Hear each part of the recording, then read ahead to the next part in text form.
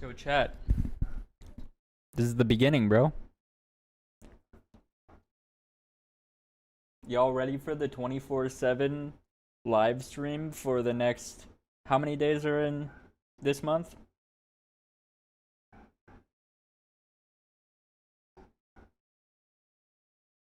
$31. Next 31 days. 24/7 live stream. Y'all ready? Let's get it started. I won't be live, or like I won't be at my desk for too long tonight, because I do still have to go to bed to go to work. Like I do still have a job. I do have to do that. Unfortunately. I mean, I love my job, but I would rather be at the PC.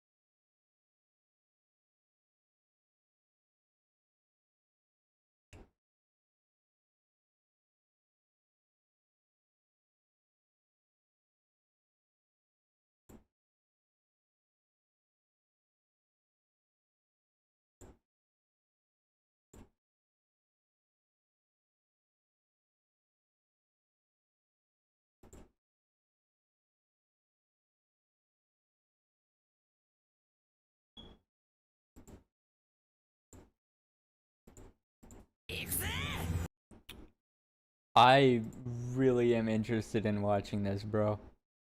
It's when Pokemon became an actual anime. I want to see what this is gonna be.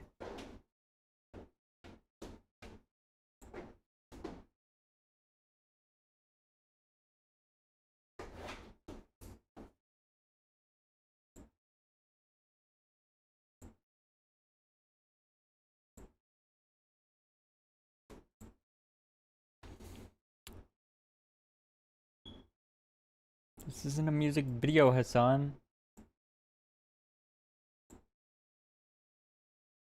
Talk to me. Will you just tell me why I'm feeling dead tonight? I'm clearing up some storage real quick. Sorry, chat. Let me see my storage settings. How much do we have left? 41. Oh yeah, we went from 11 to 41. Alright, chat. Next video, chat. When Pokemon became an actual anime. I was super intrigued, especially by the thumbnail and by the title of the video. And just because it's Pokemon and it's a story about Ash, which is like... He's one of the better anime protagonists. So we're gonna watch this. I'm really intrigued.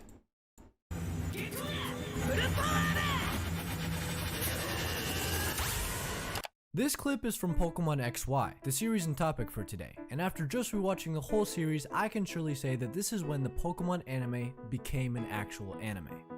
But what is an actual anime?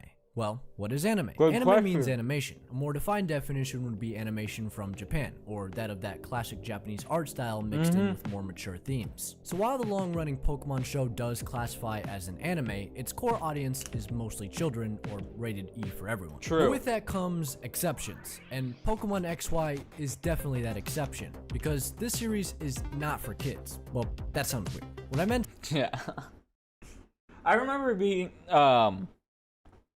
Generation 4 and 5.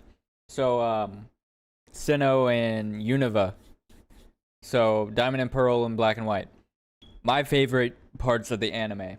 To say is that it's not really just for the kids this time. Ash in series prior to this one felt and looked more like a 10-year-old child, and yes, while he would grow as a trainer through evolving his Pokemon, learning various battling tactics and so on, he never really matured as a person. But that all changes in Pokemon XY, because in the first episode, we can clearly see a visual difference in Ash's appearance. He looks much taller than in the past, his outfit looks dope. Absolutely. That's the weird thing, because he's never grown up, ever.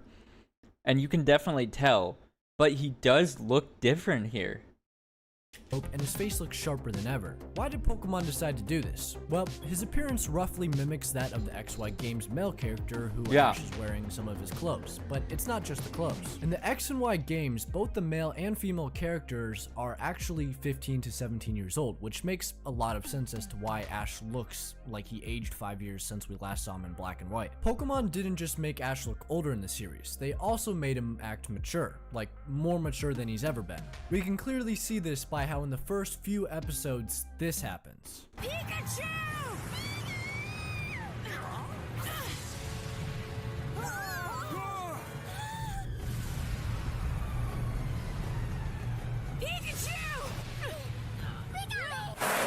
So obviously Ash jumping off an 80-story building. Yep, and he died. And risking his life to save Pikachu isn't mature as in attitude, but definitely altitude. And you can see this theme throughout the entire series. Ash as a character has always gone out of his way to save Pokemon and risking his life in the process. But what makes XY stand out is just that we've never seen it this cool before. And speaking of cool, can we talk about the art style? While some prefer more of the flowy animations like in Sun and Moon. No, I absolutely hate Sun and Moon's animation, and I cannot be convinced otherwise. It's ugly. For other animes, in XY, the animators really wanted to stay on character. This made it so that the characters don't have funny facial expressions every 2 seconds. It led to the characters themselves looking a lot more consistent. The downside to this, however, is that the characters are going to be lip flapping a lot more and not moving all that much. But I loved it, because to me, I prefer the more consistent style over the goofy, crazy, and emotional expressions displayed on the characters since...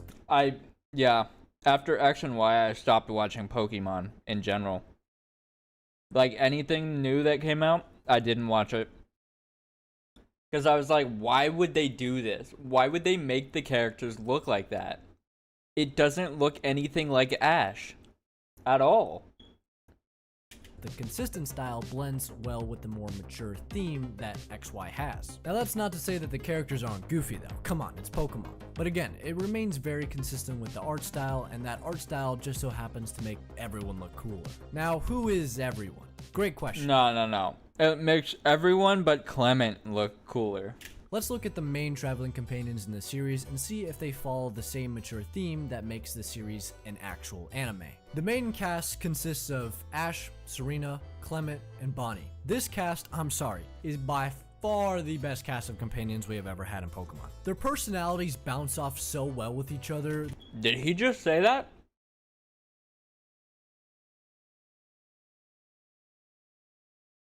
Yo, you're gonna diss Brock, May, Dawn, and Misty like that? Fuck Iris and Silent, first of all. I'm kidding. I'm kidding. They're cool. They grew up on me over the show. But at first I was like, yeah, no, I don't like them. Their chemistry is off the charts. Clement is this really clever inventor slash gym leader who is really unintentionally funny. Yes, he is the Brock of this Pokemon series pretty much, but don't take that the wrong way because Clement is amazing. He gave us some of the best gym battles in Pokemon. Scratch that. The best gym battles in Pokemon. Period. As well as some classic scenes. Of course, we can't forget his iconic line. The future is now thanks to science. Clemente gear on! This is my not a very good dancer automated good dancing device. No, this is why I hated this guy. Because he just acts like the good version of Dr. Doofenshmirtz from Phineas and Ferb.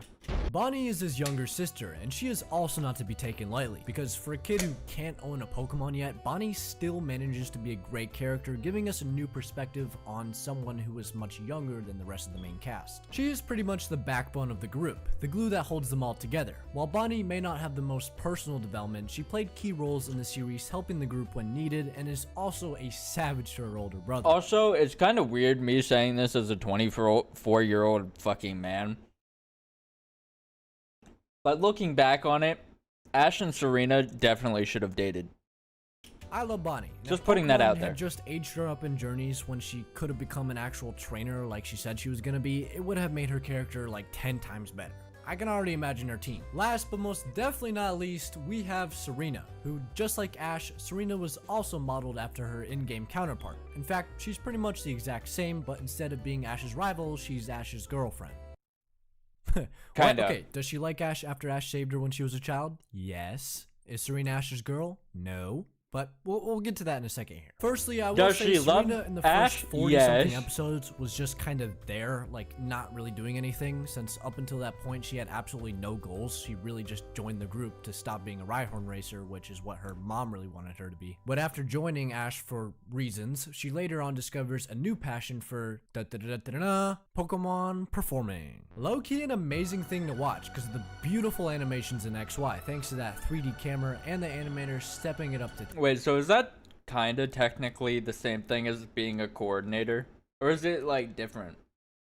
I don't know. I can't really think of too many, like, significant ways that it would be different. 10. Plus, Serena's path to glory was pretty believable, and since she had a major glow up after losing her first performance and changing her outfit to match her growth, she really transformed into a serious character that, well, is fun to watch. Now, there's always debate on the romance between them on whether it's too much, is it good, or is it bad, but after my rewatch, honestly, considering that they act a lot older, they look older, like they're definitely not 10. If anyone's 10, it's Bonnie, and she's not even supposed to be 10. Needless to say, I found their little romance throughout the series to be quite cute. And it's not like this weird, heavily forced romance for kids. She would just kind of show affection for Ash every now and then. Cause like, it's Ash. Bro would be acting like he's an adult with all that confidence and coolness he obtained in the series. In a weird way, we the viewers are very much like Serena, cause we both find Ash's never give up attitude attractive.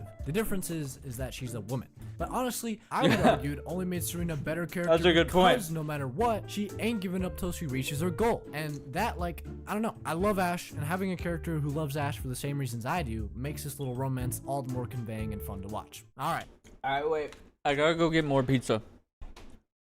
I gotta go get the other half of my pizza. I'll be right back, chat.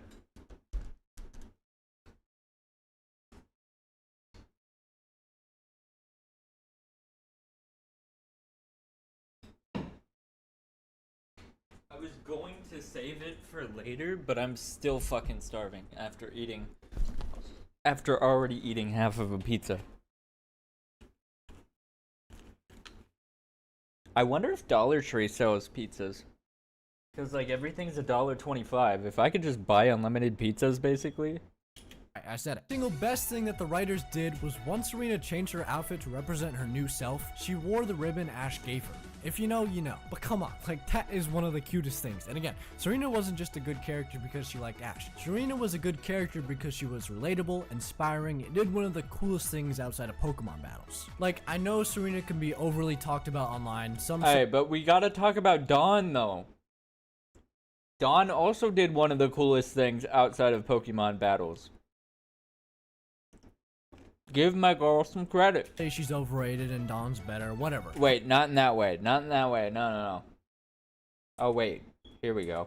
Because she was relatable, inspiring, and did one of the coolest things outside of Pokemon battles. Like, I know Serena can be overly talked about online. Some say she's overrated and Dawn's better, whatever. Have your opinion. But I rewatched both the Sinnoh series and XY series, and I can confidently say that Serena fans are justified. Except a certain few, they know who they are. But I'm telling you, she's top 3 for me, possibly my favorite companion in all of Pokemon. She's just that good. And I can say that since I just rewatched the whole Pokemon thing. I think the single most important aspect that makes this Pokemon series an actual anime. Alright, I'm not gonna lie. Growing up, watching X and Y, such a immense crush on Serena. So much so that I had a crush on a girl in real life that was named Serena, mainly for her name. Well, it's a few things, but I can sum it up to you in one word. Battles. Other than the Masters 8, Pokemon XY has the best battles, and this all comes down to the art style, that dang 3D camera, the 3D backgrounds, the characters' exaggerated movements, which really sells the battles, and of course, the single Pokemon that carried XY on its Greninja! back, Greninja!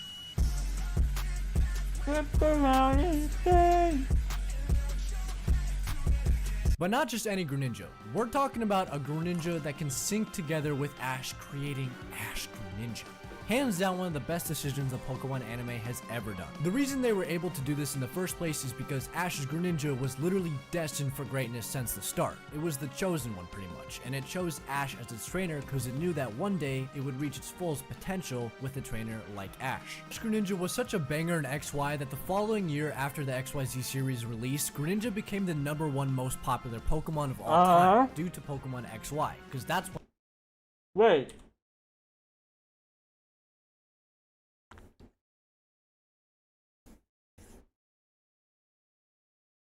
That's actually crazy. The most popular Pokemon of all time has 1, 2, 3, 4, 5 Pokemon on it that are from the original 151. Also, why is Genesect on there?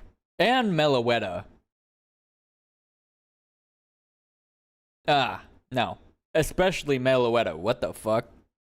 Greninja became the #1 most popular Pokemon Who of likes all time Meloetta? due to Pokemon XY, because that's when it became a flippin' anime. All my Every time I homies saw hate Ash get fused Meloetta. together with Greninja and hearing that cool music in the background, I just got so excited. The animation is just straight eye candy to look at, and nothing beats the battles Greninja had in the Kalos League. Although Greninja did carry Ash's Pokemon, his other Pokemon are nothing to shy over either. Talonflame is an absolute beast, having one of the most memorable evolution moments during a battle against a Insane, Moltres. bro. Hawlucha had its own unique tough personality, and since it was the Forest champion, Hawlucha was naturally a good battler, a perfect fit for Ash's Kalos team. Goodra is, well, Goodra. Pretty self-explanatory for why it's the best. Okay, I'll give you my honest opinion. Gumi was known to be the weakest dragon type, then it evolved again, and was just very kind and loving Pokemon. It also made the battle between Ash versus Clement one of the best battles ever, so gotta give credit to Goodra there. While people love to point out that Goodra didn't do much in the Kalos League, I will actually point out that you're wrong, because in that battle against Sawyer, Goodra traded, and the battle against Alon, well, 1, that Bisharp was broken. 2, Goodra set up Rain Dance, so— I'm not gonna lie, I don't remember the outcome of this series. Did he win? He did become the greatest Pokemon trainer of all time, right? I don't remember. that when he died, Greninja came in and was able to When he one-shot died. Bisharp, When leaving he Goodra died. with a well-deserved assist. So saying it didn't do anything during the Kalos League is just wrong. Put some respect on Goodra's name, okay?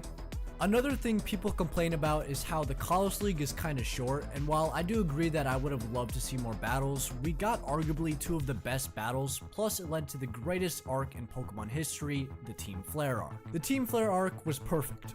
Perfect. Everything. Okay, but Team Galactic is better, I'm sorry. I'm probably biased, but I don't really care. This is insane, dude.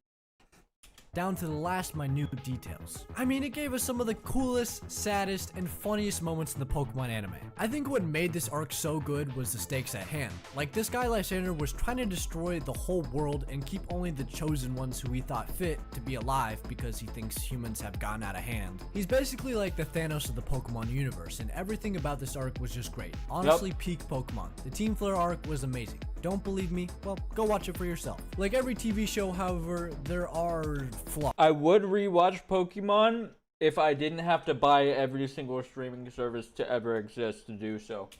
And Pokemon XY is definitely not perfect. In fact, the first season had horrible pacing. Like, it took 20 episodes to get to the next gym, and I was like, how many more Team Rocket episodes do I have to get through in order to see Ash win his next gym badge? Yes. Also, Ash nor the rest of the characters I'm don't sorry. get rivals But after over 20 years of Pokemon, Team Rocket is annoying as shit. To like episode 40, and Ash doesn't even get any serious rivals until late into the second season, which is like episode 70. Also, again, Serena for the first 40 episodes didn't do anything. So we were left to some filler episodes in Team Rocket. But even though I could have skipped through some of these fillers, most of them were actually really fun to watch, and because we had these amazing character dynamics, the episodes weren't even that bad, as long as Team Rocket wasn't the whole plot of the episode. But I will credit them for training up Ash and making him stronger for the Kalos League, and without Team Rocket, a lot of cool things and evolutions, captures, and character growths wouldn't have happened. So yeah, the pacing was sort of all over the place for the first two seasons, but it became so good in the final season that it honestly doesn't even matter to me anymore. Also, again, I can't complain because, again, the main cast was just that great. Speaking of great, let's talk about the rivals. While, again, it only took Pokemon like 300 years to introduce them, the rivals in this series were some of the best we've ever gotten. Serena's rivals, for the most part, were solid. Shauna was the one who introduced Serena to contests and became a great main rival for her throughout the series. Yeah. Mimi was just kind of there. Miette was another contest rival and added a lot of extra drama to the series, mostly because she also liked Ash, and Serena, well, let's just say it led to some very funny moments between the two. Lastly, there's the Kalos Queen Aria, who was the person Serena looked up to, and they had a great one-off episode as well as an epic final showcase performance. For Ash, we got his first rival Tierno, who I found enjoyable. Other than his joyful personality though, he had his own unique dancing battle style that actually was quite effective. It even led to Ash wanting to learn his style. But since it's Ash, he couldn't quite understand how to actually dance properly. I think Ash is trying to dance. But that's great, because we all know Ash is at his best Bro's like me, for real, for real. when the plot, when he thinks of these creative strategies during battle to overcome his foes. Overall, Tierno was a good rival, especially because he helped Ash grow earlier on and adapt as needed, although he's got nothing on these next two rivals, which are just some of the best rivals in the Pokemon anime. Secondly, we got Sawyer. At first, he's just kind of this odd nerdy kid who upon introduction just started off on his journey, and after battling Ash, Sawyer immediately takes notes of his encounter, so that next time he can have an even better chance at battling him.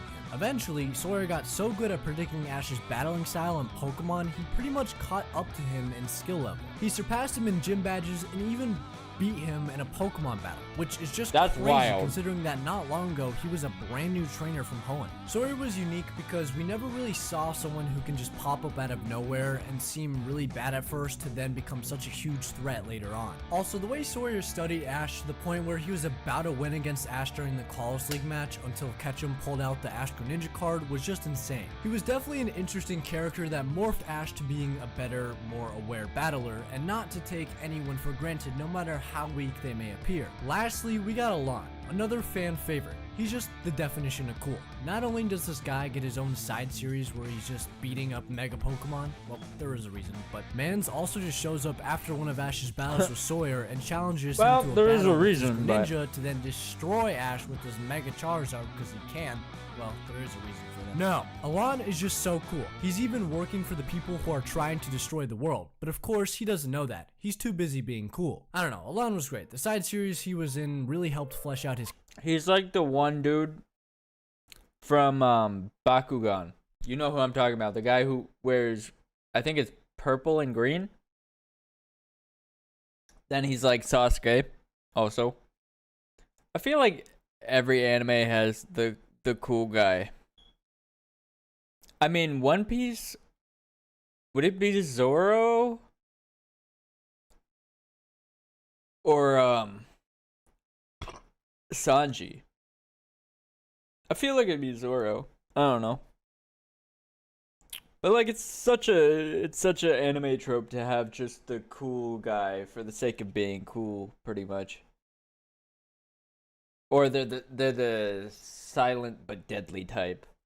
character. I thought him working with Team Flare was also a really cool touch, and since he's battling Megas and Legendaries, it sort of justifies why he sweeps the floor every time he fights Ash. People are still butthurt about how Ash lost to this guy in the finals, but I won't complain because their battle was just so cool and epic that to me it doesn't even matter. Plus, Ash has gone on to win a league and then to win the World's Coronation Series, so there's not much to complain about anymore anyways. And since What? win a league and then to win the World's Coronation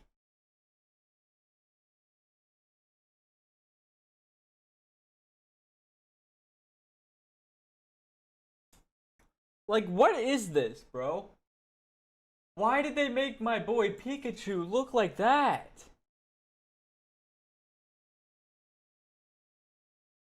His eyes look like somebody glued them onto his face.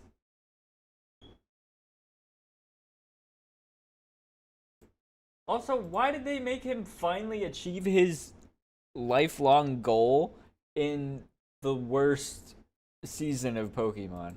Nation series, so there's not much to complain about anymore. That's anyway. insane. And since I just mentioned Team Flare a second ago, let's talk about the arc that I find potentially better than the Team Flare arc, and Too that's bad when I Ash won't gets watch it. depressed and goes on a losing streak. After we see Ash's positive and mature attitude in this series, where he uses actual strategy and becomes a real competitor, Ash, after discovering his newfound powers with Greninja, becomes so cocky to the point where he loses battle after battle after battle. It got so bad that Greninja even thought Ash was unworthy for a while, which is why we see that scene where Greninja is walking away from Ash in the What the Japanese hell? opening. Since cause Greninja is supposed to be the chosen one, he's not gonna bother with someone who can't help him reach his fullest potential. So after Ash loses to Sawyer and then loses to the 8th gym leader, he goes into this depression state, which up to this point we have never really seen Ash act like this before. Ash runs off into the snowy woods by himself, leaving Serena, Bonnie, Clement, and all his other Pokemon at the Pokemon Center. This then leads into one of my favorite scenes in all of Pokemon. Serena goes off to find Ash, and once she finds him, Serena tries to relate with Ash, explaining to him that she knows how he feels because she felt that same way when she lost her first performance. You don't have a clue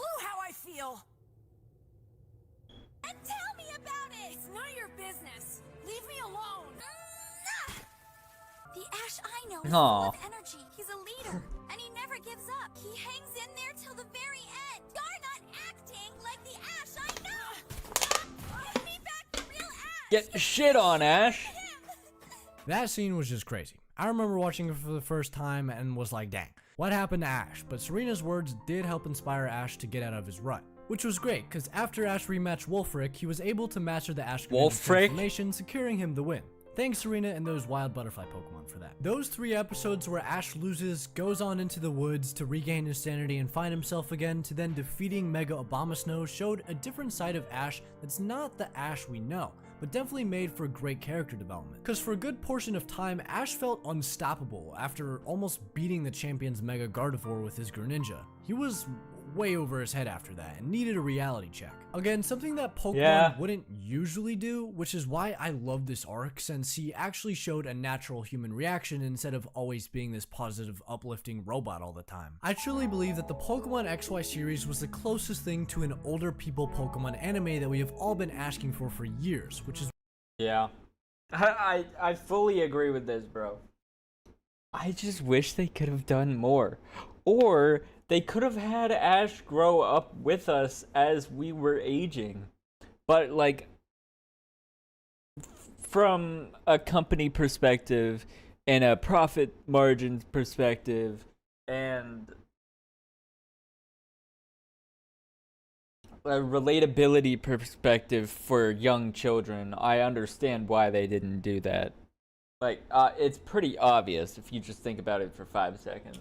why I think it was so well received. It aimed to be more like a traditional shonen anime like Naruto, Dragon Ball Z, and One Piece, with unique protagonist powers, stages of character development, scenes like outfit changes, action-packed fight scenes, and a slight... Or like Assassin's Creed 3 DLC. If anybody knows what the fuck I'm talking about. of interest. Also, an anime isn't complete without a good opening theme song, and Pokemon's XYZ intro doesn't disappoint. So with that, I would conclude that the Pokemon XY show has reached actual anime I'm sorry, status. but that one has Yes, no so effect mostly on for my kids. Well, of course. on my brain at all. That song? No. I still can remember all of the Diamond and Pearl ones though. But does it include more mature themes? Absolutely. Do I recommend this series to non-Pokemon fans? Yes, definitely check it out and see for yourselves. Is this Pokemon series overrated? No. It has pretty much everything going for it other than, well, the earlier seasons having bad pacing. But no Pokemon series is without its flaws. So I can say that after just rewatching it again, it's honestly my favorite Pokemon series, and it deserves all the love it gets. Also, please stop saying that Serena, Bonnie, and Clement are overrated. We fans have our reasons, okay? Am I a little biased because this was the Pokemon series I grew up with? Yeah, but to this day, I still think it's just as good. So with that comes to my I'm not gonna lie, I kinda only like Serena though, out of the companions. I don't know, maybe it got better later in the arc where he's hanging out with them and not the other characters. Cause it's multiple seasons, right, per region. Maybe it got better in this region later on, but I don't remember. All I remember, for the most part, is the beginning, where they were all fucking annoying. And Clement having his shtick that he does every day is very annoying. And then Bonnie being a literal child is also very annoying to me. I'm sorry, like, I don't enjoy children. my conclusion. Pokemon XY did what most other Pokemon series could not. They aged up Ash. Say what you will, but he is definitely not 10. I'm not a Minecraft YouTuber. He's at least like Anyways, 16 years old. Anyways, thanks for watching. Check out the XY series if you don't believe me, and see how good it is for yourselves. And if you have a different opinion, well, that's why the comment section exists. Join my Discord, subscribe so we can hit 70k, and bye-bye.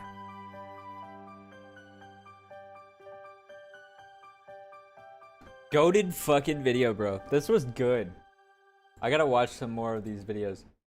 Does he draw these? Wait, this is so fire. Definitely liking and subscribing. And you too. Wait, fuck. You should do that too, chat. Sorry, I'm really tired. And this is my first day out of my no, not 365 days. Jesus. My 31-day straight live stream without stopping the stream whatsoever for 31 days. It's called Always Live August. If you want to catch me live after watching a video, I'm most likely live. I might not be at my desk at that current point in time, but I will most likely be at my desk soon after. So if you're watching this and you want to talk to me, just pop into the stream. It'll be live on YouTube whenever I'm at my desk, and it'll be live on Twitch 24/7. Twitch and Kick 24/7. I might also start my X streaming, like on Twitter. I might start that up soon again. Who knows? We'll see what happens. But yeah, chat, like and subscribe. If you enjoyed the video, I'd love to see y'all back sometime soon. Alright, let me end this. I'm gonna go upload this.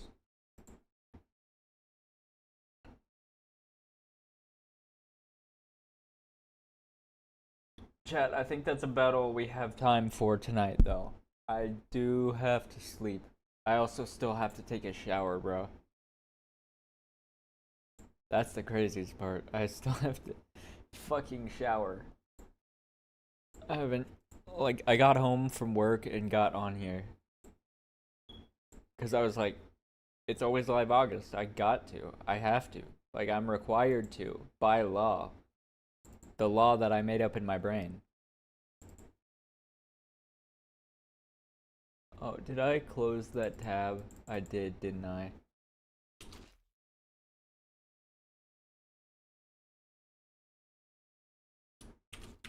Let's title it, Is Pokemon a Real Anime?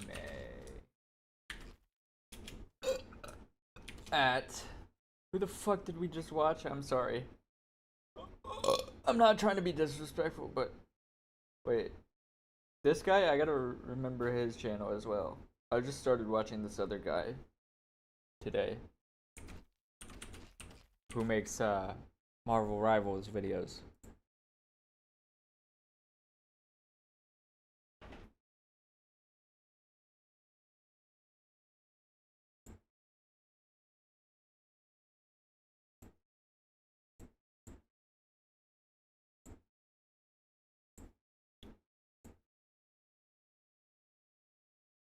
Should I make I feel like I should make a playlist for every type of video that I make.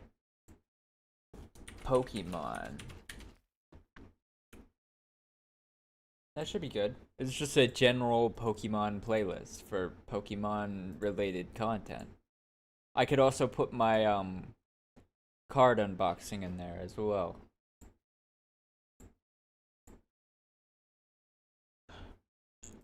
All my videos.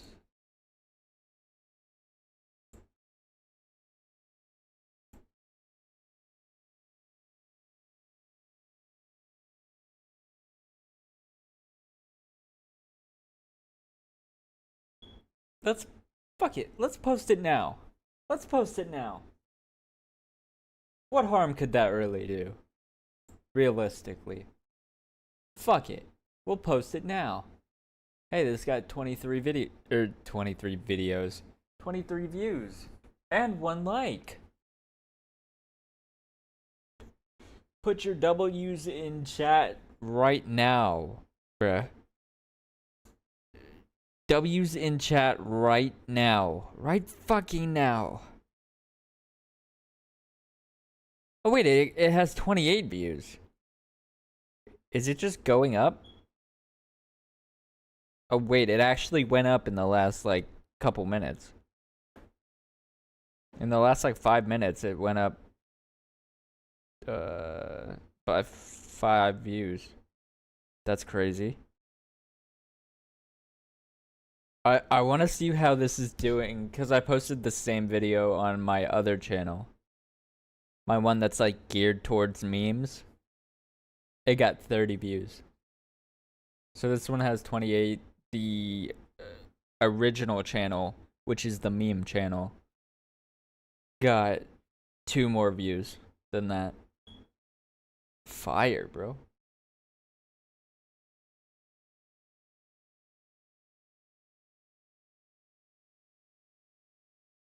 Screw it, chat. Let's start scheduling videos. Let's just start.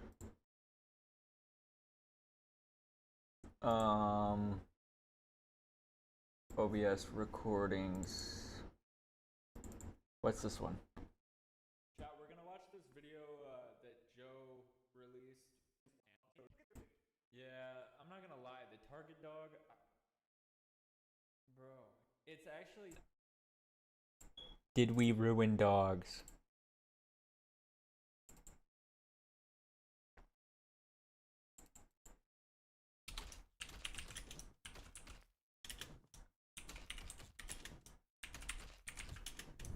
At Joe Bart.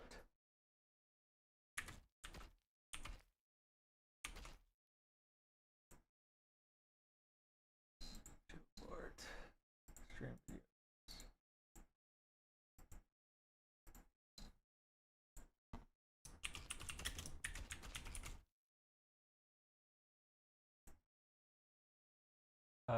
I should also tag Big Tug, right?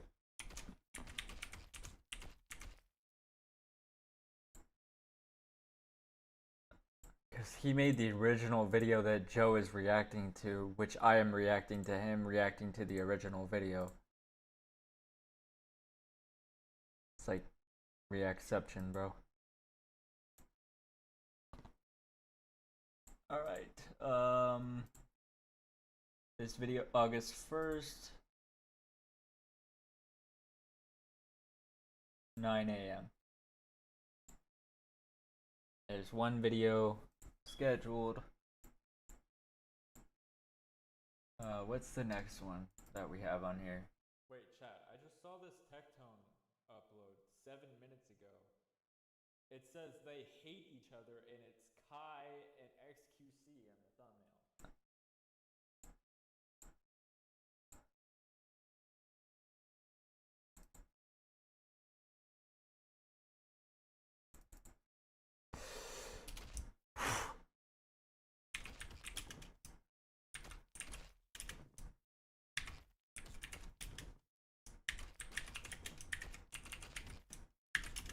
Have beef?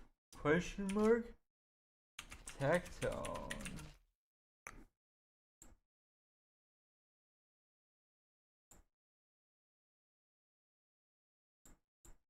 Oh, stream videos, all my videos random. Do I have a Tectone playlist? I do not. Tectone. I can also add it to the content creator drama. No, it's not made for kids. Import from video. I don't know which one. This one? This one. There we go.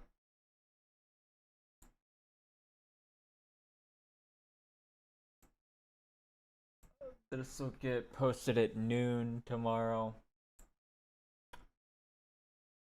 There we go. We're gonna do a third one. I like to upload 3 videos a day. Chat, there's Jeff Nippard drama?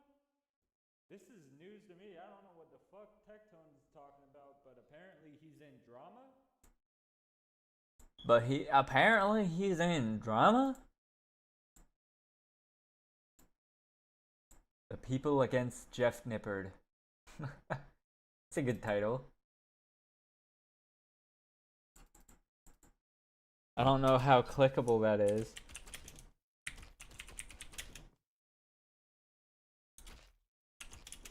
Compared to like the Jeff Nippard situation is crazy or insane.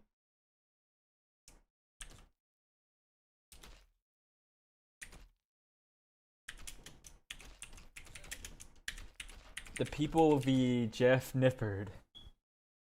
That's a good title. That's gotta be clickable, bro. Stream videos, all my videos, random. So many different playlists that this applies to. Tectone.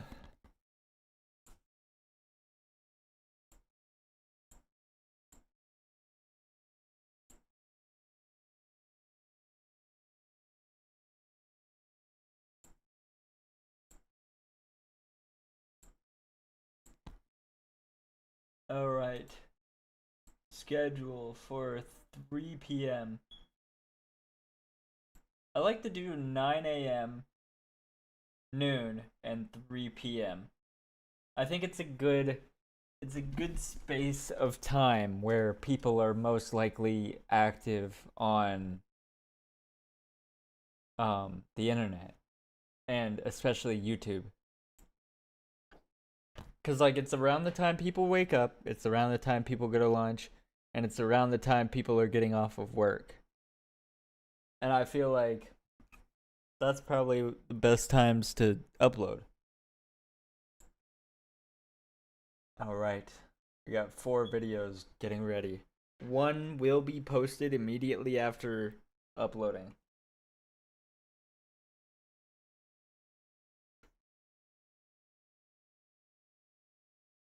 And that's gonna be the Pokemon one that we just reacted to. That video is fire. I'm not gonna lie. When I go to sleep tonight, I might be listening to his videos. His Pokemon videos. That guy is so underrated as a creator.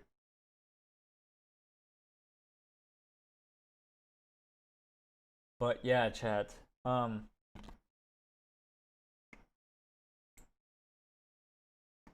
Oh, I do have an AFK scene. Alright.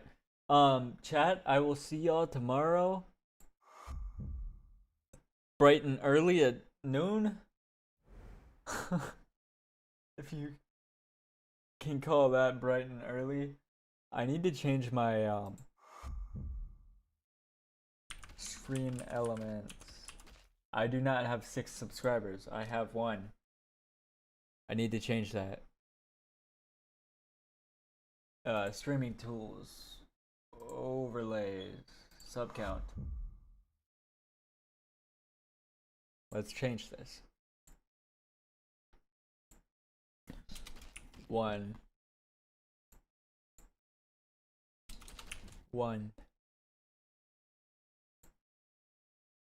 There we go. It's updated.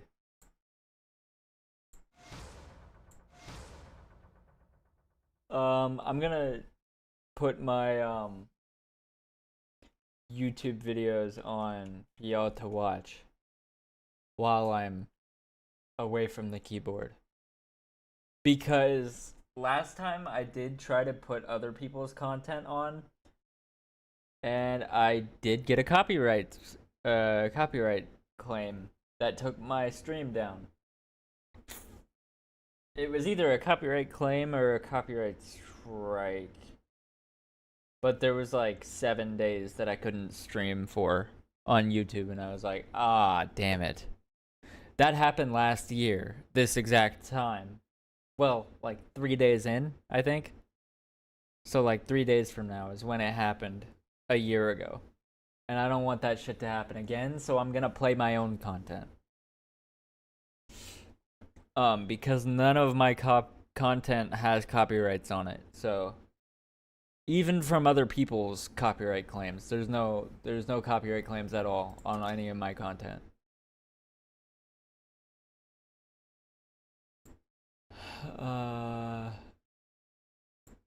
Here we go.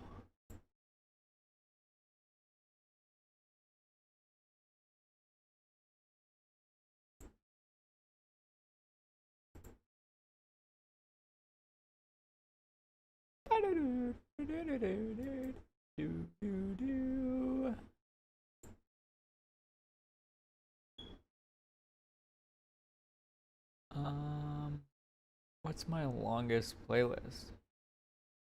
206 videos?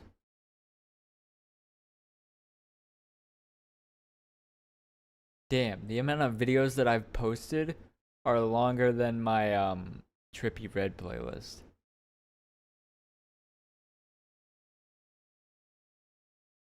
I could do my friends' YouTube videos, but I can't guarantee if their stuff is copyrighted and if it'll get me in trouble or not. So I might not want to do that. I might test it out while I'm at the streaming setup later on, because there is a thing where YouTube will give me a notification saying, hey, you're playing copyrighted stuff, you might want to stop before we have to take you down. I'm not gonna lie, chat, I saw this on my recommended and I have no idea what it is, but it has 1.7 views, or 1.7 million views from 2 years ago, and it's called Curse McDonald's Restaurant. So we're gonna just watch it and see what this even is. But yeah, chat, I do have to go to sleep. Oh, I mean, I still have to take a fucking shower, bro. But I will see y'all tomorrow for the first day of Always Live August. I can't wait, bro. It's gonna be so fun. McDonald's is one of the most ambitiously marketed fast food chains of all time. From the thousands of different Happy Meal toys, the many different creepy mascots, the cursed play places, the uniquely branded theming and architecture style, and the almost 70 years of history to becoming the most recognizable fast food brand in the world, McDonald's has achieved a genuinely extensive culture, or lore if you will. When a restaurant chain becomes so huge that there's over 38,000 locations, This isn't a music video, Hassan. Wait. Where the fuck? Uh-oh. Nope. What the fuck is this song? This isn't a music video, Hassan. Cut me off.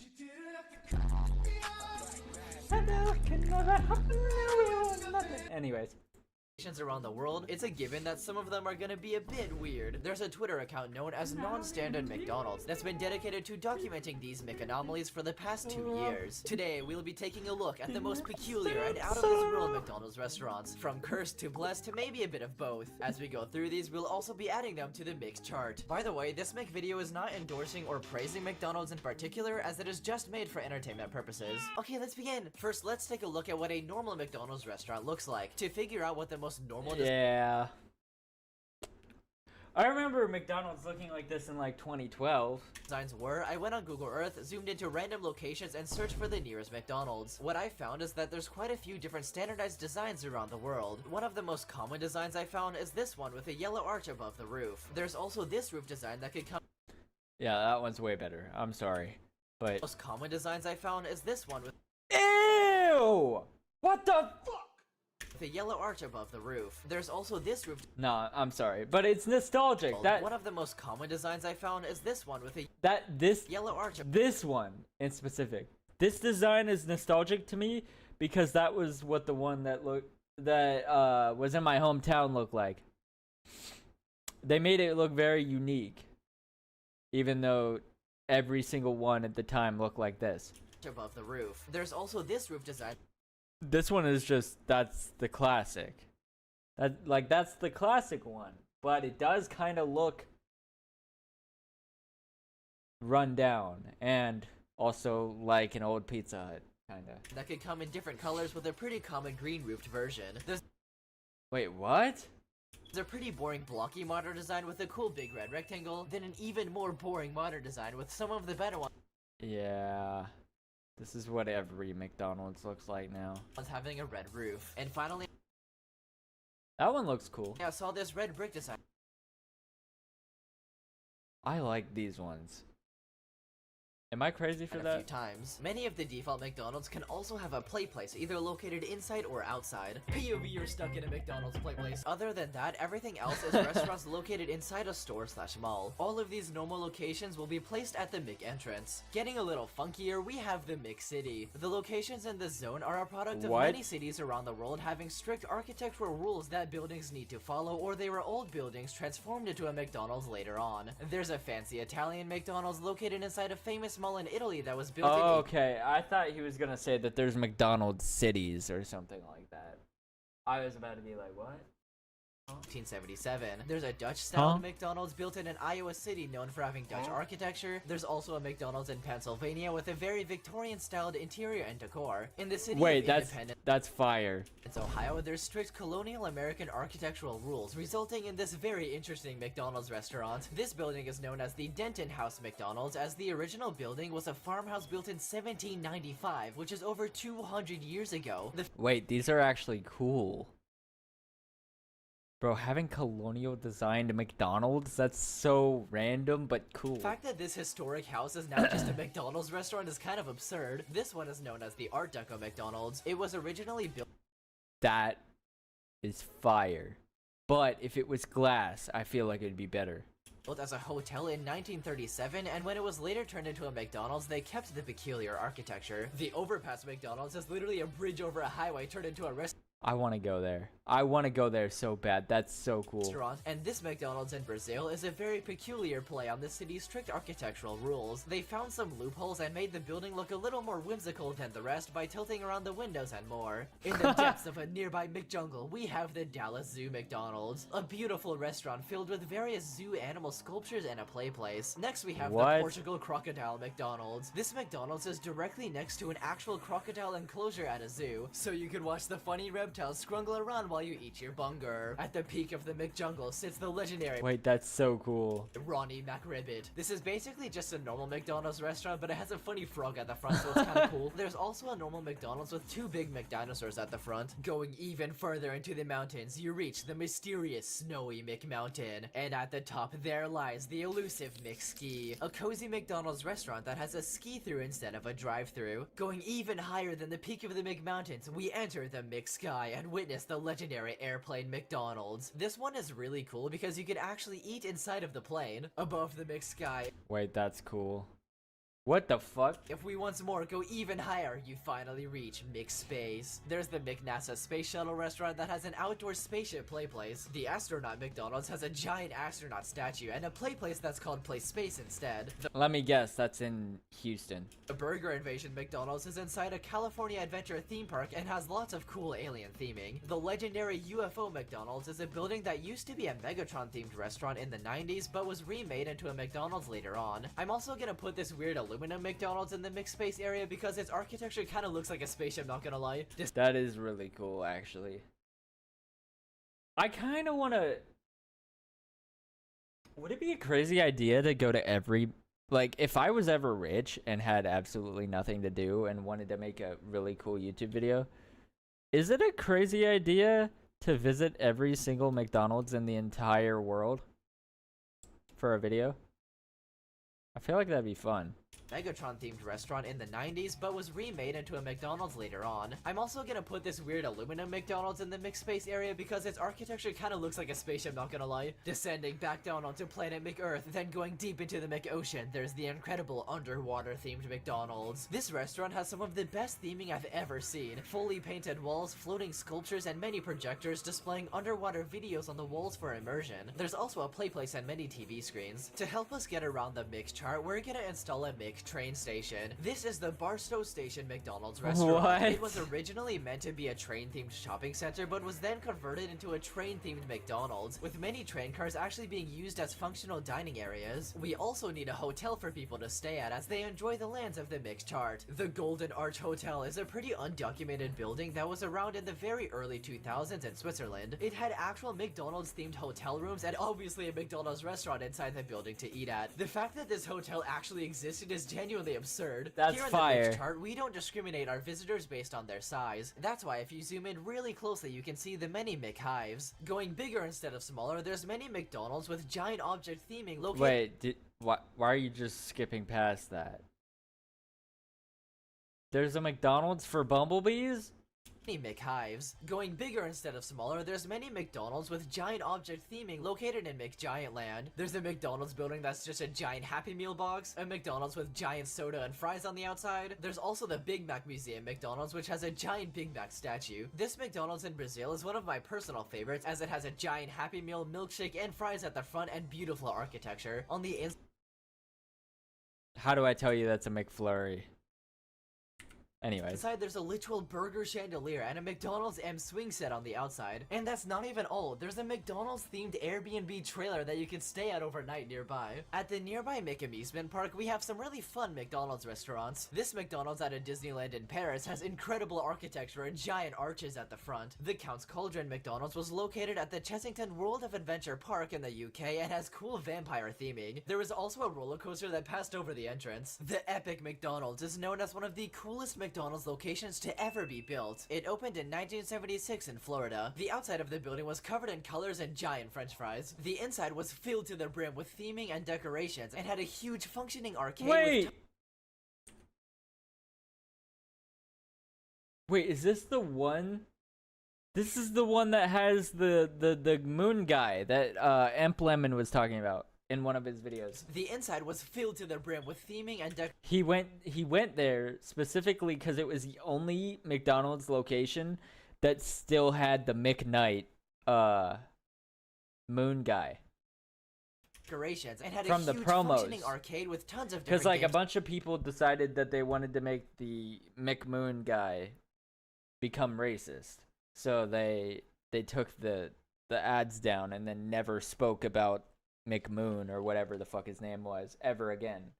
And he's only ever featured in one location in the entire planet. To play. The dining area also had a stage that frequently held live entertainment. There's even a second floor with even more arcade games and a massive play place. Sadly, this building was renovated in 2016 for a more modern design, and while it's still the biggest McDonald's restaurant, the charm of the original was lost. And now, beyond the point of no That's depressing, bro. And they probably got rid of the moon guy. return, we enter the haunted McForest. This area is abandoned and off limits due to the terrifying cryptids that roam the lands. This McDonald's in Alabama has a statue of one of the mythical creatures. This creature is an evolved version of the boll weevil insect infused with McDonald's DNA. The next cryptid is known as the tree Ronald. One day, one of the trees in front of this restaurant grew into the shape of Ronald Oh, nah.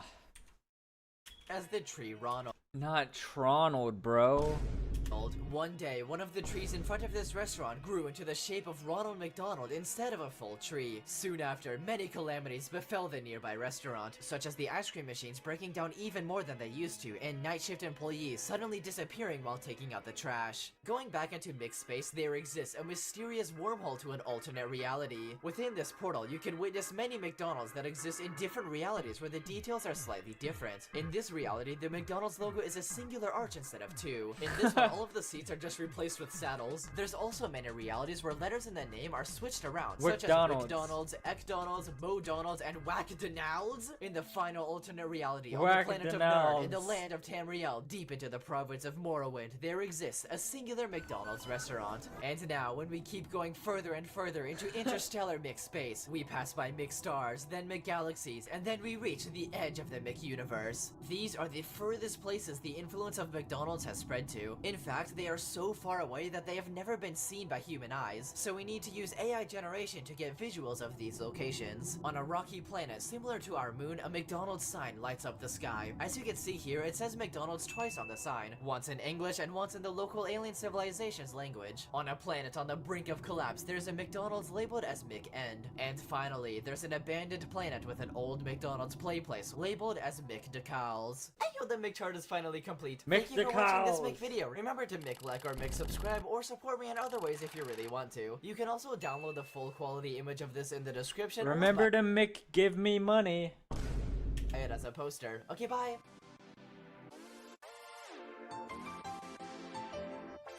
Nah, that video is fire. That was such a good video. I definitely see why this has a lot of views. I'ma like and subscribe. Y'all should do the same, chat. Alright. Chat, if you enjoyed, like and subscribe. I'm fucking tired, bro. I'll see y'all later. Chat, I thought this would be a funny video to react to. This guy made a video where it's them playing as a team, but it's only the characters that have energy beams that they shoot. So, like, I want to... The thumbnail looked crazy, and I want to see what this video is like. Time to beam? It's time to beam. So there are a few restrictions. Cloak can only suck.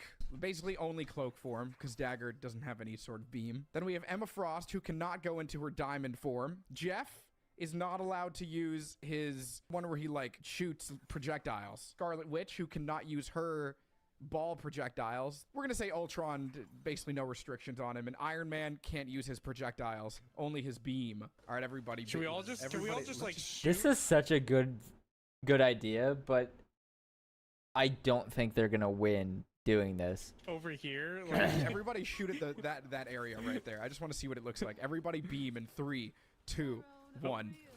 Beam. Beam. Retro can't Where do are my anything beams? better than me. Where are Come my on. beams? Retro! Where are my beams? Wait, were you Where shooting were- in a different spot? I pinged think it. you were shooting somewhere. What do you mean? I pinged it, and then I just beamed it. Beam the Thor! Beam him! We were all beaming in a different Beam. spot. Imagine this happening in an actual game. There's just nothing but beams being shot at you.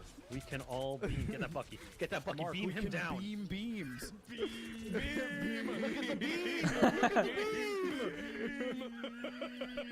Actually, I'm not gonna lie, they might win this just using the beams. We have I'm not even entered gonna the fly beam. around. I'm just gonna hold down beam. I don't care how much this destroys my accuracy. I will not be launching any missiles. I will just be beaming. Oh yeah, it's probably Cap. Oh,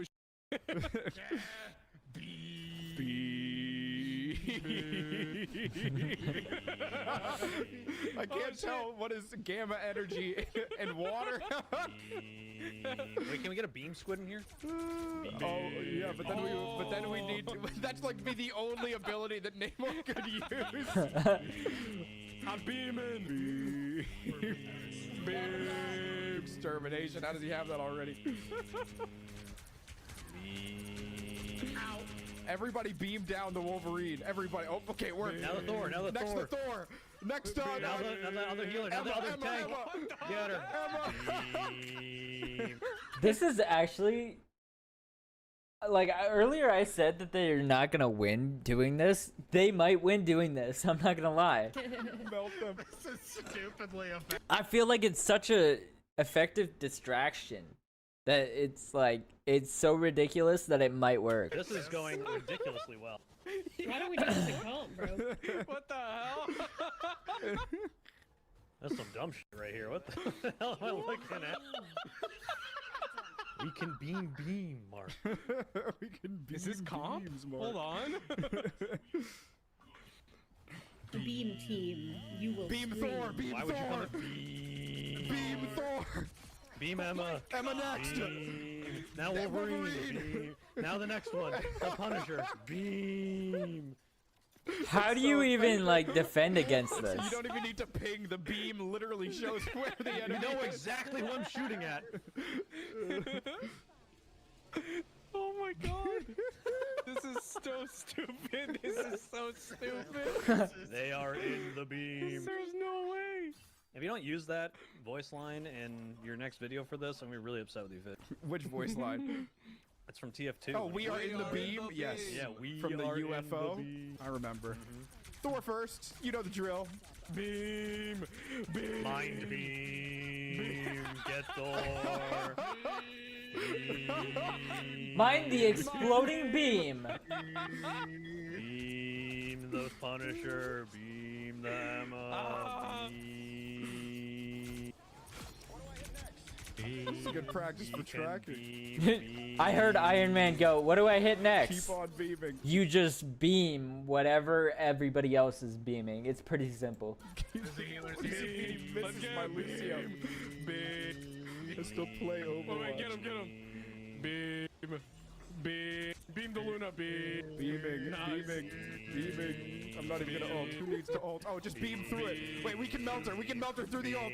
Aim at the invisible. Yes. Oh, come on. Don't do it. Beam. Wow, we Is this burst the most damage. effective comp we've ever memed into existence? It is. I died. It just might be. Oh no. Heals, heals. Thank you. I'm beaming Loki. No If Punisher. your comm is anything other than beam her to death. Oh, I've been sucked. The beam. I've been sucked. Beam part 2. Beam. Okay, try to melt it. Get Try her, to get melt her, Luna. get her, Try to melt get Luna. her, Get her. We can melt her. We can do it if we're strong enough together. Beam. Ultimate beam. Get the Wolverine. Beam. Oh, I've died. The fact that they were that close to melting Luna, that's actually ridiculous. Beam. Beam. Mental beam. Melt her. Melt her. Beam the next one. Okay. Good job, you guys. Good comms, boys. Good comms. Good comms. Wow, that was like unbelievably effective. Dude, we only melted the 3 ultimate total supports. deaths. I don't even know how we died. That's a big YouTube short you have there now. Yeah, that was only 4 minutes. How am I supposed to get ads on that? You Just can't our even damages upload the retro. raw cut. Yeah, the unedited version. Well, we have to go again. Let's see the Jeff POV of the beam. I'm going Jeff next. What do you do against beam? Boy, it's just so much beam. I'm almost convinced that like a shield just wouldn't even do anything. It's just gone. Everybody, let's see what it looks like when we all shoot at this green emerald right here that I'm shooting at right now. Okay, ready, everybody? 3, Sorry, I got this. 2, 1, beam. I'm just here. Look at all the beams. Beam till you Should I do it with the Ultron beat? Beam till you cream. Oh yeah, try to do the Ultron team up as much as possible. Top left, by the way. No way. I'm gonna use my diamond form. Beam him down. It's the cap. Beam. He's running away. Beam the cap. Beam the cap. Beam. This is Oh, stupid. Namor, it's time. Beaming the storm. I'm healing you. Beam. Beam the cat, beam the cat, beam the cat. Oh, I am dead. Beam. Stun field. Star-Lord. Wait for your beaming Jeff. Beam. There's a Star-Lord, he's 1 HP. Oh no. Beam. Beaming the heels. Beaming the heels. Oh no. Beaming the Star-Lord. It's funny. It's next to the storm because it's funny. Cap, cap, cap. Water beam. Captain America. Now the Storm America. Water Namor beam. America. Jeff America. Diamond beam. Water beaming. We're doing Water beaming. Beam. Who would have guessed? Has anyone died? Yeah, I did die Captain in the America beginning. with the beam. Beam. Beam the cat. Beam.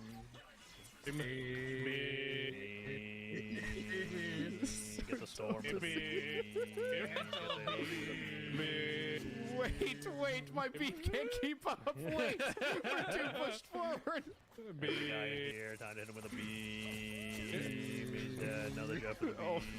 Oh, my beam is greater. I'm gonna get on the cart.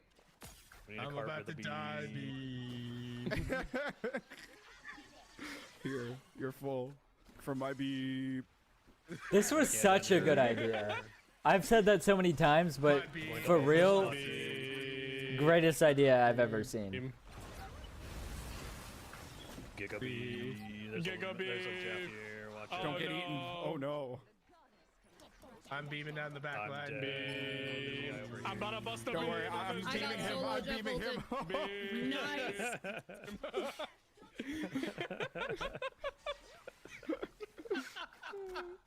What is going on? Why is this so Just bad? the beam.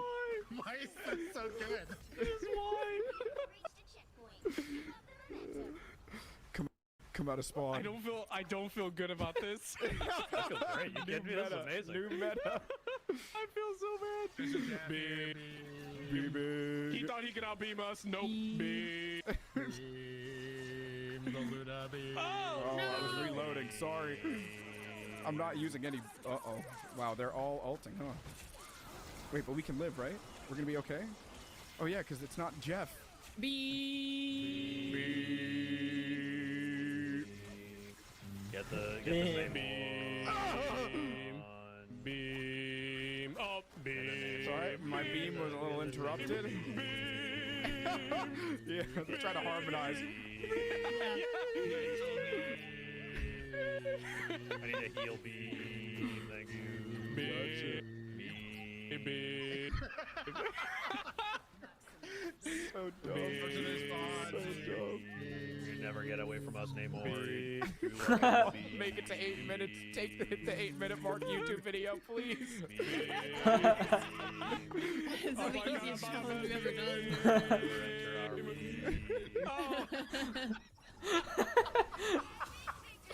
Actually, the It's so easiest good. challenge Ears are ever still done. vibrating.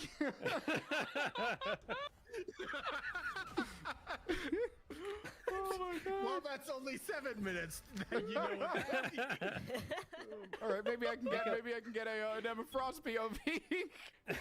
Yeah, just go straight down the line. Let's just see if we keep winning. How long before Beam Team is countered? What could counter Beam Team? One at distance hella. All right, what This is a great way to coordinate people on focus fire, because there's a lot of times where people won't shoot the same thing. Now we can tell who specifically isn't firing. This is the most coordinated It's an- we've ever been. It's a damaging ping.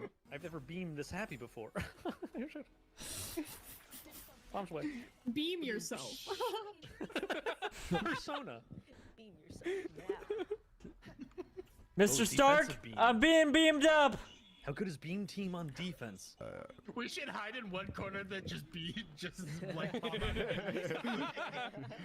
Oh wait, hide in this corner. Hide in this corner, right here. Maybe like right here, maybe. And then This room is ours. There are many like it, but this one will be beamed. Okay, don't make any noise. Don't make any noise. Don't move. Don't move. When they come, I'll put up the shield. Fucked up. Jeff, be quiet. I'm sorry. Sharp. I'm sorry. He's so annoying. Stop! I moved. I Mr. can't see Stark, anything. I'm so I'm blind. being I see beamed his up. Cloak's face. They're capping. They're capping. Beam. Beam. Get that point with a beam. Oh. Oh, I'm dead. Oh no. I don't know who to beam. I don't know who to beam. I'm beaming Jeff. I'm beaming Jeff. Beaming Jeff. Beam. Ultron needs to die. I'm gonna die. I'm dying. Oh. They're out beaming us. They They're out also beaming have us. a beam. They're out beaming us. Yeah, that's a They Lord outbeamed. Ultron. Little did we know they had the counter. Another beam. Wait for Emma beam. Yes, your only tank is on the way.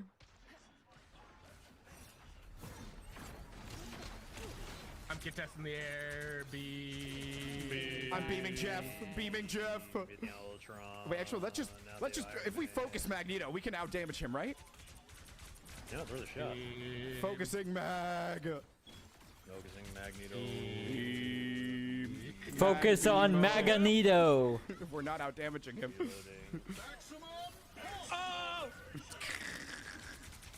Why did that work? Ultron, Ultron beam.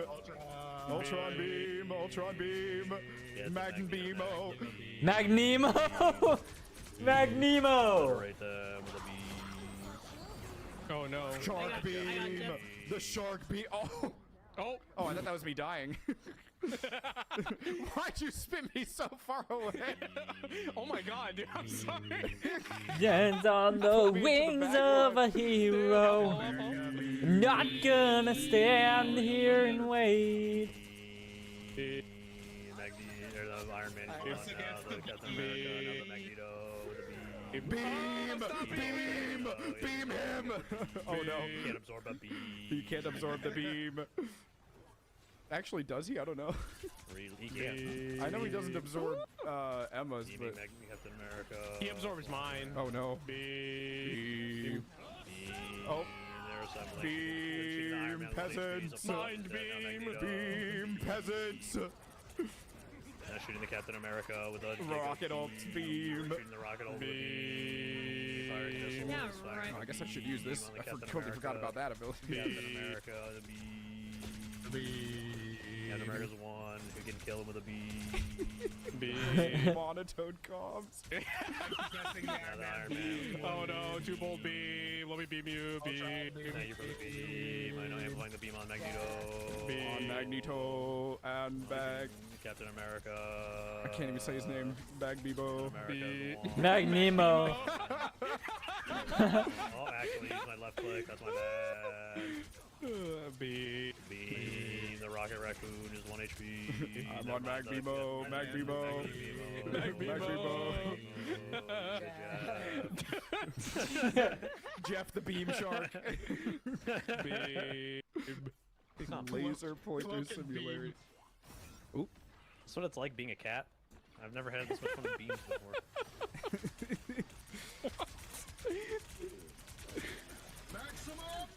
Uh-oh. Taken care of. Powering up, I'm now going to be...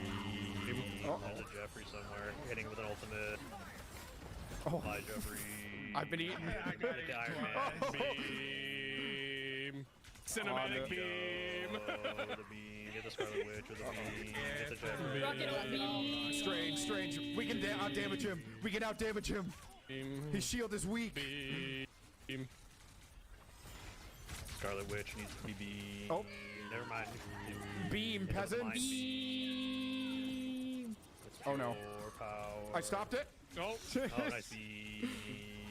Beam. Next up, Magneto with a beam. Scarlet Witch is one. Empowering my beam. Beaming rocket. Many beams. Oh no. Beam. Magneto is low. He's got no cooldowns. No. Pen beam Parker. I don't know why they would think Pen that. beam They would beam. Parker. Beamy Parker. Incredibly strange choice, but whatever.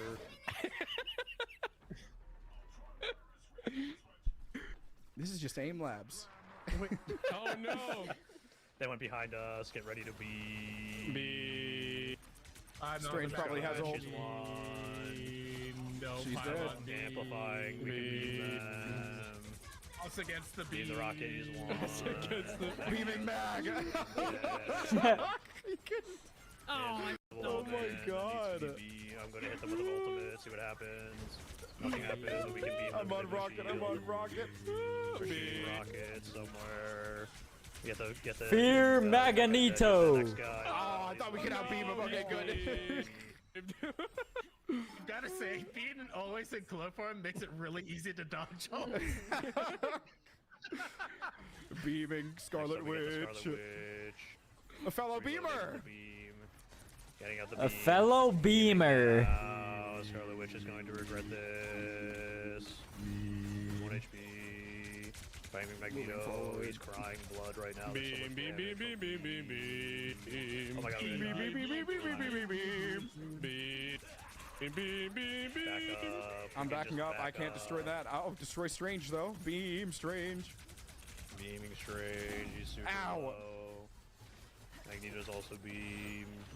2 seconds, I get Giga Beam, peasants! I'm getting a Giga Beam. There's a lot of ults. I'm beaming that. Oh, I pulled them into the ult. My bad. Oh no. Oh no! God, her, Oh, don't even that worry works. about it. I have 4 of them. Ready? Get ready to beam! Where are you? Beam! That's a rocket, he's super low. Strange on me. Oh no! I'm trying to kill Strange with a beam. Kill the non-beamer. Beam the non-beamer. Beam the non-beliemer. Beam the Loki. Beam. What's my favorite car? Beam MW. Beam MW. Beam Called MW. a beamer. The Beam movie. So much damage is happening to the enemy Music scale team. beam minor. I'm going to beam the invisible woman because she's 1 HP. This is so dumb.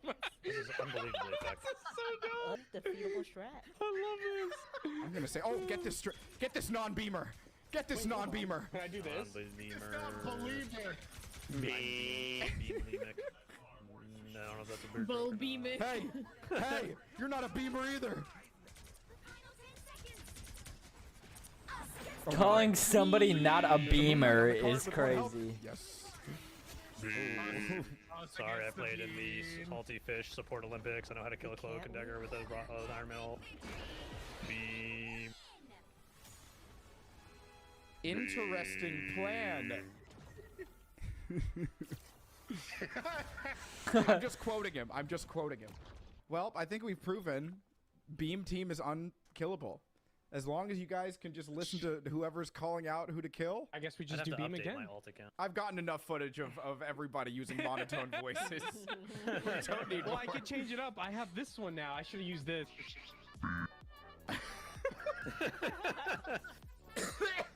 No, it's like as long as you just kill whoever is All right, chat, we're going to watch this this video that I just saw on my recommended called Marvel Rivals Lord Icon Aura Tier List. Hella complicated title, but I understood every word of it. But I think this is a really good idea for like how cool each Lord icon is, because some of them do kind of suck. Like Groot's Lord icon is shit. It's so shit. Wait, why does it say you've not watched my channel? Wait, 2 days. But the other one said 0 minutes. I'm confused. Marvel Rivals Lord Icon Aura tier list. Yeah, I'm still kind of workshopping the title. So I said if the last video got 200 likes, then I'd tell you who exactly has the most aura. And after 2 whole hours, we hit that goal.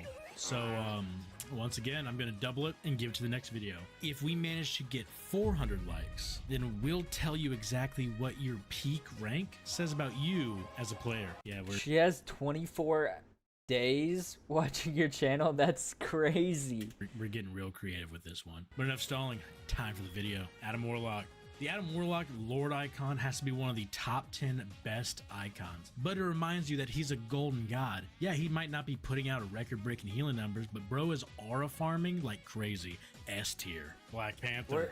Black Panther. For now, we're gonna have to move Ryan Reynolds to the side. He's gonna have to go over there because the main focus of the video is over here. But yeah, the Adam Warlock one is cool. This one's definitely super fucking cool. Lord That icon one's is stupid cool. Ripping an aura. Dude basically owns the whole galaxy. I can't math. And still All has right. time to get dripped out on weekends. And since they fixed his bugs, he's coming for those cheeks as well. A tier. Black Widow. To be honest, you Black Widow mains deserve a better Lord icon. Considering the amount of harassment y'all must have gone through to get it, you basically... Yeah, no. The Black Widow one is actually shit. It's actually so shit. What the fuck? I wish they would make Lord icons, like specialized ones, like one for each skin. Like, when you get a new skin, you should have a new Lord icon that goes with it, right? Like, that only makes sense. But they haven't done that for some reason. Basically have your own master's degree in psychological warfare, but unfortunately the Lord icon is lacking in aura. When I see it, I'm not really too afraid of it unless it's on my own team, so I'm gonna have to go with C tier. Captain America, S tier. You see this in the game and you know he's about to put in work. Buddy will be in both backlines at the same time. I don't know how it's possible. Yeah, I'm not gonna lie, that icon is shit as well. I'm sorry. Not a Cap Lord. Dude has so much aura, his entire team moves up a tier once he locks in. Cloak. No. I mean, yeah, the character is great, and usually Captain America carries the entire team, unless they're just shit at the game. But yeah, that icon was bad, Dagger. in my opinion. I'm almost positive everyone has Lord Cloak. So much so, I've actually forgotten what your default icon looks like. Fuck! Dude, why does everyone gotta clown me for having a Lord Cloak and Dagger?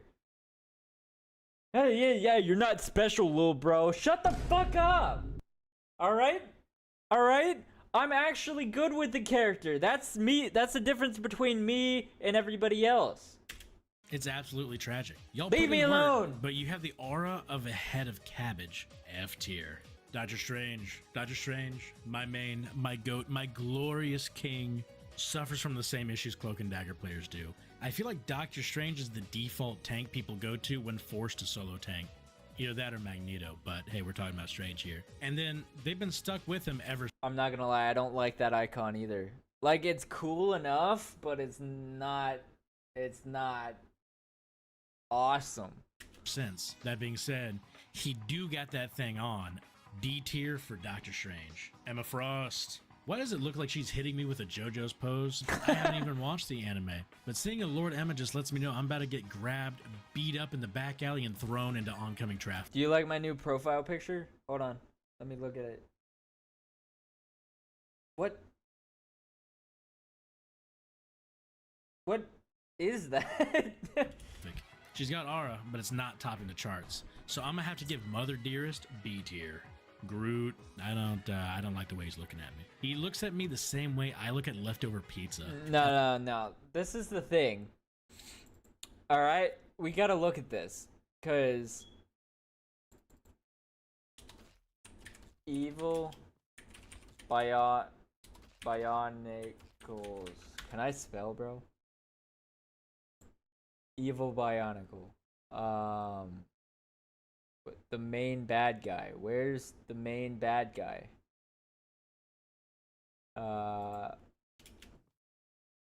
Heroes.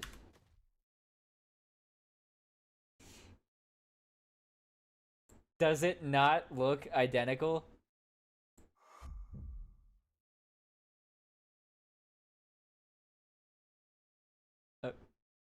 Hello?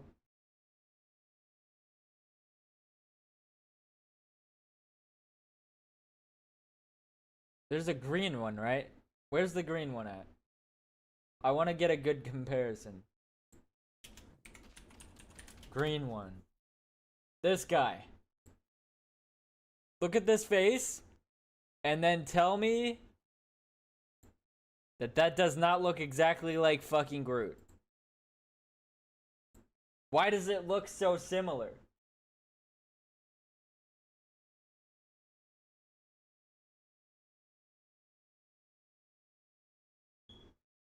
Anyways. And honestly, I prefer the default. I mean, you have a ton of aura, but it's like only bad vibes. Looks more like a mugshot than anything else. And I had to go with F tier for Felon. And on top of that, could you go ahead and accept this restraining order, please? You are scaring me. Hawkeye. Yeah, W Restream. Thank you. If I see I this on the appreciate enemy it. team, I'm immediately swapping into a shield tank. And God help anyone who doesn't stand behind it. I know for a fact you'll hit your shots, and as a tank, I'll be looking like a porcupine if I push up too far. S tier. Hella. Yeah, we're just gonna slide you Hella. right next to Hawkeye. I mean, I guess I agree. I don't think there's been a season where you haven't been good. And that Lord Icon shows me that you'll be beating Chiefs with the best of them. You don't really have the same amount of aura that Hawkeye Lords do, but it's pretty close. Hulk. Yeah, baby, let's put him right up there in the best of them. Let's go. S tier Hulk, S tier Hulk. All the way to the top. Sorry, Cat. Why is the Hulk doing the Joe Biden meme where he has the laser eyes? Means there's a new goat in town. The Hulk Lord Icon is oozing aura. And if you're on his team, sit back, relax, throw some heals his way, because he's got this. But if you're unfortunate enough to be on the enemy team, you might as well pack it up, because you're about to start calling him Bozo the way he's going to be juggling you around and clowning on you. Human Torch. Unironically, I haven't seen a Human Torch Lord who was below GM. Like, I see that icon, and I know you're about to be schmoovin', and you're going to be pumping out damage. Plus, he's just so cool. A tier. Invisible Woman. I'm not gonna lie, yeah, the Human Torch one does look cool. This one also looks really cool. I like this one. Of seeing you Sue Lords on my team, but I gotta say, you give off as much aura as a soccer mom dropping her kids off at band practice. True. Get a new fit and then get back to me. But until then, C tier. Iron Fist. I gotta admit, the Iron Fist Lord icon goes kind of hard. Like, it's not life-changing, but it definitely is one of those things that you can't really miss. Yeah, like, it looks cool. He's definitely right on this. It looks cool, but it definitely could be better. Regardless, I know you're about to pop off. B tier. Iron Man. Okay, so the Iron Man Lord icon actually goes crazy. I can feel the aura from down the street. Dude's out here flexing his outfit and the cash in his bank account. Like, bro, I get it. I'm poor. S tier. Stop showing me all that money. Jeff. This is a tough one. I can't really say the Jeff Lord icon gives off aura. It more gives off the energy of a goblin. Like, I just know you're up to something whenever you show up. It's basically like rolling up with a COD Zombies mystery box. You'll never know what you're gonna get. B tier. Loki. Yeah, like, it's cute, but it's not cool. That's the thing. Like, it doesn't have aura because it's Jeff. So the Loki icon kind of looks like he just saw someone slip on a banana peel. Like, it gives off a pretty strong aura that you know what you're doing, but the face is kind of just too goofy for me to take seriously. A tier. Luna Snow. Oh yeah. Bro, this is what I want to see. I want to see me have a Luna Snow Lord icon. I need to start playing this character more often. Getting some healing. Not to mention the fact that she has a holy fucking shit sexy ass summer skin that I'm definitely getting. Well, no, I'm really close to unlocking it. So yeah, I'm definitely gonna be playing this character more often for reasons. Seeing a Luna Lord on your team basically lets you know that they're a certified nurse. It's Marvel Rivals, yeah. They're putting in 16-hour shifts down at the local emergency room, also known as Plat through low GM. But as far as the icon is concerned, it's really not giving me any sort of strong aura. So sadly, I'm gonna have to put your girl Luna in B tier. Ah, shut the fuck up. You're not putting it next to Jeff, who has actually no aura other than being cute? Luna Snow deserves better, bro. Can we share? I need some of that. I'm too old for these games. I'm slow. I'm not very good at them either, but I try. Please heal me. Magic. I actually don't really like the Lord icon of Magic. Like, I don't know what it is. It just doesn't look right to me. But similar to Jeff, I know you're up to something nefarious. Magic players... Alright, wait, chat. Do you want to see the Luna Snow skin that I'm about to unlock?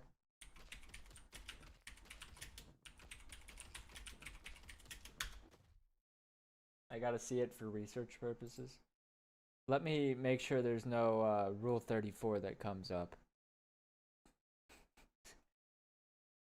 when I look this up.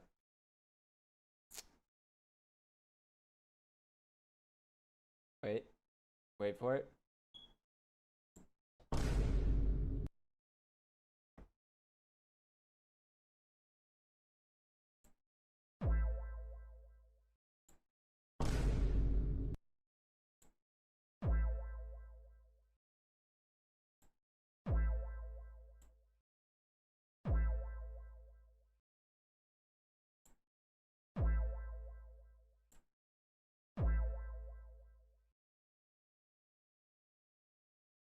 Here's the Psylocke summer skin.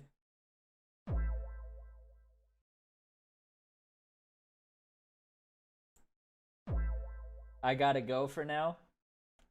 I wonder why you're leaving after showing you this. I wonder what's going on. She flashed the enemies with her body. Exactly. It's just a distraction, bro. Like, I don't know what to tell you. Here's our aura farming in game. The amount of time. Nah, the Magic Lord icon is actually so fire.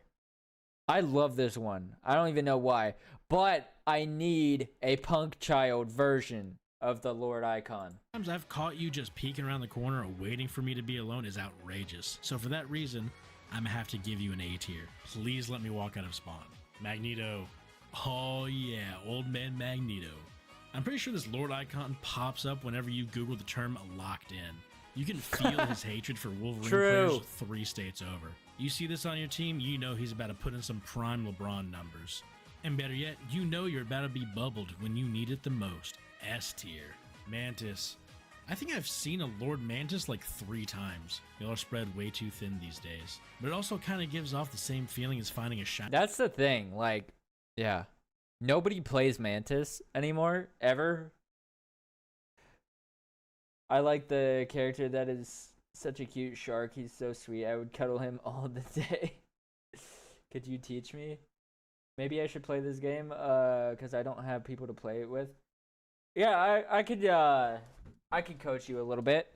But yeah, what he's saying is Mantis is very hard to find a Lord icon in the wild because nobody plays her. Like, nobody has played Mantis for the most part since season 1. And it's like, I don't know why. Like, she's not horrible. I mean, I feel like her and Luna Snow, if you need to get to the battle quick to heal people, you take either Mantis or Luna Snow. Like, you don't take any other character. If you need to be back there right away to heal people, you take either of those two. They are the best characters for getting back into the fight quickly. Shiny Pokemon? No, it's not really a Pokemon. Like, no, it's not a Pokemon that you want necessarily, but it's different. They don't understand the anime bug eyes. No, that's not true. Like, you know how many people who play this game definitely watch anime? Different and green. Well, that's kind of neat. D tier. Mr. Fantastic. Y'all already know. This is the same face Namor sees whenever he knocks on the door to the Richards home. Man is giving off some crazy boss energy vibes. Dude looks at you like he's about to show you how wide Mr. Freaktastic can get. A tier. Moon. It's so weird. Wait, X-Men are Marvel, right? Yeah. And the Fantastic Four. X-Men are Marvel. No. X-Men are not DC. X-Men do not exist in the same universe as Superman and Batman. Night. I mean, it just goes hard. Like, yeah, he's looking up towards the moon asking Khonshu why he's forced to go 3-16. I actually really like that Lord icon. I don't know why, but I actually really like it. I think it's the colors, bro. But hey, the moon works in mysterious ways. And who are you to question the magical space circle? But seeing the Lord icon doesn't really do anything for me, to be honest. Like, it looks pretty sick, but it doesn't exactly give off so much aura. Unless you're rocking the Mr. Knight skin. B tier. Namor. Similar to Mr. Fantastic, this is the face of a man who is just rejected by Invisible Woman. Yeah. No, I will not let it go, and yes. Why does it look like that? That Lord icon looks actually really bad. I'm sorry. Oh, Superman and Batman are DC. My bad. I'm trolling. Are you, though? I will continue to bring it up every video. The main difference is seeing this icon paired with the Hulk Lord icon. Any dive characters might as well just pack it up and call it a day. Individually though, the Namor Lord icon doesn't really do too much, so I'm gonna be forced to put it in the C tier. Penny. Alright, so I would like to start off and apologize to all 4 Penny mains out there, but like, I don't know anything about the y'all Lord. deserve better. Like, congratulations, you managed to stand up in front of your mech and take a better pic. Yeah, I'm not gonna lie. I just don't know how they could make this character look appealing. Cause like the mech suit is not even that cool of a design. I'm sorry, but like it's just not. That's also one of the reasons I never play this character.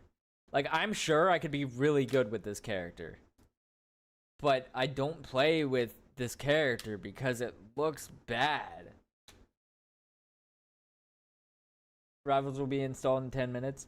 Oh, I only know Spider-Man and Super Mario.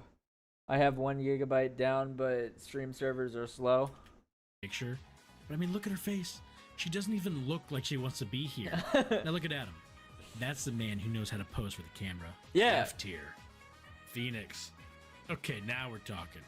If you somehow already have Lord Phoenix, then I have many questions, but none of them are particularly kind, so I will keep them to myself for the time being. Damn, does she know how to strike a pose? Yeah, that's some serious aura. I'm looking at this chick and I know for sure I'm about to get booty blasted into space. A tier. Turbo Gooners or someone who has mastered her kit and brought them to a... Yeah, no, I'm not gonna lie. God damn, that's so... The Psylocke icon is actually so cool.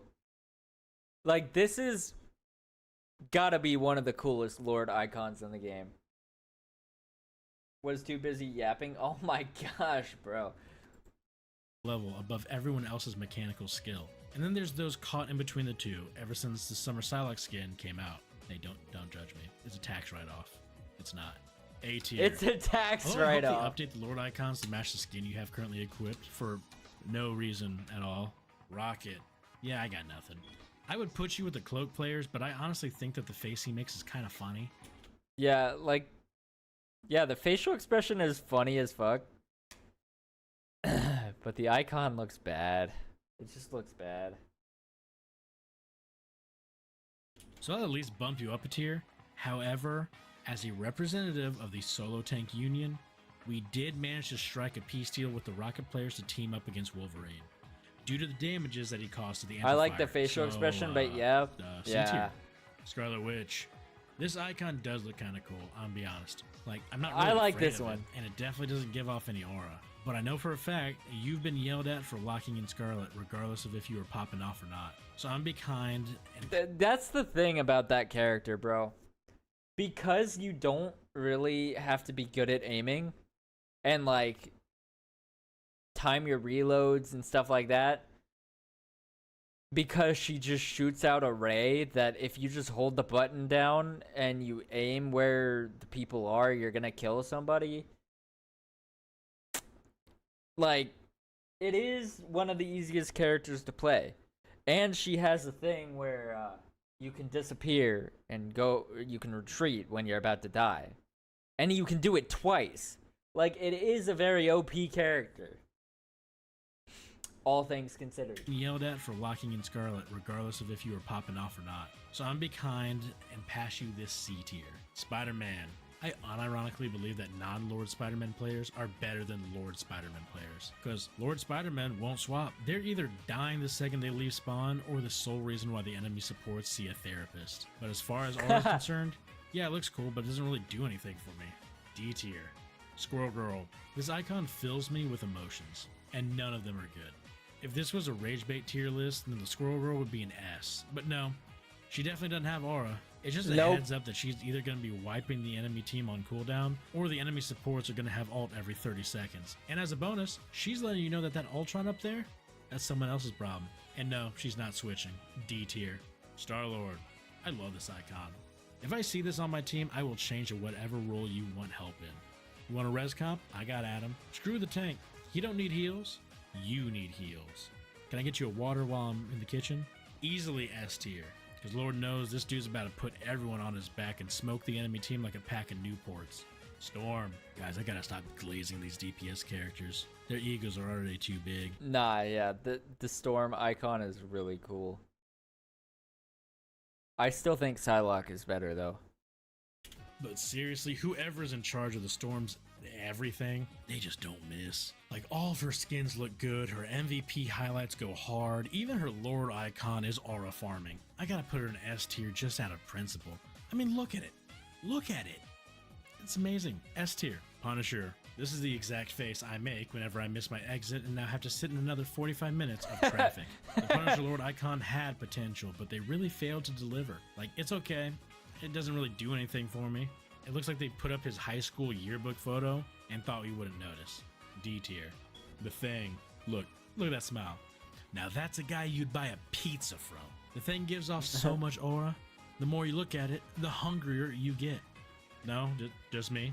Regardless. Your boy's out here slinging dough and making that cheddar. And he's from New York, so you know he's all about that business. S tier.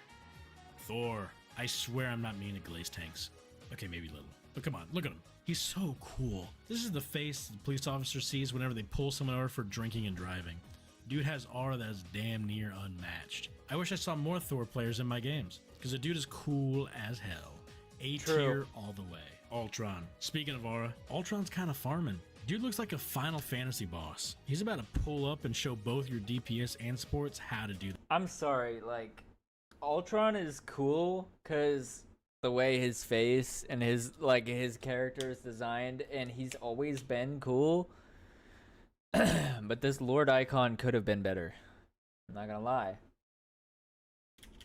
Their jobs. S tier for sure. Goated character. No. You know what? I'm sorry. I doubted you on release. And speaking of aura farming, Venom, the king of aura.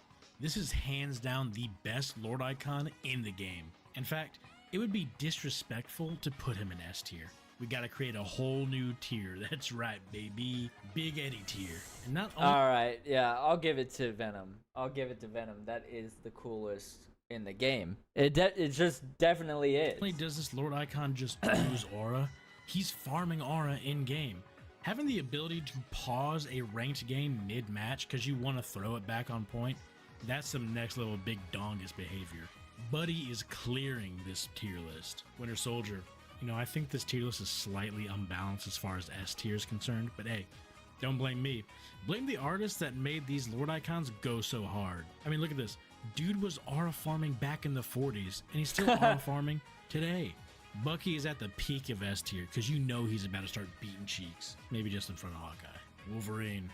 Oh, you know, yeah. The Wolverine icon looks exactly like what you would expect a homeless man with a butter knife to post up as. Yeah, I think Wolverine's design, just in general, in the entire game is bad. I'm sorry, it's just so bad. Yeah, that was a mouthful. But I'm angry. They made him look like a Power Ranger. That I legally can't put him in F tier. No, not a Power Ranger. Fuck. I messed up the joke. They made him look like a rescue hero. Let's be real. He got the fit. Like, even though his wife left him and he just got evicted from his cardboard box, doesn't mean that he can't aura farm.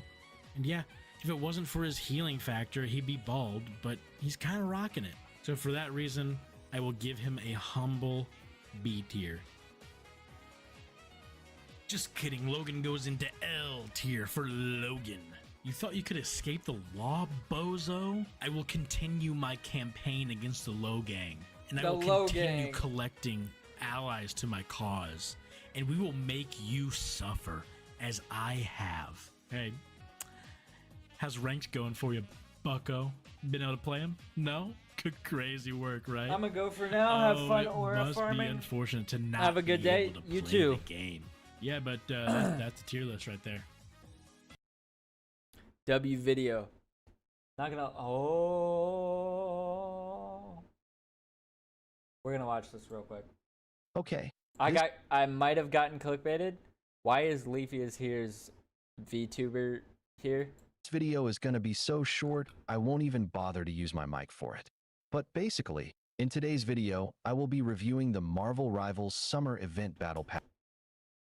Is this a guy using an AI voice to review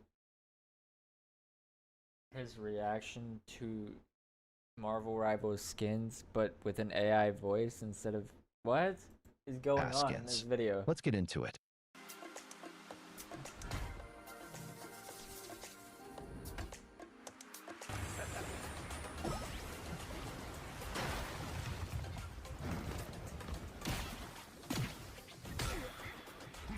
This Thor skin looks pretty cool, but can we take a quick moment to admire Loki?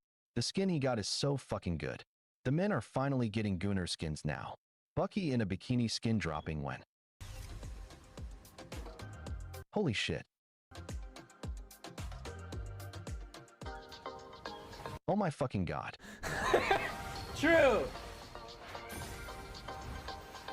Jesus fucking Christ.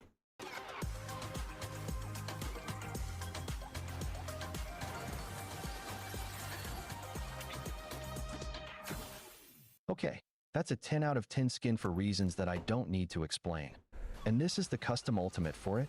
Holy shit. Even beyond the Gunnar aspect of the skin, this is pretty cool.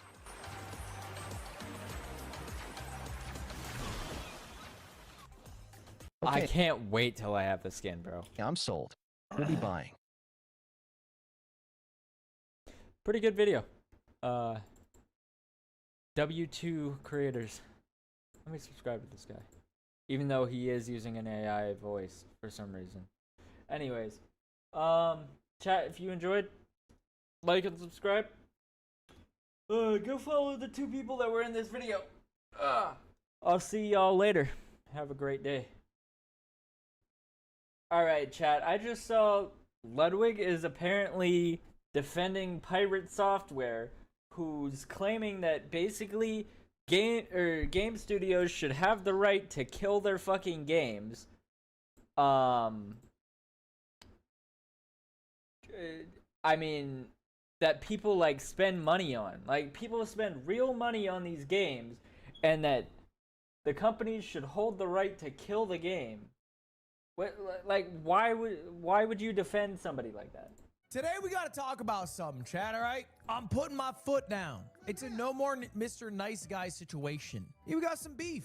We have some beef we need to address. Thank you for putting it that way. Let's talk about it.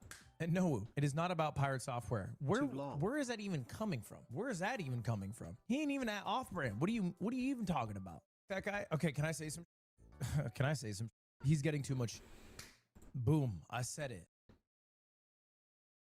Did he censor what he said? Because I'm assuming he said he's getting too much hate.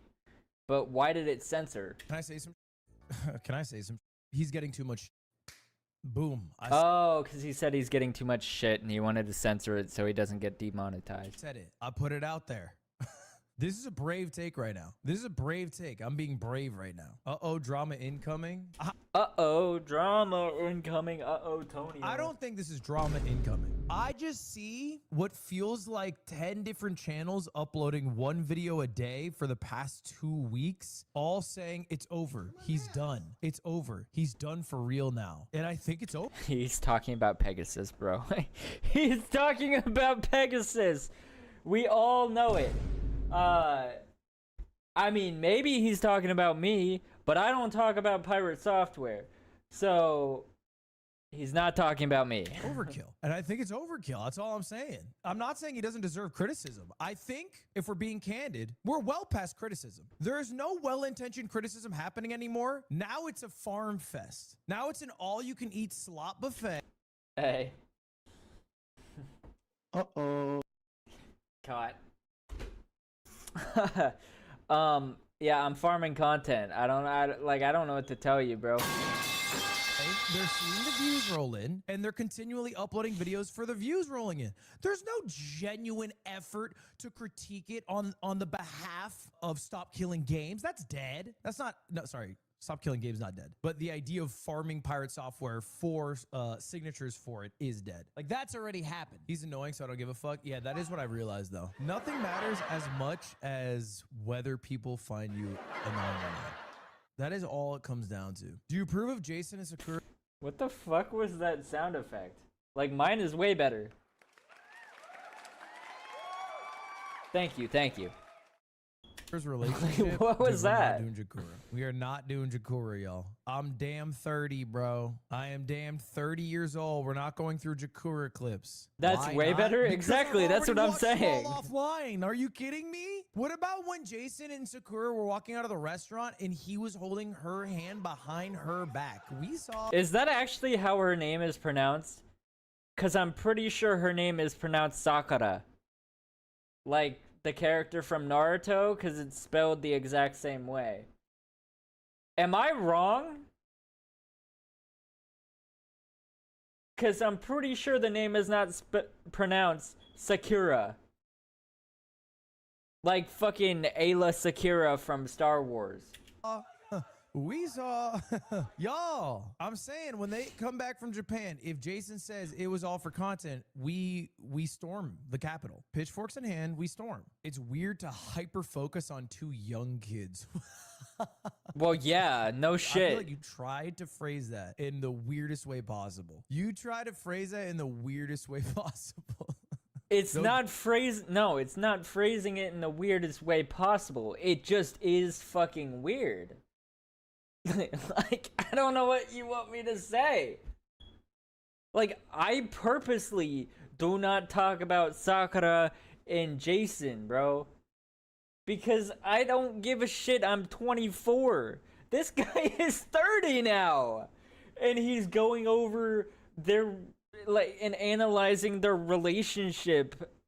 Like, why? It's weird. I know they're like in their 20s, so it doesn't really matter that much, but the content's not made for you, bro.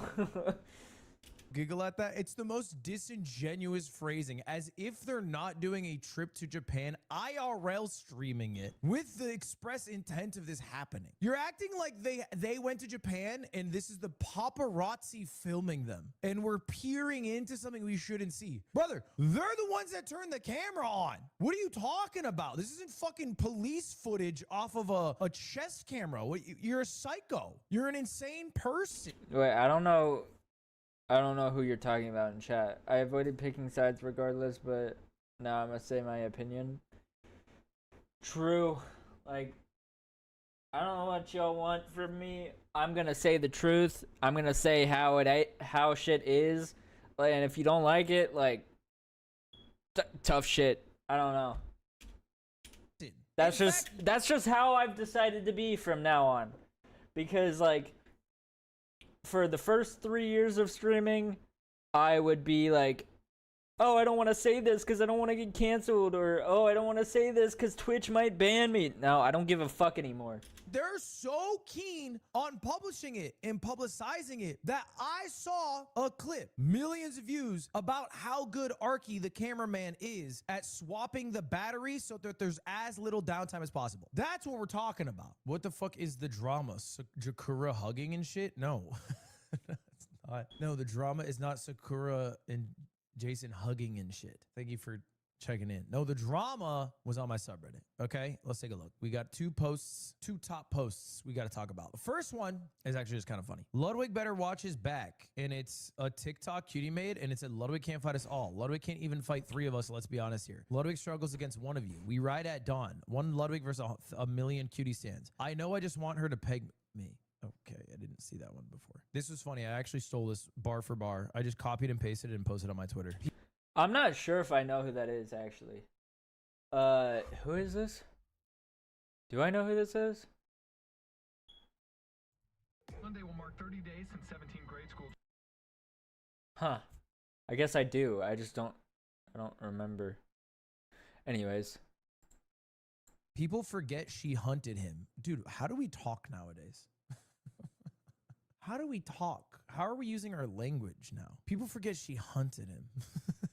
That's not true. That's not true. I hunted her. I hunted her down. She does have hunter eyes. That's true. I'm not prey. Don't say I'm prey, little pup. Why is it question marks when I say I hunted her, but when they said she hunted me, everyone's like, yeah, that's fine. Yeah, that's normal. But when I hunt her, that's creepy. We hunted each other. This is what I really want to talk about. Ludwig Daily situation. Lil Pup will now also have to deal with Blair Stans once the music career pops off. Dude, I gotta pass. I gotta pass. Like, I am so lost on the Ludwig.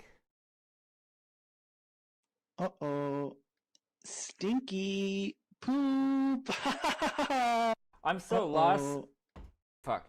I'm so lost on the Ludwig lore, like, nowadays. I've been out of the loop for so long, and now it's just, it's starting to feel weird. Like, I think it started when Ludwig did a stream where he decided that he was going to learn all of the lore for Skibidi Toilet as a 29-year-old. I think that's when I started to realize this is a little bit strange. And he posted that on his YouTube channel, and I'm like, oh, this is a little bit weird, because even I don't give a fuck about that shit. And at the time when he was doing that, I was 22.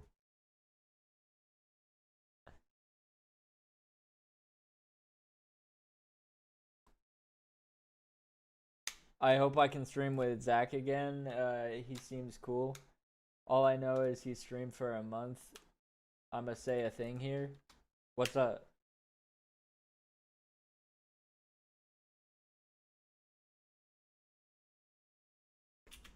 When the music career blows up, I get a pass. You do not get the pass. Stans can't get mad at me. I'm literally her boyfriend. Can we focus? There was a bit of drama in the subreddit because I posted onto a Ludwig clipping channel. Hey, gonna ask you to stop uploading videos of me. I have a few rules that you've consistently broken as a clip channel. I'd rather not take down videos with me in it and just have you upload other people's content. Thank you. They replied, excuse me, can you give me some quick rules? I won't let anything bad happen. Now, I'm pretty lenient. I pretty much let people clip what they want to clip. If you make a short, there are literally no rules. Short form content, I got literally no rules. Long form content, I really only have 2 rules. Don't clip stuff that's going to be a main channel video, which if you're a real Ludwig viewer should be pretty self-explanatory. Beat off is a good example. And then don't upload other people's content. So if I react to a video, maybe I have permission to upload jet lag. You do not have permission to upload jet lag, because then the issue is that can hurt jet lag. You know, it can take away views from them. That's the old React drama that bubbles over every 2 years, right? That's my only 2 rules. This channel has made me create a 3rd rule. If you don't know, this channel used to be like Tyler 1 daily. They would upload Tyler 1 VODs. And I know this because you can just go to oldest and it's all Tyler 1. After the AT&T Annihilator Cup, however, I think there was like a switch. And then they started to upload videos of me as well. And then they changed their name from LOL Tyler 1 to Ludwig Daily. You converted them. Now here's— Wait, that's so strange though. That's like really random, actually. The big issue. Here's the big issue that I have with them, and the reason why: there's no second chances. To the creator of Ludwig Daily, do not upload my content ever again. They're botting their content. Every video they upload is botted. The views are legitimate, but they bot it with likes. Every single video. 500, 600 views, 1.1k likes. Like every— Bro, how do you get caught that bad?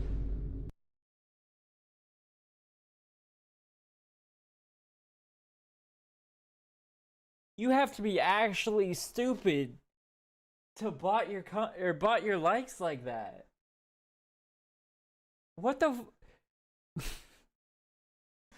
Great idea.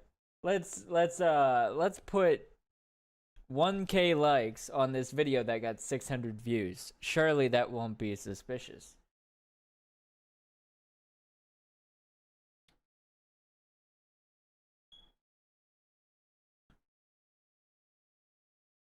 My counselor has taught me to embrace my inner child because I didn't get to enjoy my childhood. What that means is up to me, like playing games that I used to play as a kid or wanted to play as a kid, or playing with toys that I used to play with as a kid. Role-playing is also a great example. These things let my inner child shine. We all have inner child. Not all of us have had bad childhoods, but a balance of embracing the inner child is important for self-love and development. It is a childlike mentality to deny being childlike.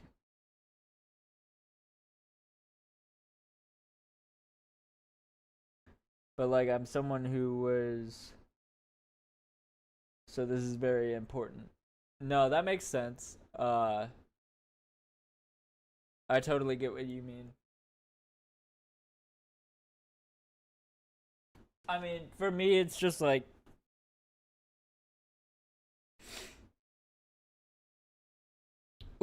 I like playing with Legos. Like, we already know that. When I can afford to actually, you know, like, get Legos.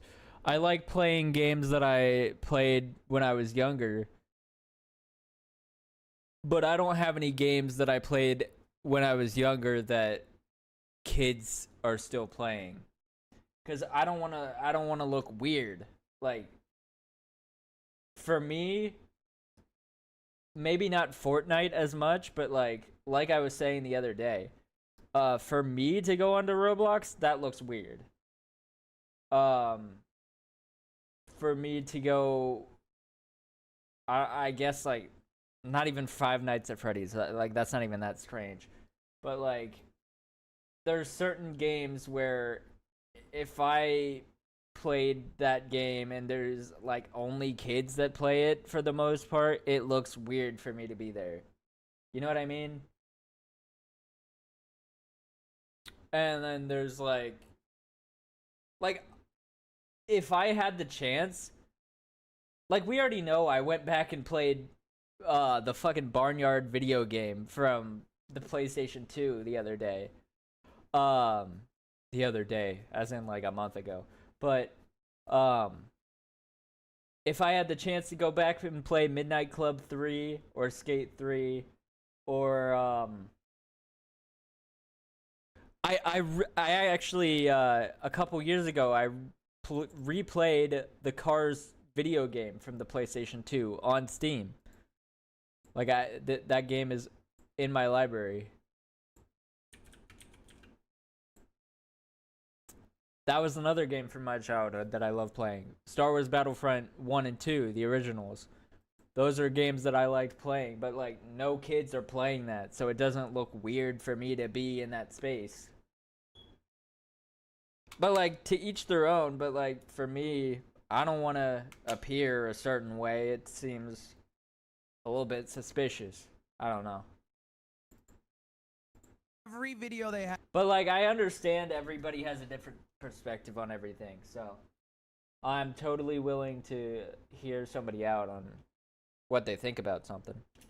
Has a base of 1,000 likes, even if it doesn't have 1,000 views, which is weird. That is very weird. And this doesn't just happen. I've been on YouTube a long time. This doesn't just happen. I think if we're being genuine, what happened is that they wanted to be a successful clipper. They wanted. I mean, you do have Diddy in your tag. I'm not gonna lie. I was talking about the Diddy trial, and I forgot that was on there. I am not gonna hold you. I did forget that was there. That was me trying to get as many viewers as possible for that stream. I did forget about that.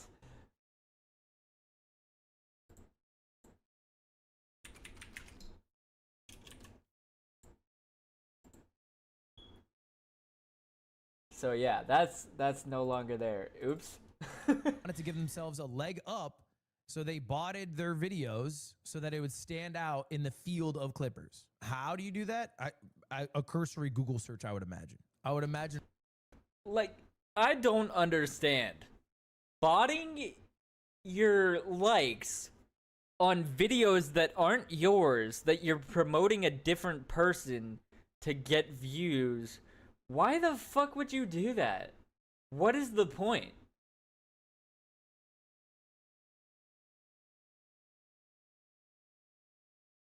Not botting is dumb? Exactly.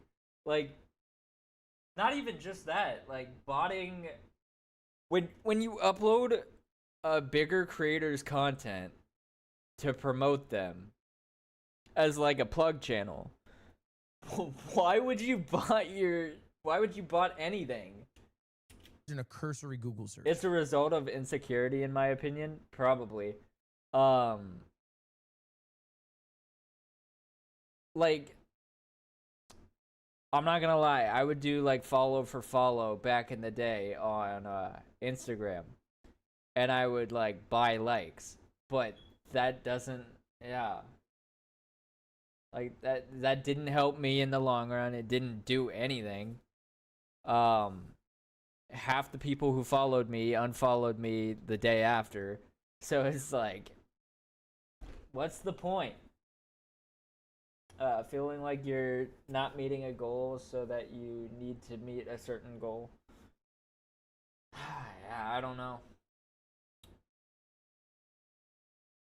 I mean, all I did was, in terms of my YouTube channel, is I waited. I just uploaded videos and I waited for something to do well. And one video took me from 75 subscribers to 2,000 in a matter of a week. It got 6K views. That was my magnum opus, and it was something that will never be recreated, most likely, unless I find another absolutely unhinged person on Call of Duty, which, you know, isn't exactly rare, but it's not likely that that type of situation will happen ever again. So it's not even like something that I can do again.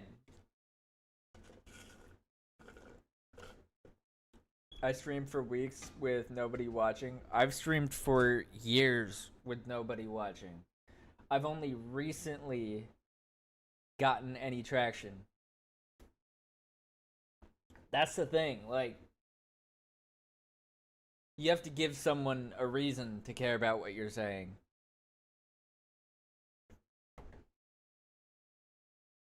Now I have awesome people in my circle. Yeah, exactly. I respect the grind. You deserve the traction. Thank you. I appreciate it.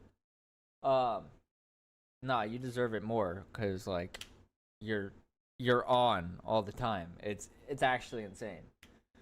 Like, I did a month and I wanted to die after it. Speaking of, my month is about to start up pretty soon here. So, we'll see how August goes. Hopefully it goes well. How to get likes on my YouTube video. The likes extension is kind of inaccurate. What are you talking about? Do you think that likes on YouTube come from an extension? No.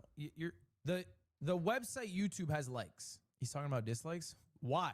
They're not even on the screen. I don't even have the extension right now. It just says 1 point. It doesn't even show it. I don't know. But anyway, look, that's my rules, right? If you run a clip channel. That was such a pointless chat interaction that he was just having. What was that chatter even talking about? Don't upload other people's stuff. Don't upload my stuff. It's going to be a main channel video. And I'll try to be more clear. If you're in the chat and you want to ask what a main channel video is going to be, you can do that. But it happened pretty consistently from this channel. Like, they uploaded a lot of other people's content that absolutely wasn't mine to upload. And that's bad. I kind of want to see, are they still posting videos? Let's look at this channel.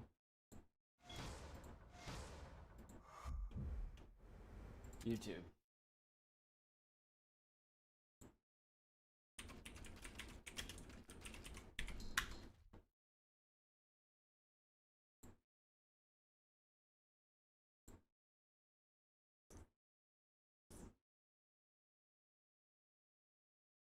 Oh.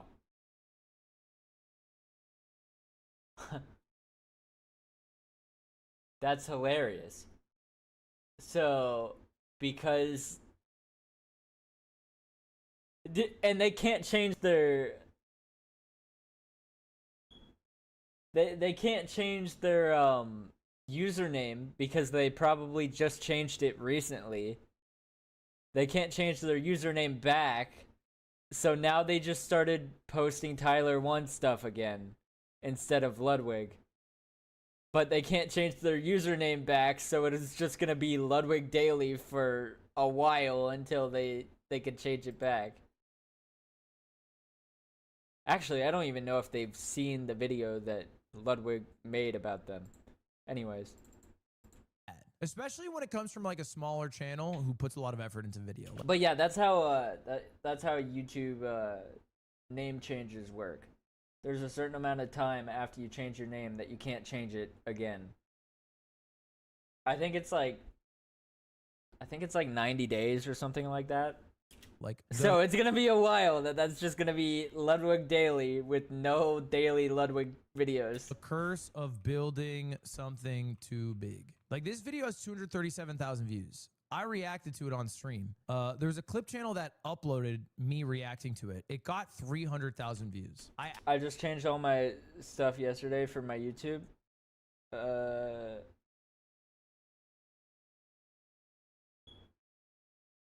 Oh, okay. I see what you're saying. Remove it, and they did it, which was good. But fact remains, it got more views than the original, which I think is bad. Yeah, Ludwig React uploaded it, and then I messaged them to remove it, and they did. So anyway, I'm not trying to copyright strike. I don't think I've ever copyright striked. I don't want to ever copyright strike in my life. Just don't upload videos of me. Go back to Tyler One Daily. What's your relationship with Ludwig Go React? back to Tyler One I don't Daily. have like a relationship in the sense that like they just do their own thing, and occasionally I ask them to change some stuff, like remove the video of the other person's content they uploaded or something. Yeah, that it was phrased in a flirt way.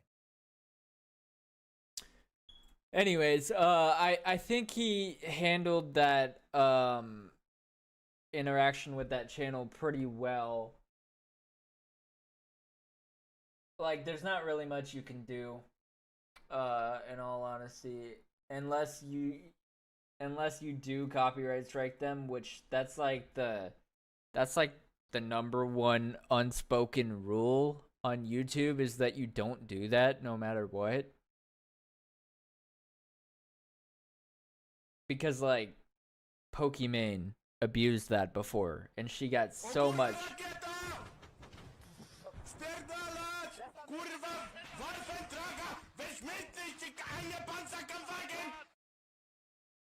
Well, now I have to edit the video. Thank you for that.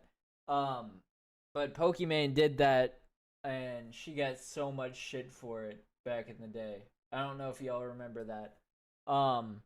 Also, David Dobrik, if you've seen my video about David Dobrik, he put a copyright on his apology video, which is insane. But anyways, chat, if you enjoyed the video, like and subscribe. Like and subscribe. I can't speak. And I'll see y'all later. Bro, there's a Joe Bart reacting to out of context videos of himself. Wait, I gotta watch it. Like, I don't... Block it! Again, I don't know what the fuck to tell you. I have to watch it. That's just how it works. We gotta get into the reacts. Trevor loves you out of context. Oh, the Hawk to a joke book. Oh my god, I'm so upset I ripped that up. I wish I kept that book. I should reorder the Hawk to a joke book. And every day we should do, for 100 days, I should do a Hawk to a joke from the Hawk to a joke book. I'm gonna reorder the Hawk to a joke book right now. Oh god, it's $10. This is a waste of $10. There's no point in me doing this. Why am I doing this? Bacon flavored toothpaste. Do me a bro, but you didn't leave in the part where I say the Hawk to a joke book. Oh, it's because it's out of context. Okay. Do me a favor. Grab one of those red Pringles cans. Shove it up your ass, okay? You. Shut the fuck up. I'm gonna rant if I want to fucking rant. Hold on. Press the fucking button. If you don't press the button, we're all gonna fucking get out. Press the fucking... Somebody press... Oh, that was when we were watching the Beast games. I haven't watched episode 2 yet. Was it good?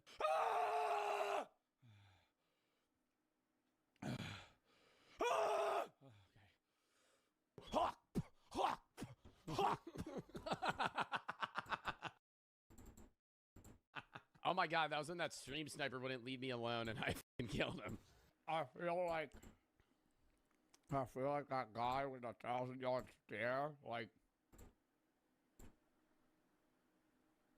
Oh my god! Bro, that game was... I'm gonna eat something, be right back. No, you're good. So good. What game was that? We gotta play another game. My like legs that. hurt. Massacre at the Mirage. Yo, that game was so fun. Yeah, those pants are ugly as... Ooh, W Mog, dude. My dick hangs out otherwise. You know, I don't remember that. What else is massive? The low taper fade me. I wish I could be more emotional right now. That could have been a funnier bit. Can you get me a Cliff Bar? Can you get me a Cliff Bar? Dude, I love Cliff Bars. Oh my god, I love Cliff Bars. I love Cliff Bars. They're so good, dude. It's like eating just like a mushy oatmeal candy. As you can see, the cow is missing a head. They're And there's ass. No, blood they are not. everywhere and intestines. He even has They're nasty. You're having the bad ones, dude. There are bad Cliff Bars. There are bad Cliff Bars. Let me put you on crunchy peanut butter. Yes. I think I would fight a war for a crunchy peanut butter Cliff Bar. They're so good. That one, the white chocolate macadamia. Oh my god. I love nuts. Tested necklace. Because that's another clip. That was a clip farm. That was a clip farm. I'm not even gonna hold you guys. That was straight a clip farm. I knew that was gonna be a pause clip. Because I know they don't have crazy stuff. You want to hear something crazy, Joe? You know I met.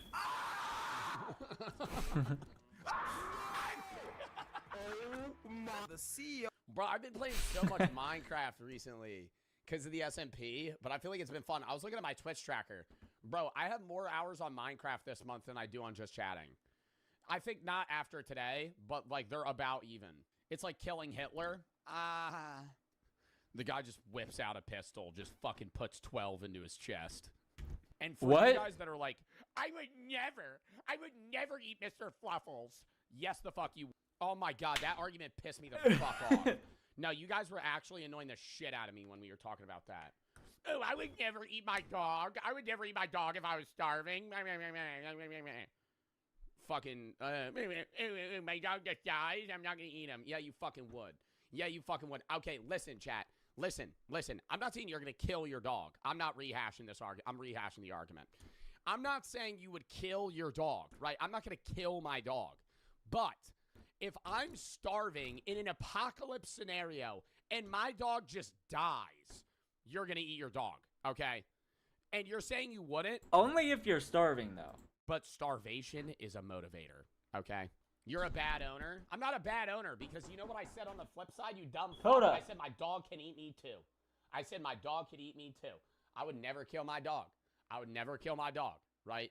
But if I keeled over in an apocalypse scenario, eat me. And that doesn't just go for my dog. That goes for anybody, right? if I'm in a group and we're like you remember that one plane where they did that? The rugby players in Chile where they fucking die or they crash in the mountains, they started eating their friends. Bro, yeah, you're going to do it. Yeah, you're going to do it, right? You're saying you're not going to do it. Okay, right? And I'll maybe, you know. What is going on? Hold on, chat. I'll be right back.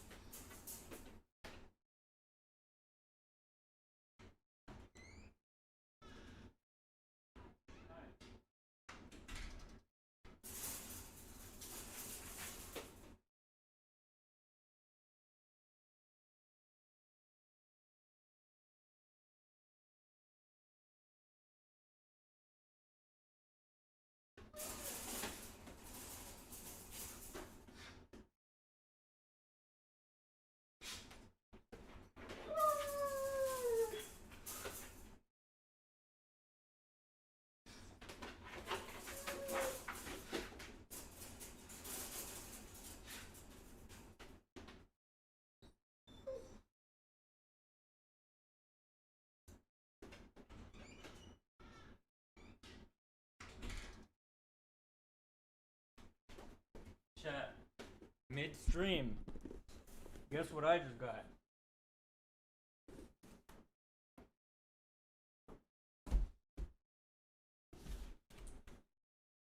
Shit, did I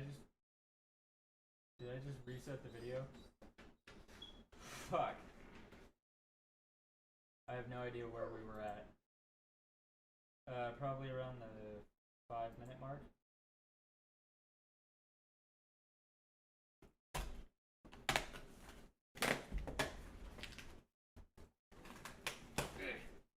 Let's open this.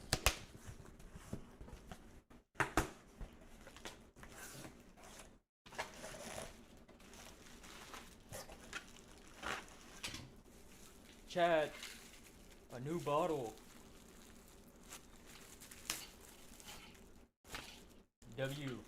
New bottle.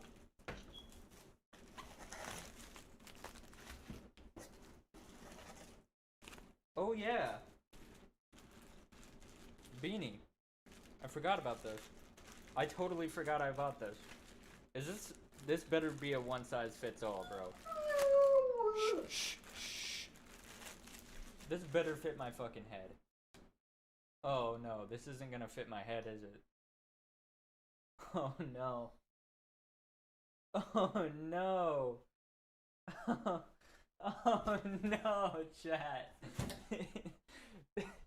Holy shit. Oh no.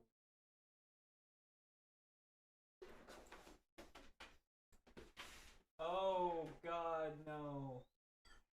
This does not fit it. Like, I mean, I guess it fits, but it fits way too tight.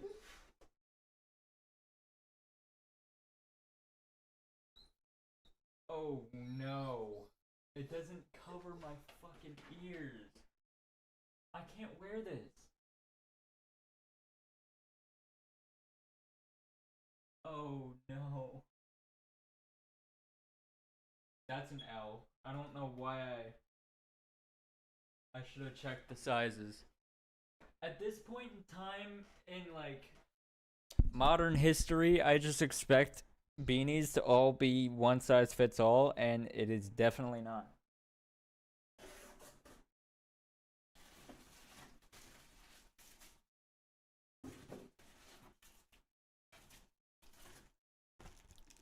I bought a car sticker to put on my car.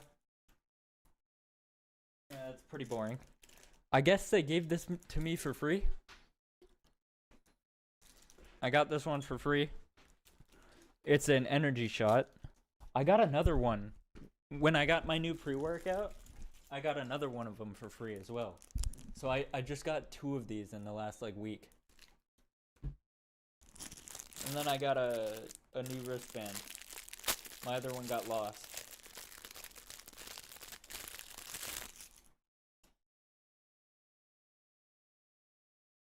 If you guys want to order from the company, you can use promo code capital T, lowercase ONY 2020 for 20% off.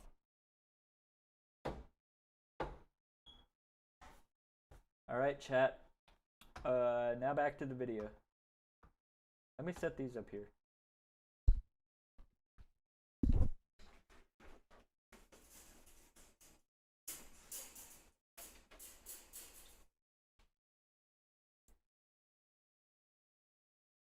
I'm good. I wasn't expecting you to buy from the company, bro. I was saying chat in general as like YouTube audience.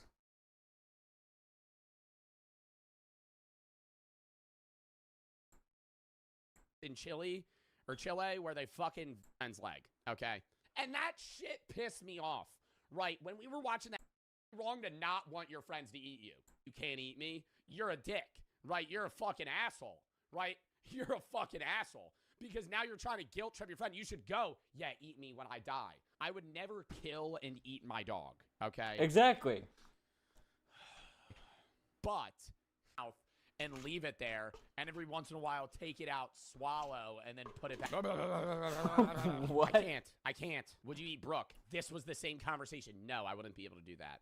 I would vomit. I would not be able to do that. I think the attachment to your loved one is so strong that even if I was starving, I would regurgitate. I would just be vomiting. Like I wouldn't be able to. Yeah, no, that would be a no. But if I'm in an apocalypse, okay, I'm a very heavily suicide prevention advocate person. If I'm in an apocalypse and me and Brooke are starving and she dies, I'm probably just killing myself. In an apocalypse, right, where like everyone else is already dead. Hey, I mean, mean, I'm literally the last person alive. I feel that. Like, if I was the last person alive, nah, fuck it. I'm dying. I'm sorry, but I'm dying. Like, at that point. And there's zombies everywhere or some shit. Like, that's like, you know, at that point, you're not returning back to society. That's different. It's not like, oh, you're in the modern United States and you have a loved one die and it's like, that, yeah, no, you should never commit suicide because it's like you still have a support system and friends and family, or even if you don't, you can still, you're in a society, right? But if it's like you're an apocalypse and everyone's dead, yeah, no. Oh, I thought that was cocaine. Oh my God, I was getting so excited. Oh, I forgot about that. Bro, but like, do like kids actually watch this shit? Like, how old is the average kid watching Skibidi Toilet videos? Like, do you, okay, chat, be honest here. Do any of you unironically watch Skibidi Toilet? I'm gonna assume no. I know there are people that say there's like an actual plot of Skibidi Toilet and it's like an actual show or series. I got And fucking like, stuck in my if you go from start headphone to finish, cord. it's not that bad, but I feel like it is. Imagine being the guy that made Skibidi Toilet though. Like that dude's rolling in it. Are we fucking around right now? Are we fucking around right now? Doing a FIFA draft, but all of your players have zero chemistry, and your best player you pull is a 79 center mid. You're never gonna win that match. It's ruined from the start, okay? It's like spawning in a Simon from the Chipmunks. Everybody hates him. Nobody wants to be that motherfucker. Yo, really though, fuck Simon. I could buy every house that you guys live in. I could buy every home, every car, every piece of clothing you own. I could own your families. Kill him.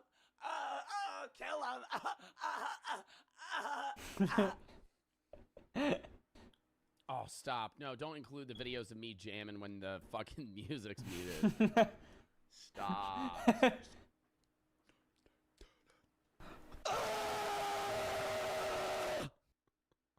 Take a step back. Oh, dude, don't do another music video. Stop. Oh, see, I should have played the Dave Blunt's Can't Put Down the Cup song with that. All right, next one. Sing it, Edward!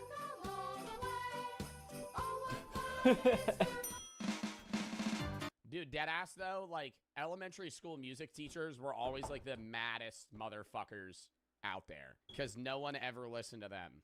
And it was like basically just music class in like 2nd grade was just like recess with somebody that was just screaming at you. Oh my God, Deku killed me! Oh my God, yeah, do your fucking stupid ass cook ass ability. Bro, this was like 2 days ago. This is, yo, y'all are like quick with these fucking like clip compilation things. This was like literally the other day. Full cowling! Yo, he was a pussy though. He literally would not leave me alone in that game. Full cowling! Oh, full cowling! Oh my God, bro. Oh, fucking all for one. If I don't win this, fucking All Might's gonna be upset with me. Now I'm gonna kill your kid. And you're gonna watch me kill your kid, and then I'm gonna kill you. Because you're a stupid fuck. I would never kill and eat my dog, okay? Bro, is it really that crazy that every clip compilation has to have this in there? Oh, this is where Jinxie shows his pepperoni nipples. It's gotta be Not this one. Mr. Jinxie does have big nipples, though. Oh my God, Jinxie has big nipples. Okay. Not this one. He does have big nipples, though. I feel like I got tiny nipples. No, I wouldn't say that's gay to eat a penis. Do you have that? It's not. It's not. A penis? Yeah, I've got a hankering for horse dick. You got one of those? Brock! Yo, look at that guy's haircut, though. Fuck. Brock! Brock! God damn it. I've got a hankering for horse penis. You got one of those? Yeah, then all bets are off the table, right? Motherfuckers, we were watching an exotic food video, and they're eating, like, horse dick and shit, and oh, this is TOS. Oh, this is TOS. No, it's not. No, it's not. Oh, NSFW, you gotta put a warning. I ain't gotta put a fucking warning. My mom said that you're a bad influence for me because you curse so much. Can you try not to curse so much? Fuck, shit, bitch, cock, dick, balls, ass, god damn it, I wish it was only the cussing part. Like, that would have been so much more out of context if he just started saying all the words. The US.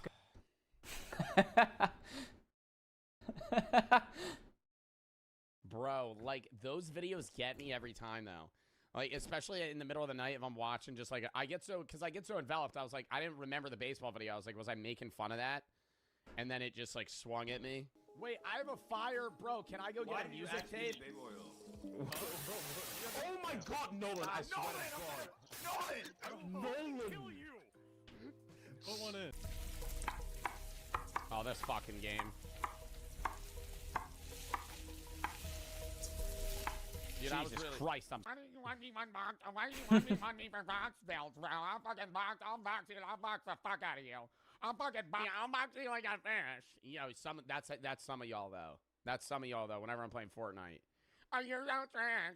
I know you want me $500 right now. I will earn easy money, and it's like taking candy from a baby. And then you lose, and then it's gonna be one of those fucking speed clips. Oh, I need this.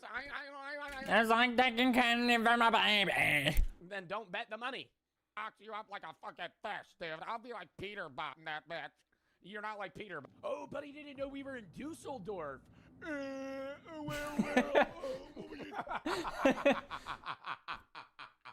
Have you thought about anger management?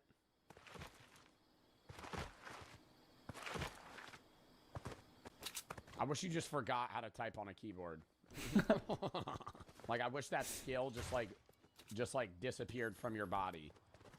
I wish that learned skill just went away. I'm literally like oh, dude, that actually was annoying as fuck. Oh my God, when you guys wouldn't stop fucking spamming me with friend requests on GeoGuessr, and I was trying to do a fucking sponsor. Is it me too. or our... That was so annoying. I was trying to fucking do a sponsor. Motherfucker, I just hear ding, ding, ding, ding, ding, ding, ding, ding, ding, ding, ding, and I'm trying to intro the fucking challenge, and it's just actually just spam. All right. Last short video, then we're getting into the long one. Bro, I swear Joe's got to be like the funniest guy on YouTube and on Twitch. Bro, he's the funniest person ever, I swear. Anyways, go follow Joe. Like and subscribe. I'll see y'all later. So, like, I've been seeing this guy's videos for forever now, and I've watched so many of them. But I am so interested in this one video that I saw. It's called The 12 New Countries That Might Exist Soon. And I'm like, wait, I thought we stopped, like, creating countries decades and decades ago. Like, I thought that was no longer a thing that we did anymore. Was, like, create new countries and stuff like that. Anyways, I'm so interested to watch this video, bro.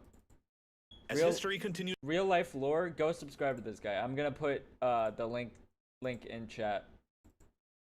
is evolving with time. New and old countries come in and out of existence pretty much all the time. Dozens of new UN-recognized countries have come into existence in only the past 30-plus years since the Cold War began coming to a close back in 1990. And as a result, the world map has officially changed dozens of times in many of our lifetimes. East Germany faded out of existence in 1990 when it was legally absorbed by West Germany. Between 1990 and 1991, the collapse of the Soviet Union led to the birth of 15 newly recognized independent states. Wait, and really? arguably a 16th in the form of Chechnya, which is a really interesting case study in how countries can be born and die.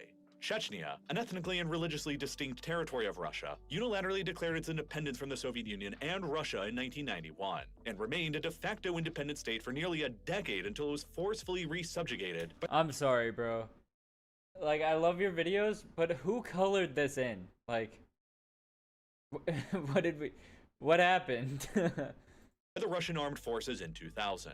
During that whole time, though, the only other country that ever formally recognized Chechnya's independence was Taliban-ruled Afghanistan. Chechnya fought two massive and brutal wars of independence against the Russians in the 1990s. The first from 1994 to 96 that killed more than 100,000 people and resulted in their de facto independence. And the second war from 1999 to 2000 when the Russians finally overran Chechnya and reincorporated it back into the Russian state. Many high-ranking Chechen government officials then fled the country and formed a Chechen government in exile in London that has continued existing to this day. While in October of 2022, in the midst of the Russian invasion of Ukraine, the Ukrainian government voted to formally recognize Chechnya's status as being temporarily occupied by Russia, and recognize the Chechen government in exile as the territory's sole legitimate government, essentially extending Ukraine's legal recognition of Chechnya as an independent state now.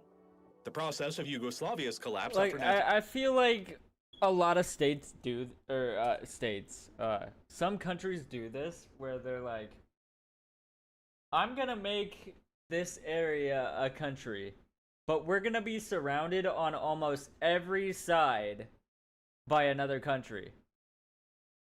Bro, you're just asking to be invaded. Chechnya as an independent state now. The process of Yugoslavia's Like, there was only 1 out of 4 sides that wasn't covered by Russia. That's not a good place to start from. collapse after 1991 similarly led to the creation of 6 or 7 new independent countries depending on your point of view. Slovenia, Croatia, Bosnia and Herzegovina, North Macedonia, and the formerly united Serbia and Montenegro all emerged by the early 2000s, while Montenegro further declared its own independence from Serbia in 2006. And then Kosovo unilaterally declared their independence from Serbia too in 2008, which remains legally disputed by Serbia and therefore remains Am I tripping, or like I didn't even know half of these places were countries at any point? controversial. In 1993, Czechoslovakia split into 2 new countries, Czechia and Slovakia. The same year, Eritrea managed to finally declare their own independence from Ethiopia after another decades-long independence struggle. In 1994, Palau, a small Pacific island state, achieved its sovereignty and effective independence from the United States. In 2002, East Timor became the first new independent country to emerge in the 21st century, after a long independence struggle against Indonesia. And then in 2011, South Sudan finally achieved its own independence from the rest of Sudan, after another decades-long independence struggle that resulted in it becoming the world's youngest widely recognized independent state and member of the United Nations, at least for now. Dozens of new countries became independent across the 1990s, but since the 21st century began, we've only seen the 4 mostly widely recognized examples of East Timor, Montenegro, Kosovo, and South Sudan happen so far. And no more widely recognized examples have taken place in the past 13 years now, since 2011. And that begs an interesting question. What are the most likely new countries that have the possibility to emerge on the world stage next? There are many, many possibilities out there that I'll cover in this video and many others that I won't. I'm not going to cover any states here that are— I don't know, like, I'm assuming that North Korea and South Korea used to be one country, right? And then isn't it Ireland used to be one country, but now it's like Ireland and South Ireland or something like that? I don't remember how it goes. Already exist in a de facto sense, but lack wide-scale international recognition. But like I've heard that they don't like each other that much, in Ireland and South Ireland or whatever. It might be Ireland and North Ireland, I don't remember. Kosovo, claimed by Serbia, the Sahrawi Arab Democratic Republic, claimed by Morocco, the Turkish Republic of Northern Cyprus, claimed by Cyprus, Abkhazia and South Ossetia, claimed by Georgia, Transnistria, claimed by Moldova, Somaliland, claimed by Somalia, or the Republic of China on Taiwan, claimed by the People's Republic of China on the mainland. I'm only going to cover potential new independent states that don't yet exist in either a legal de jure sense, nor in a de facto sense. And so, to start this list off, it seems most likely right now that the next newest country that'll emerge soon and that'll probably also be widely recognized as the 194th member of the United Nations will be Bougainville in the Western Pacific. Bougainville is That's such a crazy name. Bougainville? For a country. Why is it named like it's a state or a town in Missouri? geographically the westernmost and largest island in the Solomon Islands archipelago. But while the rest of the Solomon Islands are an independent nation, Bougainville has long been politically a part of Papua New Guinea instead. The history dates back to the very end of the 19th century in 1899, when the colonial German Empire laid claim to Bougainville and annexed it into their nearby colony of German New Guinea. Then during World War I, the Australians invaded and occupied the German colony of New Guinea, including Bougainville. And after the war's conclusion in 1920, all of modern-day Papua New Guinea became an Australian mandate through the League of Nations, which led to a long era of more than 60 years of nearly continuous Australian administration of the territory that was only briefly interrupted by the Japanese invasion of World War II. After the war, Papua New Guinea evolved into a UN mandate under Australian administration. And then in the 1960s, Australian geologists discovered that Bougainville had massive deposits of copper on the island. Oh no! So, the Australian authorities did what every other colonial government at the time was doing and set up a huge copper mine on the island in 1972. Rare resources, they're getting plundered, bro. It's GG. That at the time was the largest open pit mine operating anywhere in the world. The copper mine quickly became hugely important to the economy of Papua New Guinea. It alone produced more than 45% of Papua New Guinea's entire national export revenue, and the government received 20% of the mine's total profits, of which the indigenous people of Bougainville themselves only received a 0.5% to 1.25% share of the total profit. Thousands of outside workers from the Papua New Guinea mainland and from Australia came to work at the Bougainville mine across the— Wait, that's... Why is this the real place in real life? Why is that the most beautiful mine I've ever seen?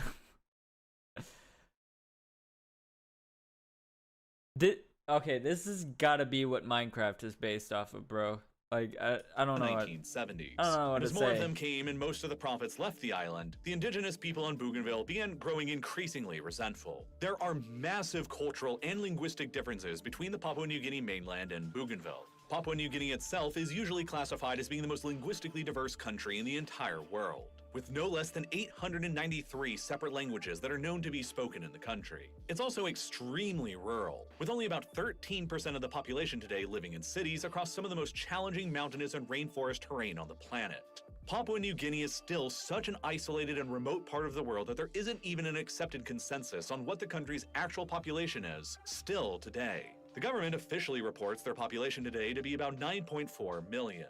But there were credible studies conducted as recently as December of 2022 that estimate the true population of the country is actually closer to 17 million people, nearly double what the government actually reports. Compared to the Papua New Guinea mainland, Bougainville is much smaller and less populated, with only around 300— Did you see how many people were like staring at the person recording? I don't know why I find that so funny. 1,000 residents today, whose culture and ethnicity is more closely related to the Melanesians of the neighboring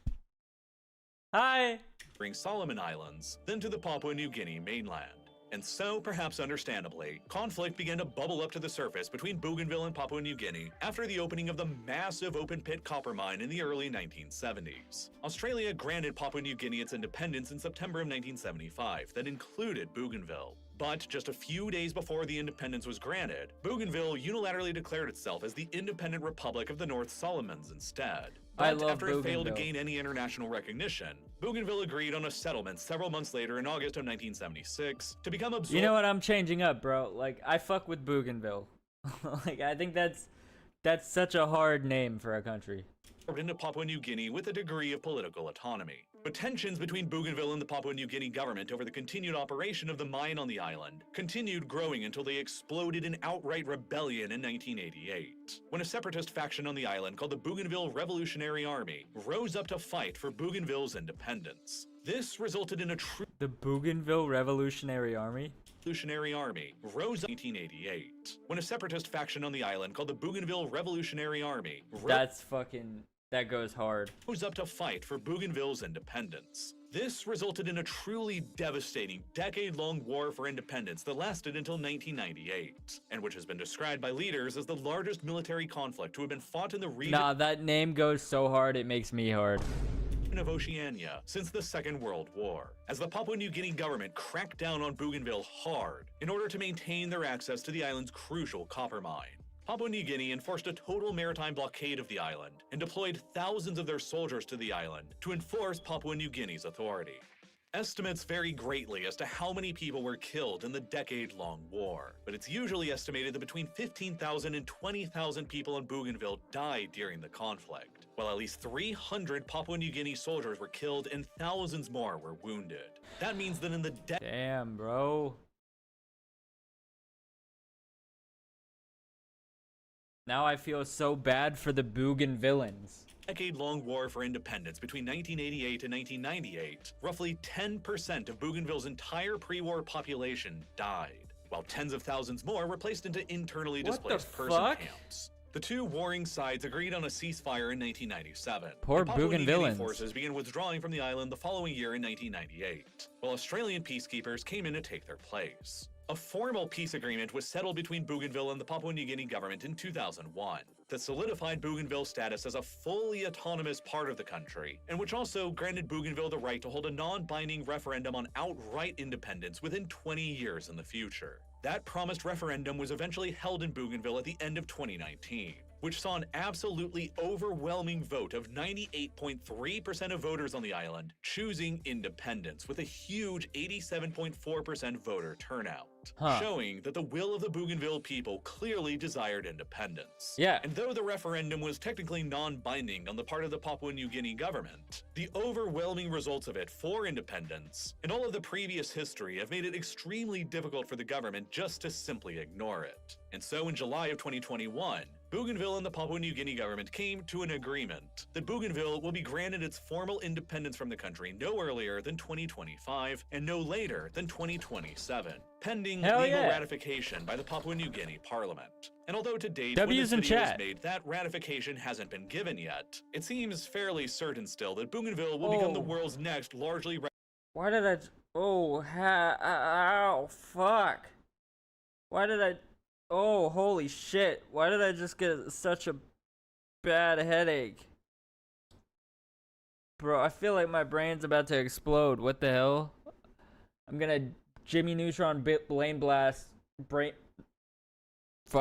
blast all over the place, bro. Recognized independent country sometime by 2027. Ow. Will likely replace South Sudan as the world's youngest independent country by then.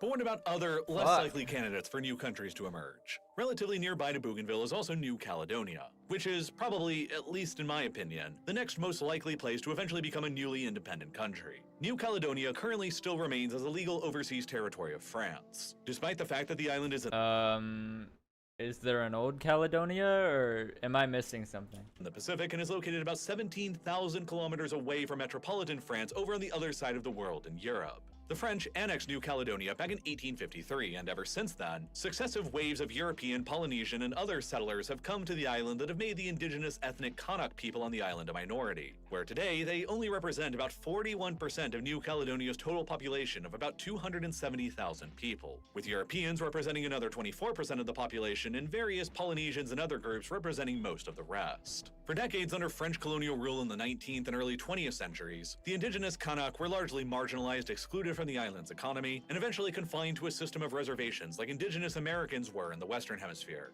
By the 1970s, a modern independence and sovereignty movement began growing in popularity among the indigenous... Why does it have to be every single indigenous people get fucked over all the time? I'm so... like, I'm not even grifting at this point. Like, I am so sick of hearing this shit. Every single time the people who originally lived somewhere get fucked over. It's actually ridiculous. It is Kanak people on the island who are frustrated with their lower socioeconomic status relative to the European settlers of the island. And so the movement steadily adopted more violent methods to advance their cause. The biggest violent incident occurred in 1988, when a group of 30 heavily armed Kanak independence fighters attacked a French military outpost on the island, killing 4 French soldiers and taking another 36 people, including some civilians, as hostages. The group demanded that the hostages would be released in exchange for serious talks with the French government on the independence of New Caledonia. France refused to negotiate and deployed a crack hostage recovery team made up of dozens of French commandos, paratroopers, and GIGN counter-terror specialists to raid them instead. Wait, and they didn't surrender? What the fuck? Wait, the French people didn't just surrender? That's insane. Wait, that's a first, bro. In the ensuing raid, the French killed 19 of the Kanak hostage takers and successfully freed all of the hostages, while 2 of the French soldiers in the assault team were also killed, resulting in the total deaths of 25 people during the bloody incident. In the aftermath, the French government and the Kanak independence movement agreed on a 10-year truce to secure stability on the island. And after the decade had passed in 1998 without any other major incidents, the French government... Brother, why can't we just leave the people who already live somewhere? Why can't we just leave them alone? Like, why did we have to have countries that are bigger and more powerful just claim countries where people already live? Why do we have to keep doing this shit? And the major pro and anti-independence parties on the island all signed the Noumea Accord, which established a 20-year transitional period until 2018 in which certain powers would be transferred to the local government, and which also guaranteed that after those 20 years, beginning in 2018, New Caledonia would be allowed to host 3 separate independence referendums that would determine the island's future political status. And so, the first of these independence referendums in New Caledonia was hosted in 2018, which was soundly rejected, with 56.7% of voters choosing to remain with France and only 43.3% of voters choosing independence, with a total voter turnout on the island of 81%. Then the second independence referendum was hosted a couple years later in 2020 that grew much more narrow, this time with only 53.3% of voters choosing to remain with France and 46.7% That makes a lot of sense, bro. of voters choosing to become independent, with an even higher voter turnout this time of 85.7%.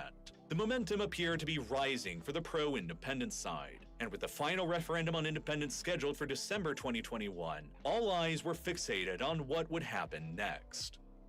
But in between the second and third referendums, the COVID-19 pandemic hit the island and ravaged.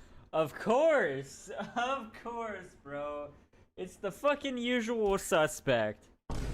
Fucking COVID-19, bro.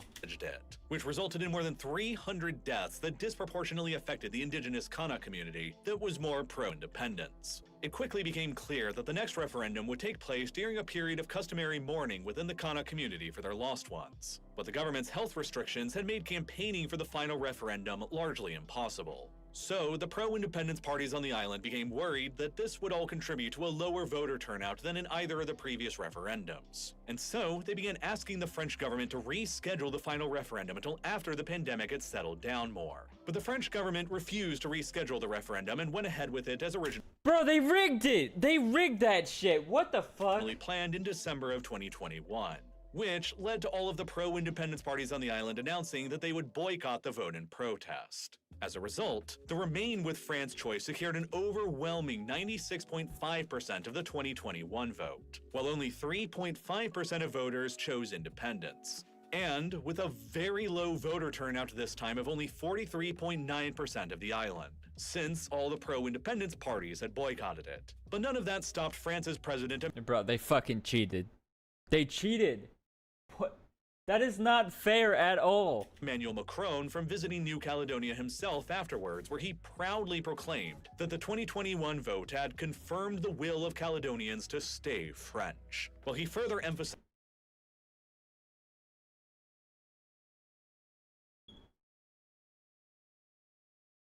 This is why my friend hates French people. I understand now. Bro. that New Caledonia had a vital role to play in France's geopolitical strategy for the Indo-Pacific region.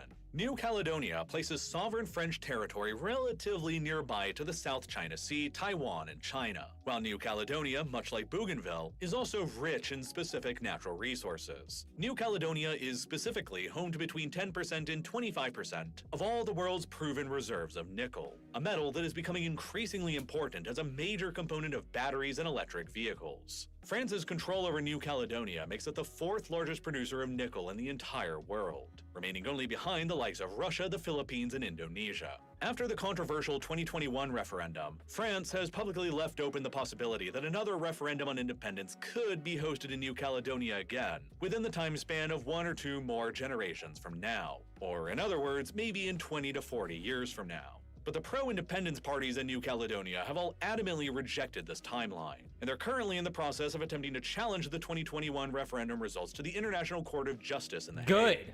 But it's unclear if the court will actually even agree to hear their case or not. They As it stands absolutely now, should. New Caledonia's near-term future looks like it will continue remaining as a part of France. But in the more distant future, another referendum could potentially always happen that could lead to the island's independence eventually. Like, I'm sure France has more money to, like, be able to help this country, but it sounds like they're fucking over the indigenous people's population and well-being. So, like, perhaps maybe they shouldn't be there. Maybe the French shouldn't have taken over this fucking country. Remaining within the Indo-Pacific region, we'll refocus a bit on the area of Western New Guinea, the western half of the island of New Guinea that is politically controlled by Indonesia. Like the other half of the island that's independent under Papua New Guinea. Bro, it's just like Britain, France, Spain, the United States. Well, before it was the United States completely. And Russia and Germany. All these companies, all these countries have just always wanted to take over other land and not just let the people be. It's ridiculous. Western New Guinea is one of the most remote, isolated, and undeveloped corners of the world remaining in the 21st century. Home to only about 5.6 million people today in an area that's larger than Japan, it's also one of the most sparsely populated regions of the world as well. The area is so remote and its mountainous jungle interior so difficult to access that it's estimated there are still at least 40 uncontacted tribes remaining there who maintain no contact with the outside world and continue living a prehistoric hunter-gatherer. That's so cool. That is so cool. Can we not, like, just have societies like that that still exist? Like, why not? Why don't people want that to still exist? Or lifestyle. More than 400 Not everybody has to have an iPhone. Believed to be spoken in Western New Guinea, while the largest settlement in the territory, Jayapura, is more than 3,700 kilometers or 2,300 miles away from Indonesia's capital, Jakarta, about as far away as London is from Armenia. As a result, the culture and ethnicity in Western New Guinea is extremely different and isolated from the rest of Indonesia, and there's been an ongoing separatist movement in the region for decades, pretty much ever since Indonesia took the area over.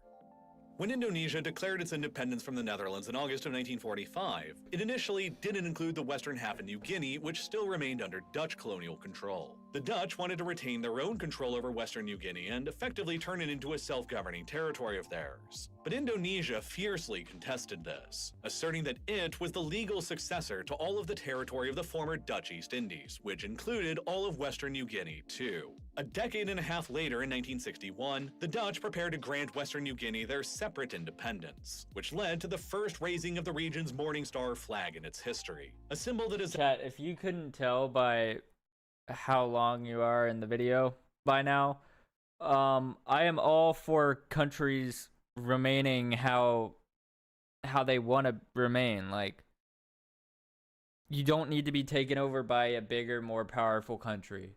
Like, leave the people alone, bro. It's ever since become deeply attached to the West Papuan. Because almost every time we take over another country, and I'm saying we, as in every country that's ever existed, every time you take over another country, almost every time, let me say, you fucked them over, bro. Independence movement. But Indonesia's fierce opposition to this development led to them and the Netherlands coming together to negotiate the New York Agreement in 1962, which made it so that instead of becoming outright independent, Western New Guinea's authority would be temporarily transferred from the Dutch to the United Nations, and then later transferred again to the Indonesian government, who would then handle the preparation for a self-determination referendum in the territory to take place that would determine its ultimate future. In the years that then followed, Indonesian government forces reportedly began arresting and exiling pro-independence political activists and leaders in the territory. And when they finally allowed a referendum on the territory's status to take place in 1969, rather than opening it up to everybody in the territory with one vote per person, the Indonesians only granted a total of 1,022 local representatives that they had handpicked to take part in the referendum the right to actually vote on it, who naturally all voted unanimously to merge Western New Guinea with Indonesia.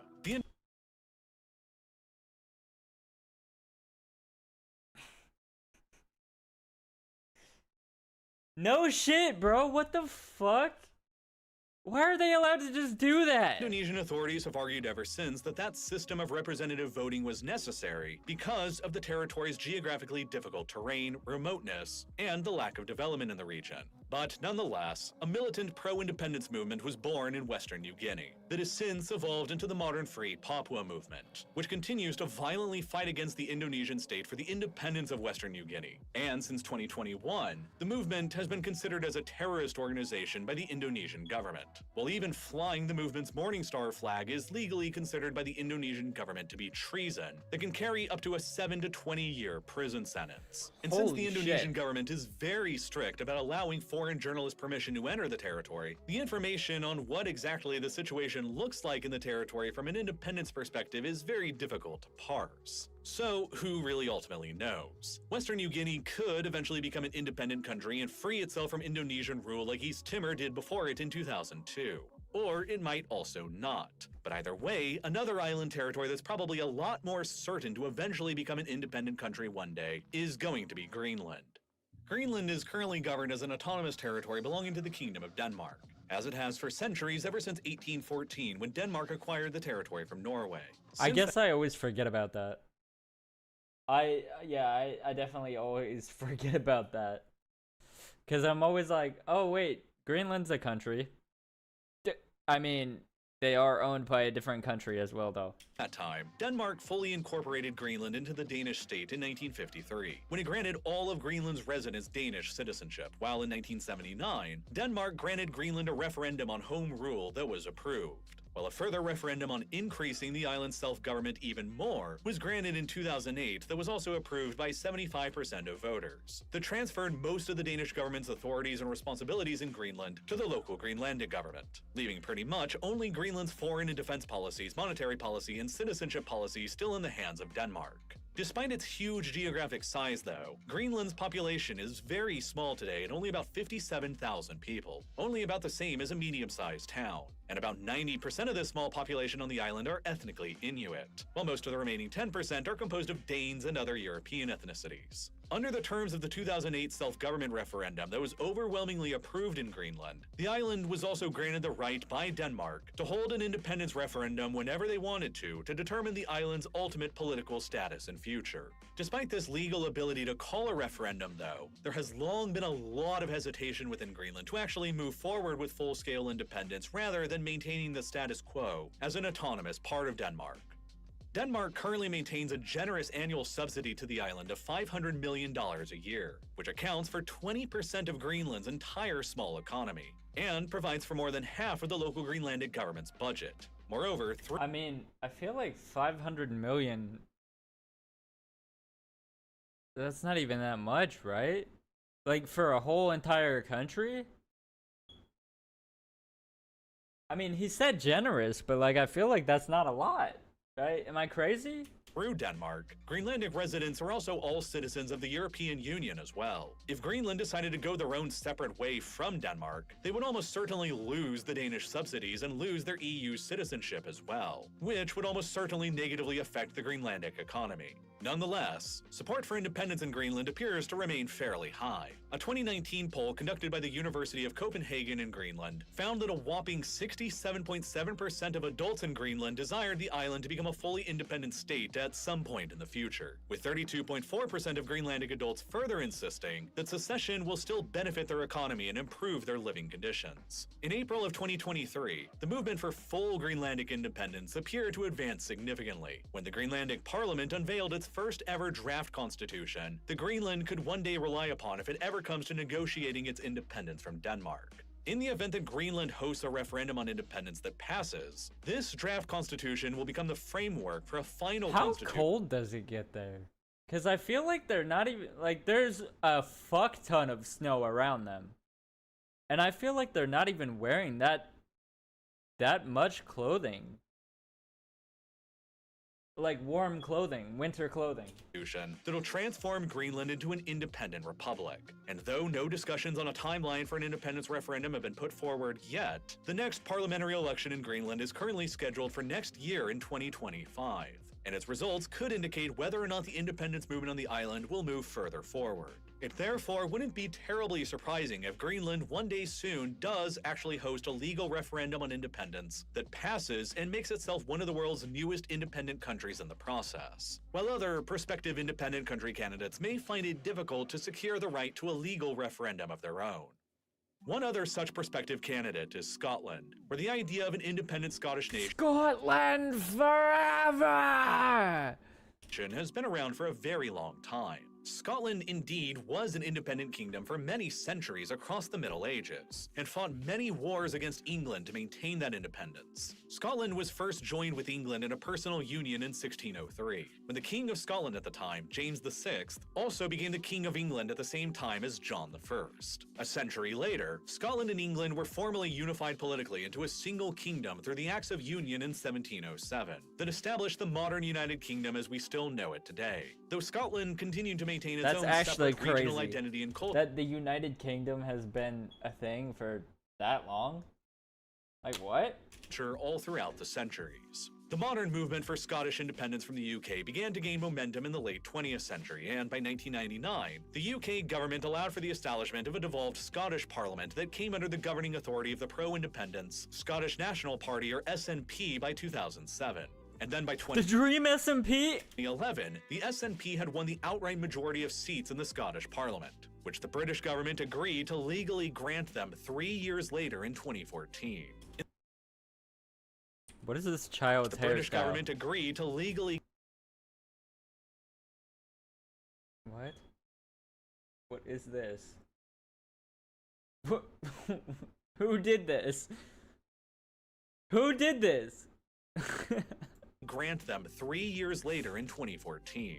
In the Scotland-wide referendum that took place that year, voters were asked point blank, should Scotland be an independent country? The previous months and years worth of intense campaigning from both the Remain and Leave sides of the question led to a significant 84.6% voter turnout in Scotland that saw more than 3.6 million Scots going to the polls. And in the end, after the votes had been counted and tallied, the choice to remain with the UK was clear, with 55.3% of voters choosing to remain with the UK and rejecting independence. That's up against very 44.7% interesting. of voters who had answered the question with a yes and were in favor of independence.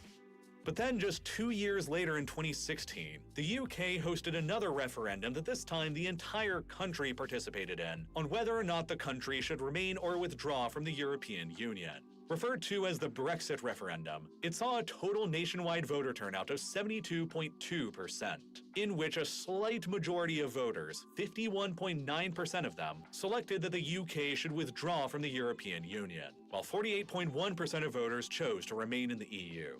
The vote set into motion the process of the UK formally withdrawing from the European Union, which was completed It's so interesting how the result changes over, like, what, he said, what, 2 years? Years later in 2020. But during the 2016 Brexit vote, not all parts of the UK voted equally. England and Wales both largely voted to leave the EU, while London, Northern Ireland, and Scotland all voted more largely to remain. Within Scotland, voters were significantly more in favor of remaining with the EU than elsewhere in the country, with 62% of Scottish voters in the referendum choosing to remain in the EU compared with only 38% who voted to leave. One of the primary reasons that many Scottish voters had chosen to remain within the UK back in the previous 2014 referendum was, at the time, the perceived headache that would happen with Scotland leaving the UK and therefore leaving the EU as well, which would have left Scotland outside of the EU and forced them to reapply to join back in, which would have ended up taking an unknown amount of time to get themselves re-accepted. But then, after 2016, it became clear that the UK was leaving the EU anyway and dragging Scotland along with it, which quickly led to frequent demands from the Scottish National Party on hosting a second referendum on Scottish independence, since the material circumstances of the UK's position in the European Union had fundamentally changed. Scotland's First Minister, Nicola Sturgeon, requested another independence referendum from UK Prime Minister Boris Johnson in 2019, Boris which was Johnson! denied on the basis that the 2014 referendum was supposedly a once-in-a-generation Bro, it's literally the British Donald Trump. I'm sorry. event. You Then, can't in convince January me of otherwise. 2021, Sturgeon again claimed that a second independence referendum would be held if the pro-independence parties won a majority of seats in that year's Scottish parliamentary election, which indeed ended up happening. And so then in June of 2022, Sturgeon proposed that a second independence referendum would be held a year later in October of 2023, provided that the legality and constitutionality of the referendum was guaranteed. So she again requested another referendum from the Prime Minister at the time, Boris Johnson, which was once again refused. Then in November of 2022, the UK Supreme Court ruled that the Scottish Parliament doesn't have the legal authority or the power to unilaterally call for another independence referendum. And so, Sturgeon's current stance is that the next upcoming UK general election in January of 2025 will serve as a de facto referendum on Scotland's independence anyway. The legal route to Scotland holding another referendum on independence anytime soon is now in seriously grave doubt. While opinion polling on the matter in Scotland has shown a recent trend further towards favoring independence. After the Supreme Court's final judgment in November of 2022, the first 5 polls conducted showed that a slight Whoa. That architecture looks crazy. Wait, this whole complex of buildings here and architecture, that shit's fire. It looks like a Skate 3 map. Majority of Scots were in favor of independence, ranging from between 51% and 56% in favor, while a separate nationwide poll showed that for the very first time, a majority of all UK residents, 55% of them, expressed support for the Scottish government being granted the right to hold a second referendum on independence. So, again, who really knows how this will all shape up in the future? Legally, I'm sorry, but I'm so curious. How do you conduct a band while riding a horse? Expressed support for the Scottish government being granted the right to hold a second referendum on it. How do you conduct... It's not even a marching band, because they're on horses. How does that work? Independence. So, again, who really knows how this will all shape up in the future? Legally, the path to Scotland's independence currently seems pretty closed at this point. But if opinion polling continues to suggest that a majority of Scots are in favor of independence, the British government may eventually not be able to ignore the demands of a second referendum forever. But it can also always turn into a similar situation that's been going on in Spain for decades now with their own major separatist movements in Catalonia and the Basque Country. The Catalans are a Romance ethnic group who traditionally straddle the eastern Mediterranean shore of the Iberian Peninsula. This is the type of shit that I'm interested in, because, like, there's places that I didn't even know existed, like this. Catalans trace their history in the region back centuries, while their language, Catalan, is a Romance language, but one that is distinctly different from the neighboring Spanish or French. In the modern-day region of Catalonia in northeastern Spain, roughly 37.6% of the population today are native speakers of Catalan over Spanish, which is about 3 million people there. However, the modern independence movement in Catalonia can be traced back to the late 19th and early 20th centuries, when a sense of separate Catalan nationalism began taking root that considered their identity as being distinctly separate from that of Spain. In 1931, after the proclamation of the Second Spanish Republic, Catalonia was granted wide sweeping autonomy and home rule within Spain with its own local parliament and even its own separate elected president. But then, after the Spanish Civil War of 1936 to 1939 ended with a victory for the nationalist side and the establishment of an authoritarian dictatorship under General Francisco Franco, Catalonia's previous and brief era of autonomy was completely crushed and reversed. The Catalan language was completely banned and repressed as the Francoist regime attempted to enforce a unified Spanish culture and language across the entire country. Francoist Spain continued to exist until Franco himself died decades later in 1975, which finally allowed Catalan culture and political parties to begin re-emerging and advocating for the restoration of their autonomy once again. With the restoration of democracy in Spain in 1977, Catalonia received a new Statute of Autonomy from the Spanish government in 1979. And then, decades later... We should just, like, make this its own country as well. Like, this area right here. Just because I think it would look better.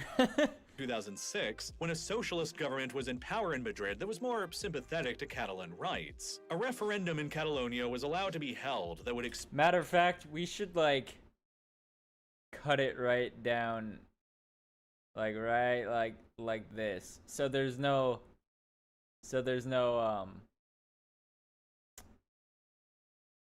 ridges here.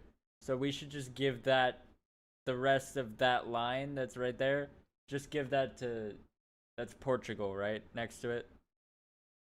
Yeah, just give it to them. To Catalan rights. A referendum in Catalonia was allowed to be held that would expand the region's political and cultural autonomy even further, with a brand new statute that was approved of by voters and then by both the Catalan and Spanish governments. But then just 4 years later after that in 2010, the Spanish Constitutional Court ruled on the new autonomy law and effectively gutted it, rewriting 14 of the law's articles and dictating the interpretation for 27 additional articles. This was the event that triggered huge protests all across Catalonia that included a march in Barcelona of more than 1 million people strong. And as time went on from there, the angry calls within Catalonia gradually shifted from increased autonomy to outright independence. By 2012, a poll released by the Center for Opinion Studies run by the Catalan government showed that support for Catalonia's— I'm sorry, but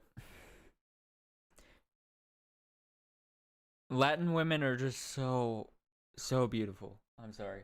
I just had to say that. Independence within the territory had risen to an unprecedented level of 57%.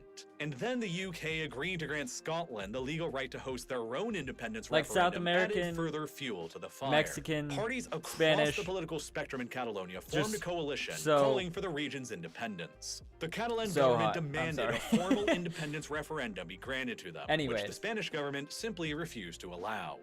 Nonetheless, in spite of the Spanish government's refusal to allow a legal referendum to take place, the Catalan political authorities organized an illegal referendum anyway in 2017. That generated an incredible amount of controversy and drama. Before the referendum was even held on the 1st of October of that year, the Spanish government and Constitutional Court declared the referendum to be unconstitutional and illegal a few weeks beforehand, while the Spanish police began a wide-scale crackdown of the referendum in polling stations all across Catalonia leading up to the vote and after it, which included physical assaults on voters and seized ballots. Anti-independent— That's so crazy.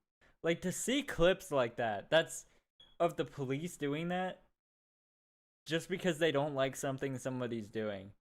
It's actually wild.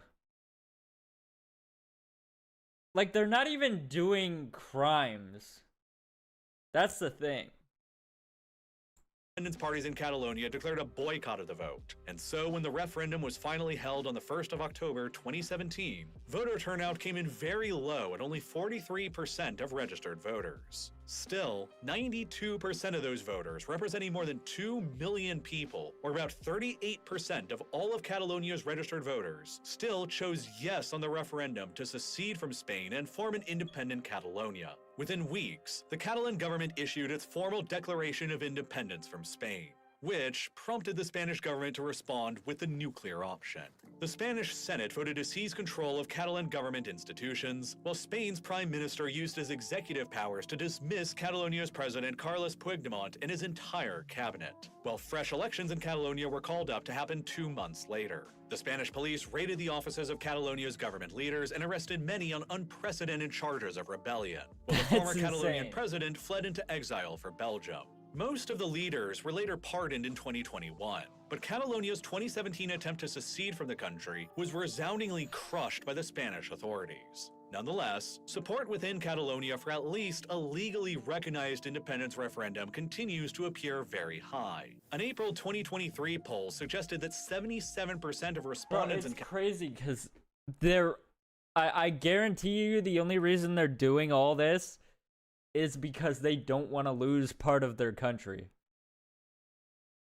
Which, like, in all honesty, it's not even that big of a part of their country.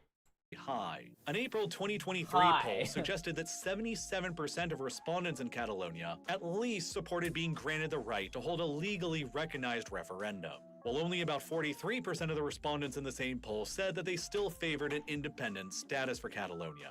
One of the biggest reasons that the Spanish authorities are so opposed to the idea of Catalan independence is that if they happen to grant it, it might end up opening up a Pandora's box of potential possibilities, and open up the chance for more of Spain's ethnic and linguistic minorities to demand their own independences next. Besides the Catalans, the Basques have been the most historically independent-minded group of people in Spain, and they would be the most likely ones to demand their own independence next. The concept of the Basque Country extends across the borders of Spain and France along the western edge of their border, where about 3 million Basque people live today, the vast majority of whom all live on the Spanish side. The indigenous language that is spoken by the Basque people is highly unique in the context of Europe at large. The Basque language is the sole surviving Paleo-European language on the continent that remains indigenously spoken today, and it predates the arrival of any of the Indo-European languages that came during the Bronze Age. As a result, the Basque language is classified as a very rare language isolate, remaining linguistically unrelated to any other known language still spoken on the planet. Roughly 28.4% of the people in the Basque country speak the Basque language natively today, which is about 750,000 people, 700,000 of whom live in Spain in a concentrated arc across the Spanish northeast coast with the Atlantic near the border with France. And just like with the Catalan language, the Basque language was also banned and harshly repressed within Spain during the Francoist era, and influenced by national liberation events that were going on elsewhere at the time of the early 1960s. In the context of decolonization, a militant Basque separatist organization known as ETA formed in 1959. I hate that we can't just let people speak the language that they know. And that they want to speak, bro. Explicit goal. Let them talk. Freedom of speech. Of using violence to secure the independence of a Basque state. This was the beginning of the Basque conflict, a half a century of violence between ETA and the Spanish state that would last all the way up until 2011. During that time, more than 1,000 people, several hundred of whom were civilians, were killed as a result of the violence that included bombings and assassinations, while more than 22,000 others were injured in what has sometimes been described as the longest modern war fought in Western Europe. A war that continued for decades longer even after Franco died, and the Basque country was granted wide-scale autonomy along with Catalonia in 1979. ETA was classified as a terrorist organization by Spain, France, the UK, US, and the European Union. But then, after decades of violence, ETA finally announced an end to their armed struggle against the Spanish state only in 2011, and they eventually fully disbanded themselves altogether just in 2018. The Basque region of Spain is these days generally considered to have the highest degree of autonomy of any non-state actor in the European Union, where they're even allowed to collect and keep their own taxes. And while an independence referendum has never been hosted in the Basque country by Spain before, the support for holding one among the Basques appears to remain fairly strong. Polling in the Spanish Basque country has shown a— Alright, maybe I see why Spain was so mad, because there's apparently two different groups that want land as their own country within Spain. And the desire for Basque independence that's generally followed along with the same modern trend that's been seen in Catalonia. A 2010 poll from the University of the Basque Country found that only 30% of Basques supported independence at the time, compared to 55% who were against it. But then another poll they conducted 4 years later in 2014 showed that support had shifted towards 34% who were in favor of independence, up against 52% who were opposed to it. While polling since 2020 has shown significantly more support for independence than before. The first Naziometroa National Barometer poll, which seeks to regularly measure the feelings on independence in the Basque country, took place in 2020, and it found that 42.5% of respondents were in favor of independence, up against 31.5% who were opposed to it. Then the second Naziometroa poll in March of 2021 showed 39.5% in favor of independence, up against 29.5% opposed to it. And then the most recent third Naziometroa poll conducted in November of 2021 showed that 40.5% of respondents were in favor of independence, compared with just 29.2% who were opposed to it. So, who knows? Maybe, like Catalonia, if the desire for independence within the Basque country continues growing and eventually gets too large for the Spanish government to simply ignore, a referendum may eventually be granted. And if Catalonia ever manages its independence first, it's probably a certainty that the Basques won't be far behind them next. I think that at least at this rate, the odds of Scotland, Catalonia, or the Basque country one day becoming independent are greater than the biggest historical separatist movement over in the Western Hemisphere ever succeeding. I wonder what a referendum in Texas would look like, because, like, I've heard so many people say that Texas should be its own country, but I kind of want to see what it would be like if they did hold a referendum. And if they did already do that, let me know, because like I did not know. I would have not been aware of that.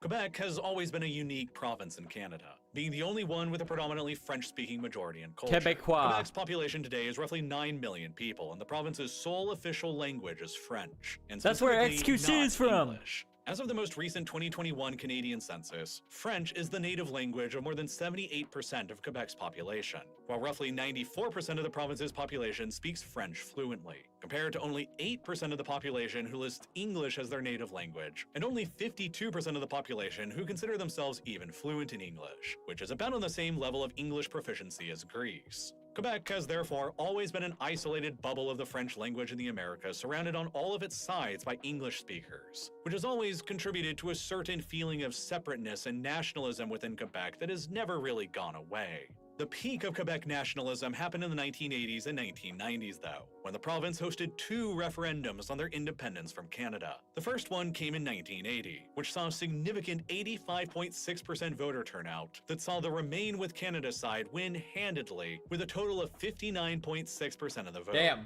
compared to the Leave side that only managed to secure 40.4% of the vote. But then 15 years later came Quebec's second and much more controversial and closer independence referendum in 1995. This time, the second independence referendum became a massive spectacle in Quebec that saw the active participation and input of virtually everybody in the province. The second referendum secured what has remained the largest voter turnout in all of Quebec's entire history, with a whopping 93.5% of registered voters in the province taking part in the decision. And the final vote was razor thin. The Remain with Canada side just narrowly won in 1995 with just 50.6% of the total Holy vote, shit. compared with 49.4% of voters who chose to leave and make Quebec an independent country. The difference between the Remain and Leave sides was merely 54,288 votes, out of a total population of registered voters in Quebec at the time of 5,087,000. Meaning that just 1% of the population carried the entire political future of Quebec at the time.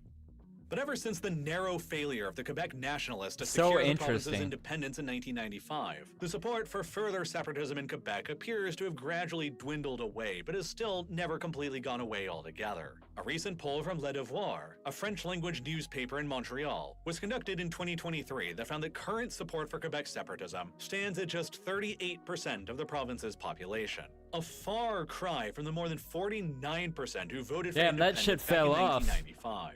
But the data from that poll suggests something even more alarming to the I want to see what the poll would be like for joining the United States as the 51st state. independence side in Quebec. Most of the support for Quebec separatism remaining comes from older people 55 years and over, while support for Quebec separatism among the younger generations in the province is significantly lower. So you're This telling me all the people that wanted to leave Canada died off? Interesting. means that as the years continue passing on, support for Quebec separatism, while still kind of substantial today, will continue dwindling away simply due to the attrition of the older cohort that more strongly supports independence dying off, and the younger generations replacing them who more strongly oppose independence. And from here on, just about every other possible independence movement remaining in the world that could happen gets pretty speculative if it hasn't been enough already. For example, it's possible that an independent Kurdish state could one day coalesce in the center of the Middle East. The Kurds are their own ethnic group who number somewhere between 30 and 45 million people in the area and span across the modern borders of Turkey, Syria, Iraq, and Iran. The governments of which have always been opposed to the emergence of an independent Kurdish state for the simple reason that if the Kurds ever emerged independent in one of them, they would likely work together to take over the territory of all the others as well. Wait, what? How did we get to that conclusion? Of an independent Kurdish state for the simple reason that if the Kurds ever emerged independent in one of them, they would likely work together to take over the territory of all the others as well. The Kurdish inhabited lands also include the headwaters of the Tigris and Euphrates rivers, and rich oil fields in the lands they inhabit in Oh Iraq, shit! which together would almost Not the oil fields, bro. We don't fuck. We're not fucking around with the oil fields, bro. certainly mean that any unified independent Kurdish state would become a major geopolitical power that everyone else in the region would then have to reckon with. As a result, the Kurds are generally considered to be among the largest stateless people in the modern 21st century world. The Iraqi Kurds have, however, accomplished their own political autonomy within Iraq ever since 1992, after the US began enforcing a no-fly zone over their territory that allowed them to achieve the leverage they needed against the Iraqi central government in Baghdad to secure it, Wow. which established the autonomous Kurdistan regional government. Wait, is that still standing today, though? This was a year ago. Oh, wait, I'm fucking stupid. Iran's the one that is having beef with other countries right now. I'm so fucking stupid. Oh my god. Anyways. KRG in northern Iraq. Much later on in 2017, the KRG decided to host a unilateral referendum on their independence from Iraq that, much like the unilateral Catalonia independence referendum, was deemed illegal by the Iraqi central government in Baghdad. Nonetheless, the KRG went ahead with the 2017 independence referendum anyway, that saw a pretty large 72.2% voter turnout that resulted in a completely overwhelming vote of 92.7% in favor of the KRG's independence, up against only 7.3% of voters who chose to remain with Iraq. However, the Iraqi government refused to recognize the results of the referendum, declared it illegal, and then launched a full-blown military offensive into the KRG's territory in retaliation. The Iraqi army then overran roughly 20% of the KRG's administered territory and killed hundreds of people in the process, which forced the KRG into conceding and canceling the results of the referendum. At the same time, the Syrian Kurds have also achieved their own de facto autonomy through force since the Syrian civil war began next door. But, unlike the Iraqi Kurds, they have always stopped just short of asserting their own independence from Syria, officially only claiming their own autonomous status within Syria, which the Assad regime in Syria still doesn't even recognize as legitimate. If the Syrian Kurds ever took things a step further and declared their own independence like the Iraqi Kurds attempted to do in 2017, or which Turkish Kurd separatist factions like the PKK have been attempting to also do for decades, then it would almost certainly trigger at least an immediate Turkish invasion or intervention to stop them from doing so, since Turkey would then fear that if they succeeded, they would use their own independence to foment unrest in the Kurdish inhabited area of southeastern Turkey. And so, since the Turkish, Syrian, and Iraqi governments would and have opposed any and all moves towards formal Kurdish independence, it's a development that's not exceptionally likely to happen anytime soon. And similar to the Kurds, there's also the potential, no matter how slim, for an independent state for the Tuareg people in northern Africa to eventually emerge through force as well. The Tuareg— that is so much territory from other countries that they would be taking over. That's actually so wild. are a large nomadic Berber ethnic group numbering around 4 million people, whose territory spans across the modern borders of Mali, Niger, Libya, and Algeria. Since 1916, there have been at least 5— Is that how you pronounce that country? Borders of Mali, Niger. Niger? Is that actually how you pronounce that?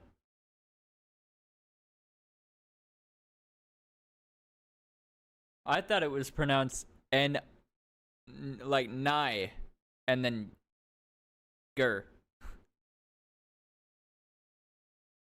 I don't know. Libya and Algeria. Since 1916, there have been at least 5 major Tuareg rebellions in this area demanding the creation of their own independent state. Sorry, got the bored. most successful of all of them was the most recent one that happened in 2012. Back then, Tuareg rebels managed to overrun the entirety of northern Mali, including Mali's most populated northern cities, Timbuktu and Gao. The Tuareg rebels then seized the moment to unilaterally declare the independence of a state that they called Azawad in April of 2012. A state that they envisioned as becoming the homeland for the Tuareg people that encompassed roughly 60% of Mali's internationally recognized territory. But then, shortly afterwards, Islamist factions within Azawad, including Al-Qaeda, effectively co-opted the movement for themselves and then decided to expand their ambitions by launching an invasion into the rest of Mali to try and take over the entire country, which then prompted a huge French military intervention against them that rapidly saw French forces recapture all of Mali's territory and destroy Azawad about as soon as it appeared, without any other country ever offering Azawad any form of diplomatic recognition. Then in February of 2013, with all of its territory lost, the Tuaregs formally renounced their prior claim of independence for Azawad and asked Mali to begin reincorporating them back into the country. But in recent years, the Azawad movement has witnessed a bit of a comeback again. Mali experienced back-to-back coups d'etats in 2020 and 2021 that brought a new anti-French military junta into power in the country that decided to expel all French troops from the country by 2022. And they began welcoming in Russian troops from the Wagner Group to assist them against rebels in the country instead. In the ensuing chaos that followed, the Azawad movement has regained significant momentum and ground. And currently, as of 2024, it controls a large swath of Mali's north once again. If they're able to expand on their success and take back control over major towns in the area like Timbuktu and Gao again, it could only be a matter of time before Azawad unilaterally redeclares their own independence in northern Mali again. And the question this time will be if anybody intervenes to stop them again, or if anybody will decide to just simply recognize them this time. Meanwhile, in Cameroon, down in sub-Saharan Africa, there are the potential conditions emerging for yet another possible new candidate country to emerge in the near future as well. This time in the form of a potential new country known as Ambazonia in Cameroon's extreme west. The issue here dates back to the colonial period, where for decades between 1916 and 1961, modern-day Cameroon was divided between a larger French colony in the east and a smaller British colony in the west, who directly influenced the pattern of Cameroon's two dominant languages today, French and English. French has naturally remained the dominant language spoken in the bigger part of Cameroon that used to be a French colony, and 41% of the country's total population currently speaks French. Meanwhile, English has remained the dominant spoken language in the smaller part of Cameroon that used to be a British colony, and so about 16% of Cameroon's overall population speaks English. This has led to a long-standing issue within Cameroon ever since the country's independence that's known as the Anglophone problem, where the English-speaking minority in far western Cameroon has often felt disenfranchised and locked out by certain policies and actions enacted by the majority French-speaking Cameroonian government. In 2016, wide-scale protests in the smaller Anglophone part of Cameroon broke out that the mostly French-speaking Cameroonian government decided to violently crack down on, which led the Anglophones in Western Cameroon deciding to launch a separatist insurgency, which eventually led to a group of Anglophones to unilaterally declare the independence of the Western Anglophone region of Cameroon as the independent state of Ambazonia.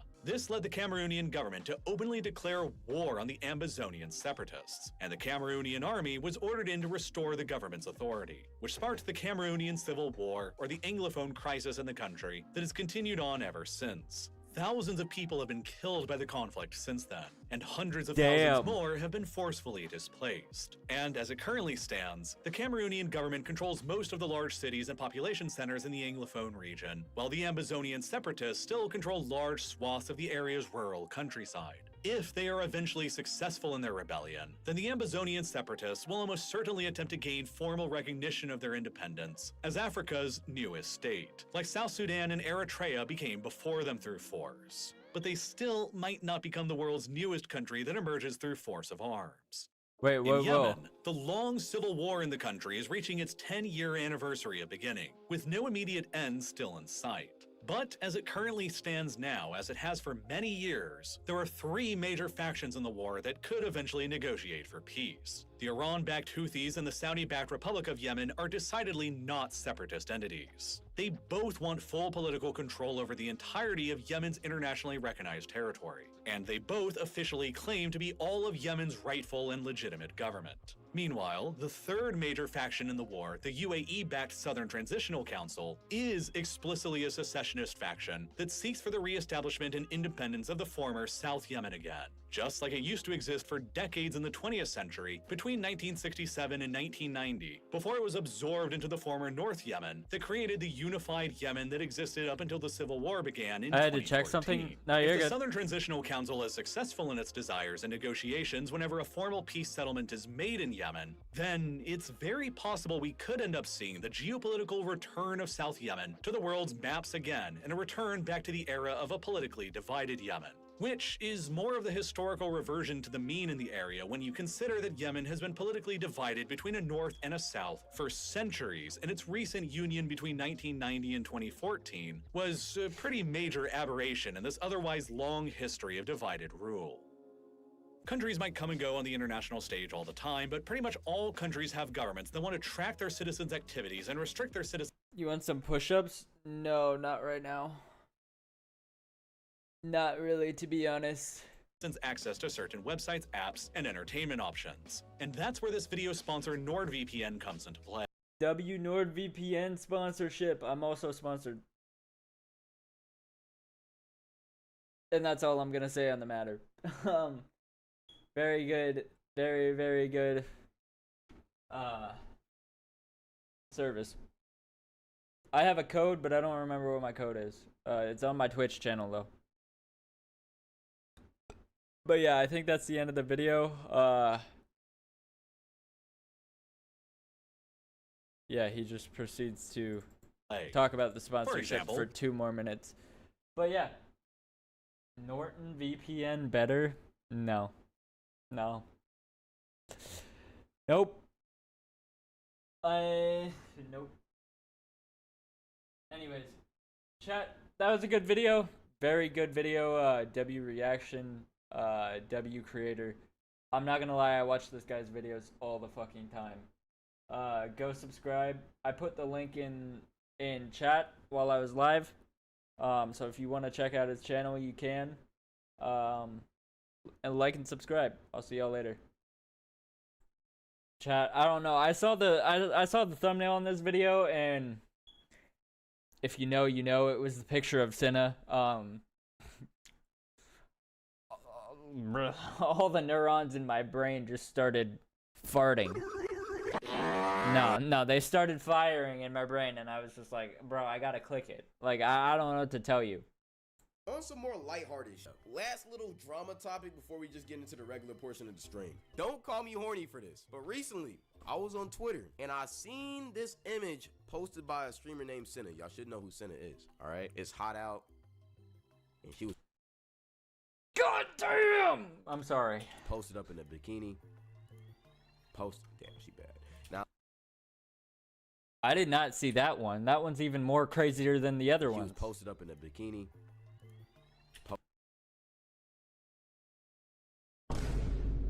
What? Damn, she bad.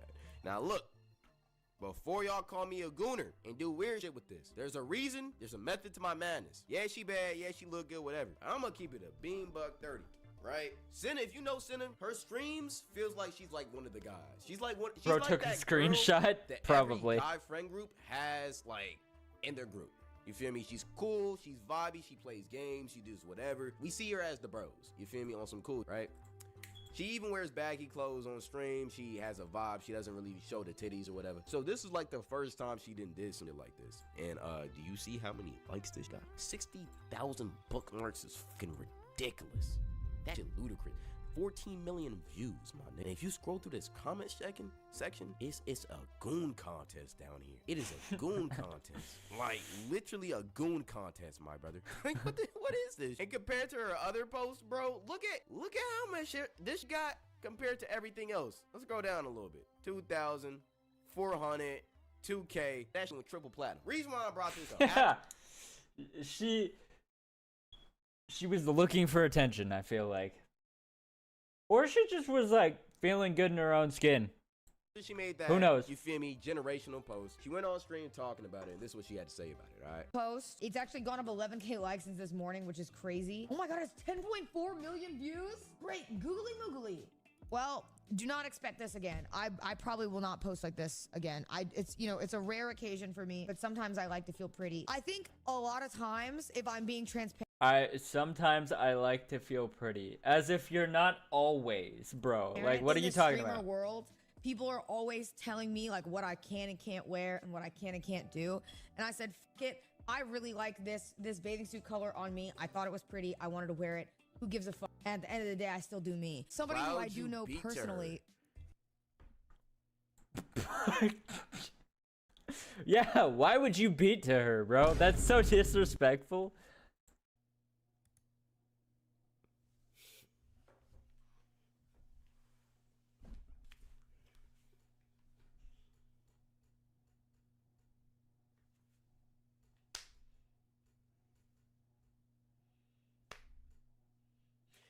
Y'all want me to just actually tell y'all something though? Okay.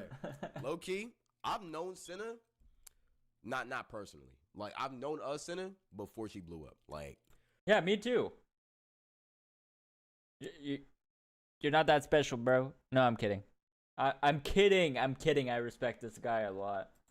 Back in 20. This guy's content's great. Or 2022, the year before she collabed with Asian, I knew about her. I remember the first video I've seen of her, she was talking about how she took an edible in the airport, and low key, just her personality, the vibe, the aesthetic. I ain't gonna lie, low key had a little crush on her before I you feel me. I really knew who she was. And you could like just by that video, you could tell that she was already gonna be famous before she inevitably did become famous. You feel me? It was on some, you feel me, some kids, whatever. But to answer your question, no, nigga, I did not goon to her.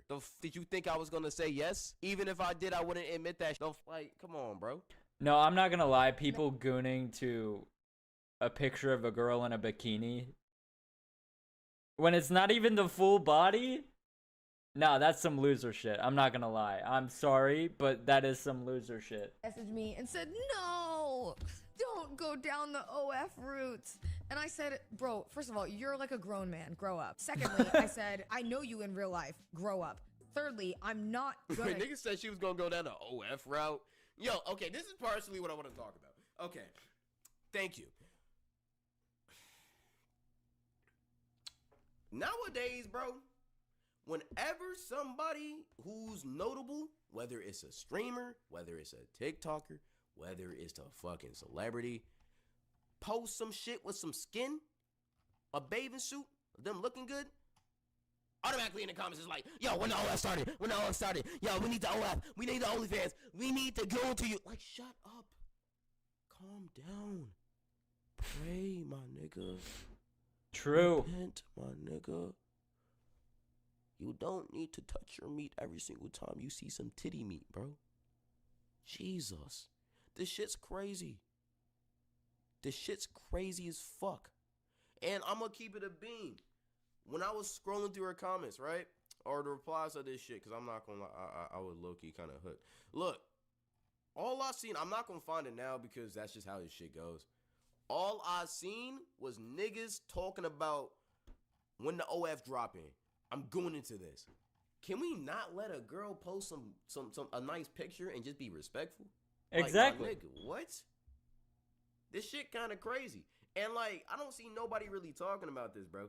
But like, in this clip later on, she's yapping. I'm not gonna lie, and I'm not. Y'all know my attention span. But she talks about how she was scared to post this shit because of how people was gonna react, right? But her friends pushed her to post it. But in all reality, she shouldn't be afraid to post some shit like that. She really shouldn't. Cause like, bro, it's the internet. You an influencer. You should be able to post what you want. You supposed to be able to have fun. But a lot of times these female streamers, even like they gotta be very conscious of that shit because people are gonna, you feel me, objectify them and sexify them and all of that bullshit. And the reason why I'm bringing up it's crazy because niggas already made this argument for Pokemon. Niggas already made this shit for Valkyrie. Whatever. Senna. Where did he find this YouTube channel? They have 4 subscribers. How did he find this? Tries hard not to sexualize herself. Like, yeah, she actively works to not be sexualized. Like, she calls out anybody who does do that to her and says that they're fucking weirdos and that they need to get a life. You know, the other streamers, they may do some oop, I dropped my phone. Looks like I gotta pick it up, chat. They might do some shit like that. She tries hard not to do that, right? She actively tries not to do that. Or, you know, some of them other girl streamers, they be wearing the V-cup shits and you be seeing the titties out, bouncing and shit, all oiled up and glistened up and shit. You know what I'm talking about. She tries actively hard not to do that shit. And yet, you feel me? The only time she does, niggas already calling her to make the OF. Like, can we not just, like, respect niggas making content and just vibe with this shit, my nigga? This shit weird. That shit weird as hell.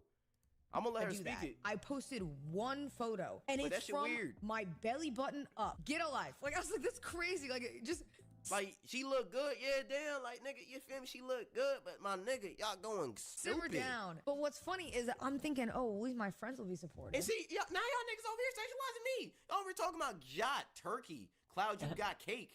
Nigga, put it in my face again. I'm gooning. God damn, bro. Nigga, I am a man. What the fuck? Like, bro. Huh? Like, my nigga.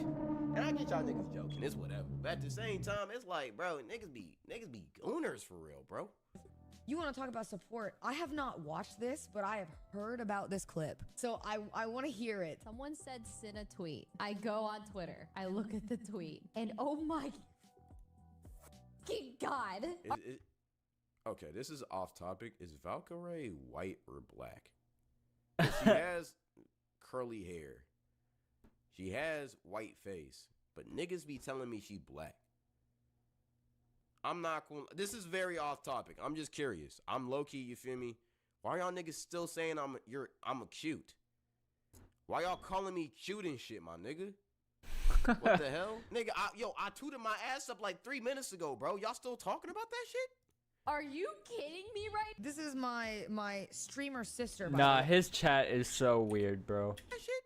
Are you kidding me right? This is my streamer sister, by the way. Co-partner in crime for the Sisathon. Oh my God. Holy shit. Show it.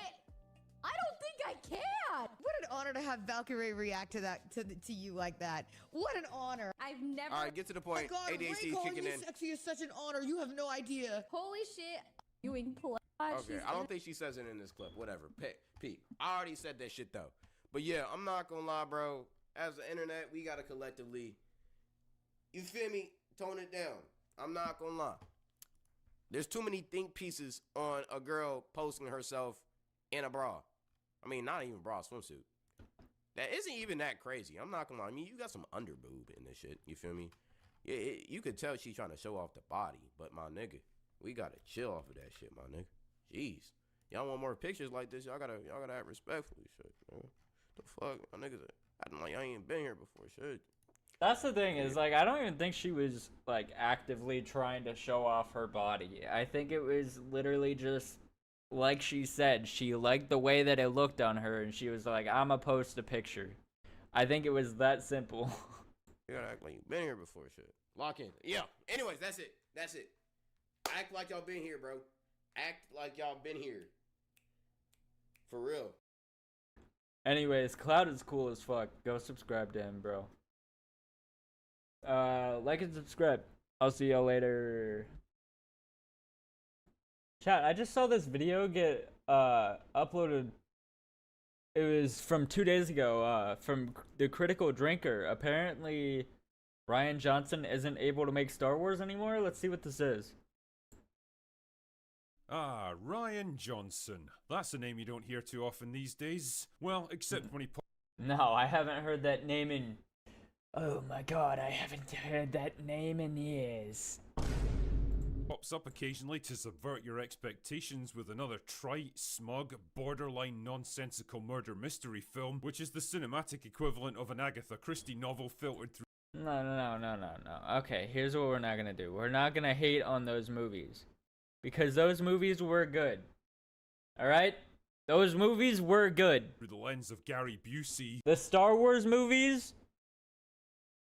Not good. Not good. No. Well, actually,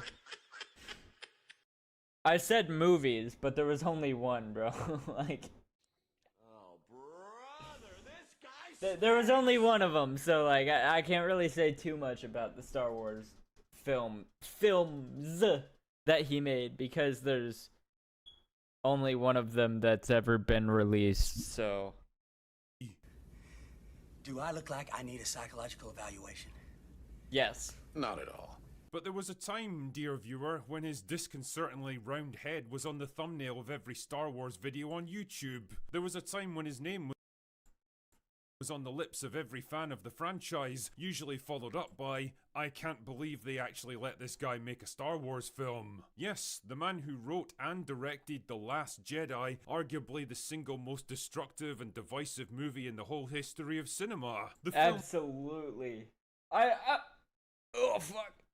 I don't know if I would go as far as to say all of cinema, but definitely all of Star Wars history, yes. Absolutely. That fractured an entire fan base, derailed an already uncertain sequel trilogy, indirectly triggered the downfall of J.J. Abrams, put the entire Star Wars franchise into a That's right. It was uncertain at the time, wasn't it? Like the Force Awakens did really good, and most people really liked that movie.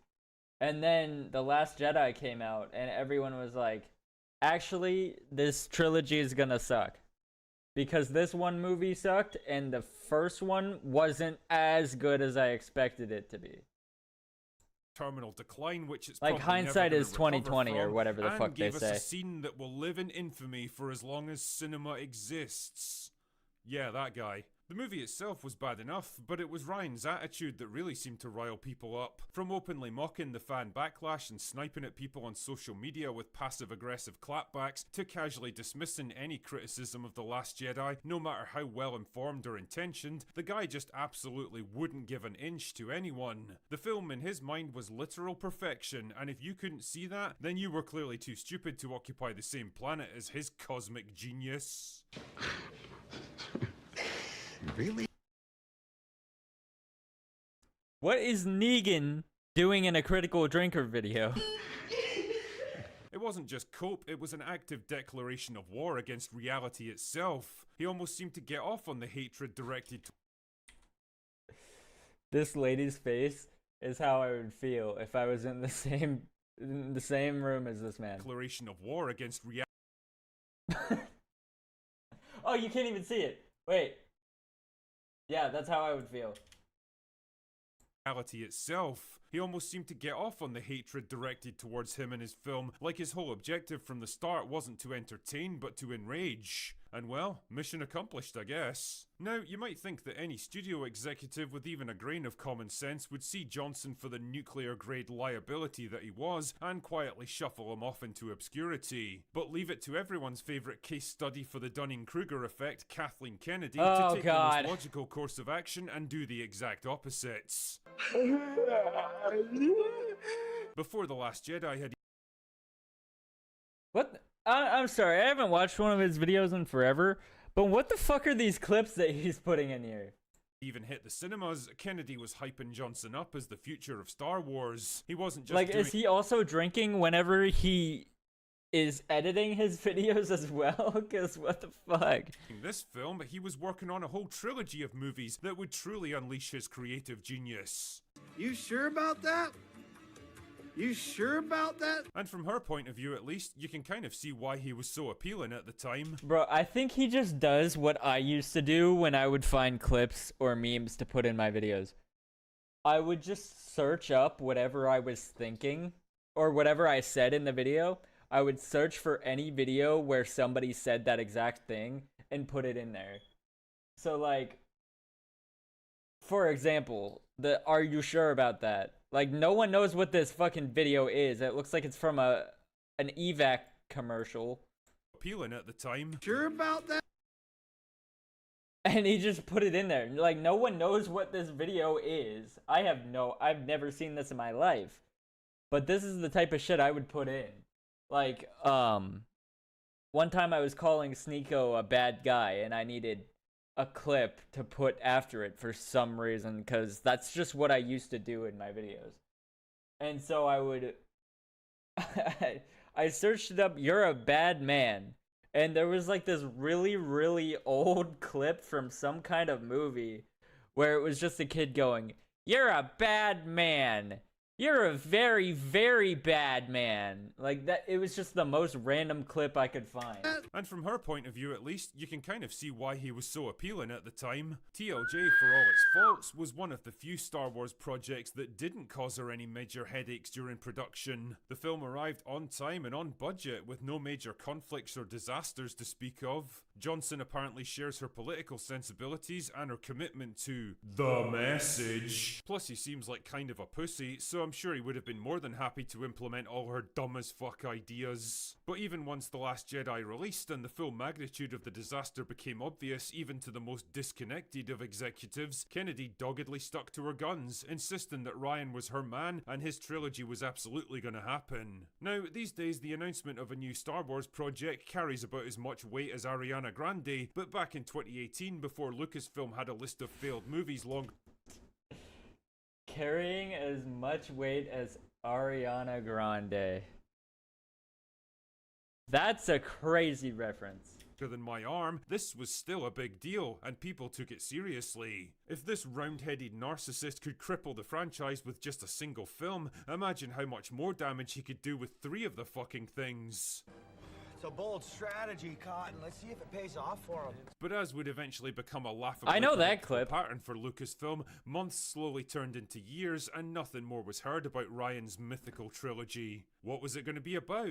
What era would it be set in? What characters would it deal with? Was it even going to be in the same galaxy as Star Wars? I think they were trying to set it up to where it would be in a different galaxy. Maybe like really recent. Instead of a galaxy far, far away, it was gonna be really recent in a galaxy called the Milky Way Galaxy or some shit like that. Probably. That's probably how they would have set it up.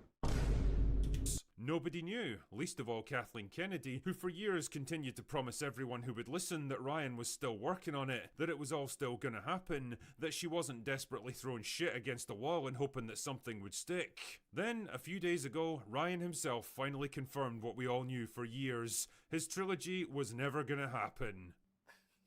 Oh no! What happened? Nothing really happened with it. We had a great time working. Was that him? What the fuck? That guy has the exact same voice. Together, and they said, let's keep doing it. I said, great. I would kick ideas around with Kathy. The short version is, Knives Out happened. I went off and made Knives Out, and it was off to the races, busy making murder mysteries. Bullshit! Yeah, I'm not really sure I buy the whole I was just too busy excuse. Rian's released a grand total of 2 movies in the past 7 years. What the fuck? The girl from 13 Reasons Why was in these movies? I don't remember that at all. The fuck? What is Hannah Baker be tripping? Why is she here? He's not exactly snowed under with work. It doesn't take a genius to surmise. Wait, does that mean that the Knives Out franchise takes place in hell? 7 years, he's not exactly snowed under with work. It doesn't take a genius to surmise what really happened all those years ago. Everyone at Lucasfilm was flying high. I am not gonna elaborate on that statement. In the run-up to TLJ's release, expecting it to be an even bigger hit than The Force Awakens, the grand sequel that would finally bury the legacy of old Star Wars and cement the success of Kennedy's new vision for the franchise. Then, when the exact opposite happened, they were thrown into Yes, because according to Kylo Ren, if you're nostalgic about the past, get over it, pussy. You're a fucking little bitch. Stop being nostalgic about the past, you fucking idiot. Like, that's what Kylo Ren said to the audience. Modes. Even someone as stubbornly retarded as Kathleen Kennedy would have to know that pushing ahead with a whole trilogy of movies overseen by a guy less popular than the fucking Ebola virus was something Holy that even she couldn't afford shit. to indulge in. On the other hand, publicly firing him or cancelling his trilogy would mean acknowledging the failure of TLJ, and by extension herself for approving it in the first place, and so instead she did... well, nothing at all. She just kept kicking the can down the road, vaguely alluding to the trilogy still being worked on, while desperately hoping that people would either forget about it, or Rian would find something else to do. Any excuse they could use for why his trilogy couldn't happen. Oh yeah, he had amazing ideas, and we were all behind him, and the fans were super excited for more of Rian's version of Star Wars, but we just couldn't get the scheduling to work out. What can you do, eh? I mean, I was morbidly interested in what the trilogy would be like. But like I wasn't gonna take it seriously if it actually did get created.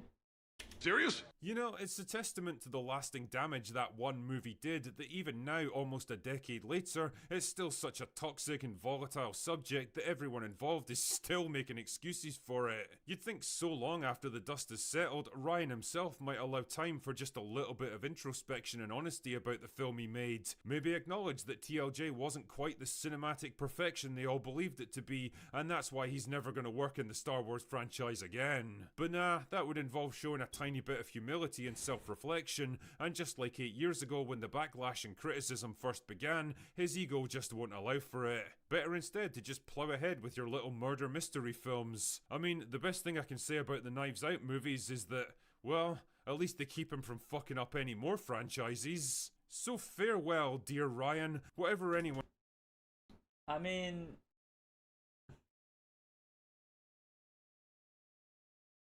I'm gonna be honest, like, what good franchises do we even have anymore? Like, I watched the first 2 Jurassic Park remakes, or reboots, or whatever the fuck, the current series that they're on, and I didn't watch any of them after that. Isn't there like 4 or some shit now? Of the reboot movies? Anyways, I didn't like them. The first 2 were okay, but, you know, overall not great.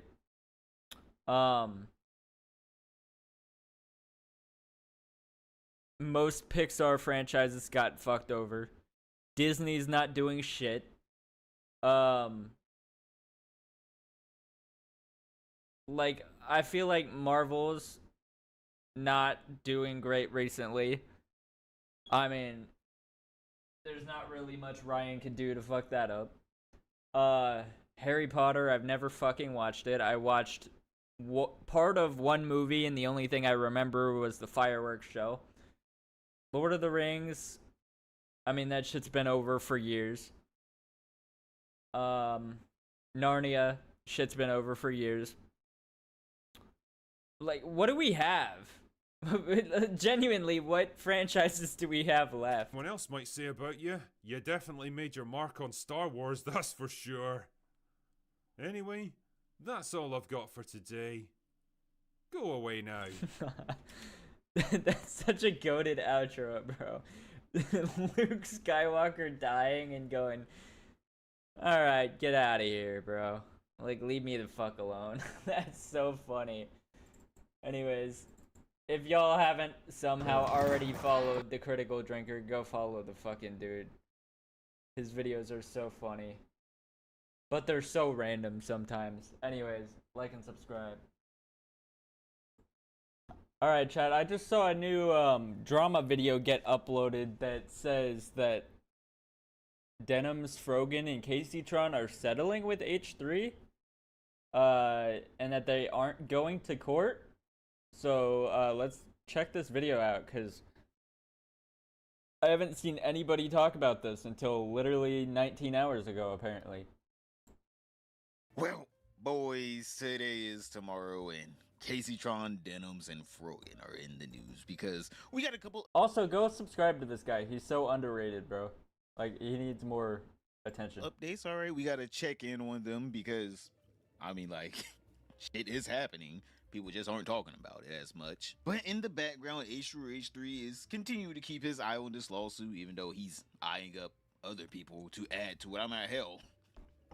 The first story we're going to be talking about is how Denims and her lawyer actually agrees with H3 on, yeah, maybe we should find out who the people that are the moderators of H3 Snark is, so you can get off my back, case.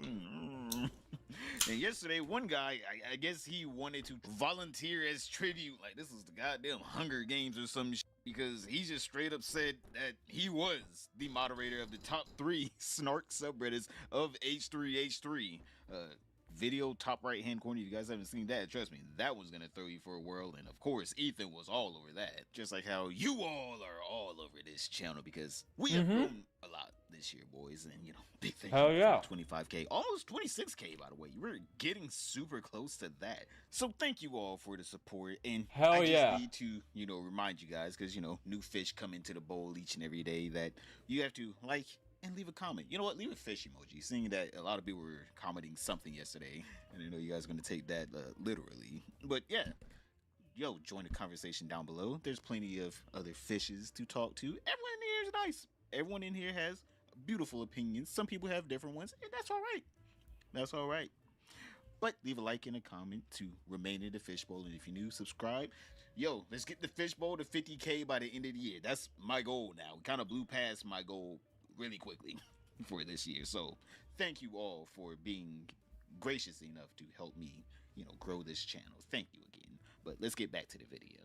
So someone on the H3H3 subreddit put up this post, generally a bad sign for those being subpoenaed, when both opposing parties agree that expedited discovery to unmask them is warranted. Essentially, this is just Denim's and Ethan Klein agreeing that, yeah, I wonder who those mods are on the H3 subreddit. Yeah, she really just wants to get the court system off of her back, and Ethan specifically. Because she knows she fucked up, bro. I never met those people before, and you know what? They were the ones that organized this. I bet Denims has on that tinfoil hat inside that courtroom. Judge, the H3H3 Snark subreddit was the ones that did this to me, alright? I had no part in this. Actually, I'm a good law-abiding citizen. I would never want to steal anything or infringe on anyone's IP. So just a little excerpt from the court documents. Whereas on July 1st, 2025, counsel for parties conducted a telephonic meet and confer regarding the ground and necessity for the application. Whereas counsel for Denims, or Marwa, as we're gonna call it around these parts, agree that I think that's Teddy Fresh Intellect. Bro, I personally think her name should have actually officially been Jean. It would have made so much more sense. Or something like that. TI, I'm pretty sure that's basically Ethan Klein's company. Request to seek expedited discovery from Reddit and Discord to obtain personal identifying information of the H3 Snark mods, to name them in the complaint and serve the H3 Snark mods with complaints is warranted under the circumstances. Now, obviously, as you guys can hear, as I walk down the street with a pocket full of pennies, with my broke ass, I am not Ethan Klein, so I'm going to be doing a little speculation here, but I feel like this man might be actually trying his best to go after this Snark subreddit in the sense of he wants the moderators. It's more and more, it seems like he's doing everything in his power to find out who the moderators are, and basically trying to use Denims, Frogan, and Caseytron as basically scapegoats for the courts to basically force Reddit and Discord's hands to hand over these people's identifying information. And if that is his plan, and he really doesn't care about the copyright infringement, it was more or less just a way to get these people into court and force courts to actually find out who the Reddit moderators are, then I don't know. Beautiful gambit, sir? I don't know. I mean, fair is fair, bro. These people are doing evil shit, and he's just finding a way that he can actually sue them for something, just like as revenge for them doing horrible shit. Because a lot of the shit that they're doing isn't actually illegal. So he had to find some way to get revenge. I truly do not know. I'm not a lawyer, right, boys? I truly don't know what this man's master plan is. He could also just be like, oh no, it's still Denim's case trying to info. I'm going to be taking every little penny they got. But also, I'm going to be doing a little victory dance whenever I figure out who the hell those mods are. I'm like, shit, who knows, chat? Who knows? I feel like if my little conspiracy theory was correct, then this is a pretty harebrained scheme. I guess technically, yeah, it would be cheaper for him to sue these three instead of going after just Reddit altogether, because Reddit doesn't want to be on the record just giving out names willy-nilly to get out of lawsuits, right? But also, if they have like a way of just pushing the blame onto someone else, they wonder if it would just give out names like, oh yeah, that person, there you go away, fuck off. I'm like, if Ethan Klein truly wanted to know who these Reddit mods are, I'm pretty sure Reddit would sell their information to him for a pretty penny. Like, that's all. Absolutely. be honest here, that's basically what Reddit's doing right now. Anytime you post anything up there or put any kind of information anywhere near Reddit, they are immediately selling it to the highest bidder. So I'm like, the boy probably could have just found a damn data broker and found out who these people are if he really wanted to. But I don't know. I truly. Well, I mean, if he threatens to get Reddit or Discord in legal trouble, they're probably just gonna be like, hey, just give him the information. We don't want any problems. Like, I don't want to go through court. Here's the shit. Like, not know, boys. But the last of the excerpt that the person posted on Twitter says, whereas on July 10th, 2025, Council of TEI sent Council of Denims the proposal subpoenas to Reddit and Discord, to which Council of Denims does not object. Which means that bitch agreed. Denims swiftly agreed with, hey, if this is all you want from me, please take it. I do not care. Ethan, please. Look. I'm helping you out. Come on, be a little lenient with me now. Come on. Don't take all my little OF dollars. Now, don't get me wrong. There's really no reason for Denims to try to protect the H3 subreddit mods. I mean, like, technically, they were the ones that kind of got her into this position, but I'm like, so did some background. Let's all be honest here. But I mean, like, technically, yeah, they did give her the worst idea of just freebooting this.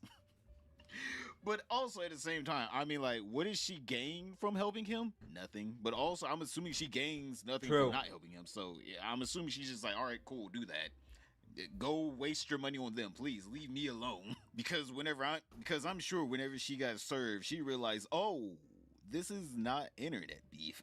Yeah. So I'm sure in media, the people in the comment sections on Twitter and Reddit are basically saying that she basically is trying to push all of this blame onto the Reddit mods, which I'm gonna be honest here, there's still evidence of you saying do not support his video. I'm just saying here, like, don't get me wrong. Yeah, like, I feel like she is the most fucked out of the three for the copyright lawsuit part. Like, she did it the most direct way out of everybody who was, like, getting in trouble for this. It would be nice to have a little bit more backup whenever you're in a lawsuit, but also, I'm like, if everyone's in the wrong, it's like saying, oh no, judge, I was only the getaway driver. Those two murdered the guy. It's like, you was the getaway driver. Go to jail. What? What? You were a part of the crime. You were an accomplice. So, yeah, it seems like for the most part, Denims is trying her best to shift the blame a little bit. You know, take a little heat off of her back. Or at least give herself some time to, I don't know, recuperate. Maybe try her best to actually resolve this with Ethan Klein. Because obviously the lawsuit is going to be on pause while they subpoena Reddit and Discord for their information. But Denims should really be sitting there thinking about what kind of settlement... Why does her shirt say bitch on it? She can try to get with H3 and realize that the $39,000 in GoFundMe support will not be covering a lawsuit with this man. She needs to sit there and realize you have more to lose than to gain. You really need to settle. Like, I am trying my best to be as rational as a person as I can. There's nothing. I still think it's genuinely insane. I still think it's genuinely insane that these creators think that they're so entitled that they set up a GoFundMe because they were getting in trouble for something that they did wrong. Like, and they expected people to pay for it. And then when enough people didn't pay for it, they started complaining about it. It's like, that's not how you get people on your side. She gets, even if she wins, she still just loses money. She loses income, she loses days on stream, she just loses all together. Even if Ethan Klein has to pay for her lawyer fees, she still loses income from the day she couldn't stream and shit. Like, she just loses. A settlement would do wonders for her, and I'm sure Ethan Klein's settlement wouldn't be monetized. Or you could be like Caseytron and Frogan and just not stream after you get served a lawsuit. Like, are you literally dumb? Why would you take time off of the only job that you have that's making you money when you're getting sued? Are the neurons not fuck, I can't even speak. Are the neurons not firing inside of your brain, or like what's going on? It would just be verbally. Apologize to me, make a video saying you're sorry, you won't do it again. Like, especially because they think they didn't do anything wrong in their brain, so they're like, yeah, I'm just gonna take like a break and not stream and make money to, like, you know, defend myself. What? You're not gonna... You're gonna refuse making money. Alright, whatever. And that's all you really need to do. Brother, put the pride to the side. I'm sorry to say this, but you're a woman. No one gives a Damn. No one really cares. No one's gonna be bullying you over this shit. People are gonna be like, oh my god, damn, oh my god, you're so stunning and brave for apologizing. Nothing will change in your life. But brains are not on her side. Let's all be honest here. The easiest and simple thing to do is just swallow your pride, realize, damn, he got me this time. And move on with your life. But for some reason, these people can't. All right, we already know that. SpongeBob Fish. With this lawsuit, get her basically absolutely just torn up. But like, he's better than the SpongeBob Fish, though. Like, if you want to go subscribe to this guy, that'd be cool. He makes drama videos. Wonder why is no one supporting me anymore? A woman in need. Here, I'm like, at this point, she better link. be asking Casey trying to put one of those little protection spells on her. Yes, for some reason, Casey Tron is now doing TikTok protection spells to protect her from H3H3 and his lawsuit. Woman, that's not how this works. I don't understand how she thinks. Wait, should I just start posting the link in chat every time I watch a video? I'm gonna start doing that. I think that's another moral thing that I can do to, like, because I am reacting to their content and they're giving me content, so I might as well help give them success as well. Usually whenever we talk about wavelengths, we're talking about like music or audio in general. We're not talking about magic, because guess what? It doesn't exist here. If you can't explain how it works, I don't know how else to tell you. It probably doesn't exist. But yeah, here's Casey Tron manifesting a, I guess, W in court. I've seen sports fans look less pathetic trying their best to get a W from their team. What I am about to do now, and this is really important that I do this, I'm about to do a protection spell on myself against Ethan Klein. That protection spell did not work. I'm going to be summoning protective energies to try to just keep me safe during this time. Protect us from Ethan Klein. Protect us from his wife. Protect us. I feel bad for the Morton Salt Company for having to be affiliated with this video. I am so sorry, Salt Company. Dan, protect us from Epstein. Protect us From Epstein? The fuck are you even saying, bro?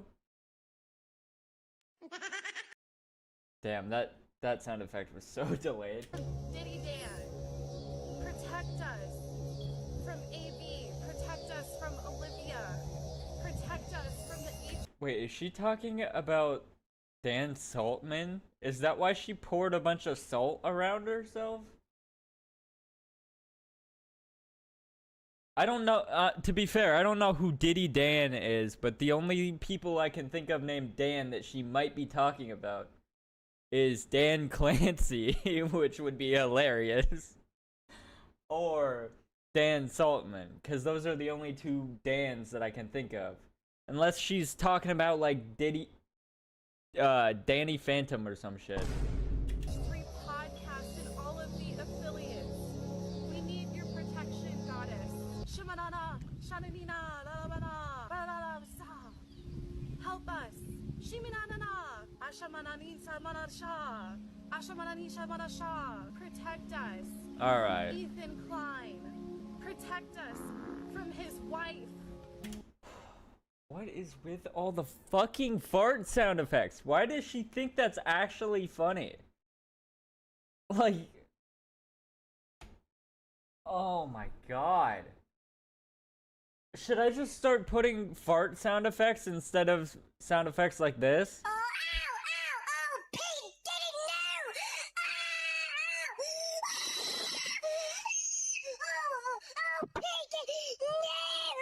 Like, which one's funnier to you, bro? Protect us from the viewers of the H3 podcast, the wicked, evil viewers of the H3 podcast. I'm sorry for being an evil person. Wishing women harm.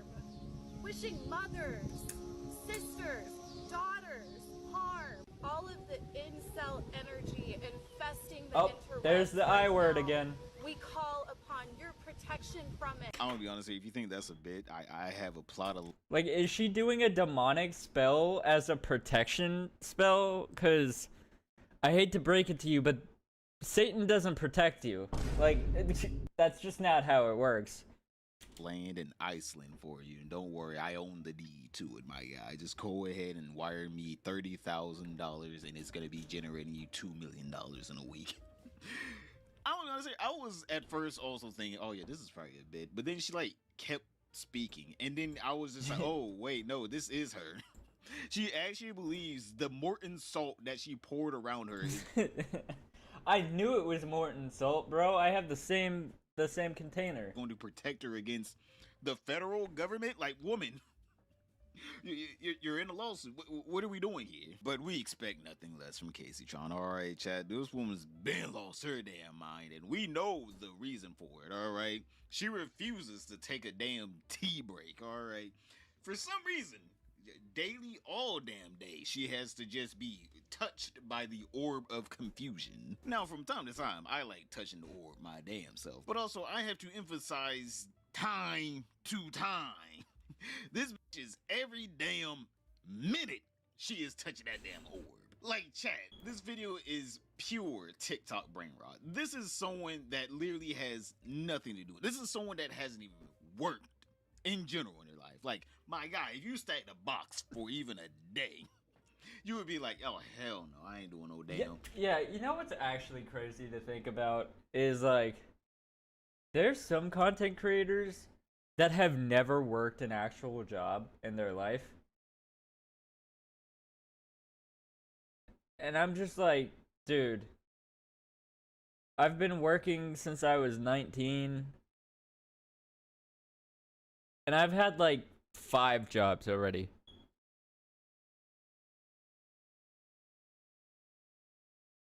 Like, what? Protection spell, protect me from my responsibilities in life. This bitch is out here trying to get protected from her own responsibilities. She's like, please, protection spell, keep the accountability away. Don't make me take responsibilities for my actions. Protection spell, help. Should have never wasted her one protection spell on this bullshit. At least ask for protection against heart disease, because we know the way she is living. Whew, yo, what's up, girl? Let's just Siamese Jordan? She probably did a manifestation spell to get a man in her life, and they gave her the most bummiest. I'm pretty good. How are you? They say you never said which specific man. Now you said you needed companionship. You never say you needed love. Casey Tron is peak internet degeneracy. All right, they need to do a study on this woman. How does brain rot and copious amount of turn you into just this? Like, this woman probably never stops scrolling. As soon as she turns off the stream, instantly the scroll starts, all right? And it doesn't stop until she falls asleep. And even in her sleep, she's doing the little thumb movement. She's doing it without even knowing. And I'm gonna be honest here, I truly do not think this woman. Are you on Twitch? Yeah. Like, let's all be honest here, Chad. This woman probably stank. I mean, just nasty, all right?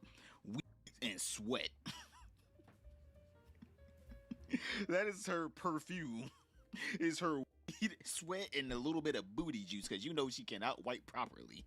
After you get to a certain amount of poundage, it's just futile. Like now we're just harassing for no reason.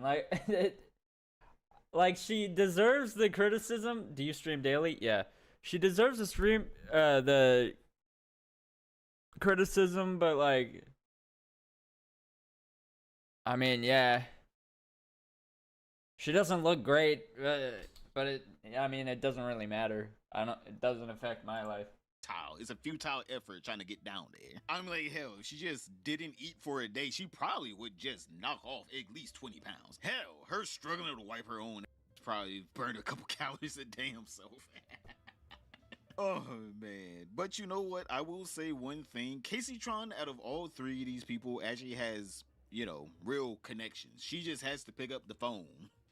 Ask for any kind of help from any of her, I guess, streamer friends, quote unquote, or I guess YouTube friends as well. She has been on these platforms for a hot minute, all right? So she has connections to people that could help her. You're from the UK?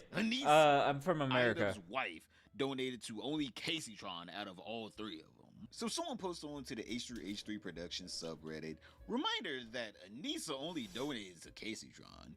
She donated $1,000, which we're gonna get into a future video of. Maybe she should have kept that $1,000, but that's gonna be no. She only donated to Casey Tron because she had the least amount of money being donated to her, which is kind of funny. Video. She donated $1,000 to Casey Tron's GoFundMe using her name, not anonymously. She tweeted out begging everyone to support Casey's fund. As far as I remember, she didn't ask people to support Denims or Frogan.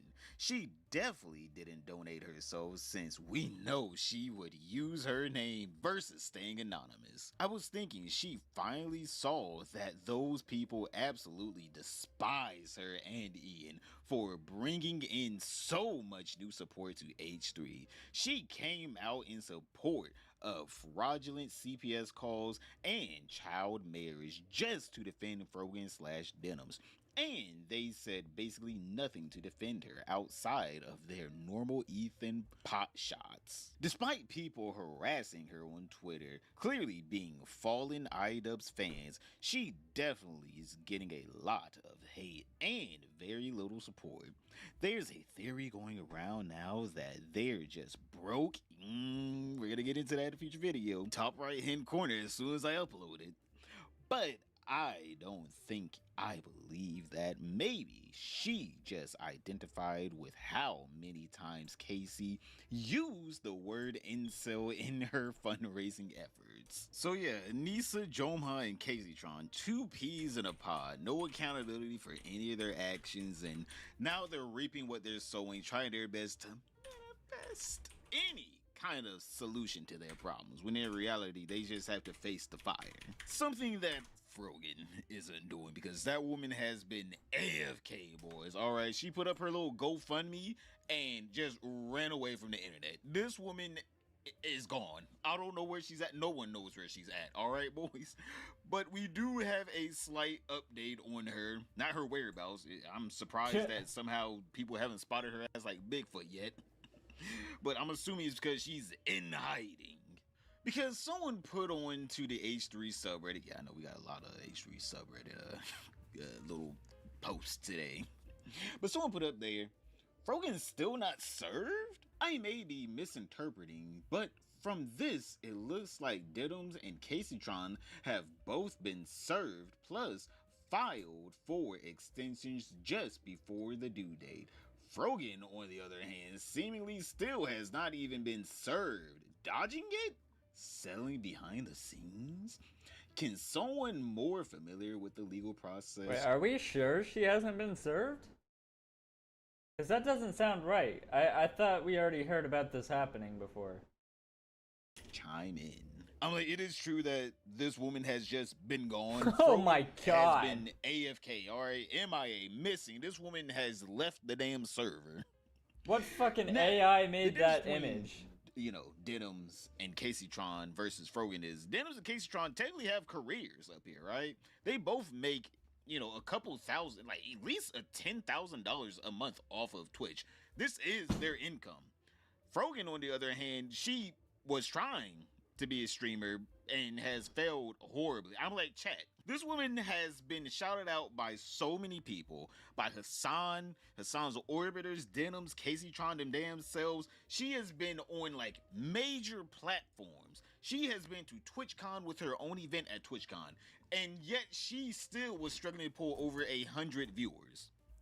I think she took the hint that no one wants to watch her ass, and she probably has found a new job or a real job in general. And we can't even say it's for the reasons of like, oh no. Wait, that would actually be insanely based. Wait. Based? That'd be insanely based if she actually did go get a job because she realized no one wanted to actually watch her. That would be insane. This is insane, dude. There we go. She's just ugly because objectively, if she lost weight, she wouldn't be, right? She could look better. She's not as hideous as Caseytron, let's all be honest here. I'm like, she's not that bad. She doesn't have the worst personality out of all three of them. I mean, like, Caseytron objectively has the worst, but also she is the most manic, so it is kind of funny watching her. I'm not even gonna... Did he just say... Alright, bro, I don't agree with this. Frogan definitely has the worst personality. I'm sorry. Lie. Denims is the most boring. That woman is legit just watching paint dry. You are legit staring at only one section of the screen at a time, and you know what section I'm talking about. True. Like, Frogan has kind of a personality, and she also isn't the ugliest out of all three of them, but it's sad to say that she is the most just unliked, right? No one just likes her in general. Even people that are on her side don't like her. So I'm assuming that she finally got the hint of, you have had every chance. She has had every single chance to become a content creator, and it just has not worked out. And it's time to find real work, right? Because, like, chat, if I was in any of their positions, I was a 10K indie, all right? I would just be a 10K indie in general. But if I was in Frogan's position, I would be top 1% streamer. This woman has had every single chance to just blow up, and it's not even like she squandered it. She tried her best. It just didn't work out. Her story of being, or I guess trying to become a content creator, is the most tragic out of almost any and everyone. She has had every opportunity, and it just has not manifested. Now, I don't know what kind of real job this woman has. It's probably a remote job because for some reason no one's found her yet to serve her papers. Just nowhere out there, all right?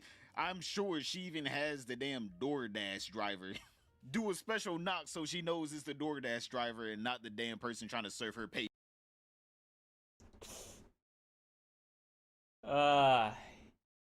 The person's trying to serve the papers just needs to do the special knock, which is most likely. It's most likely that one. But you know, old maybe reliable. She contacted H3H3 and he's and her are trying to figure out a settlement together because he definitely knows he's not getting no money out of her. That bitch is broke. All right. If Caseytron is saying that she is poor, Frogan is destitute. All right. She don't even know how she paying the bills. And usually H3 is very adamant at making sure to make follow-up content on a lot of the lawsuit content. And he just has not been talking about Frogan at all. So I'm sure he just doesn't care that she didn't get served because they're either working it out or he's like, I'm like, shit, she gonna get kicked out one of these days now. She ain't been on stream in about them near 3-4 months. Like, god damn, bitch making no dollars. But I think this commenter in the, post underneath it, sums up what probably is happening. But, we don't know. Maybe she is on the run, on the land. Maybe she did reach out to him to settle. It would be the smartest thing to do. And she seems to be the only one taking it seriously by shutting up and not further incriminating herself. I remember Ethan mentioning that he was learning a lot of things behind the scenes, but he stressed it didn't necessarily mean anyone came forward. If they are negotiating, I doubt he'd draw attention to it to reduce further harassment on her end. Well, I just feel like that's a little selfish, isn't it? I think as a community, we deserve to know what the hell the outcome of this shit is. We need to know if she settled, how ridiculous was the settle. Wait, so the title was clickbait then? Like, we don't know that they're settling. Alright. Did you make her do like a damn backflip? No, he made her lose weight. She comes back, she's skinny. He's like, actually, I put her on a beauty regimen and a weight loss program. That's his settlement. He paid for her to get healthy. But that's way more favorable than what H3H3 is gonna do to Hassan's top moderator. Because, oh my god, H3H3, he... Damn, that thumbnail is horrifying. I'm sorry. Is planning to do some devious shit to this person. Boys, click this video right here to find out how fucked is this guy. But other than that, don't forget to like. Guys.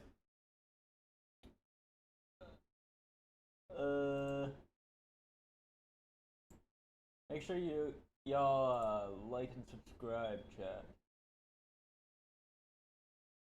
Also,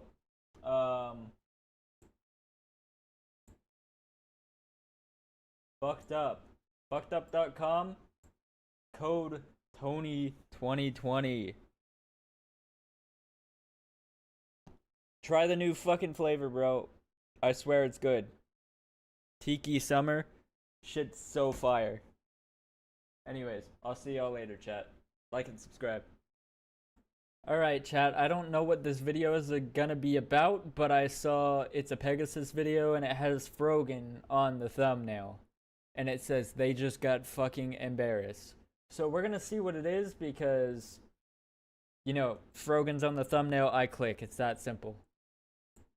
Welcome back to a series so spellbinding, even Harry Potter subscribed. In today's video, Hassan is now denying lying about Asmongold and says that Asmon actually lies about him. He's also called out Nuxtaku and calls him an Israeli lolly lover, implying that he's a PDF file. Out of nowhere, Ice Poseidon has now called out Hassan. Baldus. Wait, what? Ice Poseidon? I haven't heard of that guy in years. The fuck is he doing here? Tone has shown his veteran brother the viral clip of Frogan saying that soldiers should get I did PTSD. see this.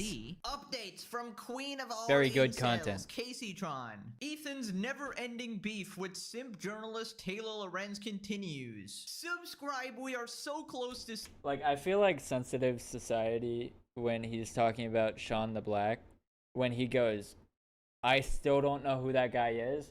I still don't know who Taylor Lorenz is. Nor do I really care. 700k. Thank you, Ludwig, for your contributions. Let's up those numbers! Let's up those numbers! Now let's begin with this tweet. Hassan denies making things up about Asmongold. Make sure y'all like and subscribe. Please, I beg of you. His AI thumbnails. Also calls out Nuxtaku. I mean, can you imagine what it would be like if you just had people on the internet that would just make stuff up about you with no basis and just fucking put it out there and just say random shit with no evidence? Why do they look so surprised here? Do they not understand that he's talking about them specifically? Or him specifically? Evidence? Wait, that's so crazy because, like, I think he literally has been abusing, he's been spamming, like, AI thumbnails recently, too. And, like, he makes it, I saw, like, one thumbnail that popped up on my fucking For You page on my YouTube, and it gave me a jump scare. It was me, like, holding a gun, and it was, like, on the other side, it was, like, Ludwig, I think. So, I don't know what he was implying. I think he was, like, implying that I'm, like, killing Ludwig or something. I don't know what. Dog, the video was about you pulling a gun on one of your viewers to threaten them. And Ludwig was also part of the same controversy, or a different type of controversy around the same time. You're not actually being serious, right? Oh my god. But like at this point, like the lore crafting is so is so out But of it's like, pocket. it's all like it's like this weird mirroring thing too, where he's like criticizing you, but like in the process describing himself. Why does this video look like it went through a microwave? Perfectly. Yeah. Imagine being a guy who doesn't know anything and tells lies on the internet all the time. Okay, can somebody in the We know exactly who you're talking about. This is insane, dude. audience tell me, who is this guy? Like literally who? Buddy, just hop off his shalong, man. It is crazy how much absolute dick sucking is just going on here. I told you, there's a waiting list for that shit. You gotta get past iDubbbz. You gotta get past True. Dan Clancy. You gotta get past the Hassan Orbiters. My god, get in line. Also, if it wasn't obvious already, the hypocrisy is so insane. No, but really, who the fuck are those two people? I've never seen them in my life. Are we supposed to care? Bro, Hassan will constantly lie and twist stories to fit his agenda, and he's out here calling other people out. And then his two yes man minions there going like, Hassan, you're so cool, bro. Absolutely pathetic. Now let's take a look at what Hassan was talking about. Basically, he's talking about this video posted on Asmongold's clip channel. Now keep in mind that Asmongold doesn't really run this channel. It's his editor who takes care of everything here. So if we look at the thumbnail here, Hassan is pointing a gun at the camera, and then we got Ludwig here. It kind of looks like Hassan is, you know, going after Ludwig here. Now, is this AI? Yeah, probably. Is this clickbait? Yeah, probably 100%. Yeah. But is it very far from the truth? Hassan did wave around a gun, so it's not that crazy to, you know, change the position of a gun a little bit. Now he's also It actually looks like a similar gun to the one that's in the thumbnail as well. So like, you be the damn judge, bro. absolutely dog walk Ludwig and make him delete videos and apologize to him. So I feel like this is more of a metaphor, really. Pretty much everybody knows that this is clickbait and is a joke. Nobody actually looks at this and goes, well, is Hassan about to kill Ludwig? Did he aim a gun at Ludwig? Only the most lobotomized fan would ever think that. Now the question remains, should he actually be doing this? You know, probably not, but you know, that's kind of the game on YouTube, a little bit of... Yeah, I mean, you have to clickbait. Like, especially if you're like a channel like me, you gotta clickbait. Because you're not gonna get any traction otherwise. A clickbait here and there. I would know nothing about that, obviously. I've never clickbaited in my entire life. But I just find it interesting. He's out here pearl clutching over this, right? As if he isn't this massive hypocrite who actually spreads lies about him constantly. He even says Asmongold's favorite YouTuber is Rev, which is not, by the way. And he calls him a lovely, loving, essential PDF file. Says that he killed his mom. Those are like actual things he says and spreads to his audience. When Asmongold's audience looks at this thumbnail, nobody's clicking on this thinking that Hassan killed Ludwig. It's just not even in the same universe. Hassan is actually presenting these things as actual facts. Meanwhile, it's obvious He murdered Ludwig! That's crazy! This is insane, dude. That's insane! Gold and his editor are memeing here. Now, in this next part, he calls out Nux, the other guy with a Hassan series. And whose statements are really scrutinized. Yeah. Yeah. Couldn't be me. Like, there's one content creator who's like a lolicon, like drawn children enjoyer, and he's like a VTuber. He's like a cartoon character, right? And he's also, I think, like now living in Israel, but he wasn't before. He moved to Israel, I think, like after October 7. Like one of his immediate family members, I think, like might have died. Not on October 7. Not entirely sure about what happened, but anyway, he went like full fucking crazy mode. Right, so crazy mode is literally just correcting the lies you spread on a daily basis. Has Nux ever said that he moved to Israel, bro? First of all, like, even if your family lives there, why would you move to Israel now? Despite the fact that him being a Jew, why would he want to move to Israel now? This is the worst possible time you could move there. Why do people keep saying that he lives in Israel or that he's Israeli? Now, this is nothing new. Hassan has gone after Nux before. He called him an Israel dick rider. He said Israel bricked his brain. You know, this is just the same sentiment being echoed again. And is it really so shocking that Nux cares more about this issue? I mean, you literally just said his family member died. I mean, if I had a family member involved in the conflict, yes, I would be a little more interested. Now, obviously, I'm just in it for the YouTube drama here. I'll let him, you know, respond to this. But again, I think this is just a dumb criticism. Now, I don't know all of Nux's opinions and all. I can't really keep up with 2 hours of videos every day, but he doesn't really deserve to be slandered, right? I'm pretty sure Nux has said many times that he doesn't enjoy lolicon. That's just a lie. And I think he told me this, I kind of forgot, but I'm pretty sure he lives in America, so Hassan is just hallucinating here. Also, exactly. Has he ever said that he moved to Israel? He said that he's visited there multiple times. He said that. He never says that he lives there or that he ever lived there.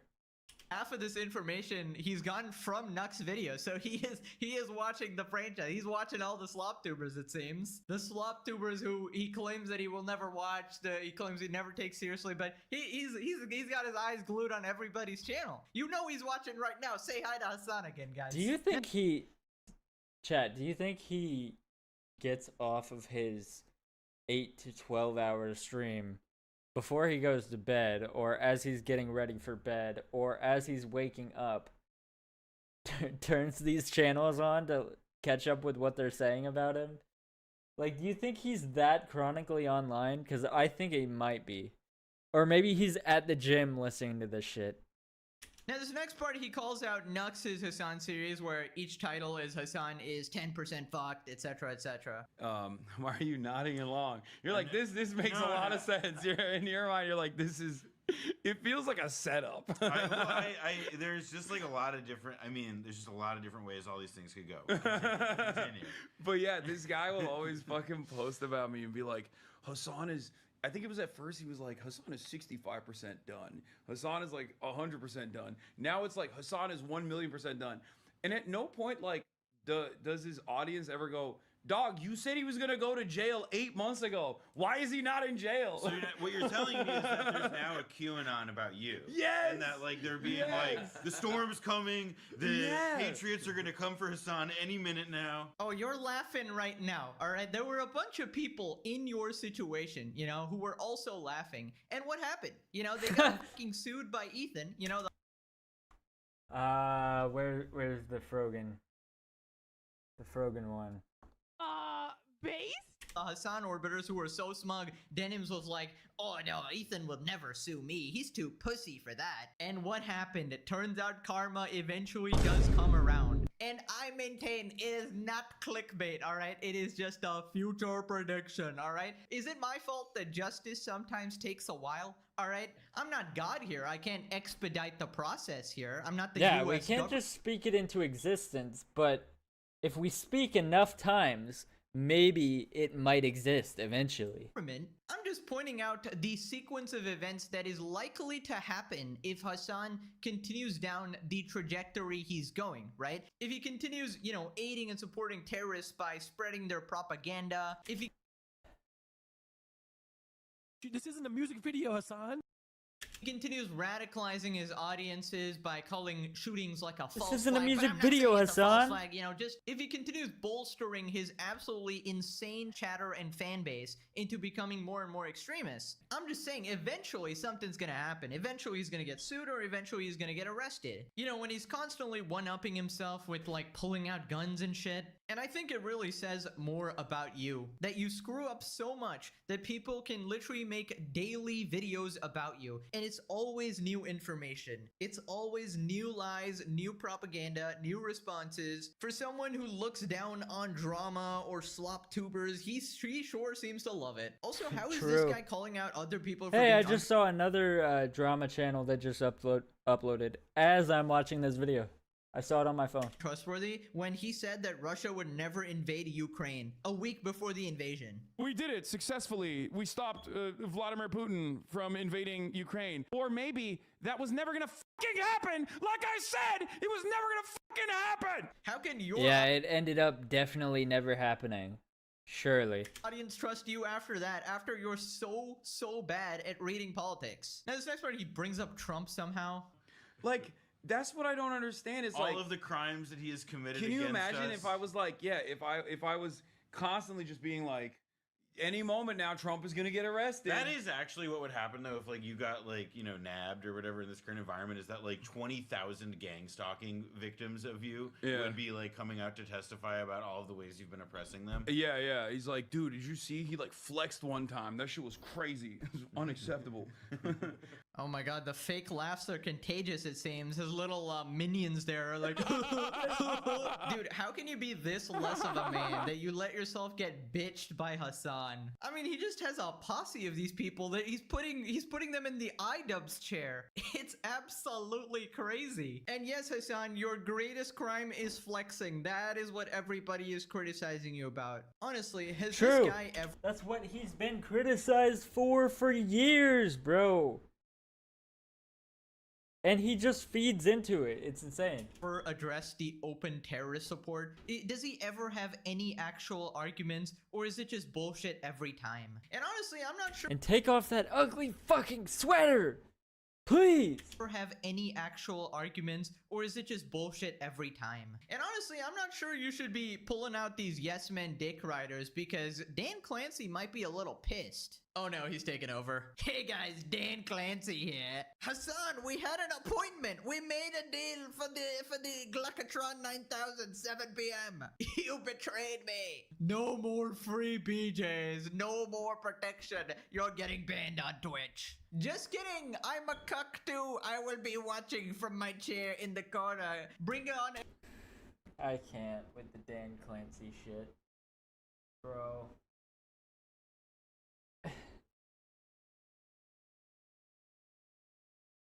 Like, is this guy ever gonna do anything? As many yes men as you need. I, for one, do not care. But I do expect another gooning rag for Christmas this year. Here's what people are saying. We got the #1 Hassan Glazer. I still haven't figured out what things Hassan has made up about Asmin. The only remotely plausible example I've seen is something about Asmin liking lolly. Is that it? You just know this person is the most unemployed person on the planet. Lol, what an awkward roundabout way to let the audience know that Nuxtaku is Jewish. It wasn't even relevant at all to what he was saying. He really just does hate Jews openly at this point. I mean, his statements are very anti-Semitic, that's for sure. Did that say Hassan eats farts? That's exactly what it said. Does hate Jews openly at this point. I mean, his statements are very anti-Semitic, that's for sure. Bro, making up that he didn't make things up, wild. That guy next to Hassan sounds like such a fucking cuck, I'm sorry. True. Alright, moving on to Ice Poseidon. Like, this is what I'm concerned about, or not concerned. I'm curious about, like, what the fuck is Ice Poseidon saying? Coming out of his fucking cave that he's been hiding in for years. Like, where has this guy even been? Genuinely, like, I have not heard about this guy since Mizkif started being a thing. Where he's called out Hassan, says that he hates him. Fakest dude I've ever seen. I hate him. I hate Hassan. I think he's the fakest dude I've ever seen. He's the fakest content creator. I just, it's disgusting. Like, he is so, like he pretends to be a socialist, but he's so far capitalist, it's crazy. He is just profiting off the back ends of his manipulated audience who are in desperate situations in their real life. Obviously his audience must be like super poor and desperate or something because they want socialism. Socialism doesn't mean you die when you are no longer a productive worker, okay? Every single one of these companies have blood on their hands. Kick is a little bit more direct. No, there is no amount of money that would make me move to Kick. Stop asking me why. I already told you. You don't even care about the actual answer. Nah, getting called out by a scumbag crypto scammer is crazy. When Ice Poseidon has the moral high ground on Hassan, that's when you know you screwed up. I guess everybody's just taking turns shitting on him. Bro, yeah. Although what Ice Poseidon was saying really didn't sound that genuine. I'm not gonna lie.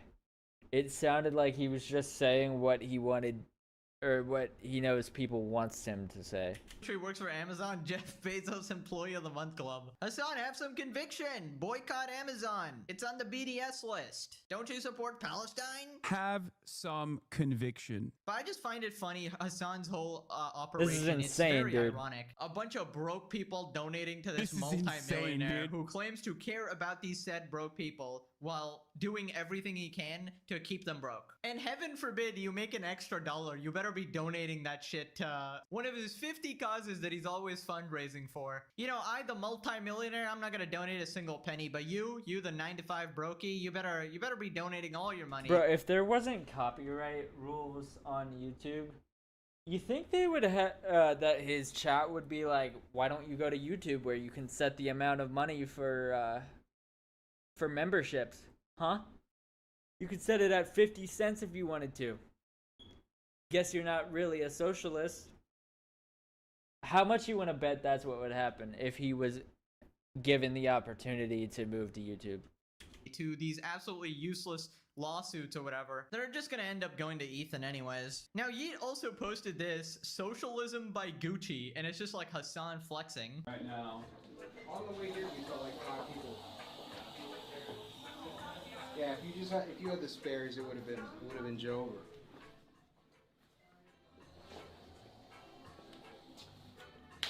Time. What number did they? She's looking. She's looking. She's like, this is. It's good, right? What number did they? This is a good fit. Yeah. You like it? Do I look like a male manipulator? Well, to be fair, you look like that without the Gucci. Socialist fella. Oh, Gucci, I'm sorry. I don't even care about the fact that I can't afford it. That's not why I'm saying this. It's just actually so fucking ugly.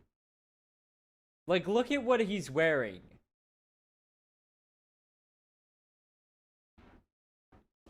You look like you're gonna go out to dinner and then go on a safari rainforest adventure. That didn't make any sense, but a rainforest adventure. Or a safari. I don't fucking know. But that's what you look like. Why? That does not look good, bro. Oh my god. It's actually so disgusting to look at. Unless we got the multi-millionaire socialists right here. Instantly we got the dick riders. Ah yes, because living socialism as a capitalist system is possible. Doesn't mean you can't have socialist values. Socialism doesn't mean you can't have nice things. It just means not leaving people to be without it all. But that's not in the individual, it's the government's job. He's outright supporting capitalism here. Stop it with their delusions and see it for what it is. He's a hypocritical grifter. I live in a socialist democracy. We have nice things. You should look up Norway sometime. A country with no military and a welfare system paid with oil. Lol.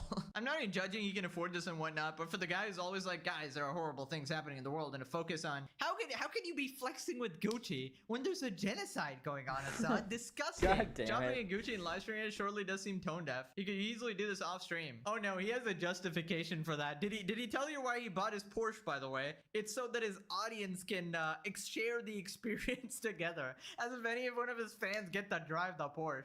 Actually delusional. Textbook socialism. Give us all your money and He we'll bought the Porsche because he wants us to look at it.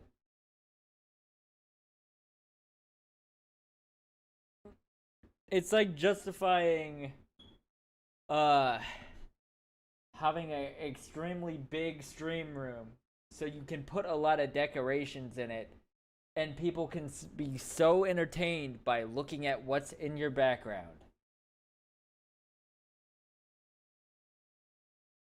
Are y'all so entertained by the Among Us piggy bank in the background of my stream? Don't y'all think it's so funny?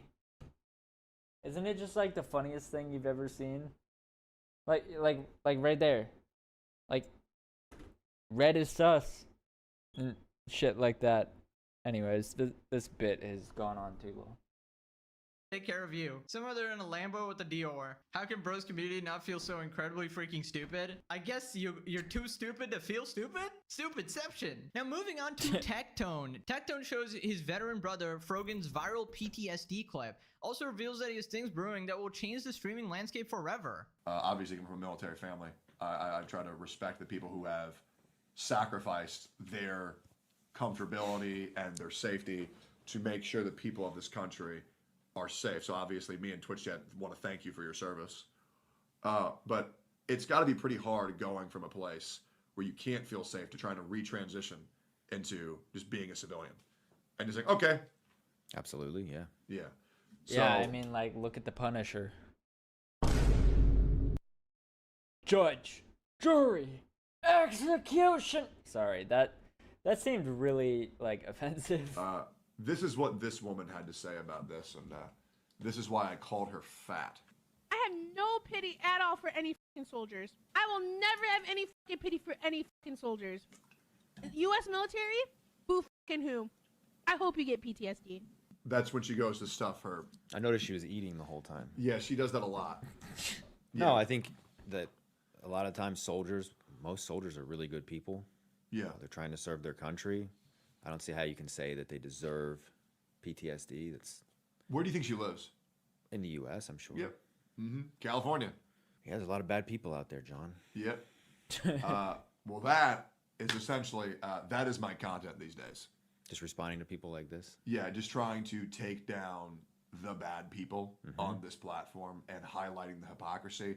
And I currently, that I can't say publicly, but I have something brewing behind the scenes that I'm going to be releasing to the public. I have another thing releasing in probably around 6 months that I think. I just can't wait to see what this is, bro. I have a feeling I know exactly what it is, but I can't wait to see it come to fruition. Is going to change the streaming landscape forever. That was another big piece of the puzzle that I'm going to be using to absolutely fucking obliterate these people. Like, genuinely fucking obliterate. Okay, so it seems like another lawsuit is actually coming with Ethan threatening. Rare instance of seeing Pegasus's face, bro. Okay, so it seems like another law. I haven't seen bro's face in years. No, realistically, it's probably been like 2 years. But I forgot what this guy looked like almost. Lawsuit is actually coming with Ethan threatening like Noah Samson, Bad Empanada. Why doesn't he show his face more often? It's not like he's ugly. Now we got Tectone threatening, I don't even know who this is, maybe Twitch itself. He says it's gonna change the streaming landscape. Not sure exactly what he's talking about, if it's gonna be individual people or Twitch itself. Maybe Dan Clancy, the Gooning Lord, who knows? Wait, what if Tectone's making his own streaming service? Will be there, whatever, to cover it as the premium slop tuber, obviously. Now, I just gotta talk about Frogan, alright? Frogan, alright? The absolute epitome of privileged people, alright? Stuffing her face while wishing PTSD on people who are protecting her. I just want to know what she was eating. Face while wishing PTSD. It says egg count. Was she just eating 54 fucking eggs? On people who are protecting her, risking their lives every day to protect her safety. Now, let me put this into terms that Frogan will understand. They are not protecting you, so to speak. They are protecting the McDonald's workers, the people who cook your Big Mac, the people who give you your chicken nuggets. Now you understand the gravity of the situation, don't you? Bro, she doesn't Honestly, eat chicken nuggets.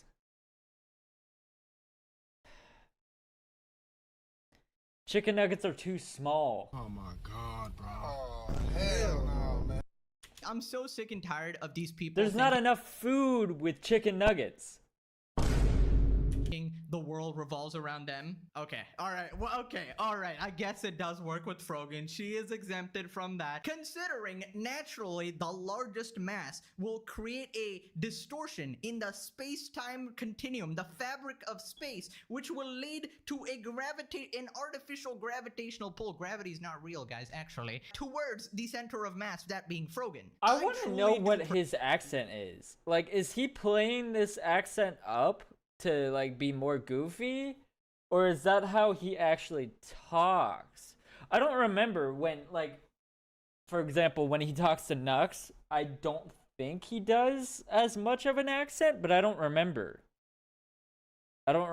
to be completely honest. Pray for the farmers of California having to feed Frogan on a regular basis. I pray for the local McDonald's workers having to deal with her 17 billion orders per day. It's gotta be, you gotta be working like 24/7. She gotta be like Squidward from that one episode where he gets obsessed with Krabby Patties and it just like goes to his legs and blows him up. F in the chat, fellas. F in the chat for all the poor employees who have to feed Frogan. Now moving on to Caseytron. Apparently she's called out XQC. Not exactly sure what's going on here. Seems like a bit of a troll. Basically, recap from the last video. Hassan was calling out XQC for not stopping people from saying the N-word. I don't know exactly who they're referring to. I think it was Destiny. From what? From what? When? Obviously, XQC can't control other people. I'm not gonna lie, I don't watch XQC. The last thing I watched of XQC was him and Aiko, or whatever her name is, playing Peak. And I watched that for 15 minutes and shut it off. Like, bro was listening to Elon Musk talk about Grok 4 or some shit. Like, I got so bored that I turned it off. He did say that he doesn't support it and he tells people not to say it. So after that, XQC calls out Hassan for being a hypocrite and says that he says the C word all the time, and that one's for white people. So now Caseytron has randomly jumped in and is supporting XQC for some reason. I have no idea what's going on. I think she might be trolling, but again, her entire life is a troll. So I don't know. Like, I'm actually, Hassan, I actually am one of your friends who actually gives a fuck about you enough to let you know that what the fuck you're doing is shameful, it's harmful, it's unbecoming, it makes you look racist to white people. Man, she must not have been given that money for her lawsuit.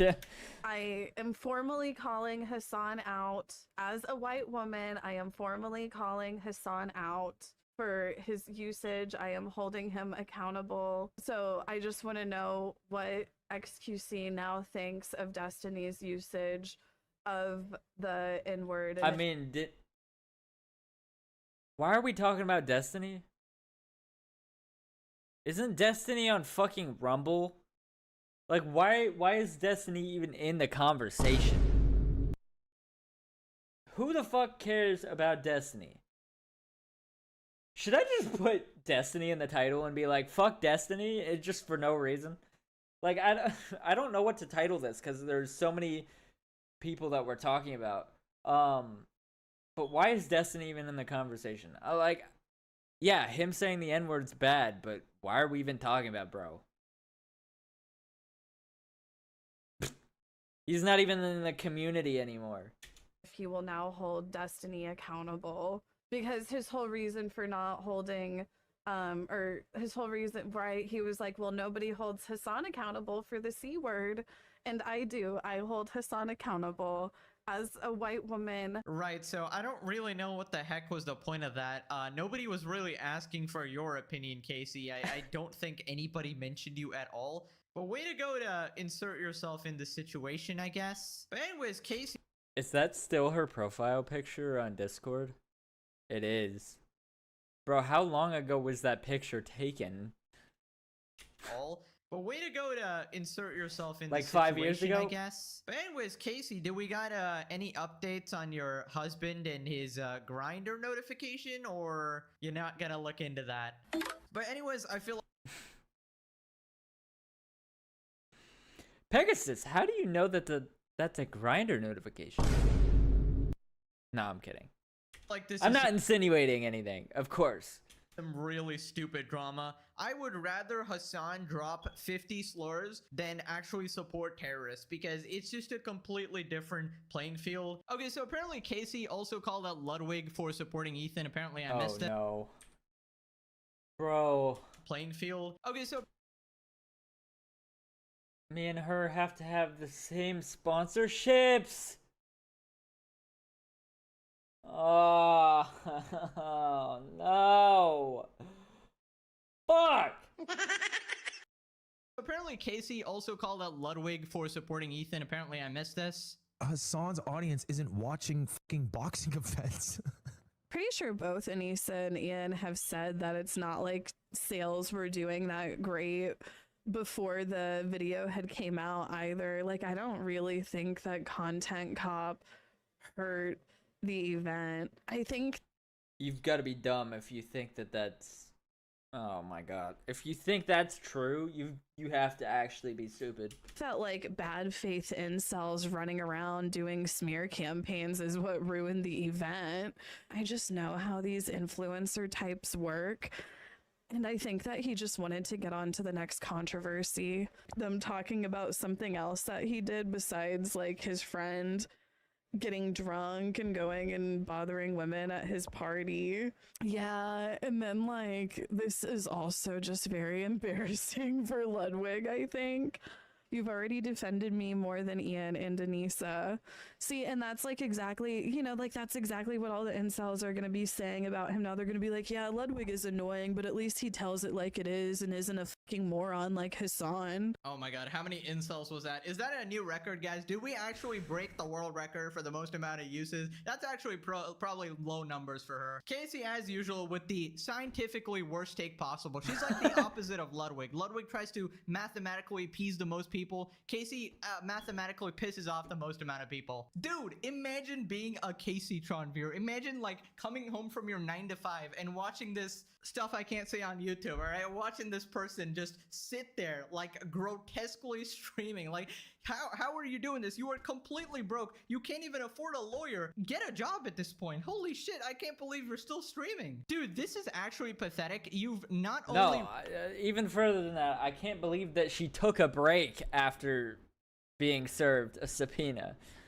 Or not a subpoena, or court orders. Ruined your own life, but you've roped your Discord mod-ass boyfriend into this as well, who is on Grindr apparently.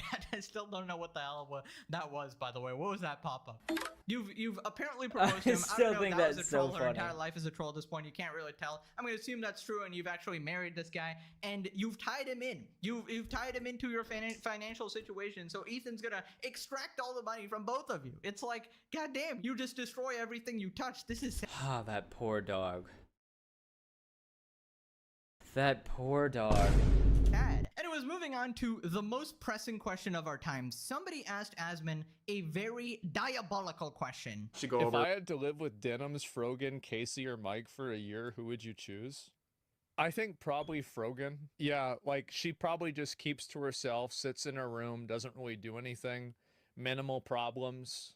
Yeah, probably Frogan. Just the food bill might be a little much.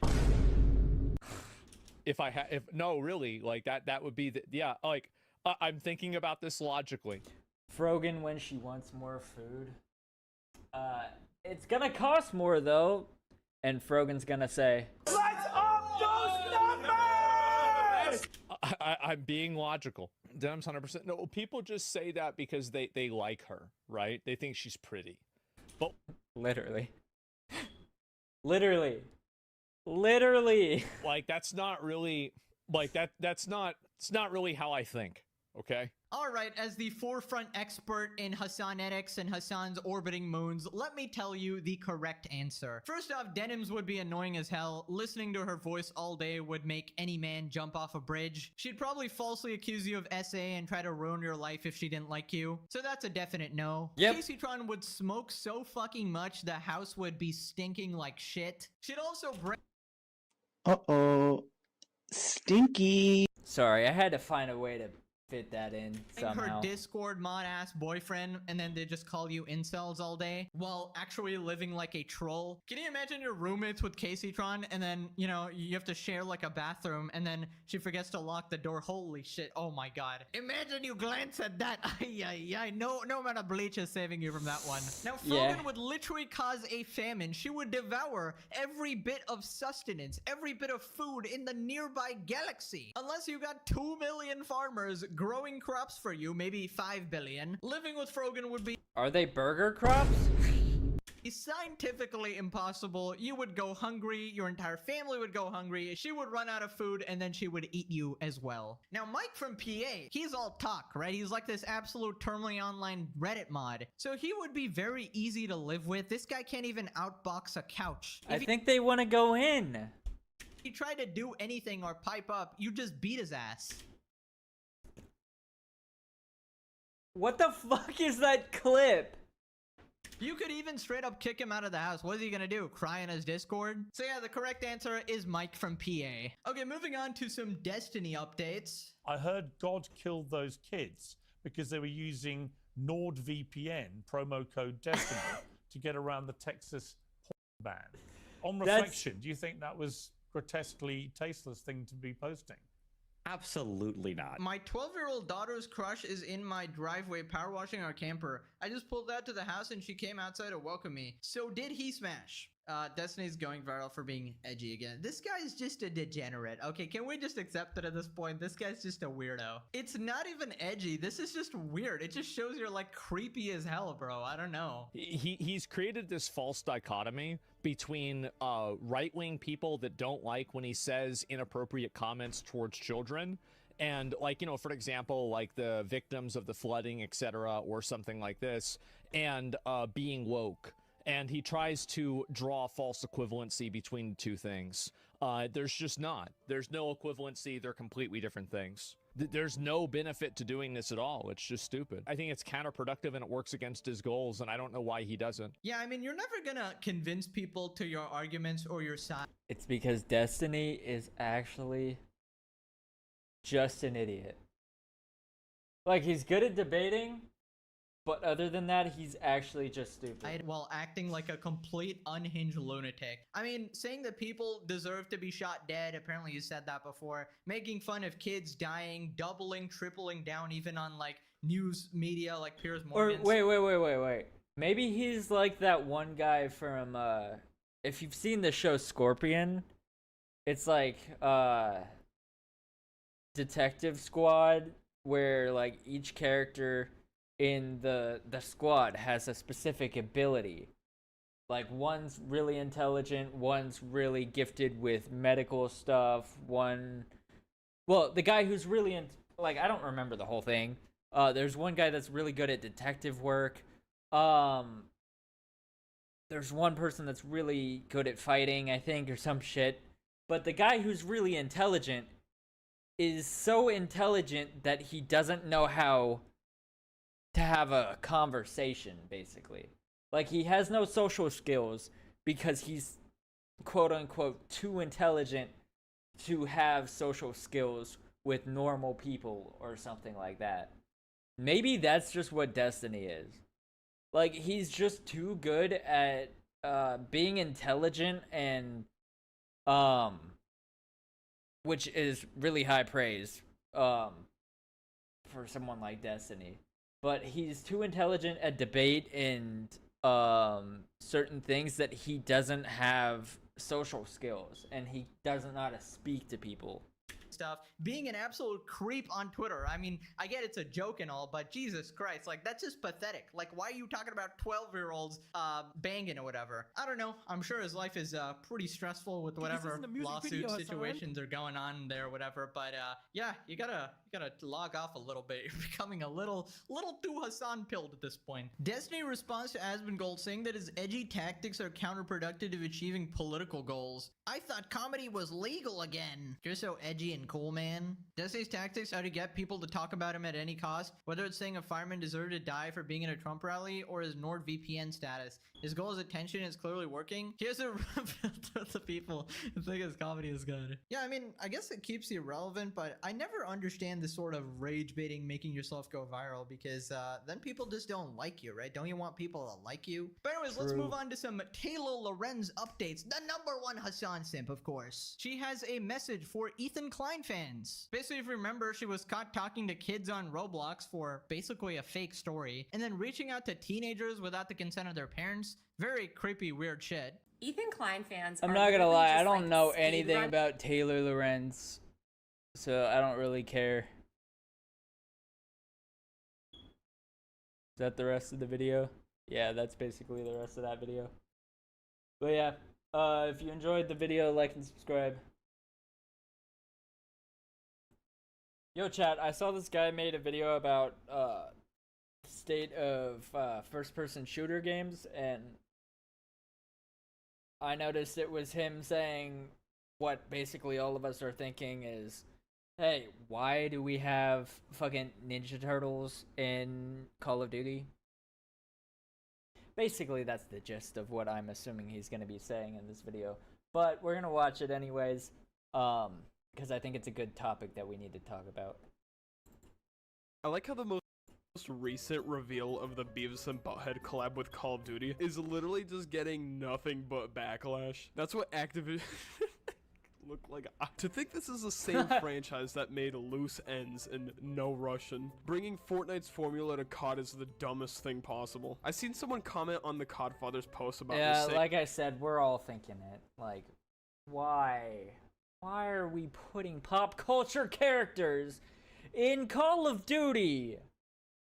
Call of Duty is not Fortnite. Stop making it Fortnite, bro. And COD gets the skins that Fortnite doesn't want, and it has never felt more true than— Like, if that's really what you want to do, make it to where you can only use that shit in Warzone or something. Like, can you even buy skins for Warzone? Does anybody know? Like, can you buy the Ninja Turtle to wear in Warzone? Or is that only in multiplayer? I don't even know, because I don't play Warzone. Now. Stop it. When is it gonna end? Same, bro. Same. It's literally the exact same thing with the new $50 skin that's dropping in Siege. Nothing but backlash, bro. I miss the days when games focused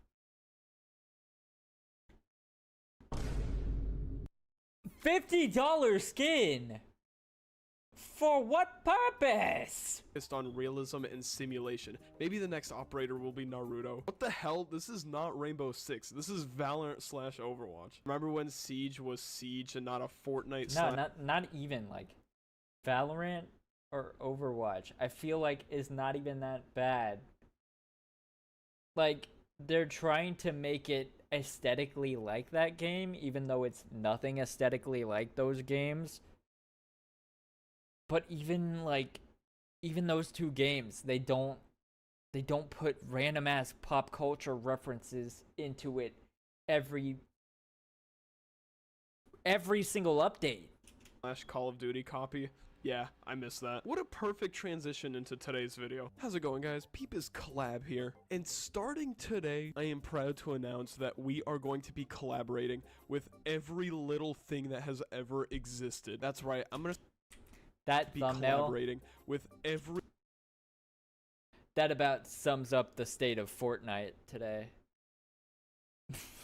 Fucking Spider-Man with a gun, Travis Scott, Peter Griffin, fucking Juice WRLD. Who even is this?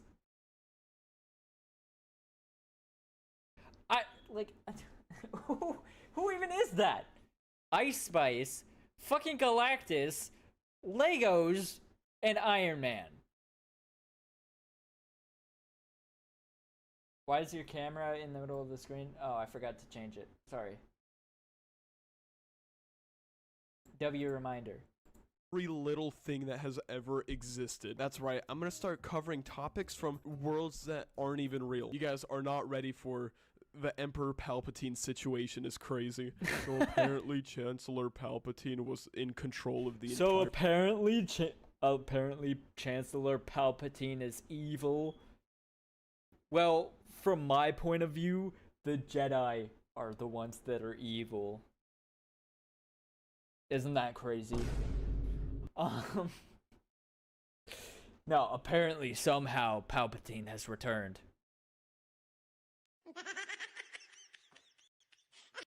Our Senate this whole time. A bit of a plot twist, but the one thing that really grinds my gears here is the fact that he pushed out an order to kill off all Jedi. Alright, I'm gonna be honest with you, this is such a sudden video idea, but it's like, this is heavily inspired by a conversation I had in my last stream, which you guys should totally stop by, watch my streams, you know. I talk to chat all the time, I like to interact with y'all often. I mainly talked about the best way to describe it is video game taste regressing. That's honestly the best way to explain it, because recently I've seen a lot of people play anything I'm not gonna lie, Call of Duty looks, at this point, it kind of looks like whatever fucking game he's playing on the screen right now. modern day releases. Me, myself included, bruh. I'm a Garden Warfare 2 connoisseur, bruh. Insane sleeper pick when it comes to hero shooters, bro. This game. Wait, that's what he's. Oh, that is what he's playing. This is like a Plants vs Zombies. 3 PS? Third person shooter? Bro, they're just making anything nowadays, aren't they? Huh? Like, what the This fuck? game ages so well. But the main straw that broke the camel's back for me was mainly because nowadays, why does every hero shooter have to be the exact same thing, bro? And I hate just loosely using the term slop, but you guys are gonna have to hear me out on this one. Here's a new definition I'm coming up with on the spot, bro. Shooter slop. Alright, you know what? I'm not gonna be surprised when Call of Duty makes a hero shooter, because right now it's a FPS multiplayer game, competitive sometimes multiplayer game, and zombies and battle royale. I am not gonna be surprised when they make a Marvel Rivals style game, Overwatch, Valorant style game, where you have an ultimate ability and you have to be a certain character to have certain abilities. I am not going to be surprised when that's a thing.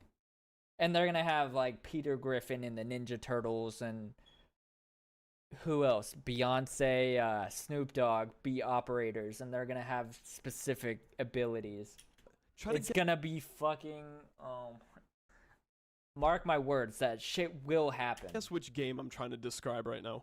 Let's play a little game. Try to guess which game I'm thinking of right now. Okay, so it's free to play. It's overly reliant on battle passes for monetization. It's littered with collaborations at the moment. Absurdly high prices for microtransaction, including a $50 one that recently dropped. And the $50 one is not worth it at all, and is very reliant on fear of missing out tactics in order to keep people reeled into the game. Are you guys locked in with your answer? I was thinking of Siege X. Fucking Rainbow Six. I'm not gonna lie, I have never played that game and probably never will play that game, so I would have not known that. Siege, the newest installation, yet it feels like I was describing literally any other game.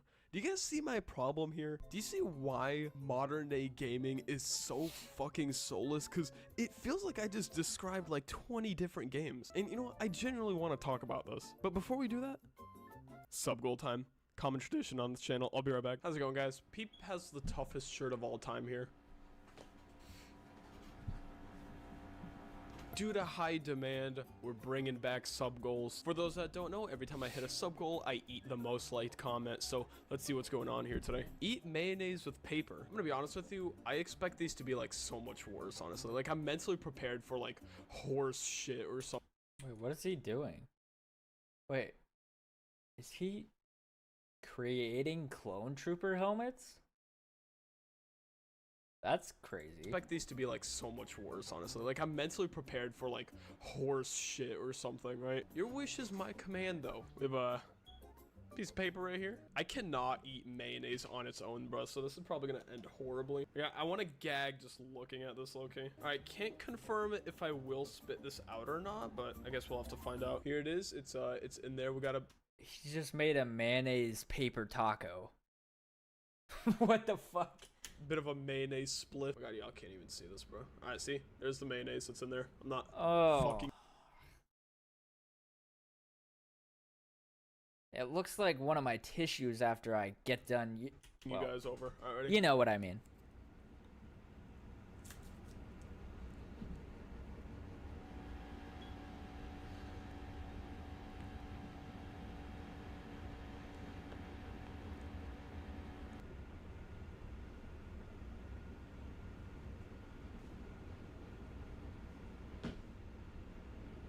Please don't suggest... Uh-oh. Stinky poop. Suggest me anything with mayonnaise ever again, bro. I hate mayonnaise, like on its own at least. That being said, if I hit 197 by the end of this week, I will eat the most liked comment again. In general, yeah, he shouldn't have said that. He should not have said that. Now everything's gonna be mayonnaise. Girl, just be sure to subscribe because I'm so close Mayonnaise. to 200K. Help a brother out, bro.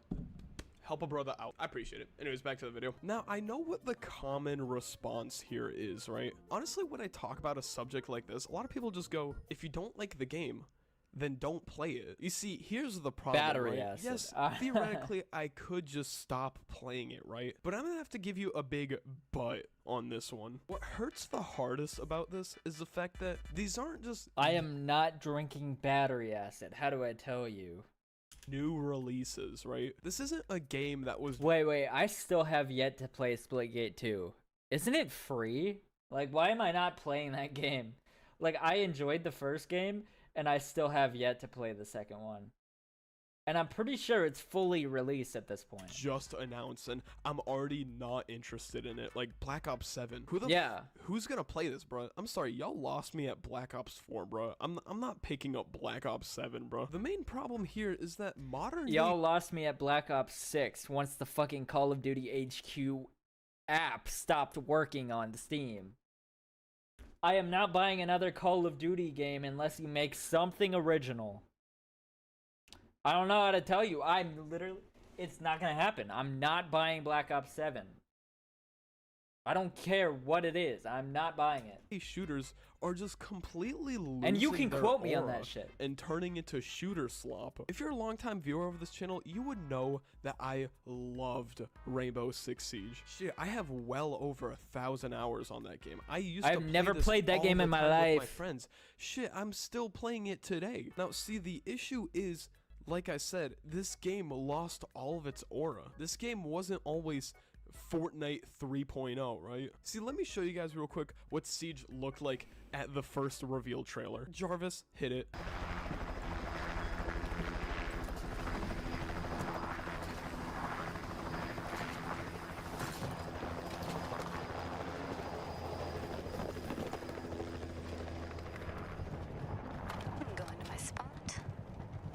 Now let me show you what Siege looks like in 2025.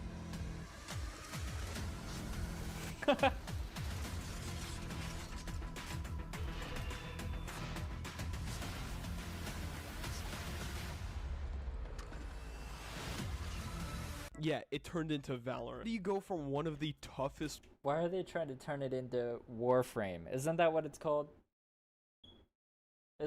That's what it's called, right? Warframe? Like, what are they doing? I logged it until it turned into Rainbow Six. Reveal trailers in video game history to Rick and Morty collabs. What am I looking at, bro? This game wasn't always littered with microtransactions. Yes, theoretically there were. Genshin game. No, I think every competitive online multiplayer free game has tried to become Fortnite at this point. To the point where, like, Marvel Rivals seems unique because it's not going down that route. Where it's not like adding Star Wars and Legos to the mix just because they probably could, but they're not going to. They don't need to. Call of Duty never needed to add the Ninja Turtles or Snoop Dogg or whoever else that they've had that's stupid, and why are they in the game? Like, I don't understand why they're doing all this shit. Were always microtransactions in this game, but back then you were able to just grind the game and unlock those bundles for free. You just had the option to just buy it up front with real money, but no, you could 100% grind for like 95% of these bundles for free. But then the Fortnite air kicked in. You know that one term, boyfriend air? Apparently if you're a girl and you're around your boyfriend for too long, or you've been dating a boy for too long, you apparently just slowly become your boyfriend, right? The positives, but also the negatives. I feel like that's sort of what the shooter scene is right now. Everyone got that goddamn Fortnite breath. Now the problem is, do I want to bash Fortnite for this? You see, yes, Fortnite started this all, but this is something Fortnite has been going for like a while now. And you know, this could be me being biased, right? And if you have a problem with it, you know, comment your opinion. I'd love to hear. I feel like Fortnite's been like that since the second year it came out. Like, it's just been whatever. And maybe it's like Fortnite is trying to become Roblox. Because I can definitely see that as well, that comparison. But now every game is trying to be Fortnite, and Fortnite was already trying to be Roblox. And it's like, are we gonna turn every game into fucking Roblox at this point? Your guys' opinion.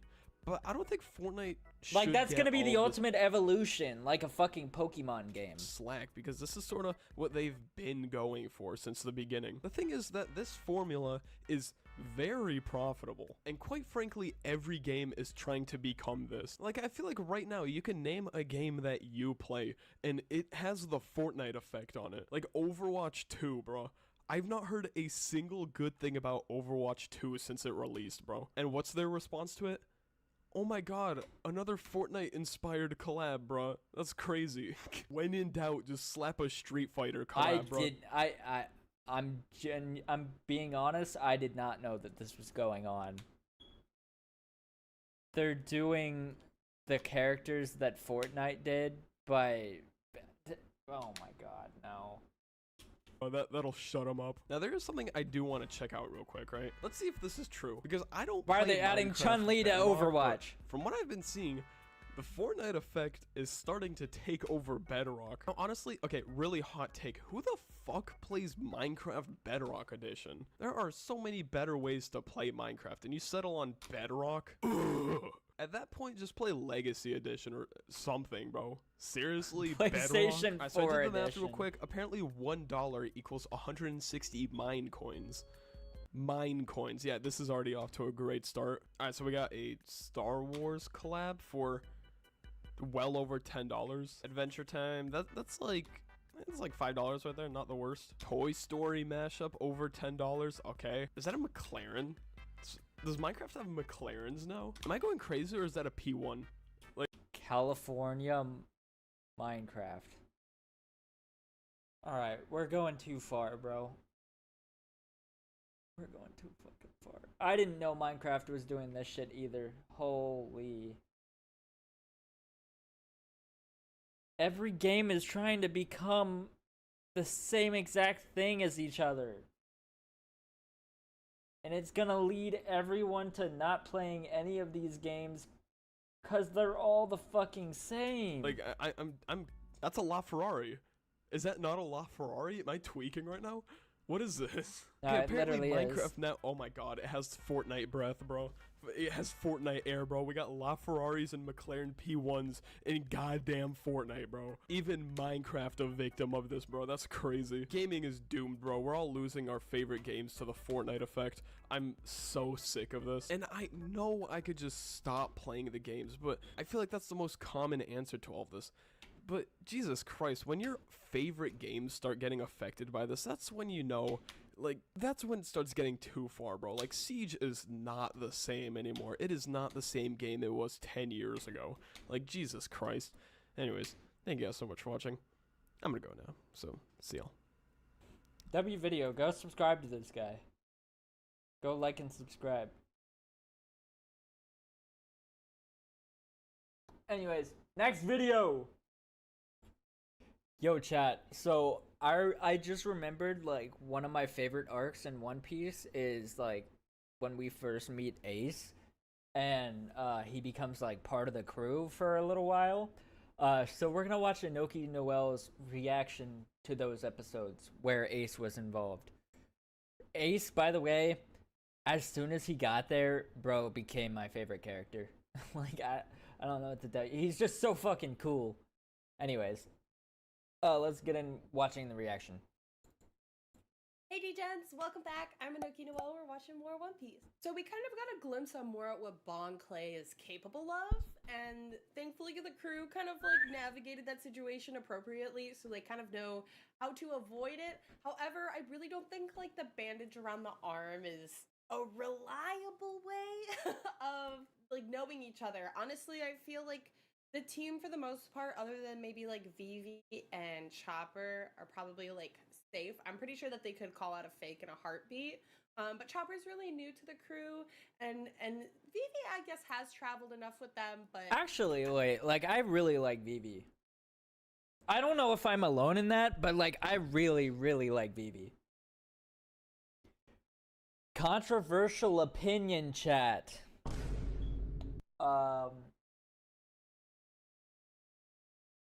She might be hotter than Nami.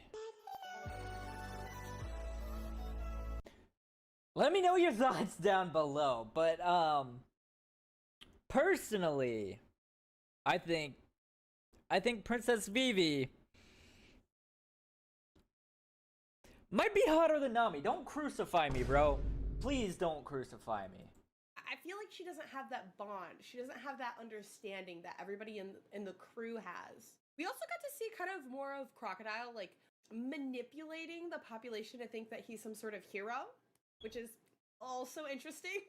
But yeah, it seems like the weather is kind of, like, chilling, so we're finally approaching Alabasta, so hopefully we can kind of get to see the crew interact with the townspeople and kind of get a feel for things, and hopefully they don't just, like, get jumped right off the bat. I kind of hope that they get to, like, explore and talk to the townspeople a lot. But before we start today's episode, if you guys want to watch uncut reactions beginning to end, none of the silly business here in the corner, check out my Patreon. If you like the edited down version, check out my YouTube.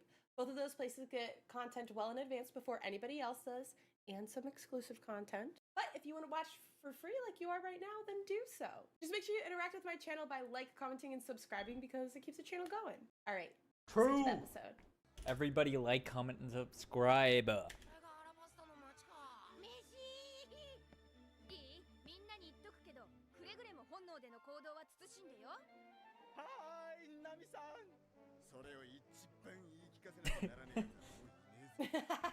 Luffy is already out of there. He's had to talk with Nami like 3 times and he's already gone. Okay, that's true. That is facts. He doesn't care about the bounty on his head, bro. He cares about the food. I'm not gonna lie, I would be the same thing. If I was on a fucking pirate ship for that long, with no good food, bro, I'm running to McDonald's. Like, how do I tell you? I love how Chopper's putting on his little backpack. He's so excited too.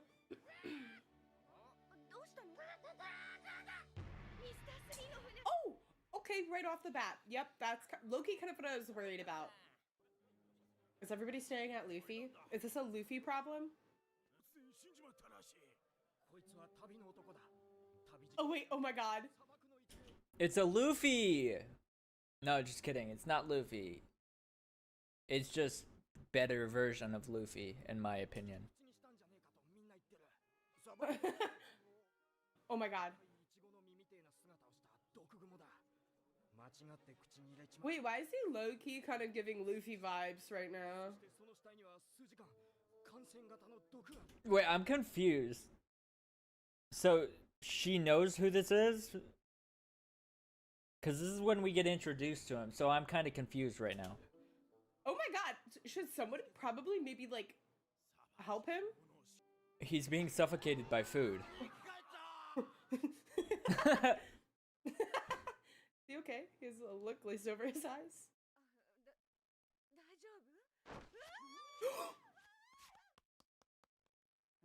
Are we sure he's a fan favorite?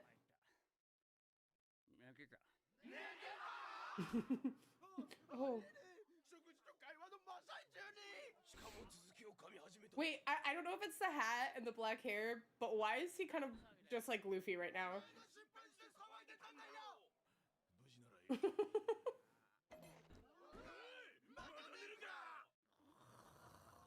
Little bro is just lost in the sauce, to be honest. Little bro! Nah, alright. I don't know why I was popping my knuckles. I'm not gonna... Anyways, no. Ace is the best character in the show, I swear. Like, you can argue with me all you want, you're not gonna change my fucking mind. So you know those, like, cats that, like, fall asleep at the bowl with all the milk in the face? Oh, Smoker! Oh, he rolled up too! Wait! That was me when I got out of the car when I was a kid, and I saw someone smoking, like, out of the passenger seat in the car that was parked next to us, And I go, Mom, isn't smoking bad for you? Like, I said it as loud as possible, and my mom was like, get in the fucking car. She didn't say that, but she was really mad at me because I said it so loud that the person heard me. And I thought it was so funny because, like, that was me when I was a kid. Smoker! Like, Mom, isn't smoking bad for you? Like, I said it as loud as that. And then my mom was like, get in the car, get in the car. And then she had a whole, like, hour-long talk with me on why you shouldn't say random shit like that that could offend somebody that you don't know. I know everybody's in Alabasta. That's actually kind of crazy. Dude, he's still looking for Luffy.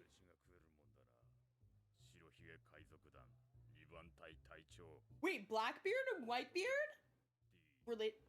Whoa, whoa, he has a D in his name! He has a D in his name! Oh, but I'm so confused. Does she know who Ace is or not? I'm so lost. I'm so lost, bro. She keeps going, wait, why does he look like Luffy? But are we sure this is a fan favorite? Like, does she know who this is or not? I'm so confused. Oh. Is, like, the Whitebeard pirates, like, a big name, too? Oh, he's a famous big shot pirate.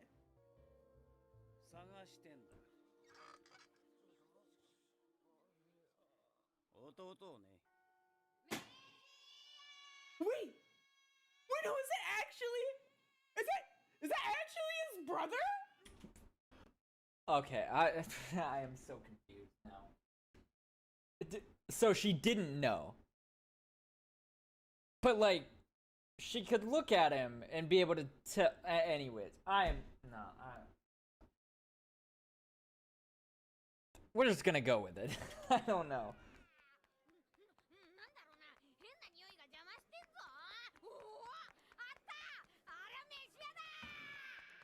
No shot. Is the reunion gonna happen right here in front of Smoker? That's actually. Wait.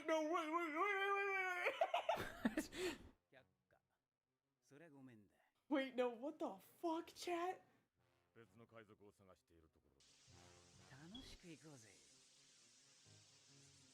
Wait, hold on. It's kind of like if Luffy's IQ was like 10.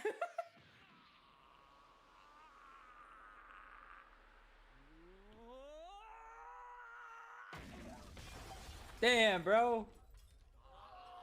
He should have just said, flame on! Right there. I really can't. This is too much. This is way too much at once.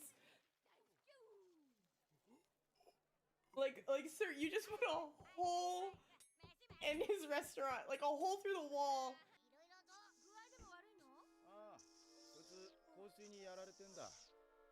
Okay, he probably has, like, a strong nose or something.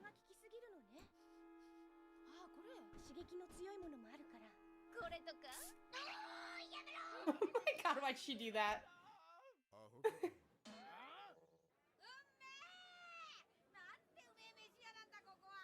Wait, hold on. Like, are like, where's Ace and Smoker? Are they just, like, chilling outside right now? Yeah, did they... I don't even remember. Did they get, like, blasted through the fucking wall? What happened? Where are they? Oh, right. Why are you fucking with me? Why are you fucking with me? Why are you fucking with me? Huh? Get the fuck back to work! What's up? What's up, Hennessy?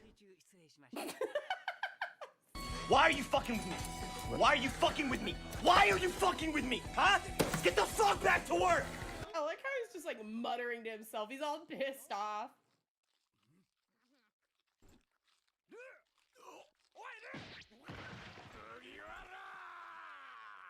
How you been? I'm pretty good. How are you? Bro is so preoccupied with food. I'm not gonna lie, like I said earlier, if that was me that was on a pirate ship for that long, this would be me. I would be doing exactly what he's doing, ignoring all the problems that are currently in front of my right in front of my face and just stuffing my face with food. I'm good, bro. I'm glad. This is so unserious. How does this anime like make me violently cry? I can't. He can't hear anything right now, dude. It's one thing at a time for him. Is he ever gonna like realize? Cause I don't remember these episodes that well. Cause I watched these like over a year ago. Like, I'm not gonna lie, I watched this so long ago. He's trying to remember too.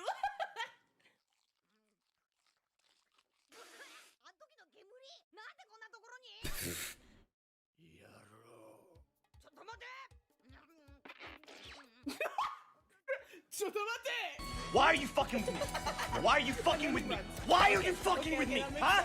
Get the fuck back to work! Wait, let me snooze the ads. Oh yeah, he didn't even realize Ace was there. Wait, how did I never realize that, like, he had an older brother? Because they never mentioned it until now. Yo.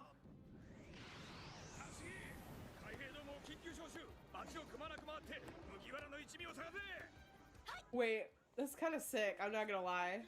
Like, I just got done watching an episode last night where this guy is still chasing them. I feel like Captain Smoker literally never stops chasing them, ever.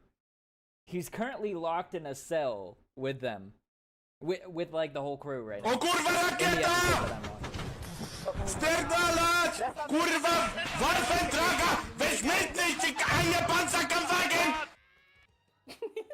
I don't think I've ever seen like Luffy away from an opponent.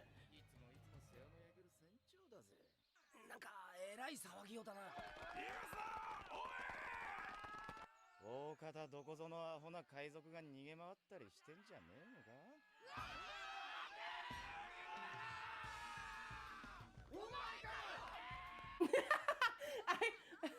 Oh god, don't do that. Don't do that. Don't do that. No. They don't have to know that you're out there. Dude, that's like such bloodlust for Smoker. Okay, $19 Fortnite card. Who wants like, it? It's been so long And that yes, I don't even I'm remember giving it what away. Luffy did to make him so pissed off that he's Okay, constantly chasing him. $19 Fortnite card. Who wants it? And yes, I'm giving it away. Wait, the drama, the entrance. Okay, $19 Fortnite card. Who wants it? Fire And Fist yes, Ace. I'm giving it away. Okay, $19 Fortnite card. Who wants it? And yes, Wait, I'm does giving Luffy it know, though? away. Oh, he does. Okay, $19 Fortnite card. Who wants it? And yes, I'm giving it away.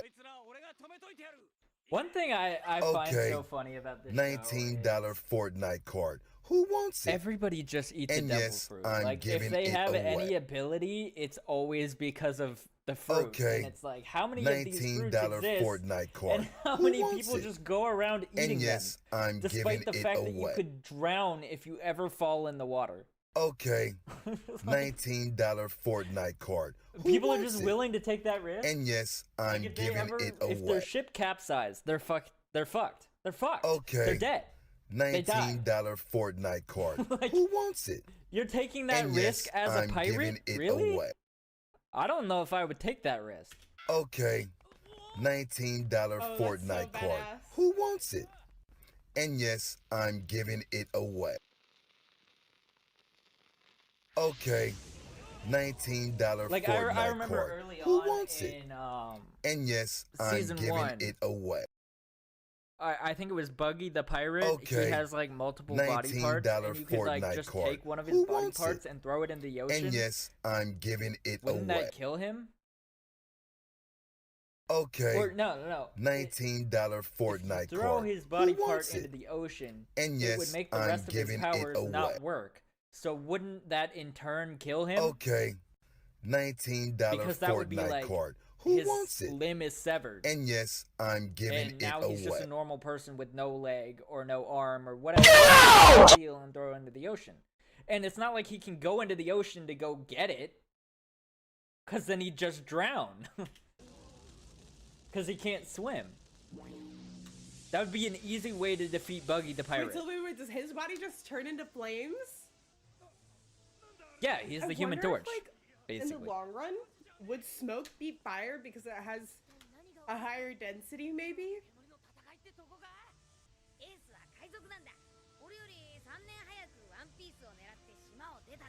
Aww.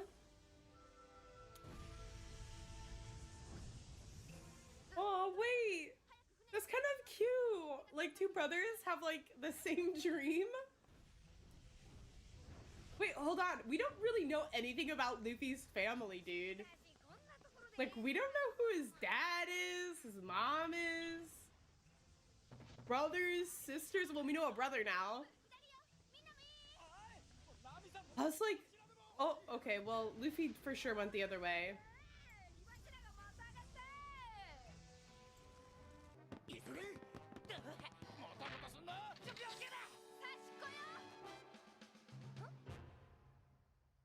They don't have Luffy.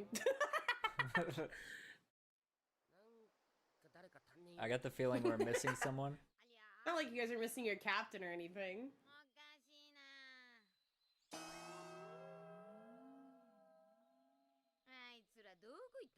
Huh. I think they might have left, bro.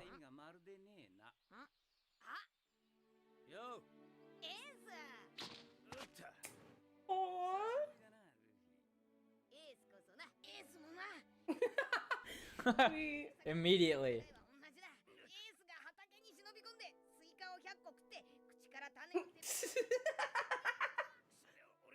Wait, I feel like this is such like a true like sibling interaction, you know?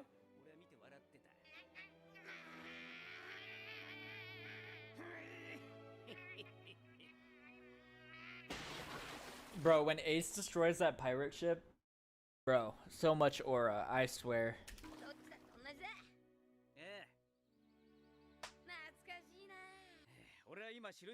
I think it's in these few episodes.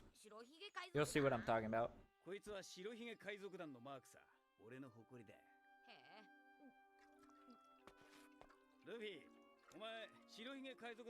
Oh, he's trying to recruit him. Bro said, nah, I'm good.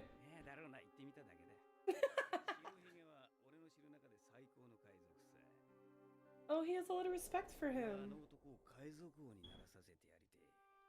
Oh.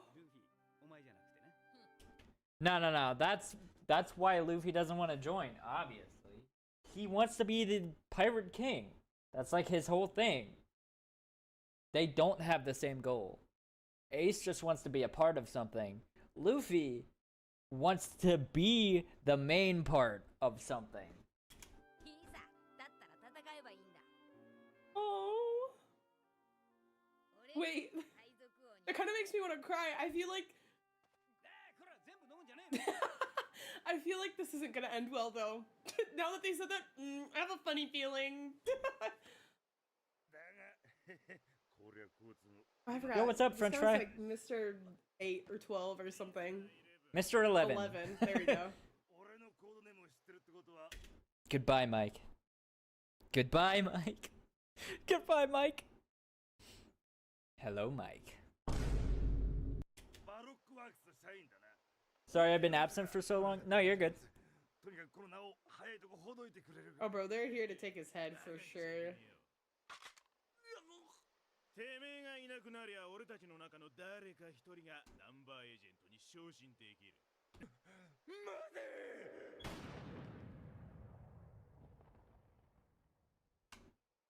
You know what? That's kind of real though.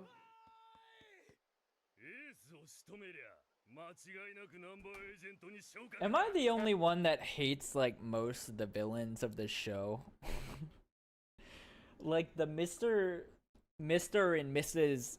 Numbers, whatever they're called, billions or something, I'm pretty sure. There's just most of them, the caricatures of each character are so either played out or boring or annoying that they get on my nerves. And like One thing I don't like about this show is a lot of the characters are either like way too attractive or they're designed in the most grotesque fucking way possible. Oh damn. They do not want to mess with my boy Ace. Especially when he's hanging out with my boy Luffy.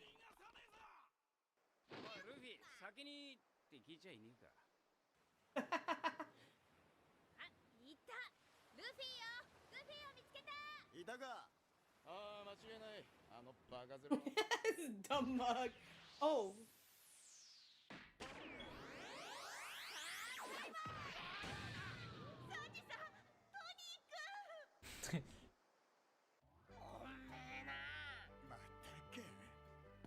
He's really good at. I'm sorry, but who the fuck is Tony? I'm not on this fucking pirate ship. Who are we talking about? That.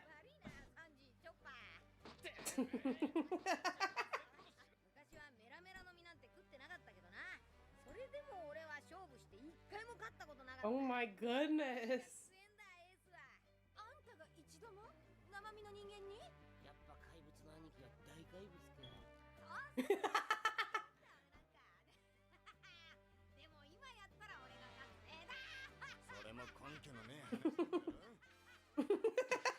The confidence is Uh-oh. Oh wait, how did he get all the way over there? That's what I was gonna ask, actually. Now that I think about it. Where the fuck did he come from? Cause aren't they in the ocean? Can he fly like the Human Torch? I don't remember. Flame on! That's so formal.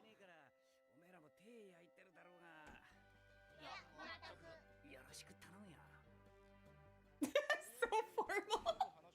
Wait, what's this other ship?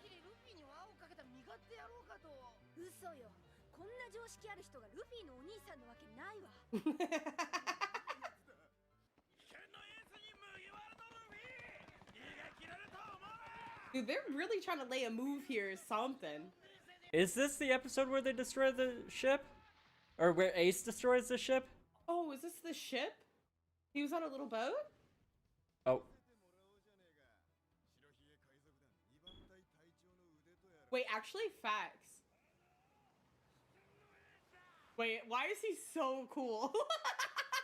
Exactly, bro. Why is he so cool? It's so unnecessary.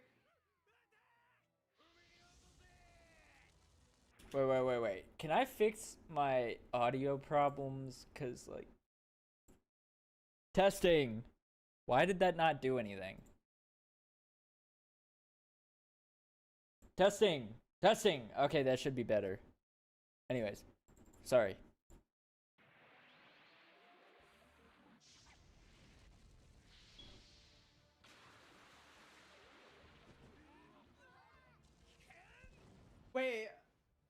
Wait, this is actually insane. He has so much mobility on that little ship. Like, he's at such an advantage just on that fact alone. And he just burned down 3 boats in one hit. I don't know how anyone could deny that Ace is the coolest fucking character in this show.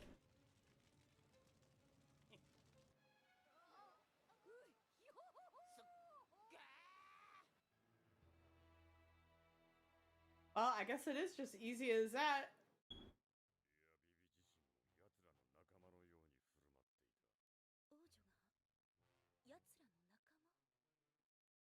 Oh, I guess this is like...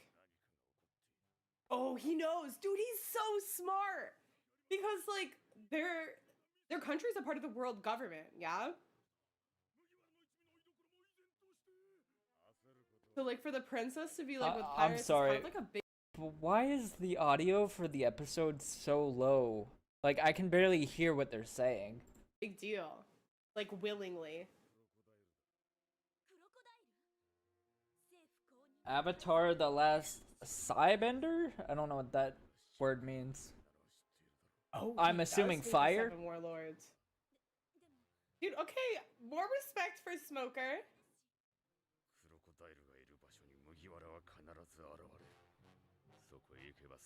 Wait, go back.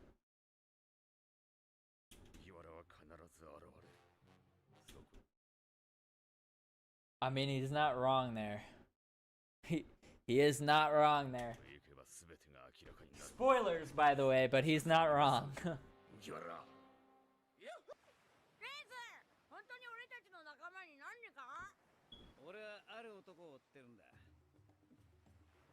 Oh, who is he chasing?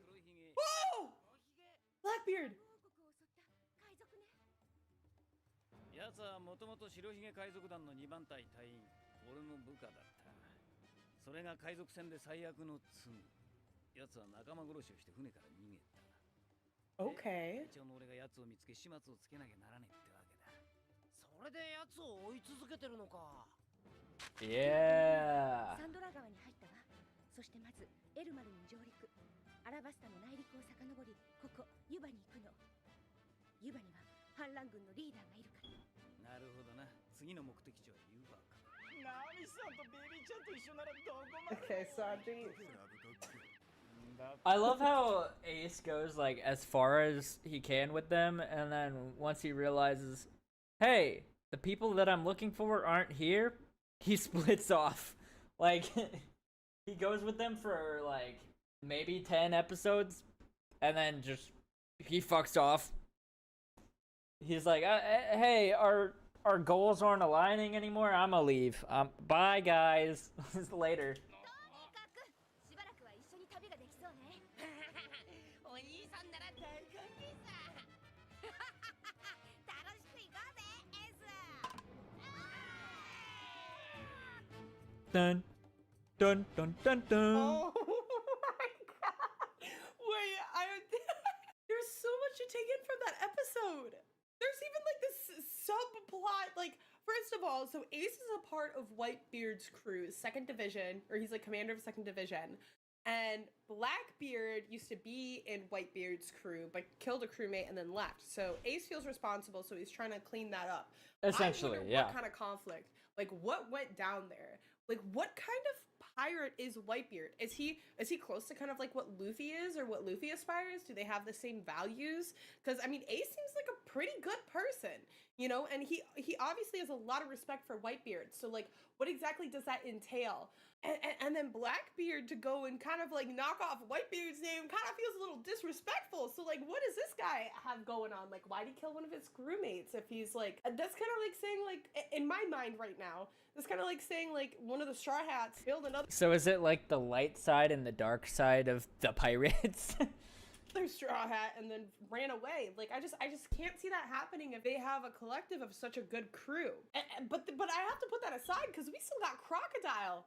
All right, we still gotta worry about Crocodile. We gotta worry about these assassins coming after us. We haven't even scratched the surface of that. We have no idea where Mr. 2 or Mr. 3. We still have no idea where Bon Jovi is? No. We have no idea where Mr. 2 is or who Mr. 1 is. We haven't even encountered them yet. Like, there's, oh god, there's so many. How do I tell you? I know who Mr. 1 is. Wait, no, I don't. I know who Mr. 0 is. Hilarious. Oh, there's a lot to actually keep track of right now. I'm not even gonna lie. But I'm excited. Oh, this is gonna be such a good arc. I'm so excited for it. Guys, thank you so much for watching with me. And yeah, I'll see you guys next time. W video, go like and subscribe. Go like and subscribe right now. I know I said in the last video that I was gonna join, but I don't have money, so I can't do that. But once I do have money, I will join the subscription tier, the $6 a month. I will do that once I can afford to. Anyways, chat, like and subscribe. Next video. Yo, chat, I just saw, like, I didn't even know that this movie was coming out, by the way. Apparently there's a new Pixar movie called Elio. I didn't even know this thing was a thing that existed. And Disney is blaming us for not, like, going to see the movie. When I feel like they didn't even promote it at all. It's either that or I don't watch cable and I don't get ads on, like, any platform enough to where I didn't even know this was a thing. Like, I feel like that's the problem with modern platforms, is you can pay to have no ads, and then you'll never know when a movie is coming out unless you follow, like, the YouTube channel where the trailer is posted or something. Like, I don't follow Pixar's trailer account or whatever on YouTube, so I had no idea this was even a thing. What's up, guys? Welcome back. So in a recent video, I covered the monumental failure of Pixar's most recent new IP, Elio. Now, it seems like Pixar is just not learning their lesson, because this headline recently came out that says Disney points fingers after Elio flops. Stop asking for originals if you won't watch them. There's no way we're doing this right now. Okay. Stop asking for original stories if you won't watch them.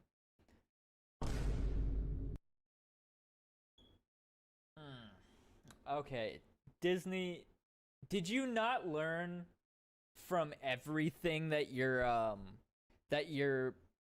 Lucasfilm marketing team had said after The Last Jedi? And then after The Rise of Skywalker? And then after Solo?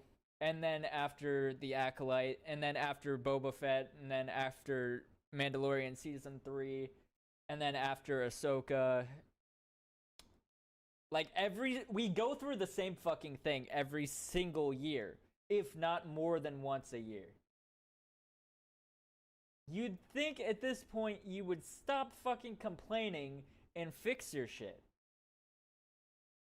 If people are not knowing that it's a thing, maybe market it. If people aren't going to see it, maybe make a better product. Now, guys, Pixar, come on. It's that I simple. thought this has got to be some kind of fabricated, sensationalized headline. There's no way they actually said something like this. But guess what? If you go on Pixar's official Instagram profile and you just scroll down a little bit, there it is. Check it out. Stop complaining that Disney doesn't make original stories if you don't show up to movies. They posted this on Pixar's account? Oh, nah. There's no fucking way. And support them in the first place. Who said that? Oh my gosh. I thought I was the only one in my car. But anyways, there's a new original story. Look at that. From Disney Pixar called Elio. You should go ahead and support it. It comes out this Friday. So yeah, you should go to movie theaters. Thank you. Posted a week ago. Okay. That is not how you do marketing, bro. Like, make a meme or something out of it. Like, do current trends. Like, a person just complaining on Pixar's official account that people aren't going to see a movie, that's not the way to market your movie, bro. Like, what?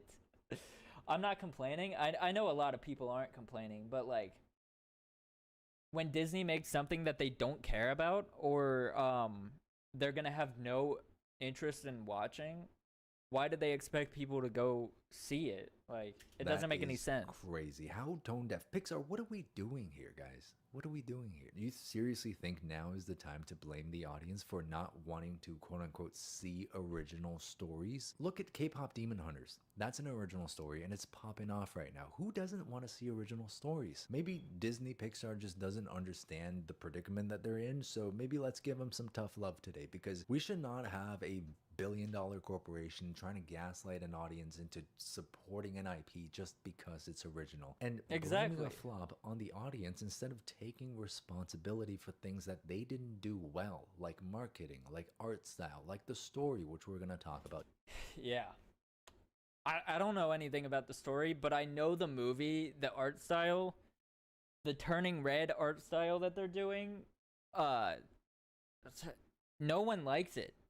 Like, most people who have watched all of Pixar's catalog, they don't like the way that this movie looks. It's too different from how their actually good movies used to look. And it's like, it doesn't make sense why they would make the movie look like this.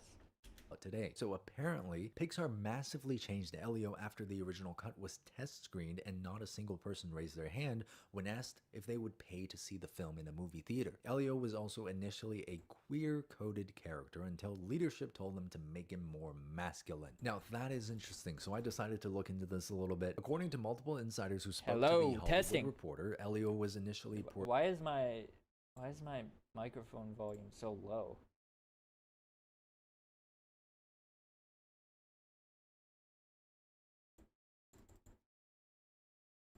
Hello? I feel like it's like really low, right?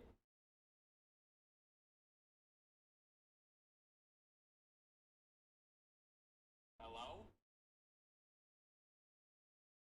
I have no idea. Anyways, hopefully the YouTube video turns out fine. Portrayed as a queer-coded character, reflecting original director Adrian Molina's identity as an openly gay filmmaker. Other sources Which say I that don't really Molina care did not about. intend the Like- film to be a coming-out story, as the character is 11, but either way, the characterization gradually faded away. Like, to be fair, if that's what they wanted to do, and they just wanted to make the story that, like, I don't care. Like, go for it. It doesn't make any difference to me. Like, I was already not gonna see this movie because of the way it looks. Like, physically, the art and the way they animated it, it looks disgusting to me, and I didn't want to watch this. Not to mention the fact that I didn't know it was even a movie. I didn't know this was coming out. I never heard that this was even being created. So, like, when was I given the chance to even watch this movie in the movie theaters?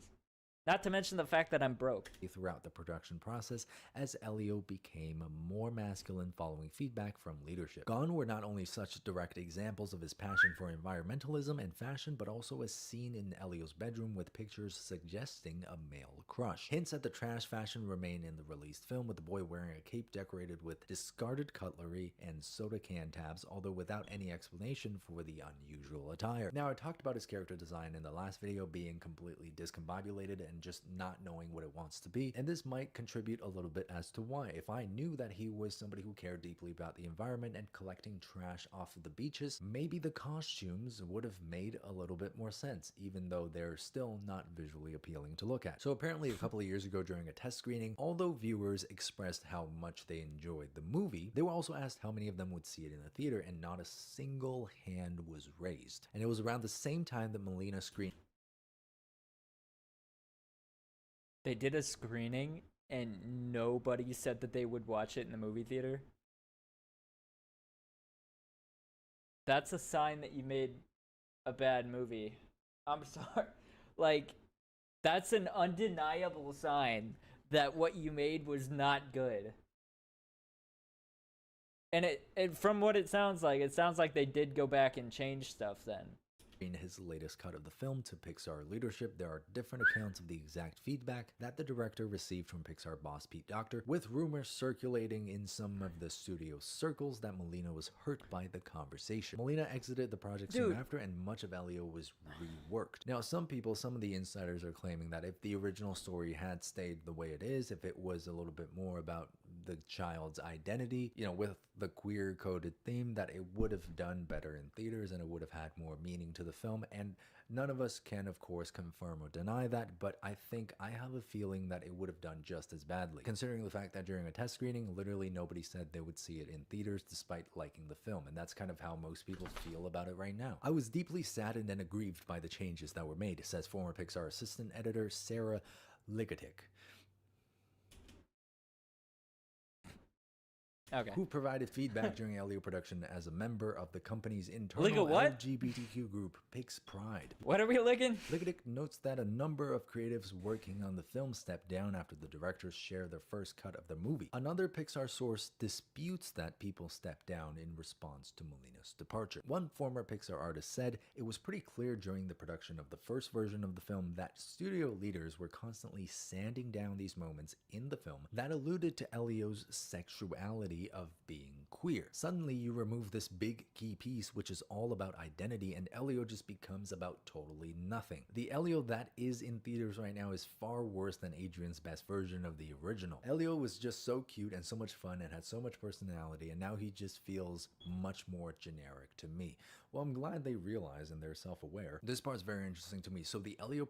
So, they wanted to make him like an LGBTQ plus I don't know all the letters that are involved nowadays, but they wanted to make him that type of character, and then people said they didn't like the movie when they screened it, so they changed it to not have any of that in the movie, and so now it's just like just a kid that's boring. Like, I mean, I kind of see what went wrong. They didn't have any direction to go in after making him not an LGBTQ character. So, like, I kind of see the corner that they were put in, where, like, what do you do after that? Like, if people don't like it, I'm assuming it's because of the reason of that. So let's change that to not be included in the movie. But then once you don't include that in the movie, what do you have? Like, there's nothing. It's just a kid. And it's like, what do you do in that situation? Production resulted in fraught feelings for those with ties to Pixar who have come to question whether the company intends to prioritize diversity. Dr. sparked debate when he noted in a 2024 interview that the studio should make the most relatable films possible, which was perceived as advocating for a shift away from underrepresented characters and voices. But did the decision to downplay Elio's queer themes actually come from the parent company? Insiders aren't so sure. A lot of people like to blame Disney, but the call is coming from inside the house. As the artist, a lot of it is obeying in advance behavior coming from higher execs at Pixar. The person cites such examples as next year's animated feature, Hoppers, having to tone down themes of environmentalism, and also reveals that a movie in early development got a startling note that the director was told you can't have divorce in this movie. A different source with knowledge of the project downplays the notion of this representing major meddling and sees such suggestions. You can't have divorce in the movie? Why? Would that be too triggering to the child audience, I guess? Like, we're Disney's making movies where they're either saying way too much about a specific topic or they're saying nothing about it at all. And it's like, why can't we have a middle ground here? Or stop making your movies about one single topic and then having execs tell you not to make it about that topic and then proceeding to make it about nothing because you can't make it about that. And it's like, why are we filmmaking this way? As typical of any early development process. So there's a lot of internal drama going on at Pixar, as you guys can see, and there seems to be a clashing of ideologies. Now that would definitely explain the failure of this film, because if it was already almost finished and they had to scrap it and completely change the character, that's obviously gonna have a devastating effect. But again, that does not mean Pixar should feel justified in blaming the audience for not supporting this project. We're not obligated to support any project just because it's an original IP. We support it because it's good. Now, because there's a lot of internal drama coming out about the story of this film, I think now is a good time to actually take a look at the stories that Pixar is producing, because quite frankly, they're just not up to par. I saw this one thread on X about this, and I think this is a very interesting way to look at the stories and how they might have changed to become a little bit less relatable to the average person. The main shift in Pixar films over the last 30 years is from stories about being a parent to stories about being parented. Toy Story, obvious metaphor for parenthood. Two toys swallow their pride and realize their role as caregivers of a kid. Monsters, Inc. Yeah. Two buddies have their friendship tested as they try to get a child back home. Finding Nemo, an anxious father learns how to let his kid grow up. Incredibles, ambitious father learns how to balance his career with his family. Up, elderly widower gets a new outlook on life by adopting. This is a pretty good point. Like, foster son. Toy Story 3. Toys grapple with change and mortality as their kid grows up and moves out. And I think this makes a lot of sense because who's bringing these kids to see the movies? The kids are not going to drive themselves. The kids are not going to buy their own tickets. It's the parents. So when you're able to craft a story that somehow transcends generations and everybody can relate to, everybody can be entertained by, that's when you have success on your hands. But in recent years, I don't know if this is a product of, you know, Pixar and the upper management. It's like, I'm not going to watch a movie about female puberty, like turning red. Like, why would I want to watch that? That has nothing to do with me at all. I mean, how old was I? What, 20 when that movie came out? And also male? What does that have to do with my life whatsoever? Why would I want to watch that? To just play it safe. They've been going back repeatedly to this theme And of even the if, coming like, even if I was a parent, why would I want to watch that either? of age of a child. And usually the character is, you know, quirky, clumsy, has a lot of problems, doesn't really fit in anywhere, but just has a heart of gold, just the best in the world. Now compare that to something like Toy Story, like A Bug's Life, like Cars. Those three stories, even though they're about adding anthropomorphication to things that are completely non-human, they're magnitudes more relatable to the average person than a coming-of-age story of a strange kid who doesn't fit in. Look, I'm a former child. Yeah, You guys- the coming-of-age story in Cars is literally Lightning finding out that he doesn't need to be the best all the time. He can slow down and take it easy in life, and he can still be great, but he doesn't need to be the best at all times. As watching this video, you're also all former children, and He was the like the hotshot rookie that didn't care about anybody, and then he grew to actually understand and give a shit about someone else other than himself. And it's like, that's an important lesson that kids as well as adults need to learn. these experiences in our heads where, you know, we kind of just imagine, what if this thing that I'm holding in my hand was alive? What if cars actually had feelings? You know, what if these bugs actually talk to each other? These types of stories combined with iconic character designs resonate with everybody. They give everybody that nostalgic feeling because we all used to think, what if this thing was alive? It's all a part of our inner. I kind of wish that they would just make more movies like that. Like, what if this thing was alive? What if this thing could talk? What if it could move on its own? What if, yeah, like, what if it had feelings? Like, please, just make more movies like that. Stop making movies about humans, unless you're gonna make an Incredibles movie that's actually good. Child, a part of our Jesus. imagination. And these Like, movies, that's all I want.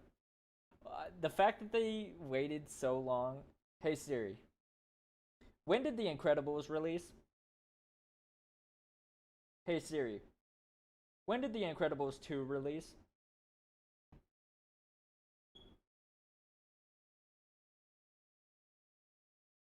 (2004 to 2018). I don't feel like doing math. Somebody figure out how long that is. But they waited that fucking long to make a second movie, and the second movie wasn't even nearly as good as the first one. Like, that's so disappointing. That would be like, for me, that would be like if they made Real Steel 2 and it was worse than the first one. Or if they made Midnight Club 5 and it somehow didn't live up to Midnight Club 3. I mean, 4 already wasn't as good as 3, in my opinion. use this nostalgic vessel to convey I would a be theme so and a mad. story that kids I'm can already so mad about Skate 4 not looking at least nearly as good as 3. It looks like it might be a bad game, but I'm holding out hope for a hero.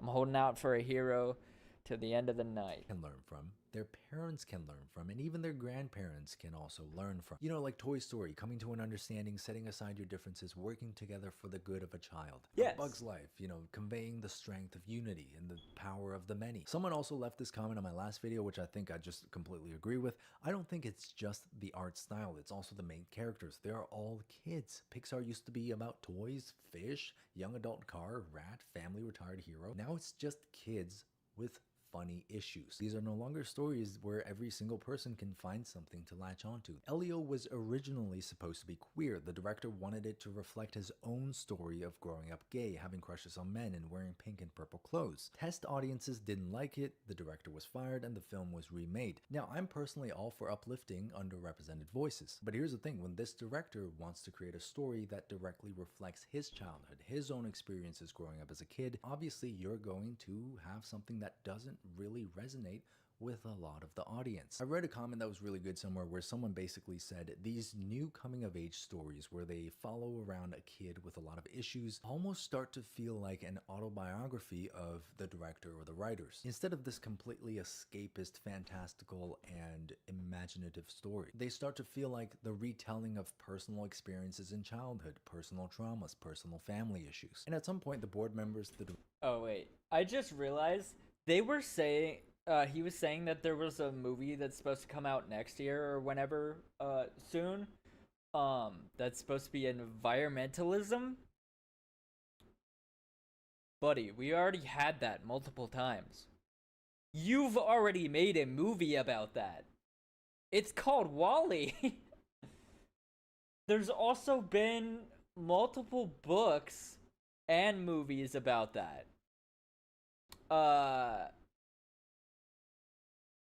If I remember correctly, The City of Ember. If y'all remember that book. The Lorax, the book and the movie that came out, what? How long ago did that movie come out? Hey Siri. When did the Lorax movie come out?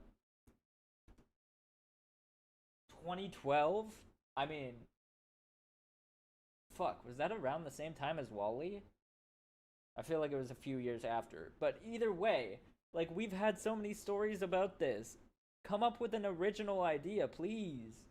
Directors and the writers at Pixar have to realize that the majority Hold on, I'll check of out the that clip common afterwards. audience don't really relate to this type of niche character. You know, a child who's coming of age and has all of these quirky and unique issues, somehow feels like they just don't belong anywhere, has all of these family problems, and then in the end they somehow figure it out. Now, I've seen Elio, and I'll be honest with you, this feels a little bit like a movie that was made for kids by people who didn't really understand the joy of being a kid. And I feel like this is reflected in the design of the character as well. Elio feels like a kid who was designed by someone who doesn't understand kids. Like all the plastic forks and the bottle caps and all of the unnecessary complexity that's here. You guys are all former kids, so you probably know this. Like which kid do you know makes shoulder pads like that and puts bottle caps on it like that? Who does that? Kids are the absolute masters of simplicity. Is key. A kid can put a car.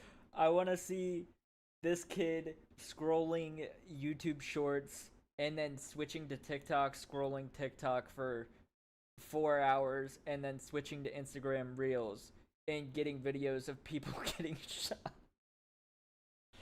And then going back to YouTube Shorts or going to Twitch and watching their favorite Twitch streamer. Because that shit would be way more realistic. Cardboard box over his body, and in that kid's mind he's wearing the most beautiful and spectacular suit of medieval armor. So Pixar, when you target an audience that you don't really seem to understand and you make a story that doesn't really resonate with parents, who's gonna see this movie? The reason that the Toy Story sequel does well, that the Inside Out sequel does well, is because you've built up that goodwill from the original movie. People have trust. People see that Toy Story title and they think, I had a great time watching that first movie, so this must be good. So I don't know guys, this is probably going to be a very sensitive topic, especially when it comes to identity politics, and there's really no right or wrong way to interpret this, so let me know what you guys think of this whole situation and try to be nice to each other in the comments, or you can start some fights if you want. I don't mind that. But regardless, you know, I'm not gonna just sit on my butt and watch Pixar try to come out and shift the blame onto the audiences, despite all of this audience. Yeah, the fact that that Disney never learns their fucking lesson and shuts their damn mouth about people not supporting what they do. when they make bad things.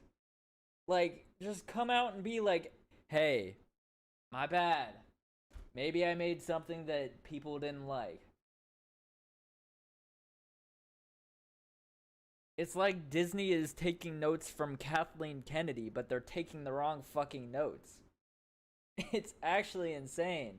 Feedback, all of this dialogue that's happening online. How could you as a studio now still choose to not see the flaws in your own work and still shift the responsibility onto the audience? Like, why are we not taking a little bit of ownership here, guys? Nobody owes it to you as a studio to pay their hard-earned money at the movie theaters to take their family with them to go out and see this film. If it's not a great film, it's just not a great film. And Elio was pretty average. And obviously there was a marketing shortage for this Over film here. too. It could have done better, but Disney didn't really push it out there. So why not take some accountability there? Why not just own that? And you know what? If you're watching this video and you're like a young person, you're trying to figure out your way in life, here's my fatherly advice to you, okay? Don't be like Pixar. In life, you're gonna go out there, you're gonna do things, and you're gonna fail. You're gonna fail time and time again. But what separates the No, people don't be like Disney in general, because they're always blaming everybody else but themselves for things not doing great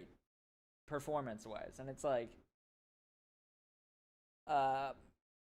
maybe you're just like not making good movies anymore. Like, it's just that simple, bro. Succeed at what they do versus people who don't is taking ownership and responsibility for your own mistakes. You do something, it fails. Sure, you feel like but take that chance to look at what you could have done differently. Take that chance to try to learn from that experience. Take responsibility for that and fully own that. And you will find yourself so far ahead of someone else who's in the same situation who just wants to blame the world for everything that goes wrong in their own lives. That's my fatherly advice to you guys. I love you guys. And Pixar, that was for you too, okay? Stop it. Stop with the audience blaming. Seriously, stop. Just stop. Yeah, I don't get how... Fuck. Like, they just keep blaming everything on everyone else and never take responsibility. Like, I'm gonna keep saying the same fucking thing over and over again, but it's gonna be because it's the correct thing to... It's the correct opinion to have. It's not even an opinion at this point. It's a fact. Just stop doing that. Anyways, next video, chat. Chat, I'm fucking pissed off. Alright, this is the beginning of this video. We're gonna get into some serious shit. This guy really has fucking pissed me off beyond belief. Alright, we're gonna get into this fucking asshole. Alright, we're gonna watch this.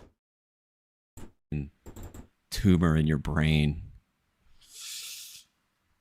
Oh hell no. What in the fuck is this?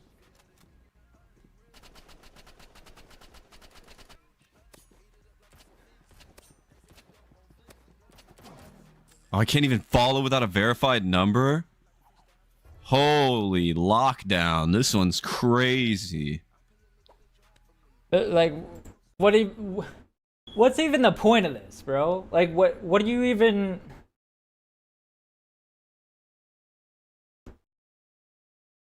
What the fuck is your content, bro? Hiya, welcome to my Twitch channel. I'm May. My pronouns are she, her, and my brand is amoeba.me. I gotta look this up. I like to interact with my community and friends while I stream a mix of competitive, rhythm, platformer, and story games on Twitch. So they just do hateful shit? Wait, he intentionally targets people on LGBT tag. So their content is just being hateful. How the fuck are they on this platform? Twitch. Twitch, why do you allow this? Oh wow. Oh wow. I just googled that, and that's what I got. I googled the amoeba.me, and it sent me to Twitch. Bro, who is Skippy Swag's used diaper? Thank you for the follow, Skippy Swag. Swage. This was YouTube, not Twitch. Who's James? I mean, welcome, James. Oh, wait. No, I know who you are. Never mind. Sorry. I didn't put two and two together. Someone messaged me this dude's info today. This happened a few days ago. Oh, okay. Alright. Diaper. What is that name?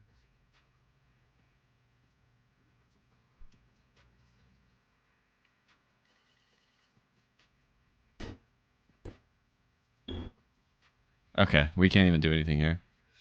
Oh, well. Actually. Yo, thank you for the follow, Gay Fox News. This person might be fine, actually.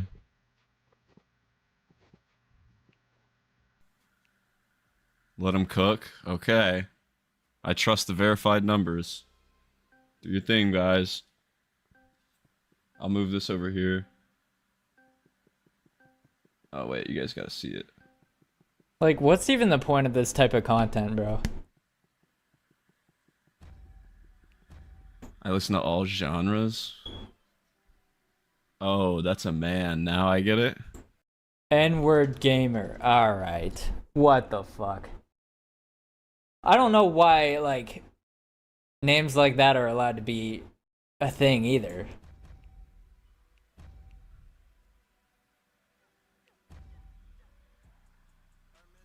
See if they'll read that one out. You stink at driving? I do a good job at not entertaining people like this. It didn't last long. That's good.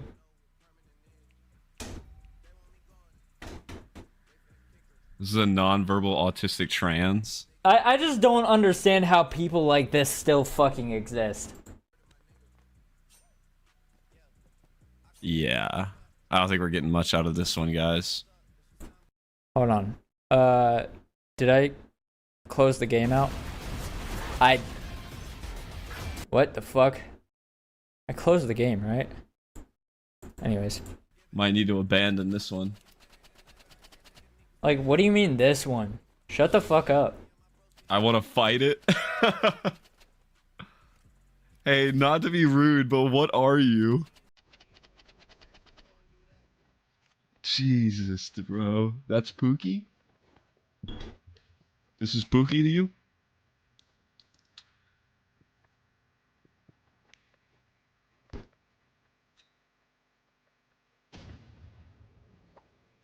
I went silent because Parties was telling me what was happening. He had a sense this was happening and let me know.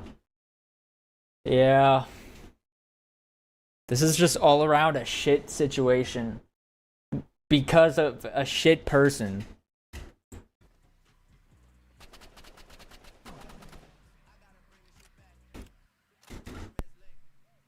Hi, not to be rude, but Hold on. I got a screenshot. We're gonna save that username for later. what are you? I'm a human. Can you shadow box for us? Like, you can tell what from this angle.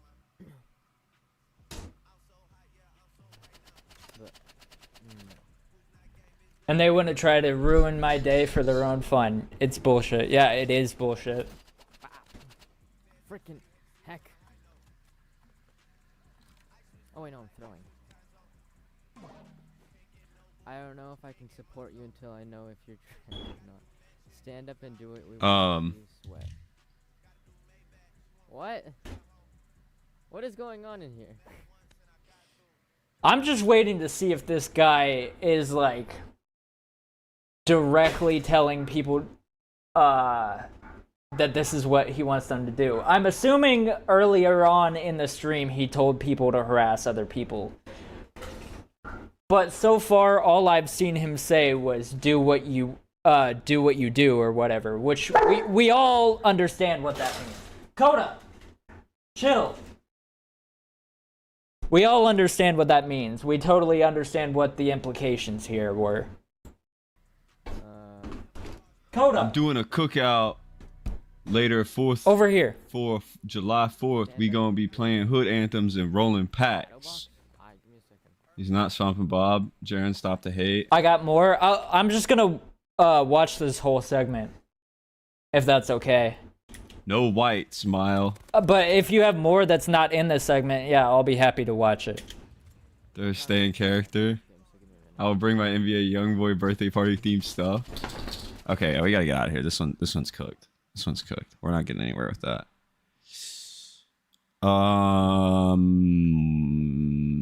What the fuck is this title?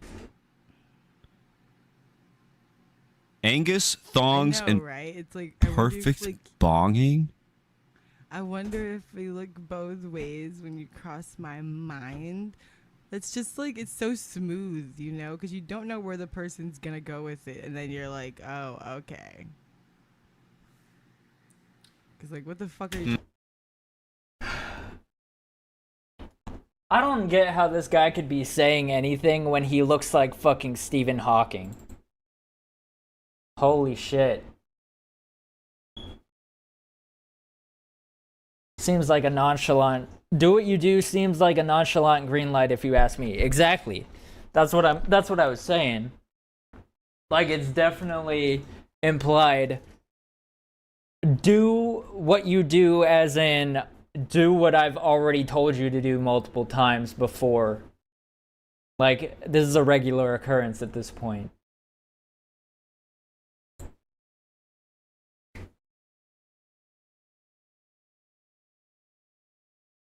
And of course, because I'm an actual good person, I'm not going to tell anybody to go harass this person. Because they'll get what's coming to them, I promise you. But don't go harass them back, because that just doesn't make that makes you just as bad as the other person. You know, like don't feed into the type of shit that they do.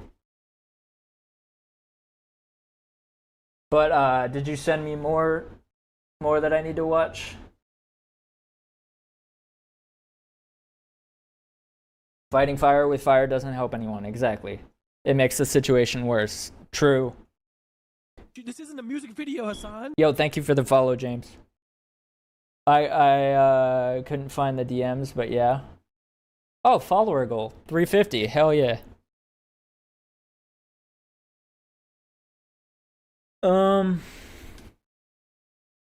Let's see what the beginning of this stream looked like.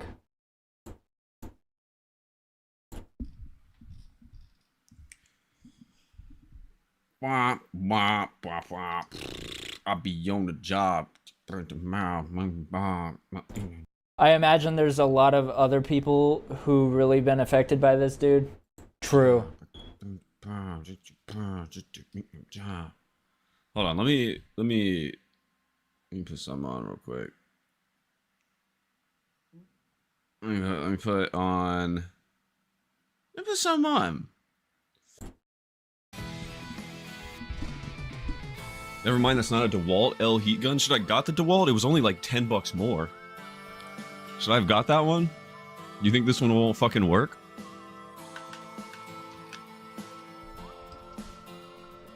That would be upsetting. So anyways. Oh, wait. So, yeah. They don't have a Twitch channel. They stream on YouTube. Can I also mention that he has a grippy sock on his microphone? Yeah.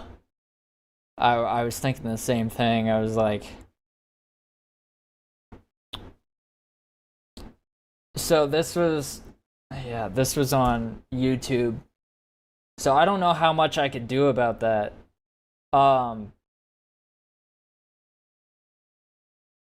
Cause like Twitch TOS, you can't hate raid, but I don't know. I don't know like the thing for YouTube about hate rating people on a different website. Like I don't know how that works. That might be why he's doing it the way he's doing it. But like either way, both platforms I feel like should have the same type of rules.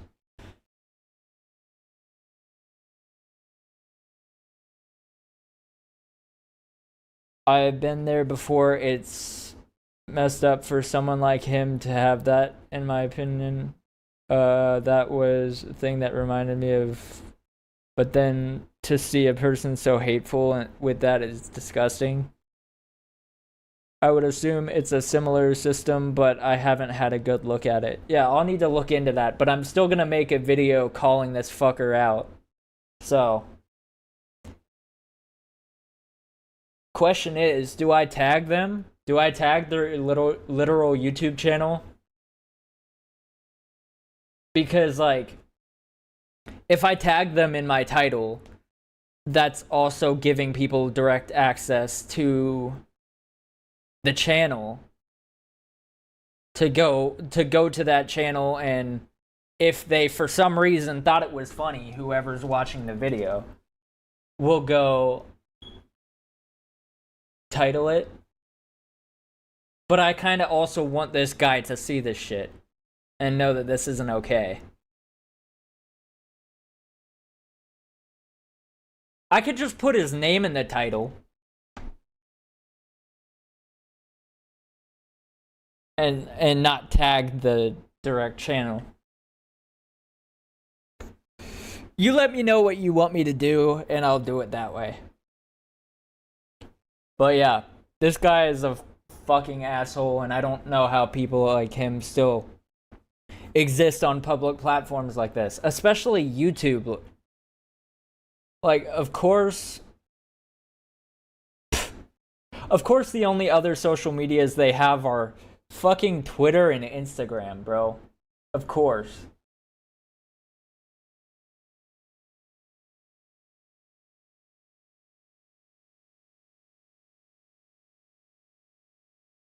Alright, I could do that.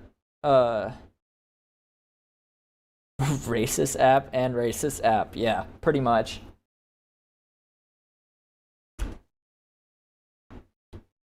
But yeah, this guy's disgusting. I don't even understand. I looked at his channel and I don't even understand what his content even is.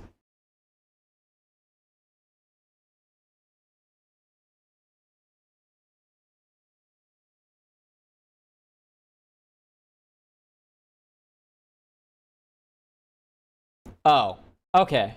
So I understand what it is. It's just him being a hateful person. Lollies are really good for society. Alright. Velma is the best show ever made. How much you want to bet he's not actually saying that it's a good show in the video?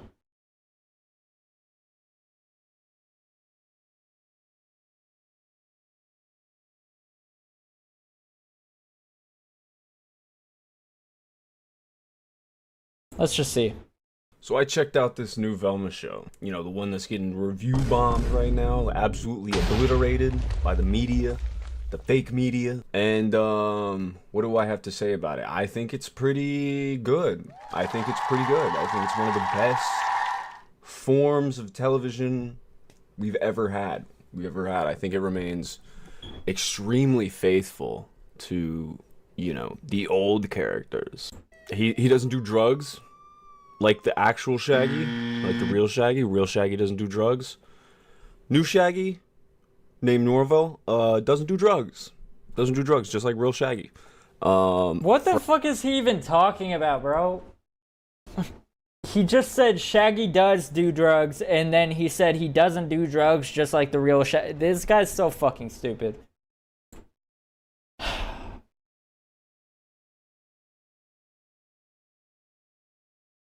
I'm through here. What the hell? Dude's just a pedo. Potentially, like, lollies, that's not okay. I don't know, regardless, justifying that shit is disgusting. Exactly. I don't... FBI, open up! Anyways, this guy, but he's fucking disgusting. Anyways, if you enjoyed the video, like and subscribe. I'll see y'all later. Chat, we're gonna watch the new Stranger Things Season 5 trailer because apparently this came out like a few hours ago. Bro. Holy shit, the quality looks like... What is it? It looks incredible! Wait. Oh, I mean, I have it in 4K. Oh my god.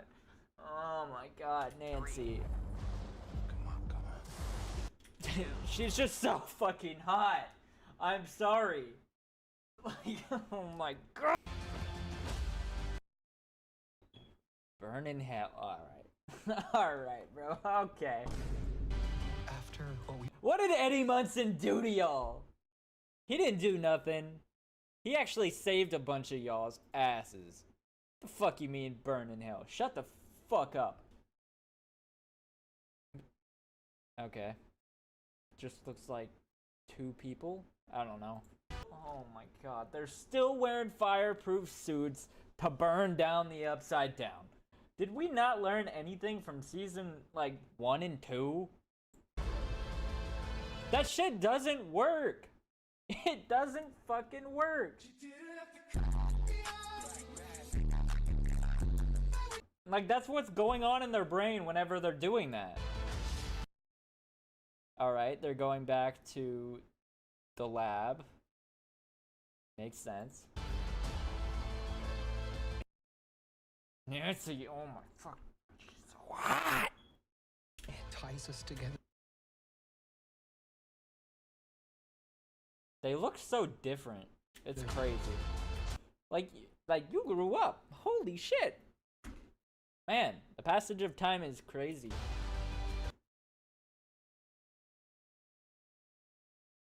Alright, wait, what is going on in this? Why is there a... Is that the door to the Upside Down? Holy shit! The fuck happened to bro? Was he putting those binoculars up to his eyes and somebody just went right into his eyes? That's what it looks like happened. Somebody just smashed the binoculars into his... Alright, Demodogs are back. CHS. What does CHS stand for? CHS. Right there, right there, right there. I'm assuming it has to stand for something high school, right? California High School.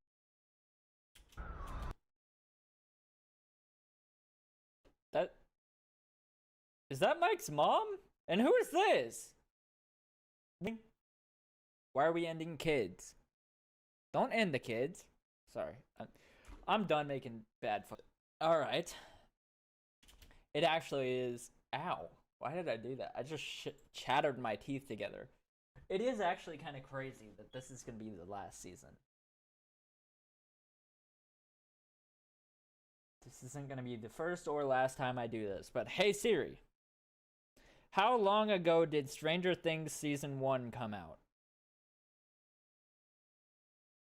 2016, bro.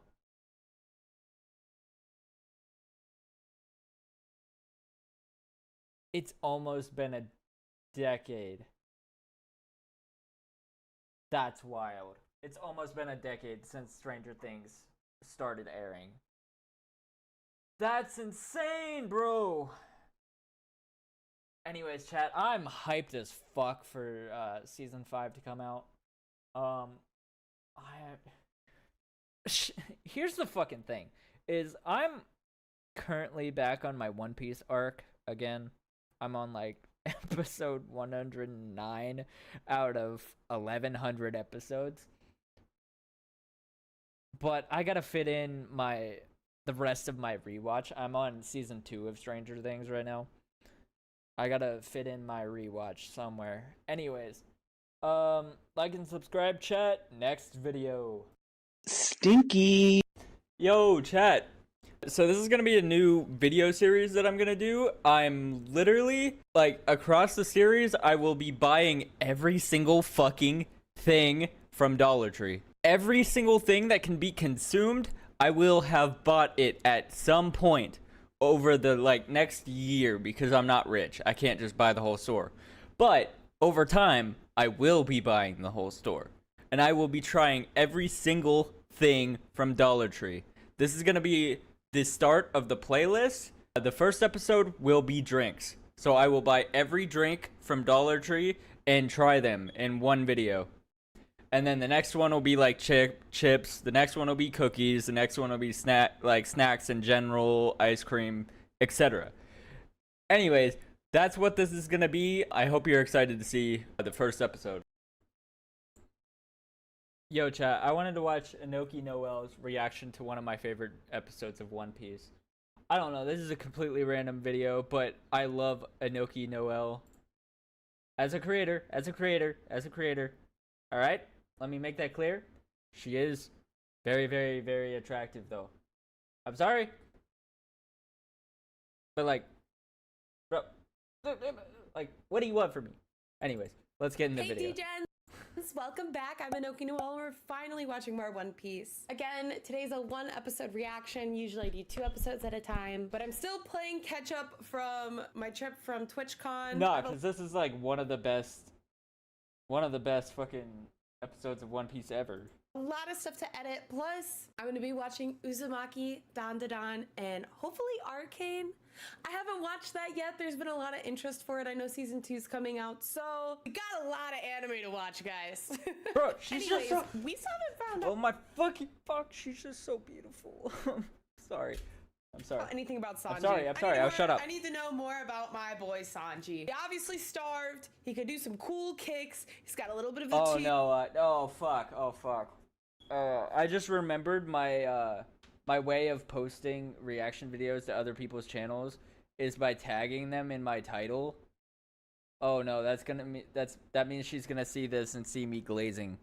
Oh no. Dude, honestly, Holy shit. I'm gonna say something a little controversial. I think Sanji's cooler than Zoro. I'm gonna say it. I said it. I might regret saying that later, but as of right now, I feel a little something for Sanji, bro. Something about a man that cooks. Anyways, let's go ahead and get to the episode. But before we start today's episode, if you want to watch exclusive content before it airs on my YouTube channel, become a YouTube member. And if you want to watch uncut reactions, episode from beginning to end, check out my Patreon. But if you want to watch it when it comes out and it's free for everybody, please do that too. Just don't forget to, you know, do a little like. I'm not gonna lie, chat. I'm checking out the Patreon. And I'm gonna have my own copy, and I'm gonna watch it along with her. And you should too, chat. You really should do that. Like chat, you gotta support your creators. Like, I'm also gonna become a YouTube member. Like, I'll do it right now. Surely, I will do it right now. Oh, $6 a month. I can't afford to do it right now, but I will do it. Subscribe. It helps me out a lot. So yeah, let's get to the episode. I'm broke, is what I'm saying. Literally anything about Sanji. I just want to know. Dude, there ain't no fucking way he's gonna treat him like this, right? Bro, he fed you. They both fed you by and on that principle. Don't do this. I feel like Sanji's gonna beat the shit out of you now, bro. Exactly. Sanji's introduction to this show was so good. Like it was just so good. I wonder if their banter and stuff comes from like him just treating like Sanji like a kid always, even though he's like grown up. Oh, bro, this guy's back. Oh, Sanji, come on, bro. Why are you taking the beat down? Damn, the respect he has for that man. What? Wait, what did he take away from him? Wait, does Sanji feel like he owes a debt for him? Is that why he won't leave? Luffy, help them! The all blue, what's all blue? Wait, is that Sanji's dream to go to the all blue? Or is that the old guy's dream to go to the All Blue? Bro, I fucking love this show. I need to get back into it, bro. But it's just so long. It's just so long. And I can't commit to it. I'm sorry. But I fucking love this show. What's the All Blue? No, there's no way I'm tearing up already over. Bro, she's gonna cry. Bro. No, I gotta be strong. Oh, come on. I mean, that's like a fair accusation to make, right? Rosanji's like, ain't no way. There's totally a place like that. Oh shoot, is this where Sanji learns like the value of food scraps and stuff? Oh wait, he wasn't originally on a pirate ship at all. Yo, was Sanji like taken prisoner on their ship then? Damn, okay. They're just gonna rob him like that. I mean, I guess pirates are pirates, right? Yep. Damn, okay. Well, bro, kick that kid? Okay, that's actually fucking crazy. Sanji had sass from like the get-go, huh? Bro's determined. Yep. There's no way he kicks him a second time, right?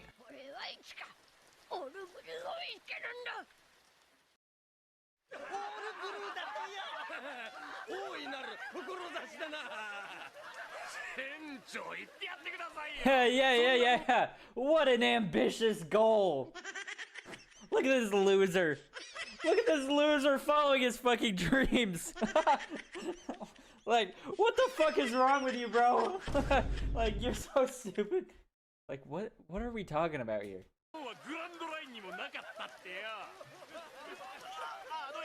Wait, that's so sad. He's just a kid. No, he's not. Bro, kick him again. Are you for real? No. What? Bro, like, I swear, she's got to be the GOAT of anime reactions. Like, she is the best anime reaction YouTuber I have ever seen. That's why I love watching her videos so much. And she's beautiful. Let's not forget that, but anyways. Well, that fucking kick was actually kind of insane. Wait, why would he save him? He was just like, kind of like, partially bludgeoning him to death? Okay, so they kind of both dead, right? Dude, how did they survive that? That's actually insane luck.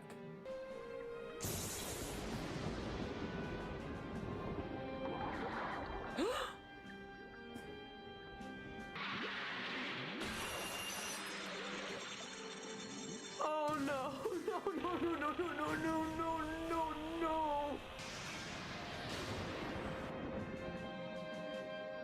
Dude, that's actually an insane length to go for some kid. I'm not gonna lie. That's crazy. I mean, I guess he kind of had to do that either way to survive, but holy fucking shit.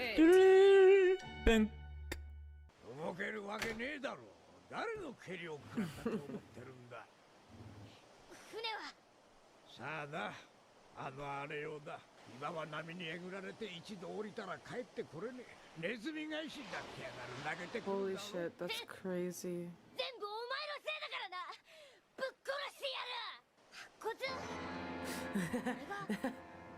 そこの袋、お前の取り分だ。待てよ、そっちはお前の取り分か？全然多いじゃねえか。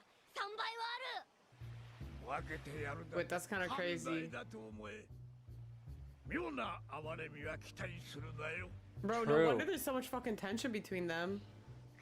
Wait, how the fuck did they survive this? 大丈夫。必ず助かるんだ。 I'm still struggling with these fucking gnats, bro. I hate this apartment. No, I don't hate it.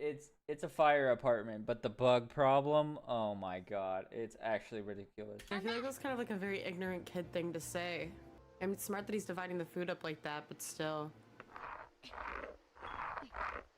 Oh, bestie, I feel like a ship is definitely for sure not passing by. Okay, why do I feel like that's way more than 20 days? Oh my god, it's still going. 最後のパンカビ生えてら Bro, not the moldy bread.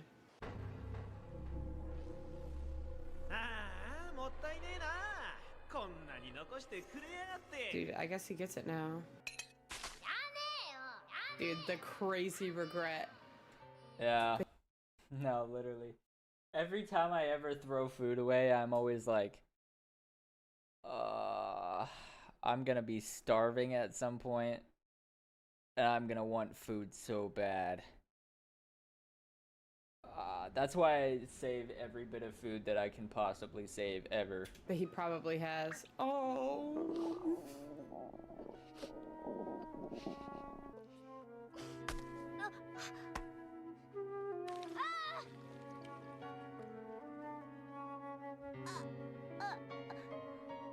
Oh, hell no. Well, how do you last that long with, like, no water and no food at that point? Dude, it's so going! I can't believe he's, like, trying to go see if he's even there still.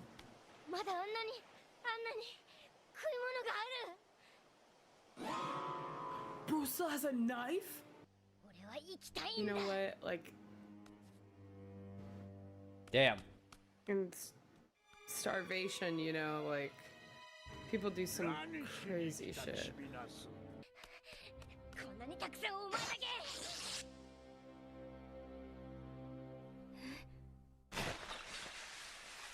Oh, dude, he's a fucking treasure. Oh. Wait, does that mean he gave him all the food? Did he have any food? Yeah. I forgot about that plot twist, bro. That is the craziest plot twist. 全部宝だ。金はあるのに食えねえってのもおかしな話だな。宝だぞ。 Oh my god, no fucking way. なんだよこれ、どういうことだよ一体。食料は、お前今日まで何も食わなかったのかよ。おい、なんとか言え。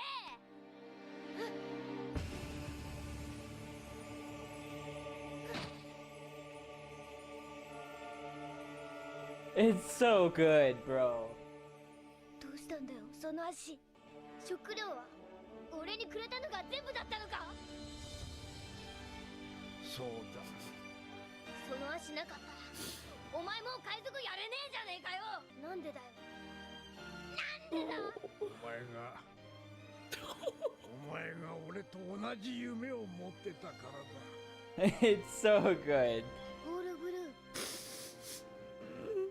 I'm not gonna lie, the first time I watched this, I cried too. I'm not gonna lie. And it's starting to get to me again. 時期が来たらグランドラインを目指す。オールブルーはきっとあそこにある。俺はこの通り、もう海賊はやれねえ。 Oh, he wants it to go a continuous stream. 今まで物が食えねえ Oh, こういう危機 God. は何度もあってきたが、その度に思う。海のど真ん中にレストランでもあったらって。俺もそれ手伝うよ。だから死ぬな。てめえみたいな貧弱なチビナスには無理だ。強くなってなるさ。 What the fuck, dude? No wonder he doesn't want to leave the ship.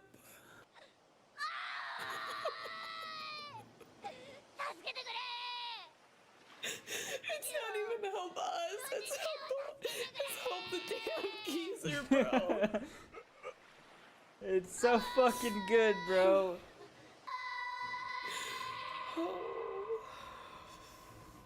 クソジジイはてめえの足の代わりに俺を生かしてくれた。俺だって死ぬくらいのことしねえとクソジジイに恩返しできねえんだよ。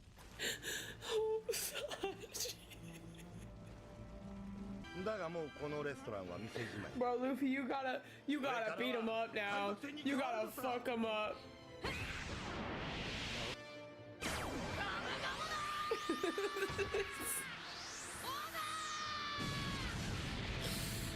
Oh, bro, Luffy, you gotta beat him up! You gotta beat him up! Oh, absolutely not. I truly did not think it was gonna be that bad. I don't know how it gets worse. I've seen your guys' comments on previous videos saying that I have to look at Sanji's backstory in the manga. I actually own One Piece manga all the way up to, I think, 101. Most of it was gifted to me back when I was gonna read One Piece. I never did. And here I am today watching it with you guys. Yeah, I'm just gonna read it. I'm just gonna read it right now. What the fuck? Dude, Sanji like struggles like so much more in the manga. Wait, he fucking saw a ship and it sailed away. That's not funny. That's actually so fucked up. He's like, I feel like he's been through like more psychological warfare in the manga here. Wait, I'm confused. So he ripped his own leg off here?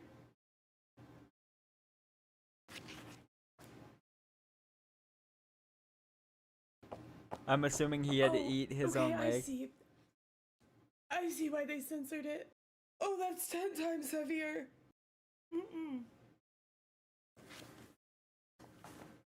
Bro ate his own fucking foot. Yeah, that's what I assumed. He ate his own foot. He gave Sanji all the food and he ate his own fucking foot. Ah, dude, that shit kind of hit different. That backstory really hit different. Especially now that I know that, like, Sorry Zeph for being ate late, his you're good. own fucking foot. Simply just off the will of, like, an inherited dream.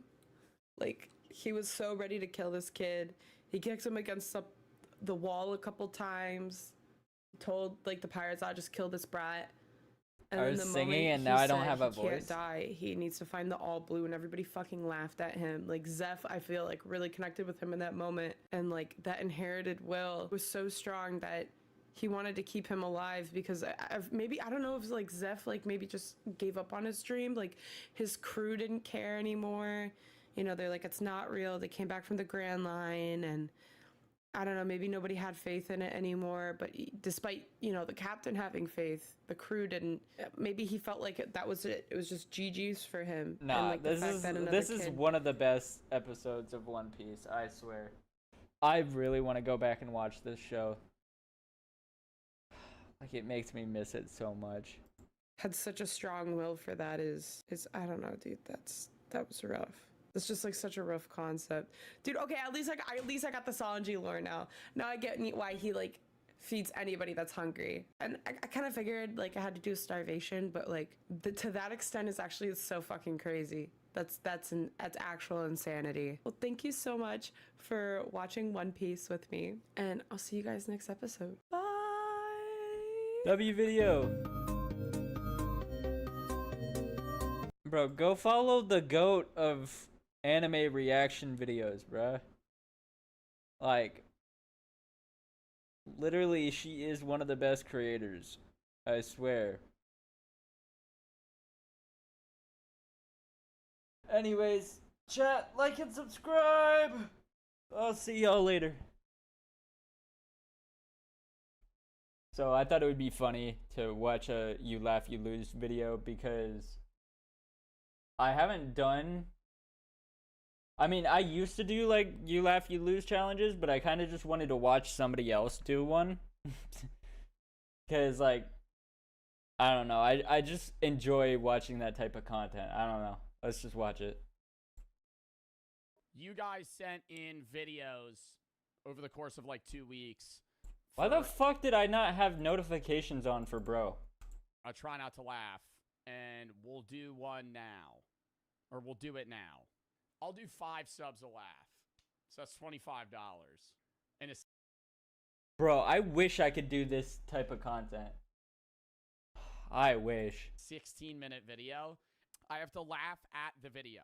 I can't laugh at a chat. I can't laugh at a story I'm telling when I pause it, right? If I make myself laugh, that's different than me laughing at the video. All right, I'm stone cold. Lock in. Memes for Joe. Wait, he's not punishing himself for laughing? What? Really? Let me move my sponsors over here. Actually, let's put it down here. What is happening right now? Oh, Elsis did a whole intro. Oh, I love this. Memes for Joe Part 2. That's fire. Brother's getting really good at editing. Made by Elsis. What did the intro? Well, it was intro by something. Broccoli. What did that say? All right, no. I'm not joining the fucking Marines. They sent me a poster of the fucking Declaration of Independence. Oh, shit, they allow grooming here? You know you're actually really mature for your age, right? Oh gosh. Oh, you finally got the new tires for the truck. They look good. What'd they cost you? I don't even want to talk about it. This is gonna be hard. This is gonna be hard. This is gonna be a bad video. That's insane. Okay. I won't cover my face though. Wait, Never that in my was 15 good. Years of teaching have I grown with that. Picking up chicks. The average human reaction time is 0.25 seconds. Are you ready to run? What? I'm gonna show you my penis. Was that a laugh? That was a no. That was an exhale from the nose. That's so Was that a laugh? stupid. That was not a laugh. That was not a laugh. That was not a laugh. That doesn't count. Oh my god. Okay, fine. Tally it up. Tally it up. I'll count that. No laughs. No laughs. No exhales.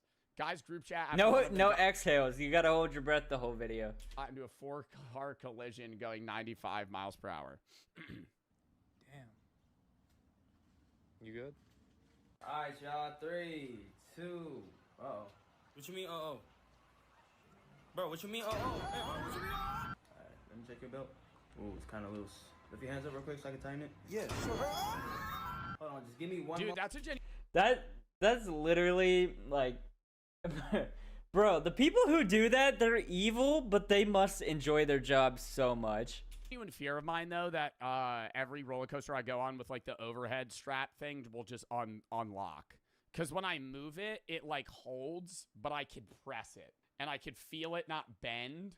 But I was like on a roller coaster like 3 weeks ago. I had the latch over and I start going like this and I'm pushing and it has a little give. And I'm like, I feel like if I did this while the ride's going, it would go and just open. Moment, y'all. He called the super. I think they make it like that so like if somebody's extremely fat, they have at least some room to like exist in the restraint. Supervisor for me? Hey, boss, did anyone test these rides before opening? What? Did he say? 3, 2. What did he say? Oh, screw. Shouldn't be too important. Wait, I wanna live! I wanna live. Your class teacher treats. alright? Wait, how your teacher treats the class clown during finals? Alright. Oh, what, just pocket watching him the entire time? Because he knows he's cheating. I used to have kids in my class that would wear slides to school and they would write or like even in their dress shoes or whatever it was, they would write like a note card of like answers and put it in their shoe. And then while the test happened, they would take off their shoe and wedge it under their table, like right in between their like legs and just read it. One last person to Wait, finish up. what?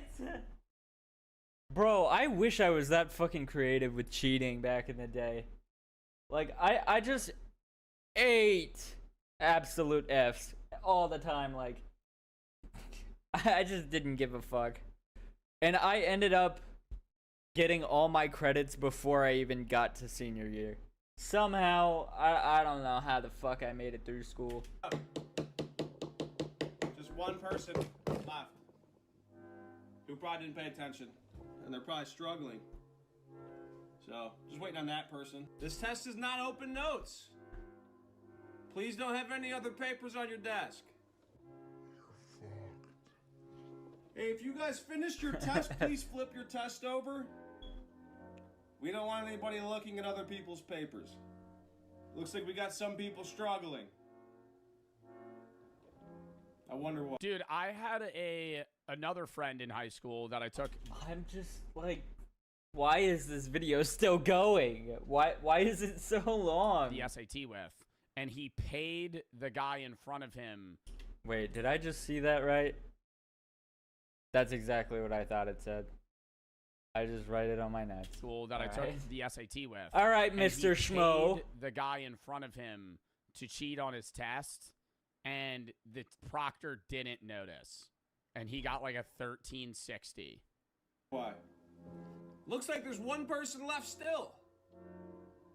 Yo, what's up, Galvanized Steel? Just turn it in and hope for the best. They probably won't even make that much of a difference. There will be no bathroom breaks during the test. You cannot go to the bathroom. No bathroom breaks. How you doing? I'm pretty good. How are you? Hey, listen. What the fuck was that? I think that was one he meant to cut out. Hey, listen. I didn't get that Subaru Outback that I wanted last year. Yeah, well, I saw what you did. Hey, no. Just about a shower.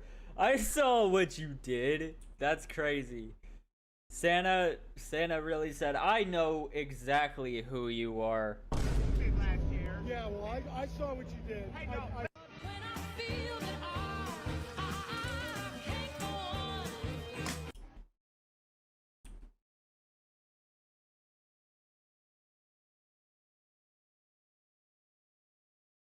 I was about to say, did I see this right? Well, where the fuck did you get a Santa Claus emote, bro?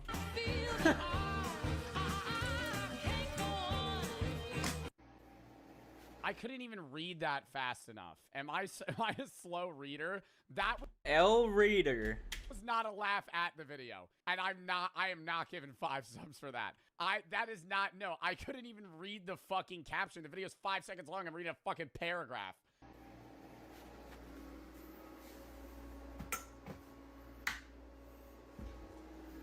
Okay.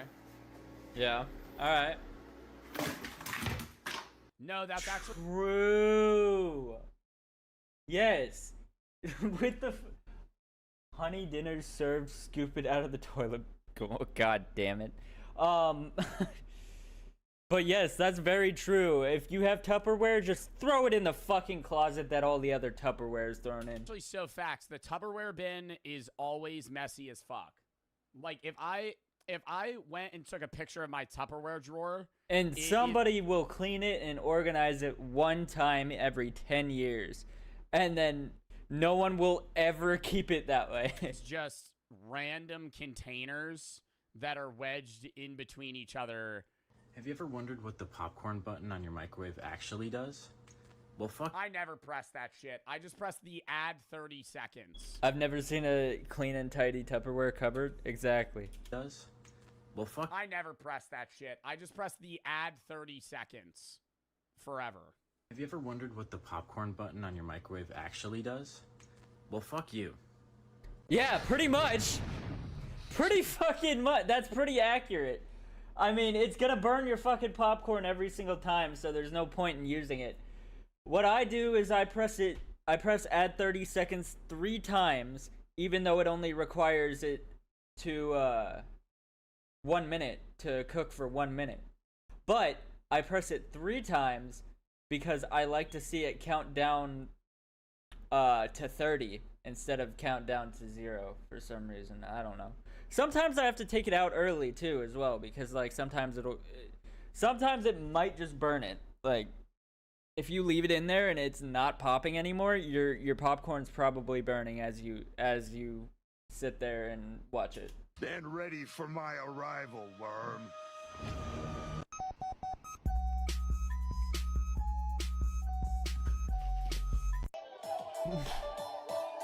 Oh, come on. Oh, yeah.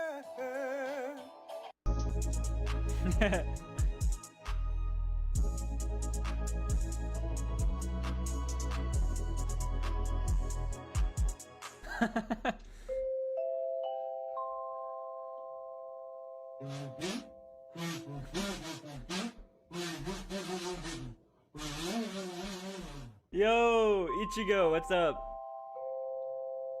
Oh my god. Oh my god.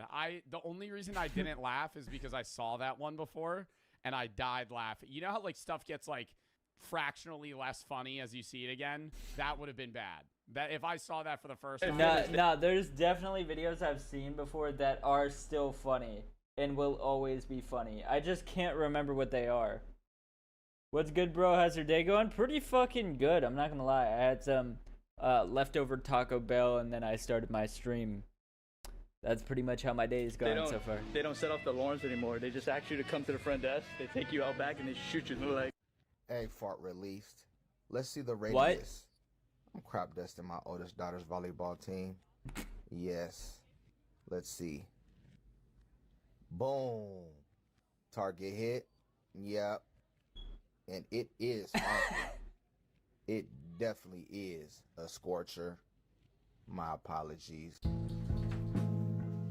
What the fuck? I can never watch my wife clean the entire house while I just sit back and relax.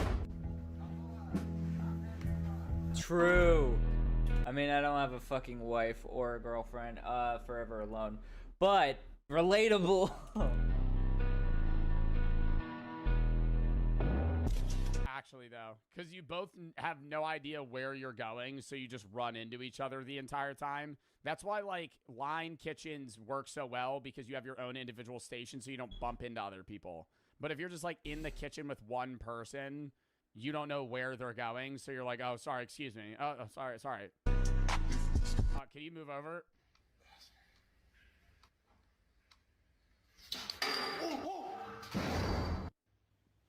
I don't get the Minecraft reference, sorry. What? That was a laugh. There was no way that wasn't a laugh. What? That was a laugh, bro. He's not slick. Oh.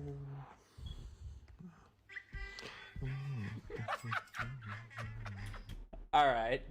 Well, if it didn't count before, it definitely does now. I was trying to hold back the laugh. I was like, I'm gonna laugh. I'm just gonna laugh. Oh my god, what is he using that as a means to, like, make himself feel better? When I'm out of town, I be tripping, I be on one.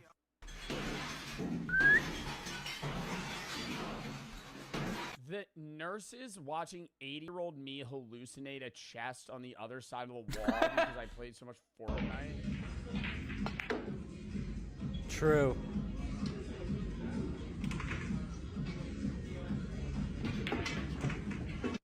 I got my All right. McFlurry in a takeout box. Bro.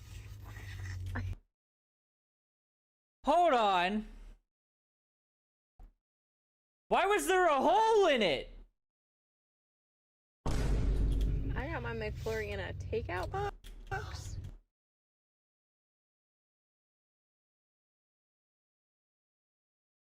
Where the fuck is the sound effect? Huh? Fuck! Bro.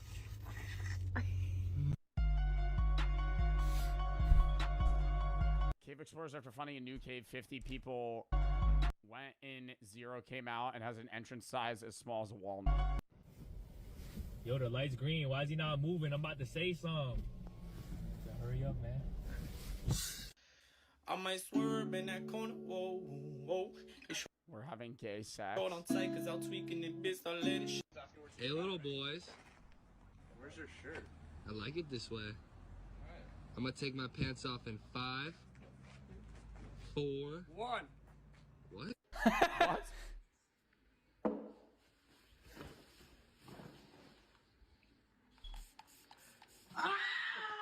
Your mom's not a whore, by the way. Thank you. Yeah, whores get paid. She gives that fat ass out for free. What? Dude, I'm so sorry. I was playing with my ball set. I'm being so serious.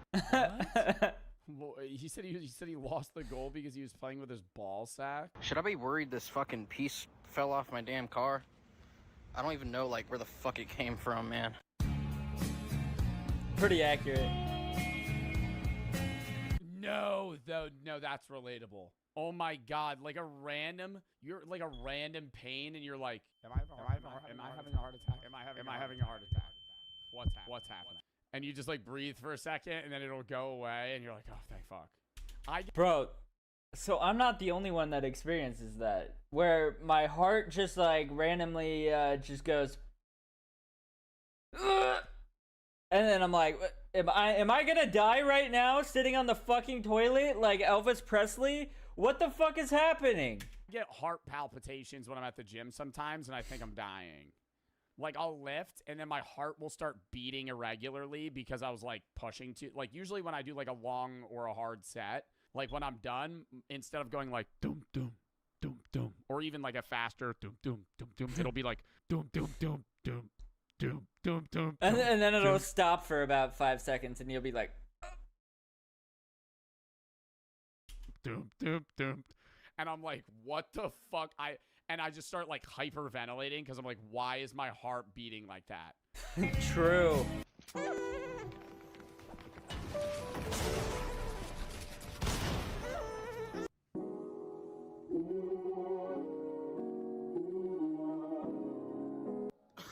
Please, just come inside. This shit is not a game. When you're trying to catch your dog and they hit you with this pose. This shit is not a game. Oh. True. Yeah, that's where you treat it like a bomb. And you start going, when they're in that stage, they're watching you, and you start going, like, real close. Like Daisy, she'll go in that stance. Yeah, because they're not gonna run. They're not gonna run because they'll see you moving slowly. Yo, what's up, America Stella? What's up? But yeah, they won't run. They'll just watch you go closer and closer. But then once you get too close, that's when they run. I just need to get close enough to where I could lunge and grab their collar. And you're like, hold on now. Hold on now. Calm down. I'm pretty good. I'm down. Calm down. POV Bro starts losing his mind after a loss, but you know he'll get off if he hears you laughing. I'll kill you! I'll kill you! I'll kill you! So very fucking true, bro.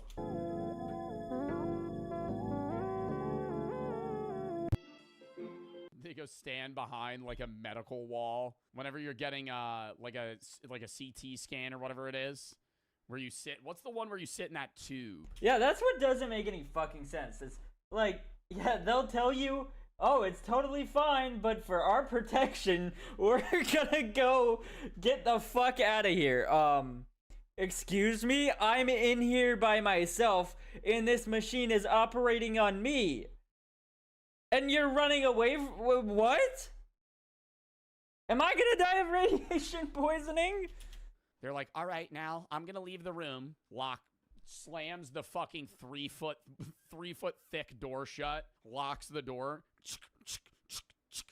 puts on goggles. Yeah, you're getting an MRI. They're standing.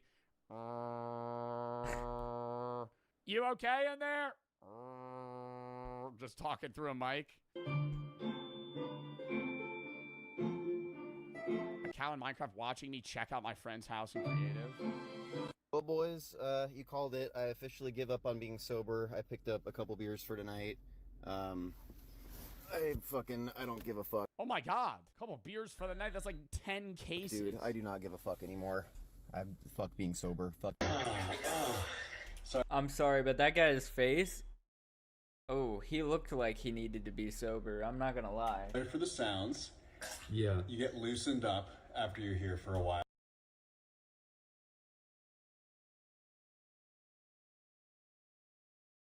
What am I watching right now? Could you just not look at me while you're doing it?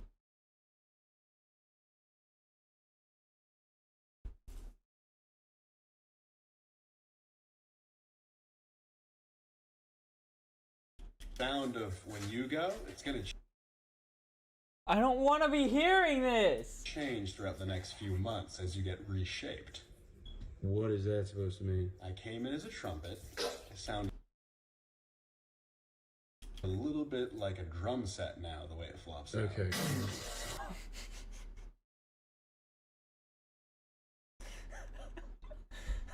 What the fuck am I watching? You just not talk to me when you're going to the bathroom. Oh, this feels wonderful. Dude, you Thanks gotta for warming it up. You gotta look at me when you're doing that, man. Yeah, sure. No, could you not look at me when you're doing that? Doing what? I'm really excited. You gotta be fucking kidding me. Fuck! It was the Doing one what? at the end there. That was 3. To get going and have some fresh new ideas on how to catch the spot. Oh, wow. He just wants to be taken seriously. Oh. Bye. Get the fuck out of my chat so with sorry. your I art know what I promotion meant, what I shit. did. Fuck My you. apologies. Bye. Just tell me it's not the end of the line. Is he supposed to be a sperm cell? I never meant to break your heart. On that, you're not wrong, but you growling at me, you motherfucker? And the leader of this guy's growling at me. You don't growl at me, little boy. Don't piss him off. Tread lightly. He's growling at me. That means he's pissed off. Don't piss him off. He's scaring the shit out of me. Get out of my face now! Oh my god. Calm down, little boy. Shut the fuck up! Get the fuck out of my face now! He stole my animal crackers. I'm gonna fuck you up. Get the fuck away! You're 40 years old growling at me and punching holes in your wall. Shut the fuck up, you little bitch! You're fucking with the wrong one! Better get the fuck away from me and away from her. They kicked him from the lobby. Hey, who do you got for the Canelo fight? Canelo. I mean, you can't sound threatening in VR. Like, if you walk up to somebody in VR and you're like, you better back the fuck up. Oh, sorry. Triple G. iOS. All right. Hey, who do you... What just happened? Hey, who do you got for the Canelo fight? Canelo or Triple G? iOS. All right. Hey, who do you got for the Canelo fight? You guys are kind of quiet. Okay. Yeah, shut the fuck up, Greg. Nothing beats a Jet2 holiday. And right now... Wow, that is a thick toenail. Ooh. You can Looks a little cheesy, too. save £50 per person. Oh, my. That's £200 off. I would start dribbling water on their feet. True. Typically sitting on business in the interrogation room, but then you see your homeboy walking free with a Big Mac.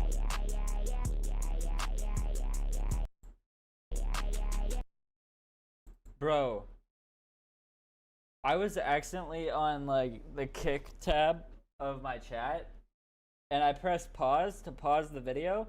I didn't realize I was still on that tab on accident. And I unbanned the person that I've just banned, and then I pressed pause again and it banned them again. Why the fuck is pause the ban button? Please back away from me. I find out who's throwing them tomatoes are getting banned. Someone keeps throwing freaking tomatoes at That's me. it. Kick him. She has phantom sense. Bro, like, they get that upset about it. Like, committing that hard to the role play that you're like, you're throwing virtual tomatoes at me. This is upsetting. How can you get that involved? She's allergic. If it hits her, It she'll still have- affects yeah, her. The next person that throws a tomato at her will get kicked or worse. Back the hell away. Stop!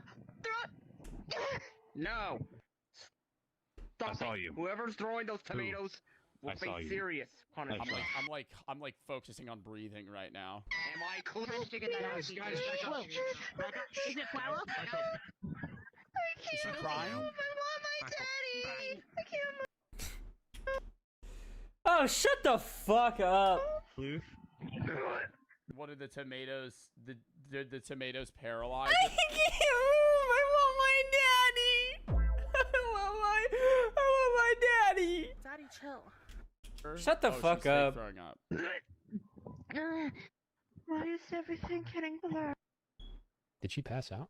Because of the tomato being thrown at me, my throat started closing up. I had an allergic reaction. I'm good. Can we normalize uploading videos of yourself after anesthesia? Because I got an operation. My mom showed me. Go back to gooning. You're gonna go back to wedding? I'm gonna go back to gooning. You're gonna go back to wedding? Gooning. What's gooning? Masturbating. Gil. What? Dude. What? You can't say that. Why not? Why not? I love this video. This is one of my favorite videos on the internet. Damn, it's pretty steep. Andrew, shut the fuck up. Andrew, shut the fuck up. It gives me the same energy as, hey Peter, what are you doing? Crack. What the fuck? Bro, when you're trying to focus driving somewhere stressful and there's somebody just commentating on it the entire time.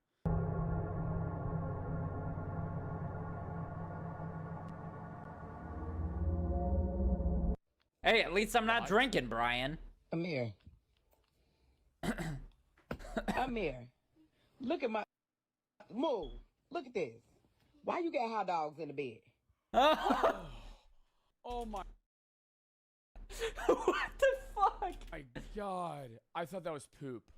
I mean, that's still gross, but I thought that was poop. It was barbecue sauce. What the hell is wrong with you? Is you crazy? We have 9 speaker system, 2 right above your head. No way. Yep. Above? 9 speakers. I've seen this. You mind if I test them real quick? Go for it. All right. Here. You mind if I turn it up? Go for it.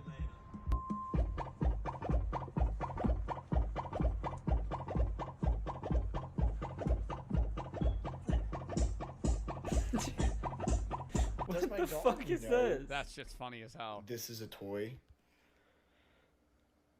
Excuse his face. Or does he think it's like... That dog made the cutest face I've ever seen. Why does he look like that? He's so cute.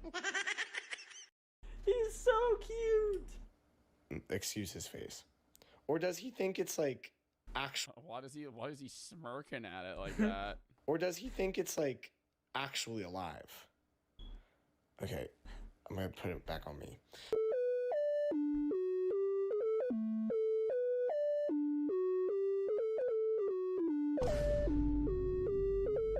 Yeah, just being like, man, dude, I think that was just a team diff. I don't know why we lost that one.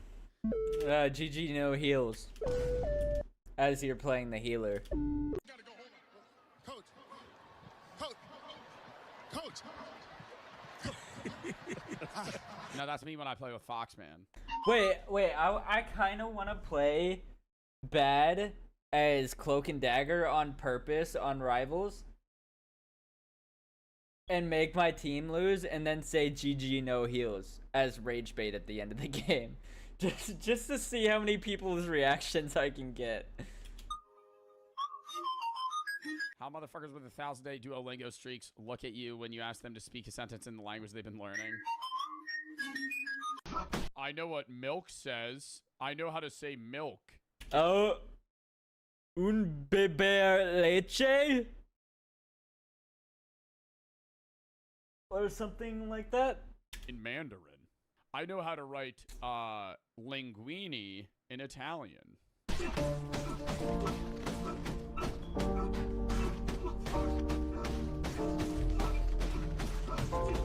Sounds like they're rearranging their furniture every day. What you want, bro? What kind of driving's that, man?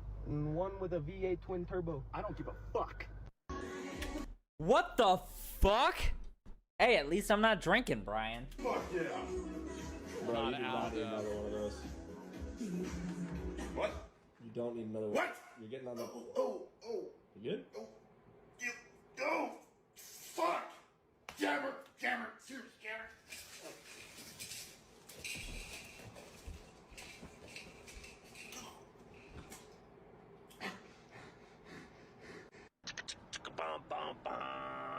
That's me when I haven't had enough snacks. Get the bad guy. Bam, bam, bam. Get the bad guy. Bam, bam, bam. Dad, please stop spending the rent money on Kai Cenat live streams. Is anyone else struggling with this? Why'd he go after the cameraman? It's really hard. Playing with his toe. Doesn't he know that the fucking cameraman always survives? But it's so fun. Fucking idiot. Let's get some dubs, boys. Holy Christ, there's nothing left. Holy Christ. Bro, Bro. Oh my god, dude, that made my like whole body fucking like shiver. Wait, oh my god. Wait, how do you get a transition where it wipes up when he switches scenes? Wait, that's kind of fun. Can I do that on OBS? Thought he was gonna yak. Oh, it's way too late. Might as well not sleep. Oh, well, when the day after just feels like you're in a fever dream and nothing. Yes.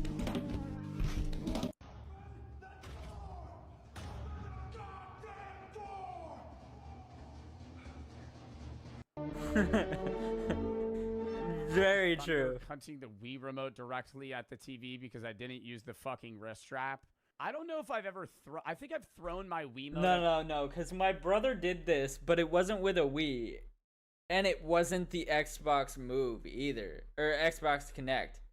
It was the PlayStation Move, bro. He threw that fucking control. He was playing,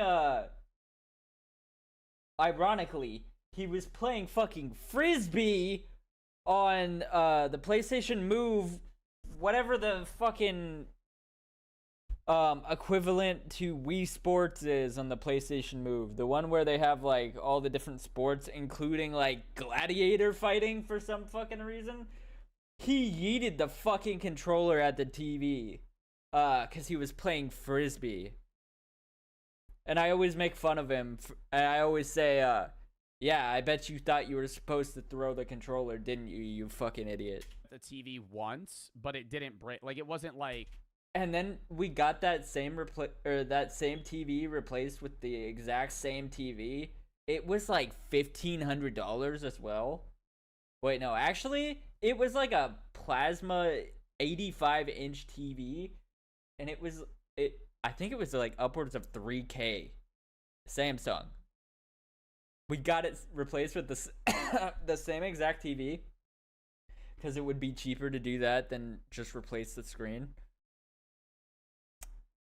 And somehow he ended up breaking that same fucking TV again. Like, years later. I don't know how it's possible, bro. I don't know how you can...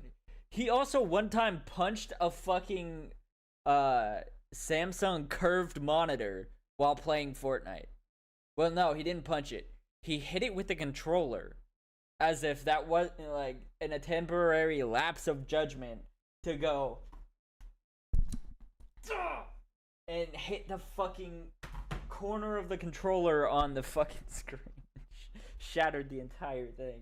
I'm like, you are so dumb. You are really, really dumb. You know, overly powerful to shatter it. Like, if you chuck the remote, like, you just had no grip on it. Man, you already know what's going on. Got the tomato soup, got the grilled cheese cooking right now.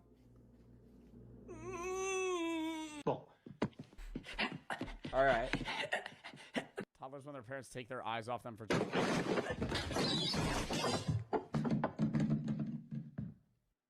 Keep putting in that work. Didn't that guy die in that, like, the character? Didn't he die in whatever scene, whatever movie that was? Keep putting in that work. You know why? You're almost there. You're almost there. It's gonna pay.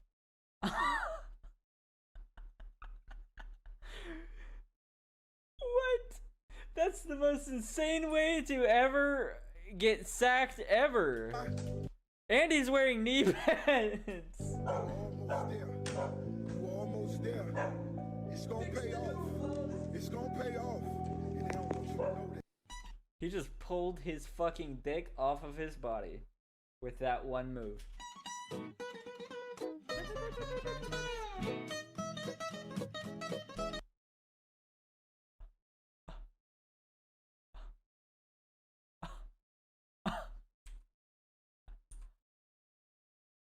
Pay off.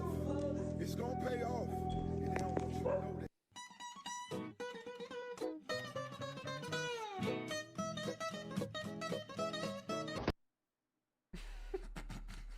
That's a laugh. I'll count that. It was a little chuckle. What the fuck, chat?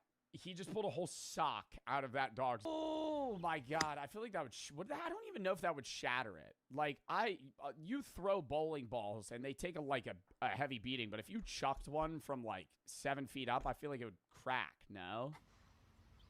I don't think a bump and run was the right play there. You got like 200 yards. I think I heard beat.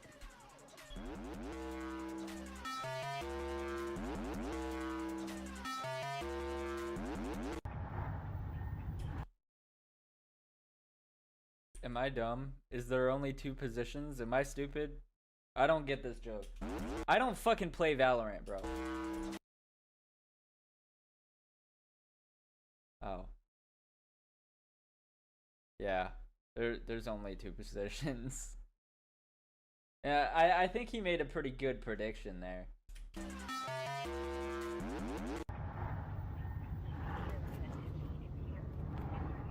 Oh no. Damn. Go get out and stop them. What is he doing? Bro's just recording the cards. Because it's a good video. Damn. He's just saying damn over and over again. Damn, dude. That just dented the fuck out of his cars. Damn. Alright, so I laughed 4 times. That was a good fucking video, though. I think it could have been better. I think if it was a Joe Bart selection, I would have laughed more. But chat, you've done better this time. Damn. A few of those were funny. A few of those were funny. We'll do another one soon. You guys got to send more of like good random videos like that. Oh, sorry, I'm echoing my own stream. All right, next fucking video. Hey, if you guys enjoyed, go fucking. If you haven't somehow already been following this dude, go fucking follow Joe. Like, what are you doing with your life? Yeah, if you enjoyed the video, like and subscribe. I'll see y'all later. There's drama with Denims, as always. I don't know what the fuck this video is, but we're gonna watch it.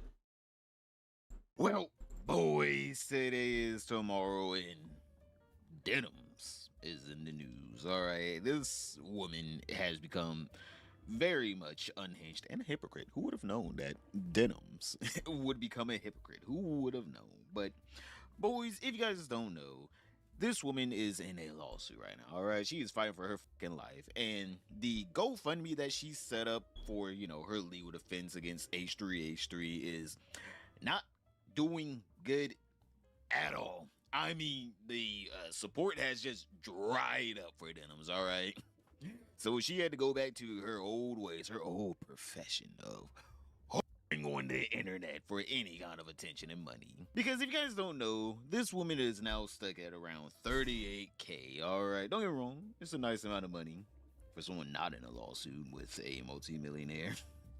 Outside of a lawsuit, that is a good amount of money to make within a month worth of grifting, all right? That is a really good amount of money. But whenever that money is supposed to go pay off a debt that you really need to pay off, and it is going to be worth hundreds of thousands of dollars, it is not even a drop in the bucket.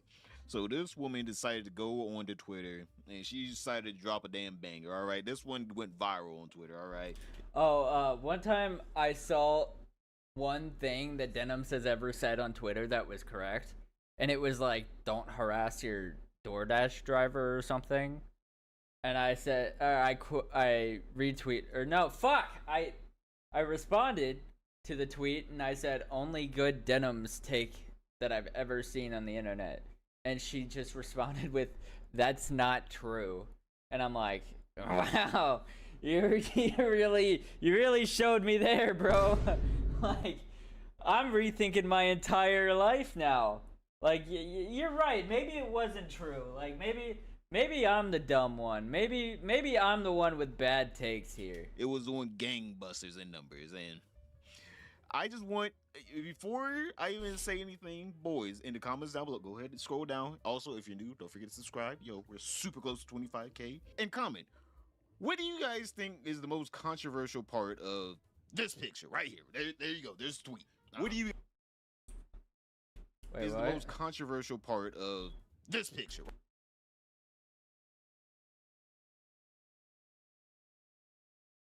Hey, I'm not gonna lie, she's a shit ass person, but The ass isn't shit, if you know what I mean. Right here. There you go. There's the tweet.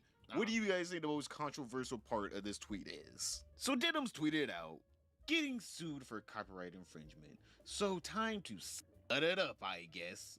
Lol. I'm not even gonna lie. I mean, she tries to be ironic, but that's literally her game plan. How do I tell you?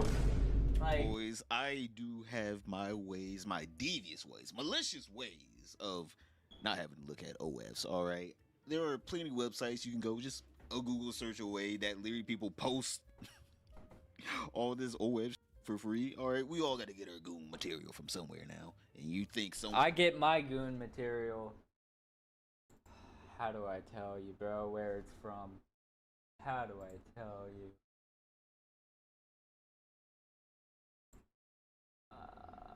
Where is it?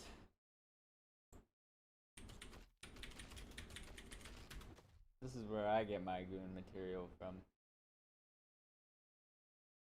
Like I don't know what to tell you, bro.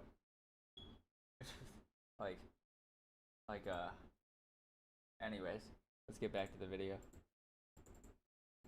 One that's a 7 Seas general like me pays for it? Hell no. And brother, there's nothing on that damn. Nah, I'm just kidding. I respect Senna heavy. Like I don't know what to tell you, bro. She's doing her shit and it's really working out for her. I'm really it's really cool to see. Thing that you want to see. Go to her literal Instagram and you'll see the exact same thing. It is literally her second Instagram account.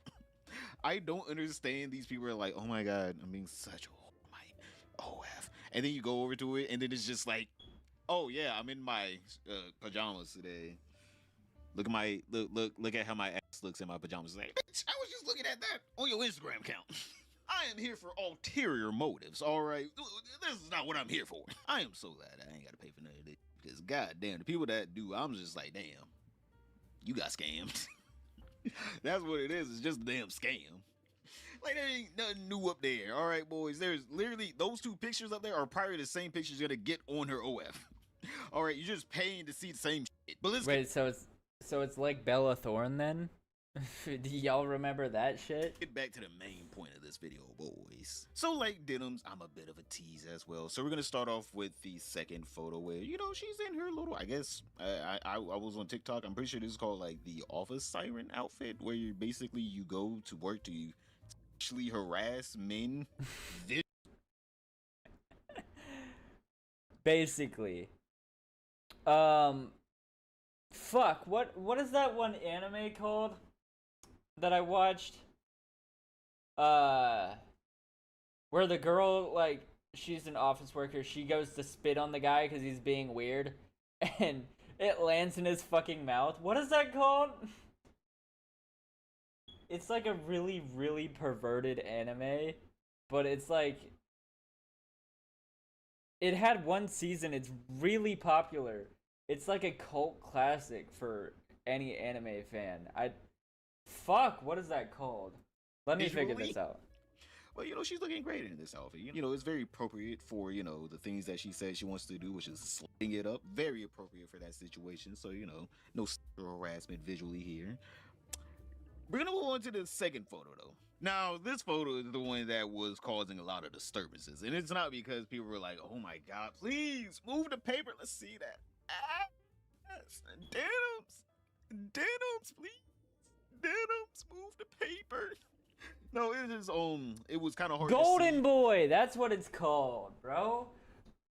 The way that I had to find that was I had to go back to somebody's channel that I know has watched it as a reaction video before, and that's how I had to find it. In the first tweet where I was reading off what she said, just so you know, this said 4K HDR Ultra Blu-ray, motherfucker. She said, yes, I want to tie myself and my brand to this. Oh my goodness. What are we doing here, ma'am? What are we doing here, ma'am? I understand that you don't like Ethan Klein, but woman, she herself has called out people literally 2 years ago for anti-Semitic rhetoric, but now is fine whenever Denim. Why is she doing that to her cat, bro? The fuck? Weird ass. Is in a little legal trouble. She said, I need the damn groypers to start paying for this damn lawsuit. Like, bitch, what are you doing? You know the internet is forever, right? We see this. This is 4K, literally. You load the image in 4K.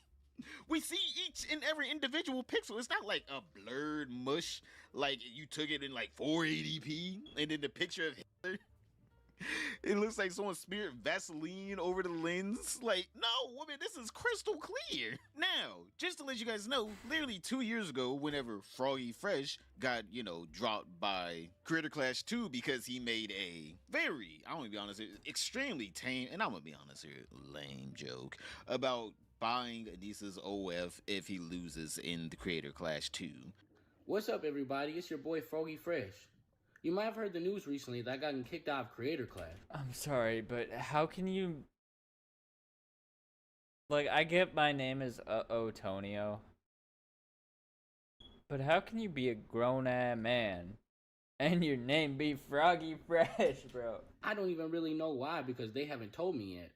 But my guesses are either because I said I was going to subscribe to Anissa's OnlyFans, didn't beat Chris up, or I went to train with Sam Hyde, who is E-Dubs' worst nightmare, basically. E-Dubs. And literally, everyone for some reason was grifting on the reason why Froggy Fresh actually got removed. It was literally just because they didn't like him. They didn't like that he was trained with other people that wasn't in the orbit of I-Dubs and them, that were outside of that orbit that they hated.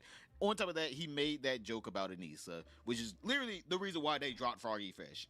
But instead of just saying, hey, we didn't like his rhetoric, they were just like, no, he's a Nazi. It's like, what? Literally, this is Denims right here on stream calling Froggy Fresh a Nazi 2 years ago, or I guess, yeah, 2 years ago during Creator Clash 2. With zero evidence, by the way. She's literally, the first words coming out of her mouth is, I don't know how to explain it, but he is it. Like, just watch this bullshit. So he was like, he was just posting Nazi shit, okay? I don't know how to explain it. I don't know how else to explain it other than he was posting Nazi shit. And I'm going to say it honestly. I'm going to say good on them for kicking him from the fight. You shouldn't have What space. the fuck? What the fuck is that sound behind her? Like, does she have a damn fish tank? Like, it would be quite fitting if there was a fish tank in the same room as her. Maybe she should go back to it. That are welcoming to Nazis. So let me show you guys because I don't think people recognize like how insane this is. Are these insults? I don't know. I think the problem is that once you become a Nazi or you start aligning with Nazis, you lose any semblance of like brain cells. Well, I'm glad you at least admitted that you were retarded, dumb as a rock.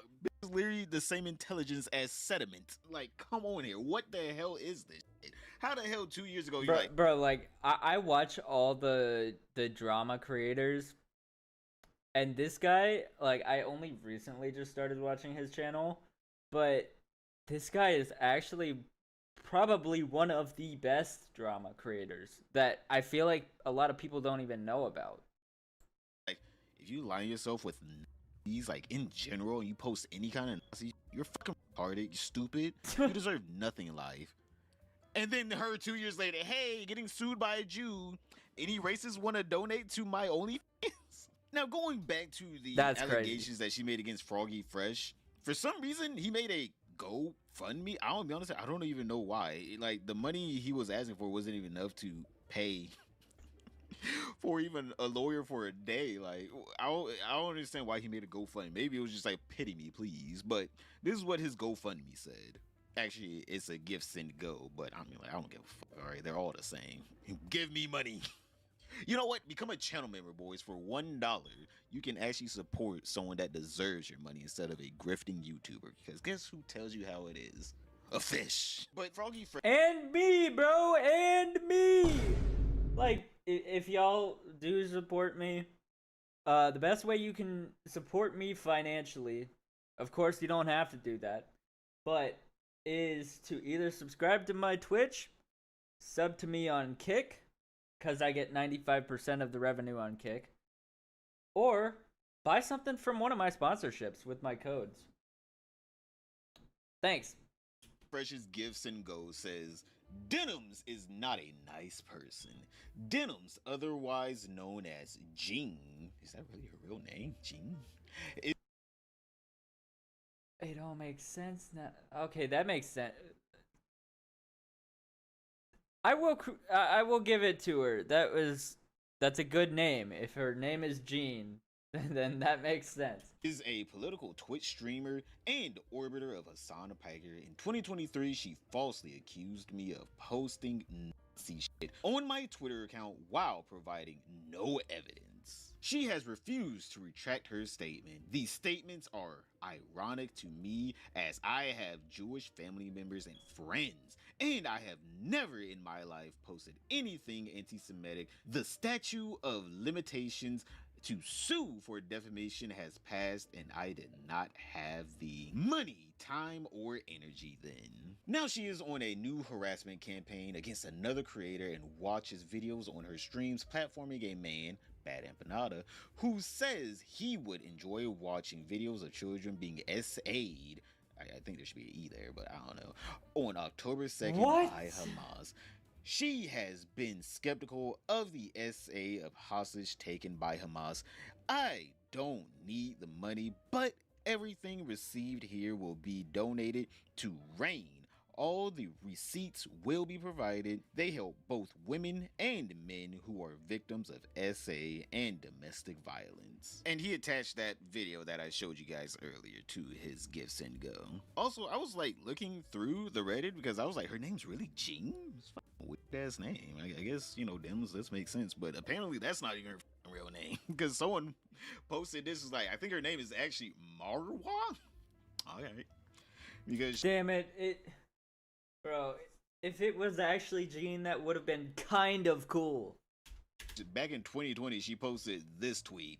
Denims, 9 out of 10, stream name, does the job. Denim, 10 out of 10, classic, easy to pronounce, feels right. Dennis, 1 out of 10, you're trying to torment me, and I will harm you. Marwa, 5 out of 10, she hates her name. Only people who see me naked are allowed to say my first name. Literally, she says it right there. That's her name. And then Marwu, 10 out of 10, my favorite IRL nickname. Damn, Marwa. What is the origins of that? I ain't ever heard of a damn Marwa in my life. I ain't even gonna lie. It's that crazy ass research, or we're gonna go with the Google AI version of whatever the hell this says, and we're gonna use that as the Bible, basically. Of what the origins of this name is, because it says the name Marwa of Arabic origin. Oh yeah, definitely would have went off of that head. Off. Dunzo. Primarily means flintstone or fragment stone. You telling me this literally her name is what her mental state is fragmented. Damn. It also associated with the hill of Marwa. Yeah, who cares? But as you guys can see, Marwa is not her favorite thing to be called. No wonder why she likes to be called Denims. That's way cuter than Marwa. Now, some of you guys may be thinking, well, Straight, there's no way that these are real documents in her lawsuit, right, Straight? There's like no way someone with an actual working, functioning brain would bring the most racist person against a actual religion / you know, race of people that genocided them, that we fought a whole war over. There's no way she would bring that to a U.S. court, right? There's no way. Yes, that is a real page in the filings, by the way. This ain't even trying. And then on top of that, she had the audacity after basically saying, yeah, this lawsuit is basically a joke now. Like, I already lost, or I already accepted the loss. I think she's gonna try her best to take a plea deal. Maybe she might represent herself in the court, and she's just gonna be like, I don't care, whatever you do to me, I don't care, please, I will pay. I have been grifting for... I'm sorry, bro, but she looks like a Who from the fucking Grinch movie. So long now, I have slightly enough money to pay out whatever I need to Ethan Klein. Let's just get it over with, because there's no way she's paying for a lawyer with this shit, right? But she had the audacity to ask people for more money to her goddamn GoFundMe, talking about some. For those not in the know, Ethan Klein has filed a frivolous lawsuit against me alleging that I ripped off his video. I have retained a lawyer, no she hasn't, and am going to fight against his baseless attempts to silence me. I like how her saying his baseless attempts to silence her is him just saying, don't watch my videos in its entirety without commentating over it. Somehow that is a baseless claim of silencing her. Woman, you did the crime. You watched his video, his intellectual property, on your stream with no commentary. You did the crime. You did it. You did it. What are we talking about here? And on top of that, that wasn't even the worst part. The worst part was that she told her audience not to go support the video. She explicitly told him that. If she just watched the video on stream and then... That's the smoking gun, bro. That is the smoking gun. Hey, if you enjoyed not giving views to that horrible video, give me money. Just said, we watched Idiot. the video, that's it. Or even if she said, I didn't like that video, it was bad. All right, that was one thing. It's a completely utter thing to be like, do not support the video. You explicitly told people do not support the original content. Like, he has every right No, and even worse, she said, give me money instead. to you. You literally took his content, watched it all on your stream to make sure you can suck and siphon as many views away from it as possible in a malicious manner. I'm like, this boy age 3. I don't know if he can get a hate crime suit against her. I don't know if it would be criminally or probably be civilly, but still, something.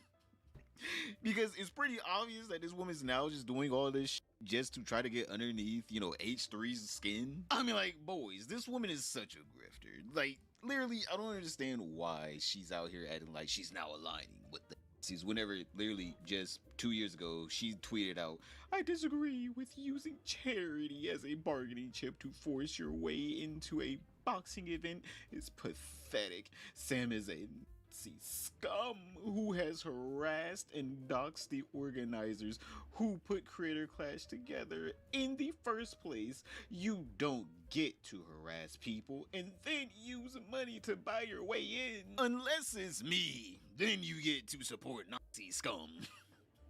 I can't believe this woman just, 2 years, just switch up real quick. All it takes is one lawsuit. This woman is about to damn how Hitler out there. It is so weird how these people can exist between, yeah, I'm on the right side of history, and you, what are you doing over there? Hey, that is way across the line. Woman, you...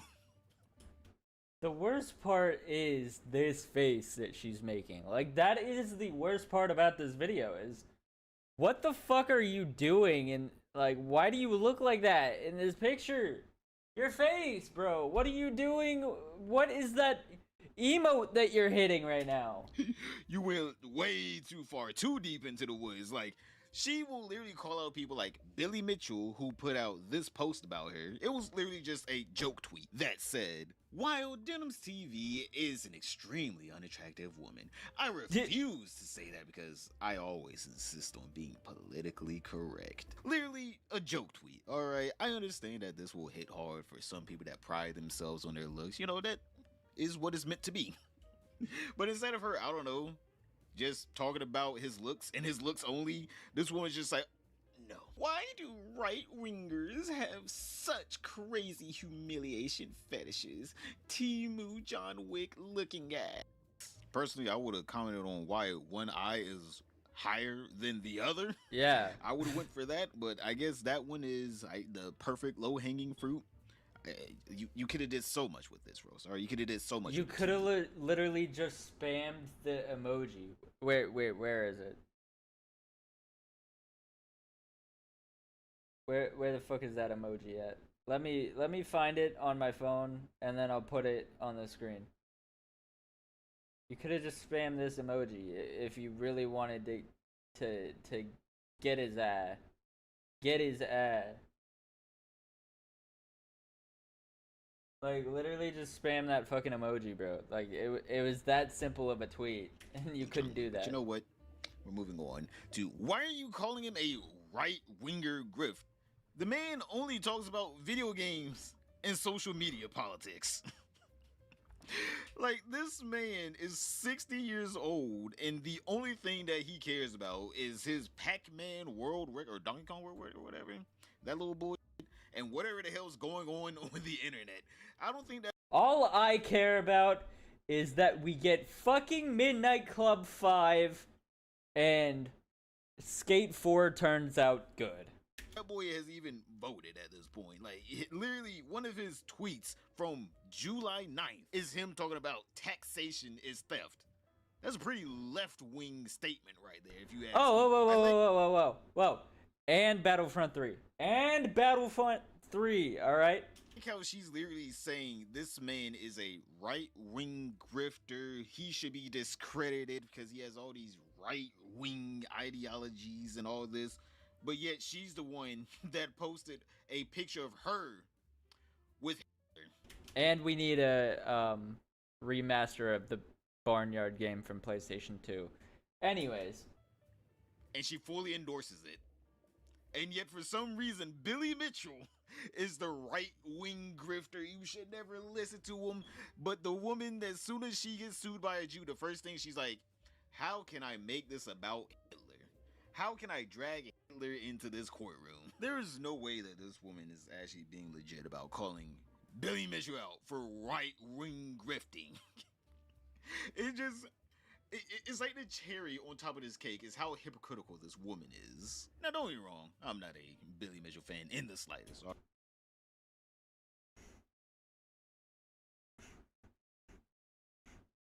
Anyways. Alright, I am 100% not.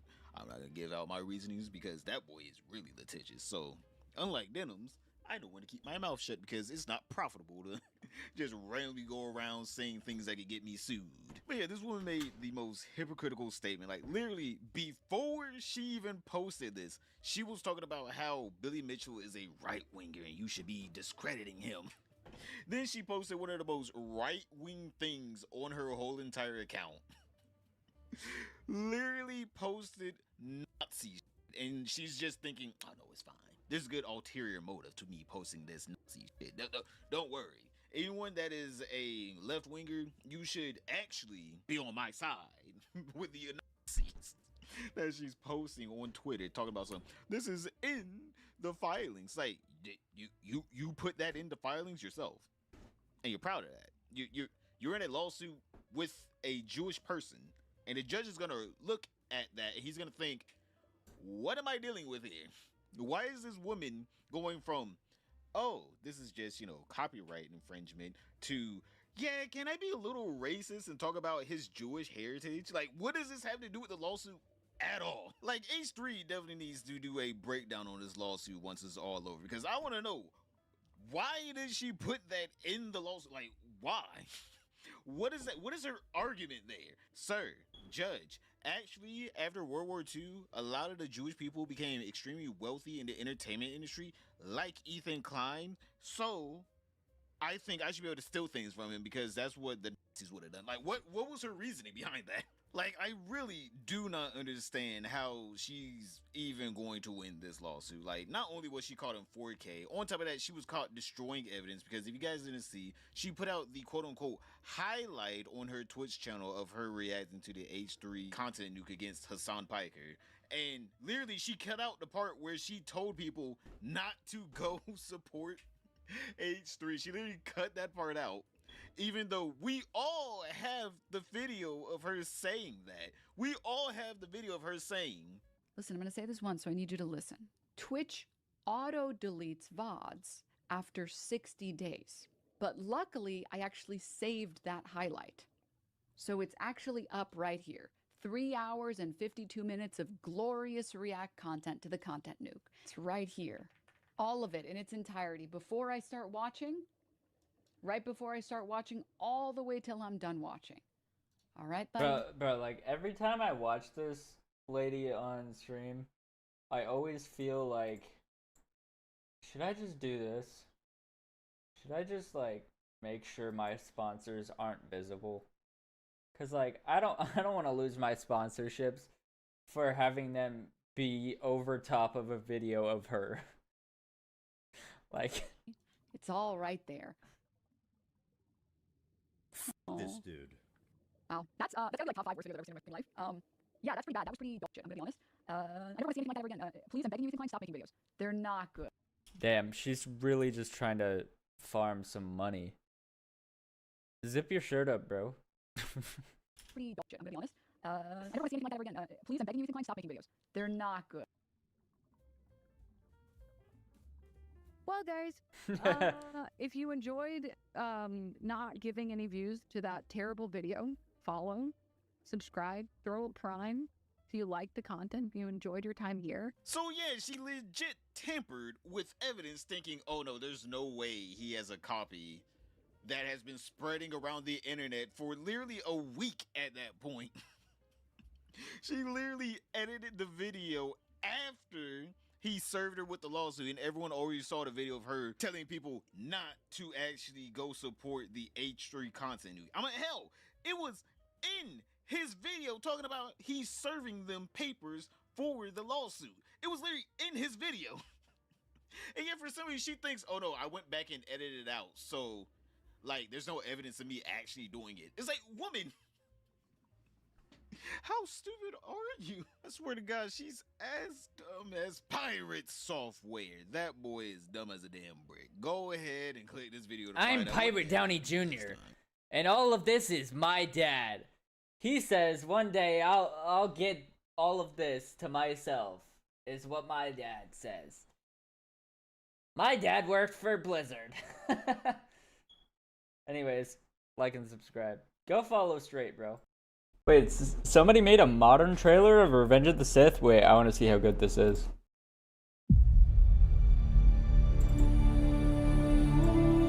These visions you have, They're of pain,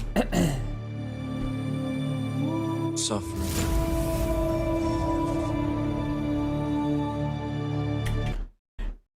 They have the Star Wars theme, but it's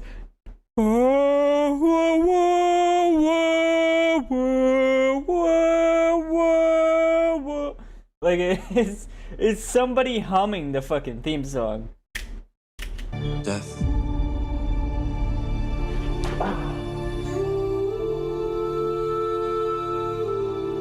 careful you must be when sensing the future, Anakin. The fear of loss is a path to the dark side.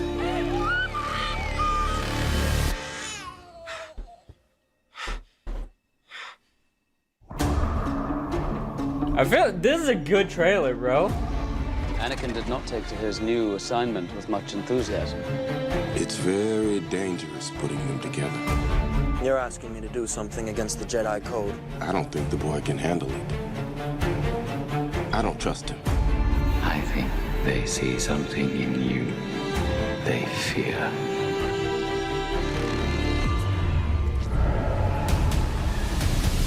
Cannot let 1,000 years of democracy disappear without a fight. Agreed. Wait, that was a deleted scene. That was the one where Yoda and Obi-Wan, the clones dress up to try to trick them. Yes, General Kenobi. We've been waiting for you. I'm sorry, sir. Surely, you have felt it. The dark side has never been stronger. I am going to end this. Once and for all. Sense great fear in you, Skywalker.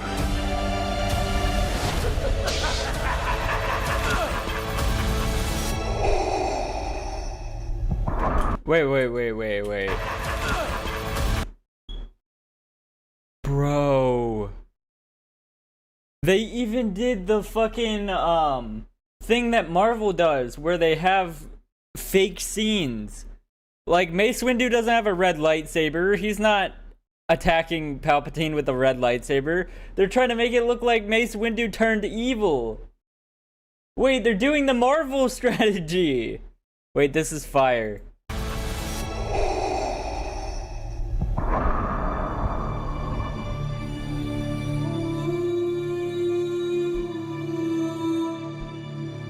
Bro, that was so fucking good. I'm subscribing, bro. If you guys enjoyed the video, go support the video as well. That was a really good trailer, bro. From what I remember, I don't remember like the actual trailer completely from when the movie was being released. But from what I remember, this is definitely better. Bro, how the fuck you get me hyped to see a movie I've seen 20 times?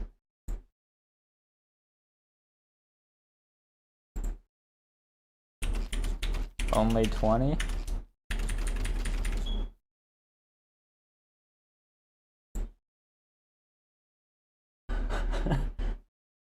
Anyways, I have some videos that I want to watch. Chat, apparently this is the Woodward starting pack. I've never been to Woodward. I have been on ramps that were made by Woodward though. So let's watch this video. Sign number one that you're getting old. You don't know which words are good or bad anymore. I'm at Woodward. I just ordered some French fries. I asked if I could get some fry sauce with it. If you don't know what fry sauce is, look it up for a life change. Anyway, the kid says, no, we don't have any fry sauce, but we have some sauce I think you should try. I said, sure. He slides it across the counter and says, this stuff is ass. What?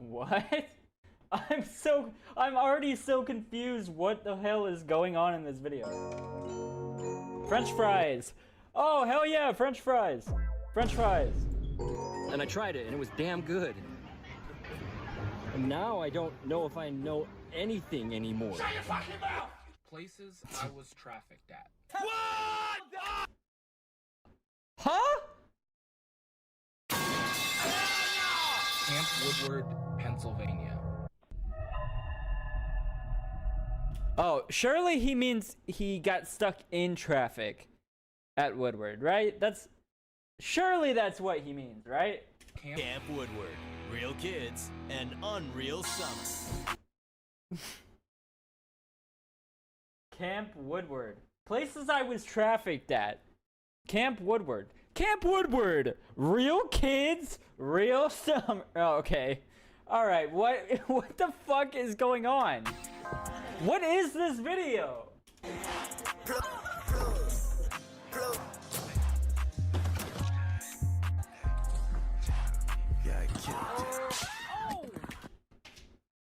Bro, that's like that baseball video where the baseball gets like thrown directly at the cameraman and you get like scared of it every time. It's like a jump scare. Camp Woodward. The dream, the hype. This is pretty. Dude.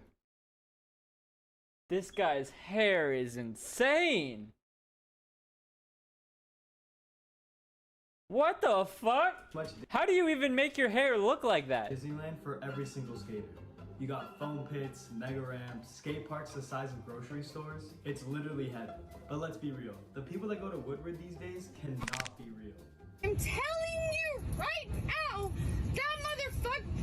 that motherfucker back there is not real. That's my favorite video on the internet, bro. That motherfucker back there is not real.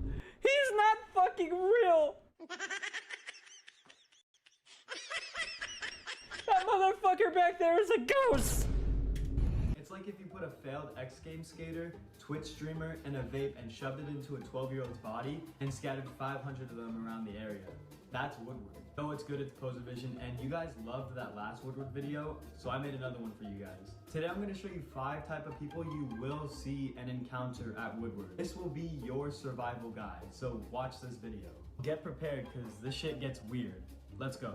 Let's go. Number 1. Let's go. The hypebeast who can't land anything. Hey! Why'd you have to call me out like that, bro? What the fuck? Okay, so we're gonna start with the drippiest disaster at camp.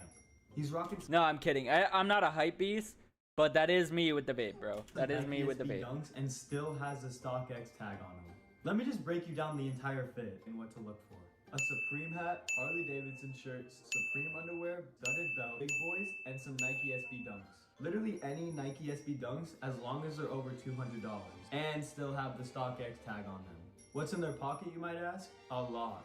Phone, AirPods, fingerboard, keys, wallet, and most importantly, there's that Instant Watermelon Burst disposable vape. The majority of skaters that are going to be wearing these fits are teenagers looking to stack. Hey, I don't fuck with watermelon flavors though. So maybe that isn't me. Clips for their Instagram reels. Not to actually land tricks, but to actually look good failing at the tricks.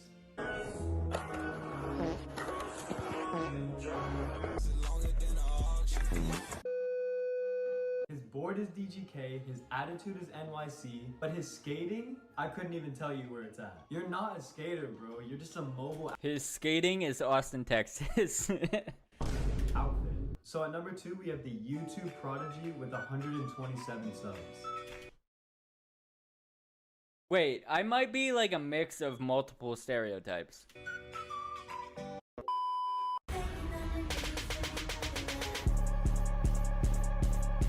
This guy's basically vlogging his entire failure in 4K. He came to Woodward for one reason and one reason only. Content. First I go whip out the bow. No, I can't hit on no brakes. My life is out of control. He's not here to learn. Alright, that would be me. That would be me low key. I'm not gonna lie, that would be me. He's not here to skate. He's here to get the perfect shot. Guys, I'm not gonna lie. Skateboarding is my bro. Not to flex, but I did play like a little bit of Tony Hawk Underground 3. I didn't. I played real skateboarding games. Like Skate 3. Oh my god, bro. Oh, hell no, man. What the Growing up when I was like 8. Like, bro, this dude's tripod. Alright, but that girl is hot though. Like we gotta admit though, like I'm not gonna lie, any girl who skateboards is hot, like automatically anyways. Tripod is taller than him. You'll spot him immediately because he's literally being followed by a group of 7-year-olds wanting to get on the thumbnail. This guy will make you redo the shot 7 times just to get a better reaction for the fail. Like, bro, Woodward has just turned into a content spot now. Standing in the middle of the park, pointing the camera at everybody's face. I feel like Woodward should have a new ad where it says, Camp Woodward, where 90% of campers are unpaid extras at someone's failing YouTube channel. Usually these ramps are meant for skateboards and other kinds of extreme sports, but today it's raining, so we're using a boogie board. But today it's raining, so we're just gonna slide down it like it's a water slide. Okay, so the next one is the washed counselor that never left. This guy sees himself as a Woodward legend. He's technically a counselor, but no one's actually seen him help a person. His job is pretty much to say how scary and hard skating was back in the 09s and name dropping every brand that he was sponsored by. He's still wearing the same flat brim hat from middle school. He's got a Gatorade bottle that smells like regret and back pain. And he still uses his iPod Touch to listen to Blink 182 like it's a podcast. You won't catch him at the skate parks. You won't catch him trying to help someone out. He's definitely either at the pool or flirting with the girls in the cafeteria. Number 4 is the Alright, what? The parent with, oh god, I know exactly where he's going with this. parent with the Olympian dream. Okay. It's the parent that didn't get to become a pro skateboarder, so they make their 7-year-old start skateboarding. Yep. This one literally isn't even a parent at all. She's a talent agent, personal trainer. She's basically the PR manager for her 7-year-old. She's got a stopwatch in one. Bro, I said 7-year-old as well. What the fuck? Why are we on the same wavelength, bro? I was considering painting my nails too.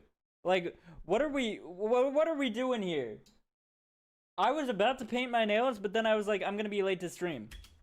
And I was still late to stream anyway. And a sponsorship email on the other. Like, at this point, the mom is doing more work than the kid actually is. Okay, here, just picture this. Picture a mom at the skate park yelling at their 5-year-old kid that messed up on an ollie, sitting in one of those foldable chairs with a cooler next to her. Diet Coke, mini fan, and a Gatorade. Oh yeah, and also a first aid kit, just in case. Nah, no, they're not gonna have the first aid kit. They're gonna tell you to get over it and get back on the board. That's more realistic. Moms would literally go to camp and say something like, yeah, we're trying to get him on a skate team before he turns 10. Before he turns 10? What the fuck? Like, these parents are literally at camp as guests. Any profanity comes out of any of y'all's mouths. My kids can't hear me cussing because they're listening to Kids Bop. That was the wrong sound. I don't know why I played There's that. a rule that says no profanity. There's a city policeman sitting right over there. And I will take any one of y'all to him and y'all will go to juvenile court. Tape record it, put it on YouTube. Y'all are gonna get put in jail for cussing and saying the fuck word. Put it wherever you'd like. Like, lady, your son is 7. He just learned how to tie his shoes. Daddy, chill. Okay, so I know I just talked about the Daddy, chill. parent, but can you imagine the kid? That brings us into number 5. The tiny groom with zero fear. This kid is literally like 6 years old. He has no fear, no bones, and no idea where he is. But he no bones. He will 100% outskate you. Get that through your head. He's goated. He's literally insane. This kid is literally dropping in vert like it's a McDonald's. Bro, these fucking gnats. I can't, bro. Get the fuck out of my face! Playground slide.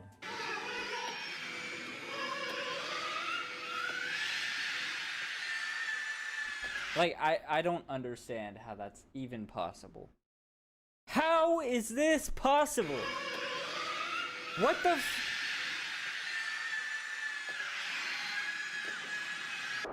Because bro's wearing knee pads and elbow pads, he thinks he's invincible. Which he is! That's the fucked up part. He's sponsored by someone's dad. His backpack is bigger than him. He's even drinking Monster energy drinks through a sippy cup. This kid doesn't get hurt too. He'll take a crazy slam and pop up just like How is this legal? What, a kid that young skateboarding? Or like professionally? I couldn't tell you.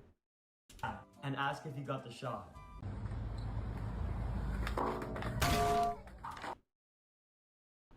What the fuck? Thank God they were wearing a helmet. Ask if you got the shot.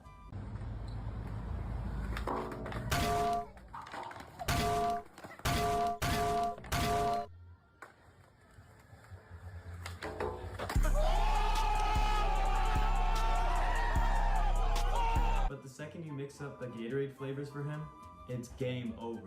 Full meltdown, tears, rage quit, everything is over. This child will literally destroy your self-esteem and then ask you to play Blades after. Like, at this point, Camp Woodward is just a magical place full of passion, progression, and peak cringe. Did you know you can get cancer from Stanley Toilet? Stanley Toilet cancer.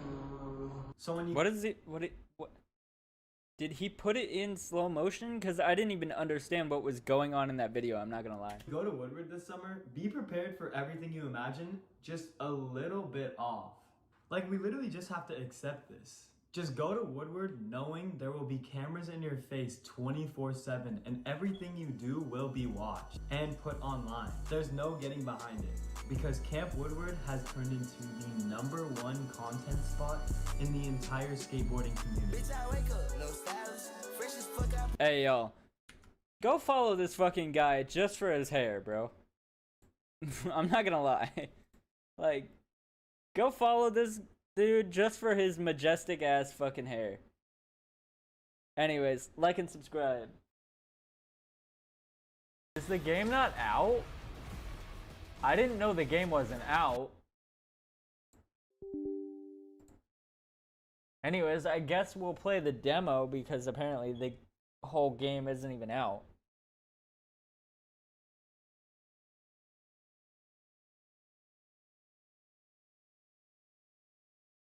Ooh, my stomach hurts.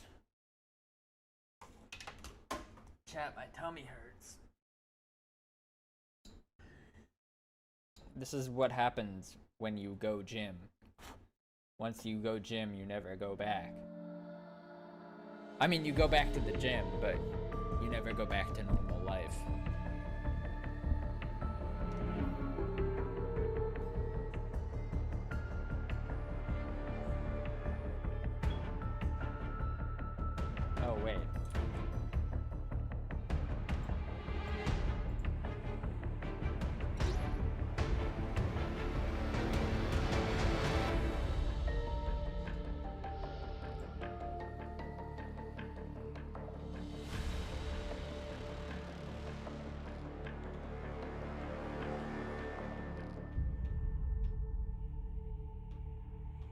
Wait, can I not change it to English? I don't even know what the difference between these two are. I'm assuming one is Japanese, but I don't know what the other one is. Anyways. Ikuru tuatumare. Ikulu ni maini. Tomaya! Chat, I don't know what I just said, but I know it's from Naruto. I know it's a Sasuke line. Shut your mouth, Hellspawn! I'll kill you!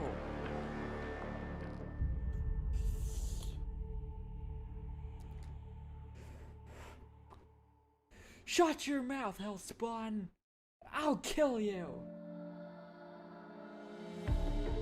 Eren is right in front of you! Do not falter!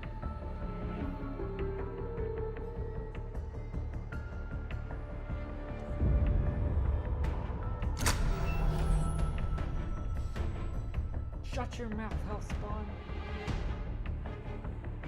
I'll kill you. Oh wait, the game volume seems a little loud.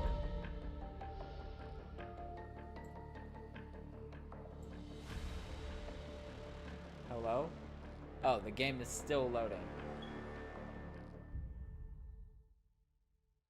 Shut your mouth, Hellspawn. I'll kill you. Bro, I need to get one of those, like, gnat traps. 異次元とこっちの世界を結ぶ通路。ゲート。そしてゲートの向こうには魔物が潜むダンジョン。I don't know if this is Japanese or a different language. ダンジョンの魔物を狩る覚醒者たちを人はハンターと呼ぶ。It sounds Japanese.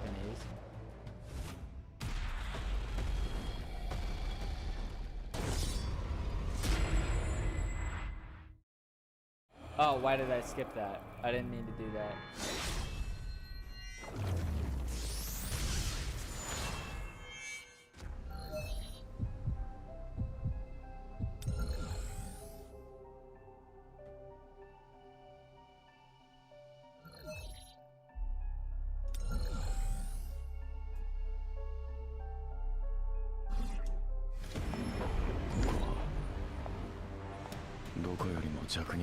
This game looks amazing.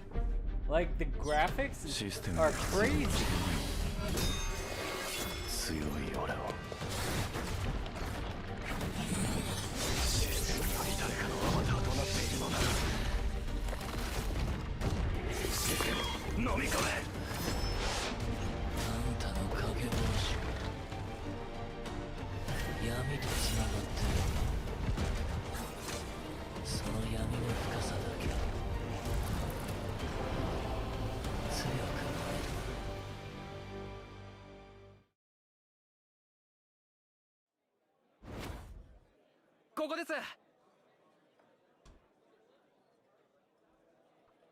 !20 回だけせめて19回だけ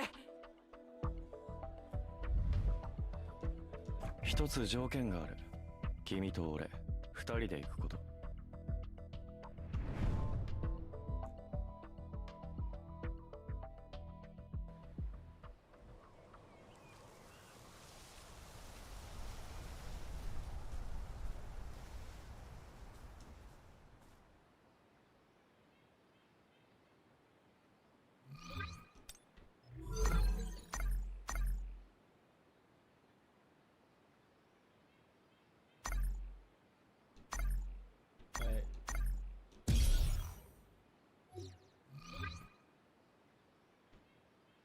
Why am I dressed like this? 人数は全部合ってるし、契約書にもサインをもらったし、水城さん、外で待機するレイドメンバーたちは全員揃ってます。僕た。ああ。諸菱君と約束した19回のレイド、レベルを上げる絶好。さて、始めるとするか。ギルド設立のために出発。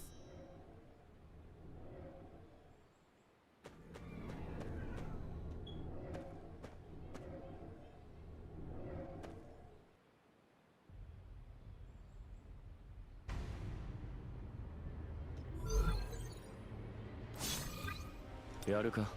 水篠さん、水篠さんのいない間、僕なりに特訓しました。必ず役に立ってみせますよ。俺にとっては大したことない。 I have no idea what I'm doing. 諸菱君にはかなり危険かもしれない。諸菱君が危険な状況に陥らないように注意したい。すぐに終わらせてやる。砕けろ。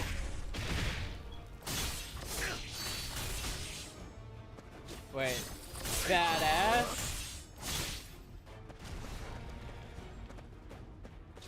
すぐに終わらせてやる。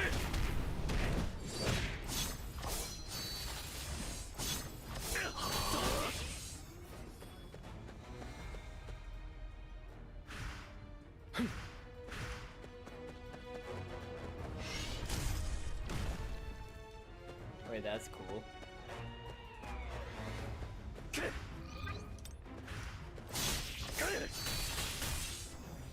すぐに終わらせてやる。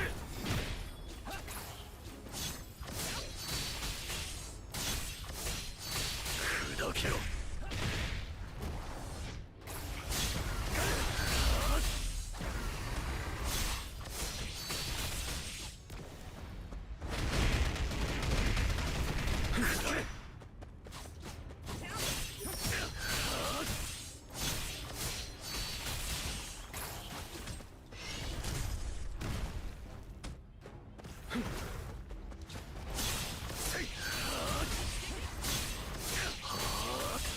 すぐに終わらせてやる。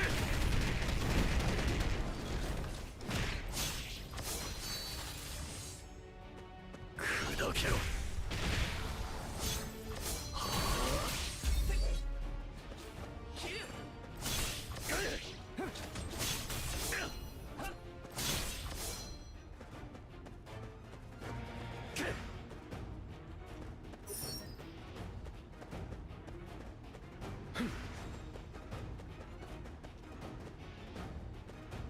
All right.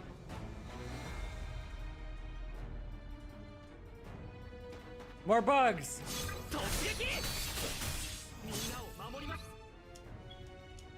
All right.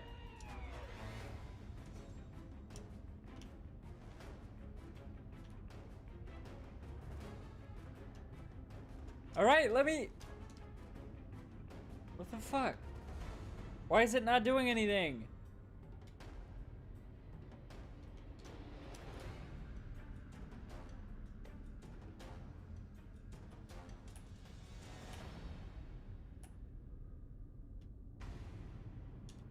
I understand. Let me continue. What the fuck?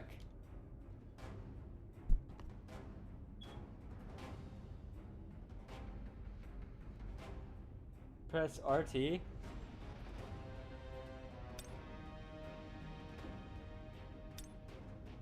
Oh my god. Thank you.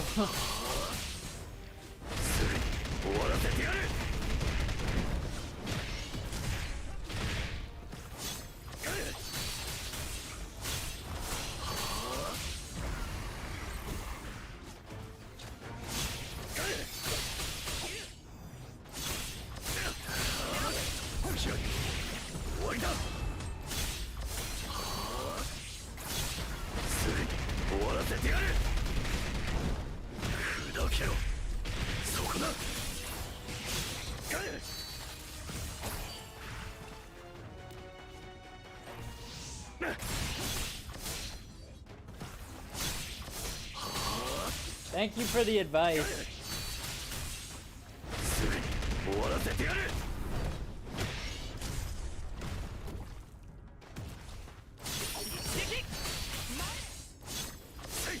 You're welcome, mate. Thank you. I appreciate it.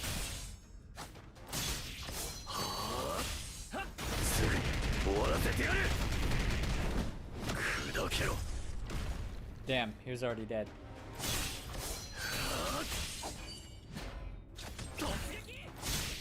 Die, bitch. Yo, have you played this game before? Well, that was a dumb question. I'm assuming you played the game before.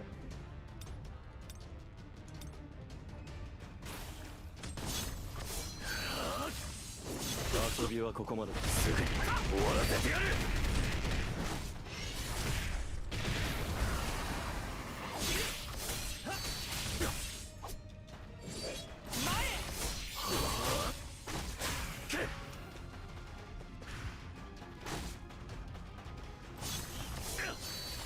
丸見えだ。 Oh my god, no. 砕けろ。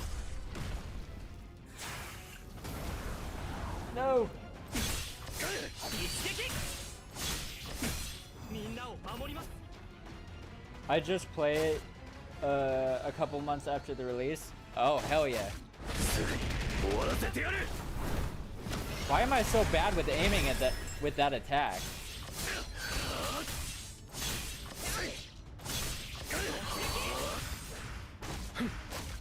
No! Dodge. 一瞬で切り裂いてやる。終わりだ。砕けろ。すぐに終わらせてやる。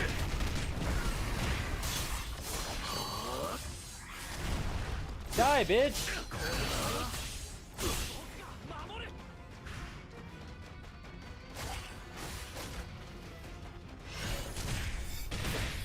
僕を信じてください。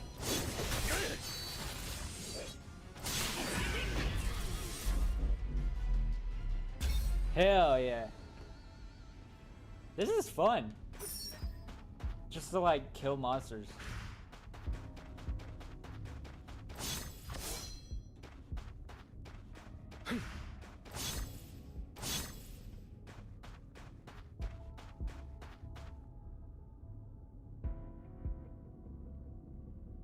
Yo, I'm gonna upload this after I'm done playing today. I'm gonna upload the VOD of me playing to my YouTube.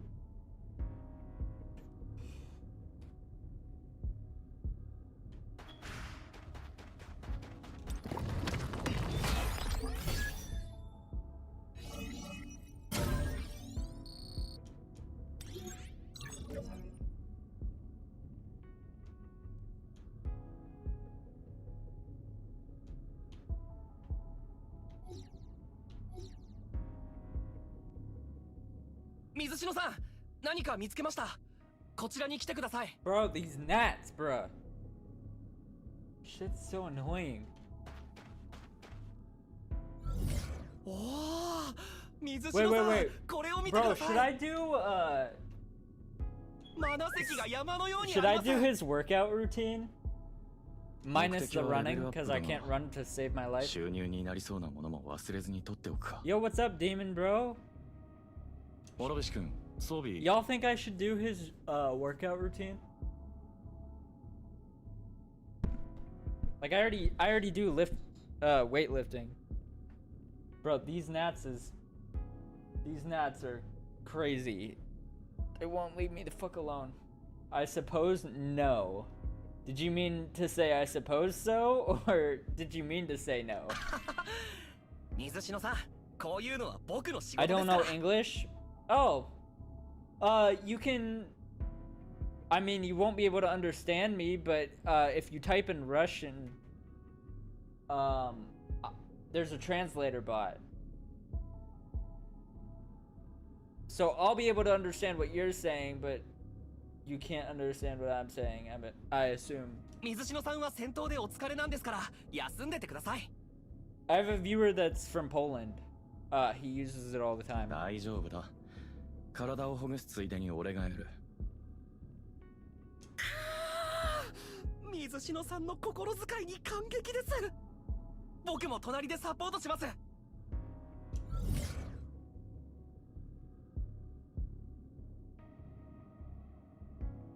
Oh, okay. I see.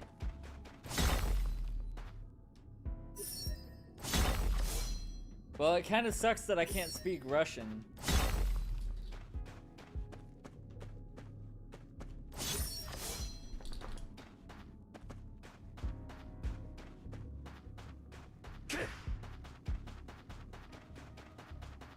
Fair warning, the translator bot doesn't always work, but most of the time it does work.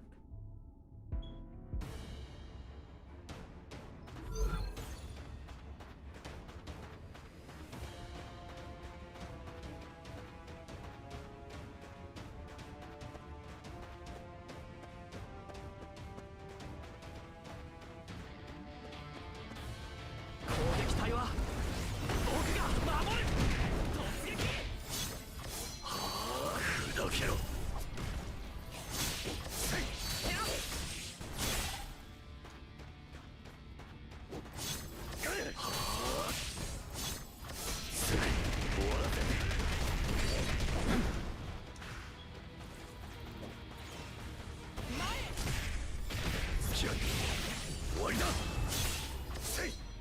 Have a good stream. Thank you. I appreciate it.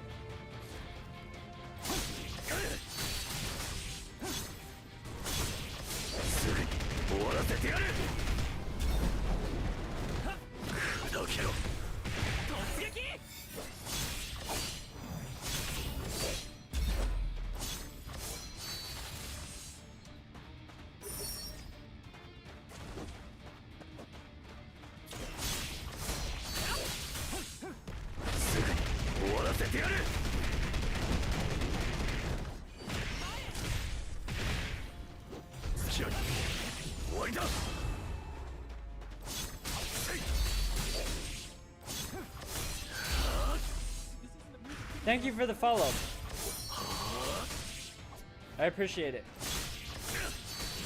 Like really, that I really appreciate it. Oh damn it! I missed.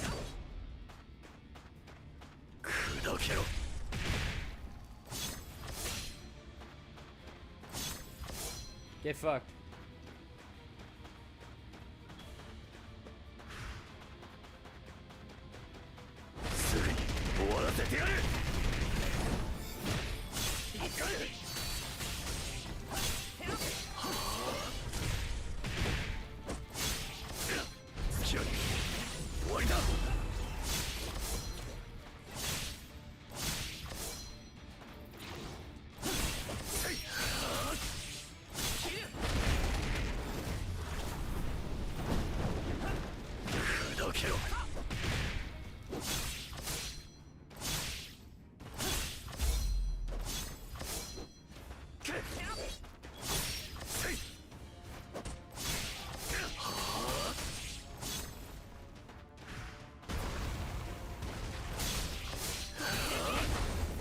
Oh my god, I keep missing, bro.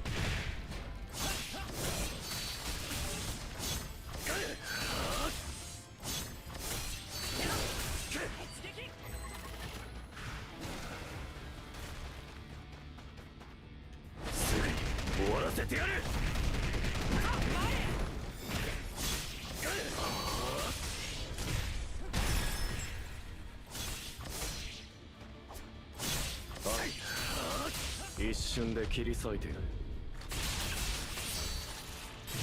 終わりだすぐに終わらせてやる突撃僕を信じてください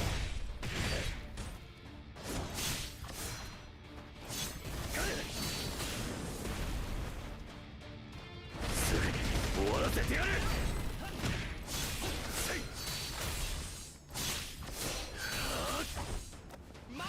負けだ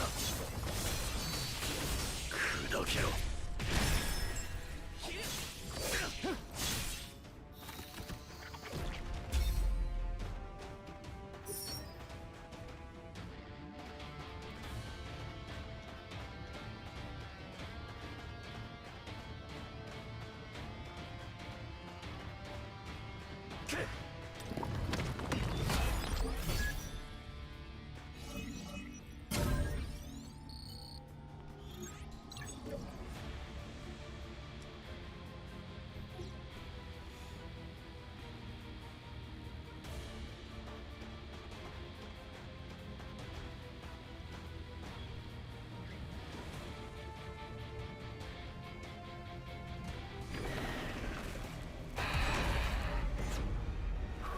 Chat, how do you think I'm doing? 想像以上に強敵だすぐに終わらせてやる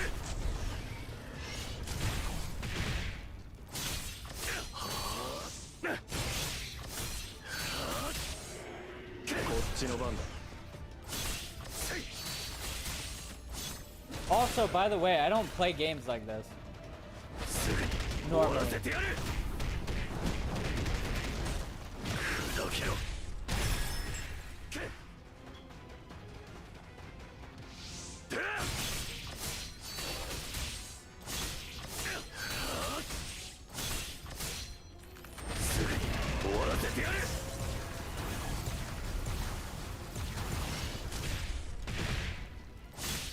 風のごとく早く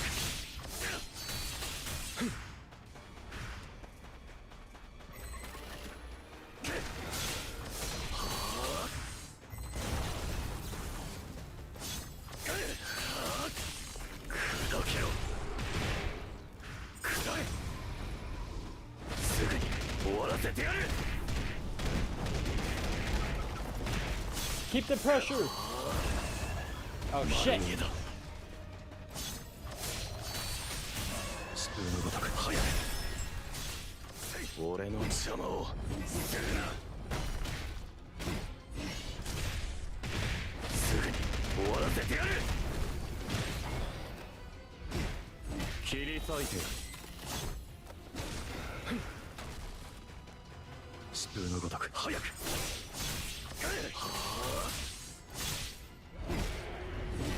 砕けろすぐに終わらせてやる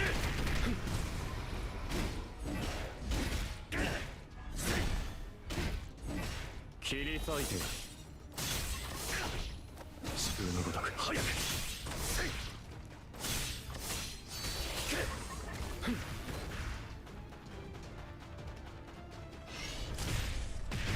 すぐに終わらせてやる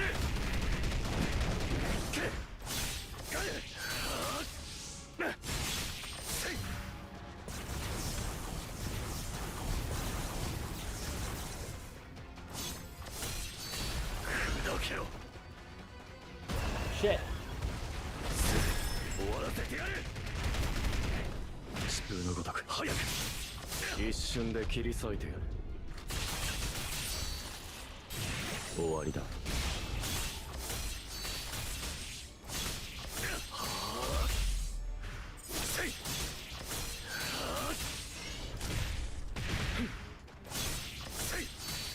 すぐに終わらせてやる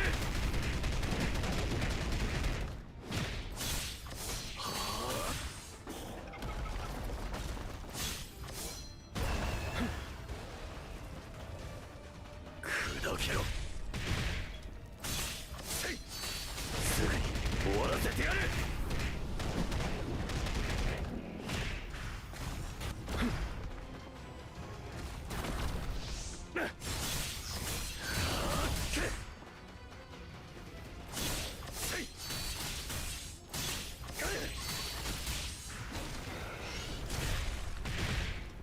すぐに終わらせてやる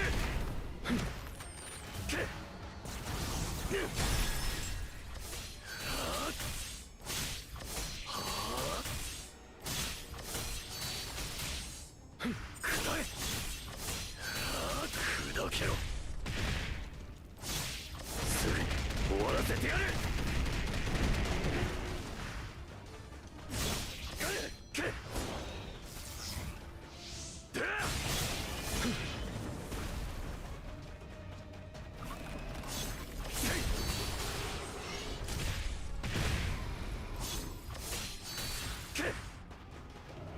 Have a good stream. Oh, you're going to sleep? Thanks. I appreciate it. I'll see you later, yeah? こっちの番だ Fuck yeah. That scorpion dude got shit on.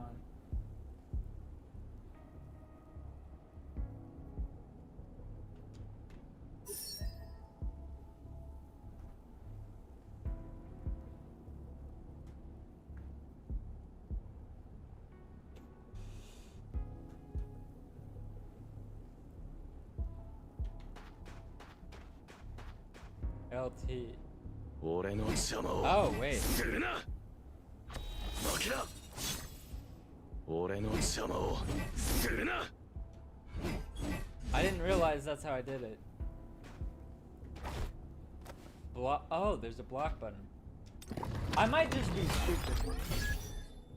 Like when I play games like this, I just like turn my brain off and fight the shit that I'm supposed to be killing. Like that's all I do. I turn my brain off and don't use strategy at all. So maybe I should, you know, play the game like it's supposed to be played.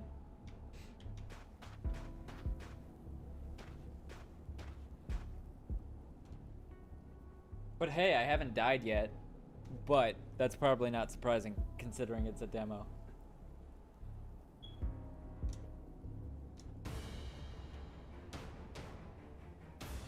一体どこからこんなに湧い攻撃隊はしっかりしろ諸星健太水篠さんに頑張ってるところを見せるんだろ諸星君気合入りまくってるな面白いやつだすぐ終わらせてやる突き上げ終わりだ砕けろ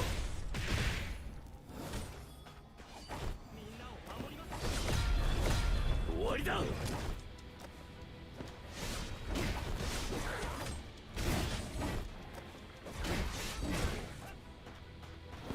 すぐに終わらせてやる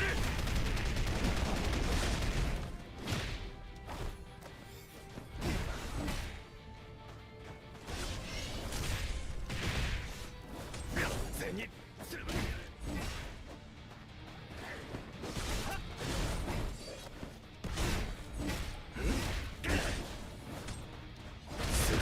終わらせてやるみんなを守ります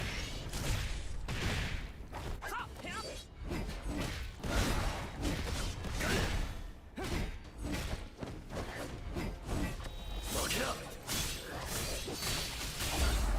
すぐに終わらせてやる丸見えだ遊びはここまで砕けろ一瞬で切り裂いてやる終わりだ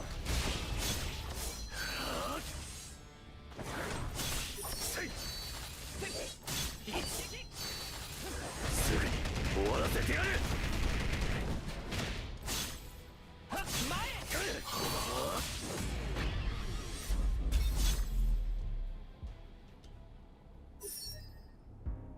This shit's fun. あんなスキルも隠し持ってたのか水篠さんまた強くなったようなもうウェアウルフ程度なら簡単に倒せるようになったレベルが上がって面白そうなスキルが増えた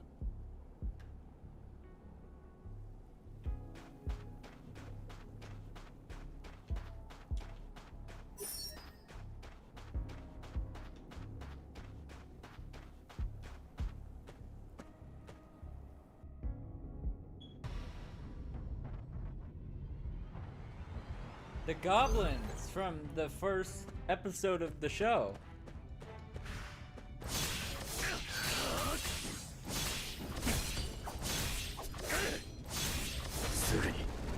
Damn it.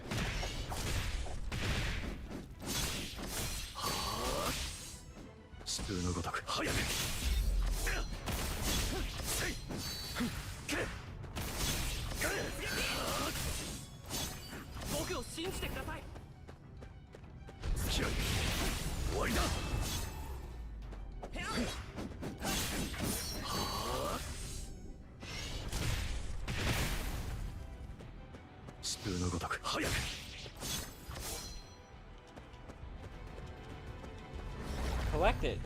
There we go.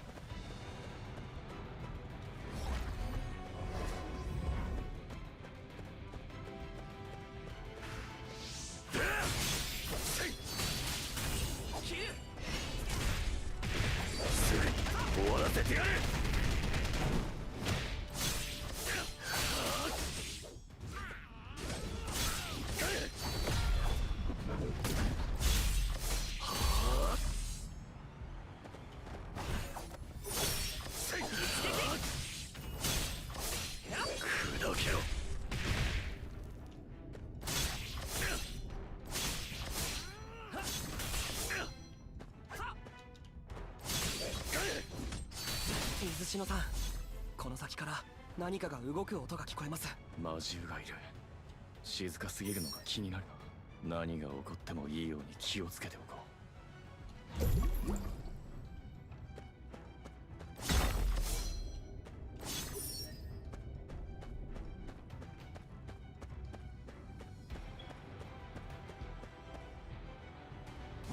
I have never played a game like this in my life. This is fun. 負けだ僕を信じてくださいすぐに終わらせてやる Never? No. Never ever.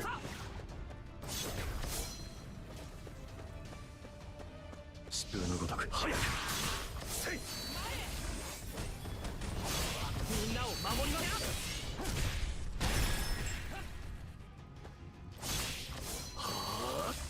すぐに終わらせてやるこっちの番だ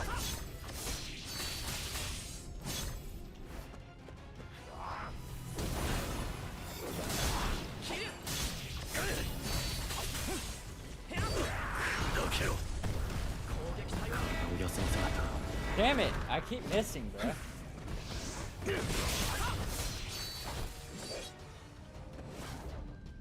丸見えだ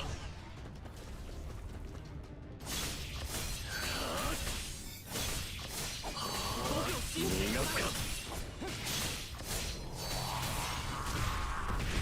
すぐに終わらせてやる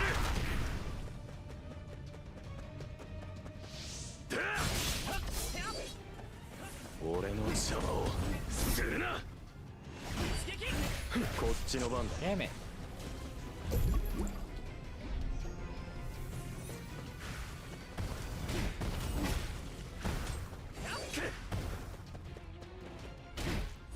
これで遊びはここまで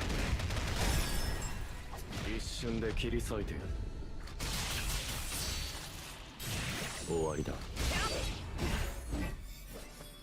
砕けろみんなを守ります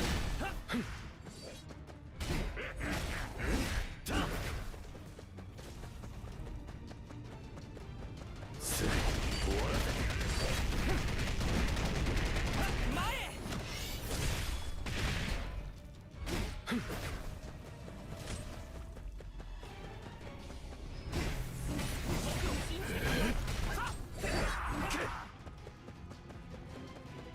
すぐに終わらせてやる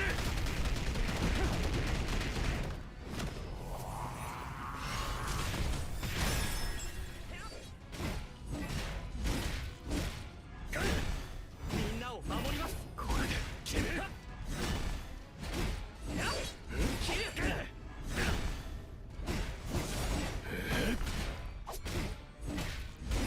すぐに終わらせてやる砕けろ丸見えだ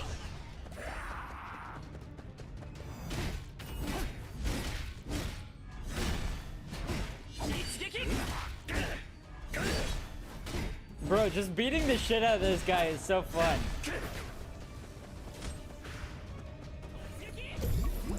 すぐに終わらせてやる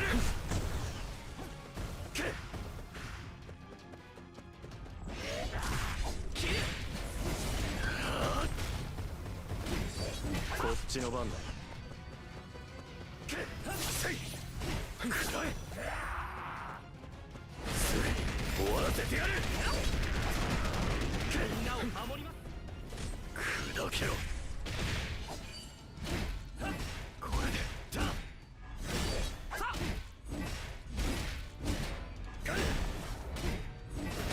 丸見えだすぐに終わらせてやる完全に潰してやる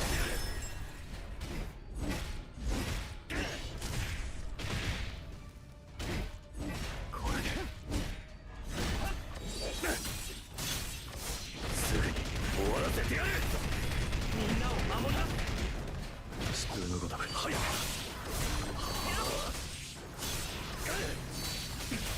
砕けろ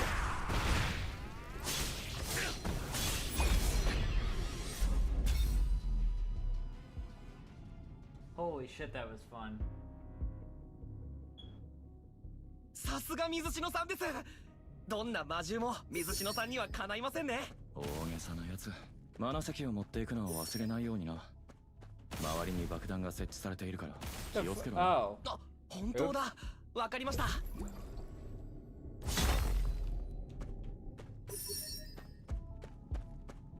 I didn't realize what those were.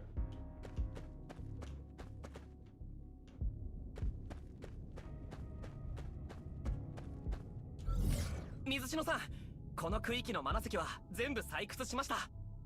変な爆弾が設置されていたので、少し時間がかかってしまいましたけど。ダンジョンに罠があるパターンは珍しい。近くに爆弾を設置した誰かがいる。あれ？水篠さん、何か音がしませんか？え？うわあ！俺についてこい。ここを抜けるぞ。はい、水篠さん。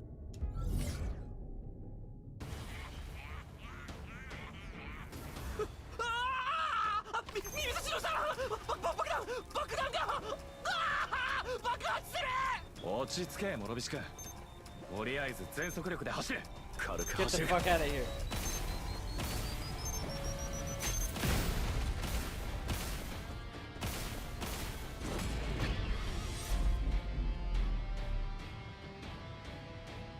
Oh wait. Let me snooze those ads for you. There we go.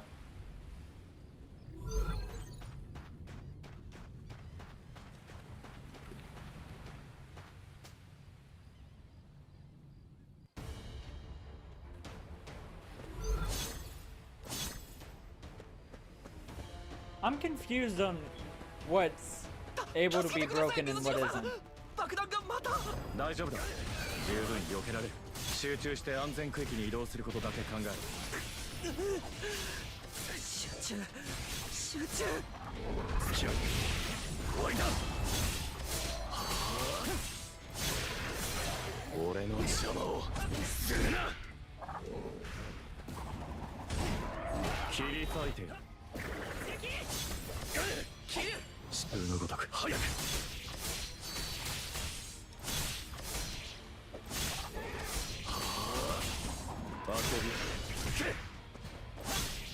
俺の邪魔を一瞬で切り裂いてやる。終わりだ。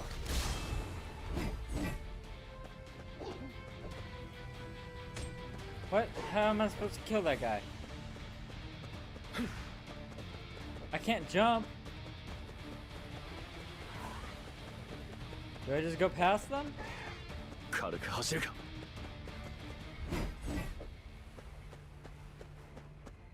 Oh shit. The fuck is that?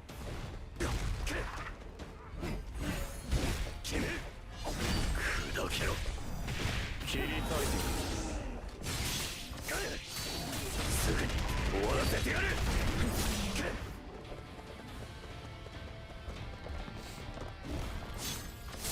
こっちの番だ。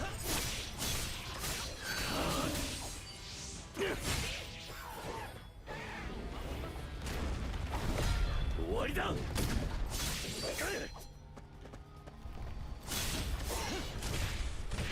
すぐに終わらせてやる。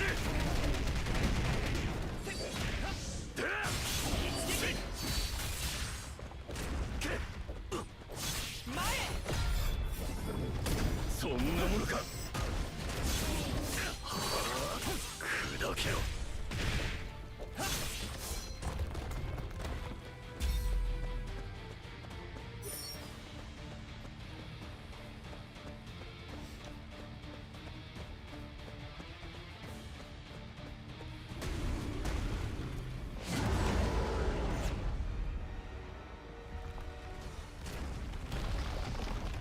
丸見えだ。疾風のごとく早く。来るぞ。みんなを守ります。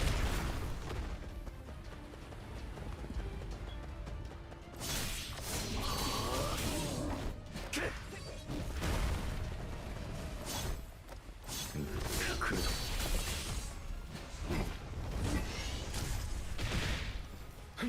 すぐに終わらせてやる。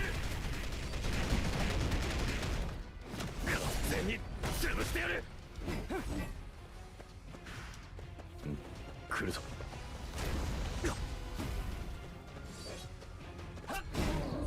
砕けろ。すぐに終わらせてやる。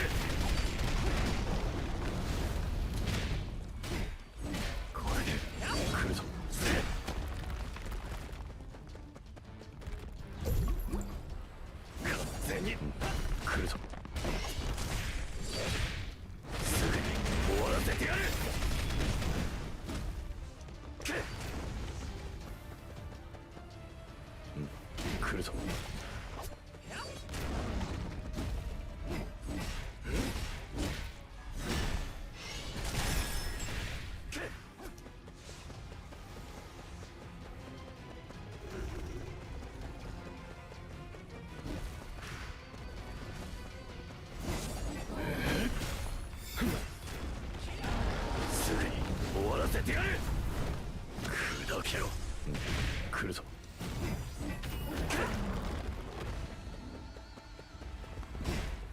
これで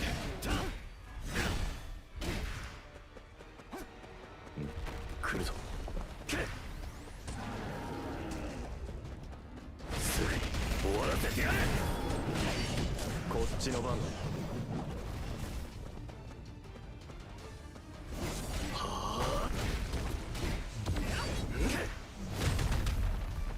Damn it. すぐに終わらせてやる。砕けろ。僕を信じてください。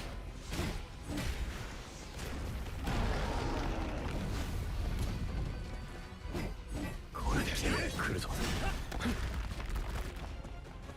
完全に潰してやる。すぐに終わらせてやる。 Kill him!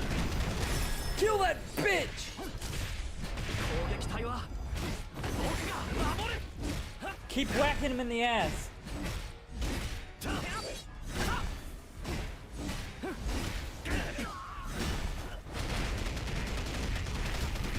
Punch his ass! Punch his ass!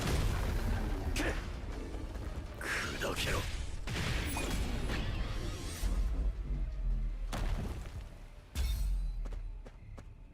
Yeah. We punched him a new asshole, bro.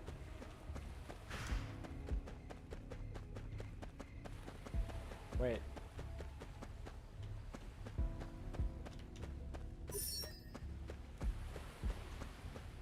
He got punched a new asshole.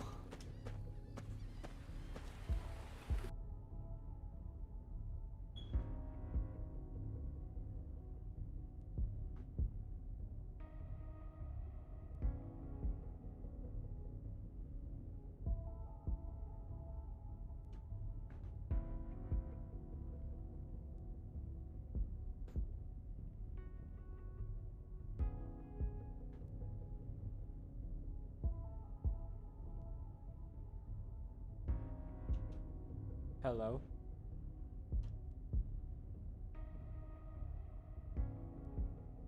What happened?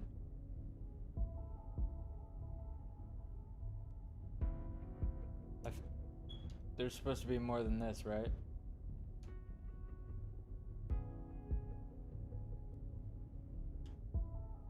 What happened? What the fuck?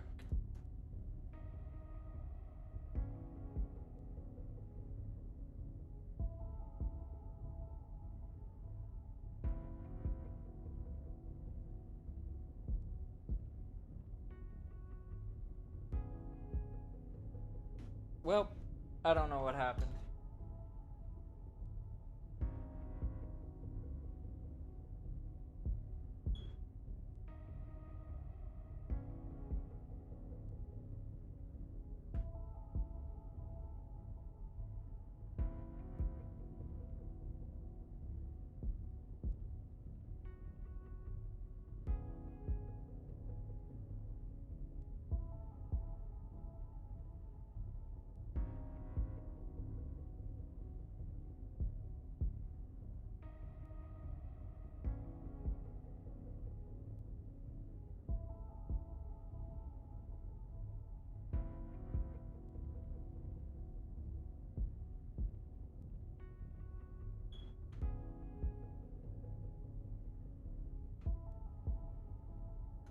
I'm not sure what happened to the game, but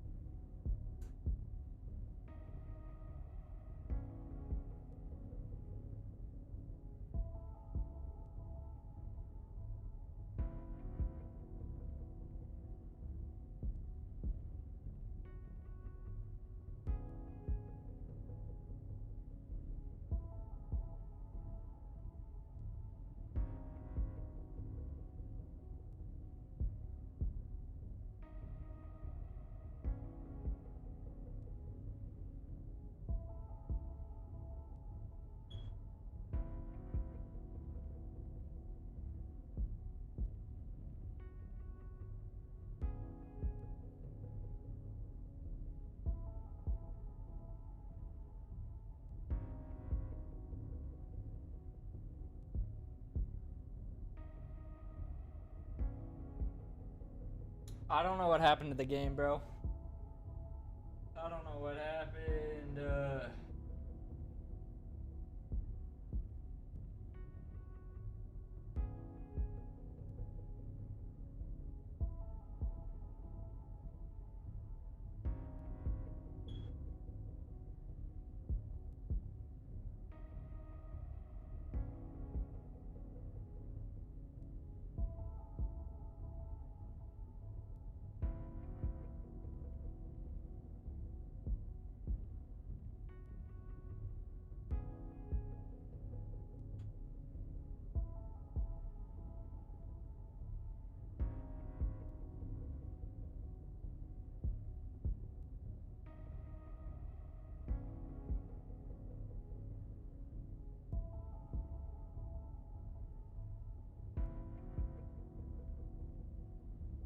Well, I guess that's the end of the game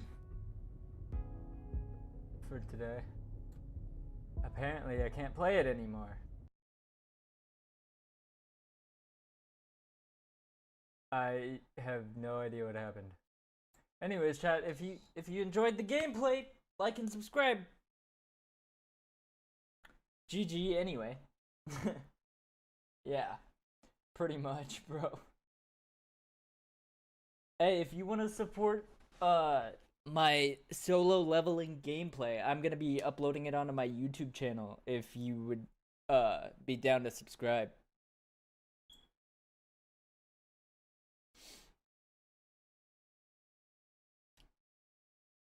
Also, let me go to Instagram. I just saw this.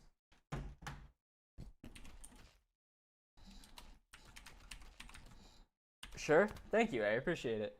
Let me go to Instagram. This isn't a music video, Hassan. Thank you for the follow. So, this girl, I make reaction videos to her content sometimes. I'm on her story. She's got 89.2K. I'm on her story right now. One of my shorts.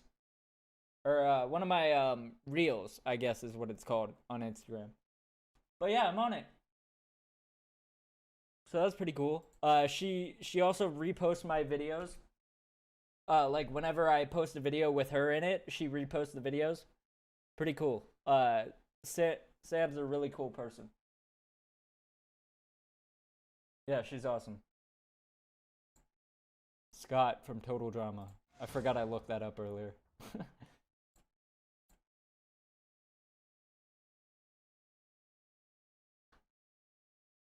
But yeah, W Sam, bro. For real.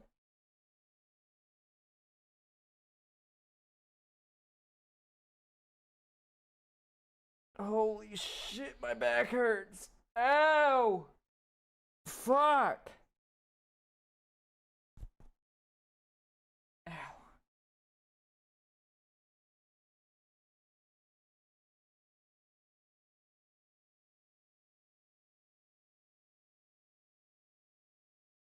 Also, if you're still here, I'm trying to get monetized on YouTube, and the way I have to do that is by getting enough watch hours. So I'm currently at 1,517 hours, and I need 4,000. I have a lot of people watching a lot of my videos. It's just taking a lot longer than I expected. But the more people that watch my videos, the faster. Look at this dude. Alright, chat. Now, I'm not gonna lie. This thumbnail's got me intrigued. I think it's quite possible that... Actually, no. I think it's quite impossible to not click on this video because of the thumbnail. Like, I feel like I feel compelled for some specific reason that I need to click the thumbnail for this video and find out what is going on in this video. I am the Joker, and we are watching Batman and Harley Quinn. I'm notorious hack Bob Kane, and If you want us to watch more of the fuck did I just come back to? Hey, you caught me. Batman things that I created and only me, then leave a like and comment them down below. And make sure What to the fuck? What is this movie? finger over onto our Patreon, patreon.com/spillingthemilk. You get the uncut version of this video and exclusive content like us reacting to Avatar: The Last Airbender, where we just finished season 2, and Total Drama All Stars. Oh, Poison Ivy? No. Green Goblin? Hobgoblin? The Grinch? Oh my, the Grinch is a villain in Batman? Swamp Thing? Yeah, it's Swamp. It's Swamp Thing. No, it's Swamp Fire from Ben 10. Hey, trying to work here. Oh, there's Poison Ivy.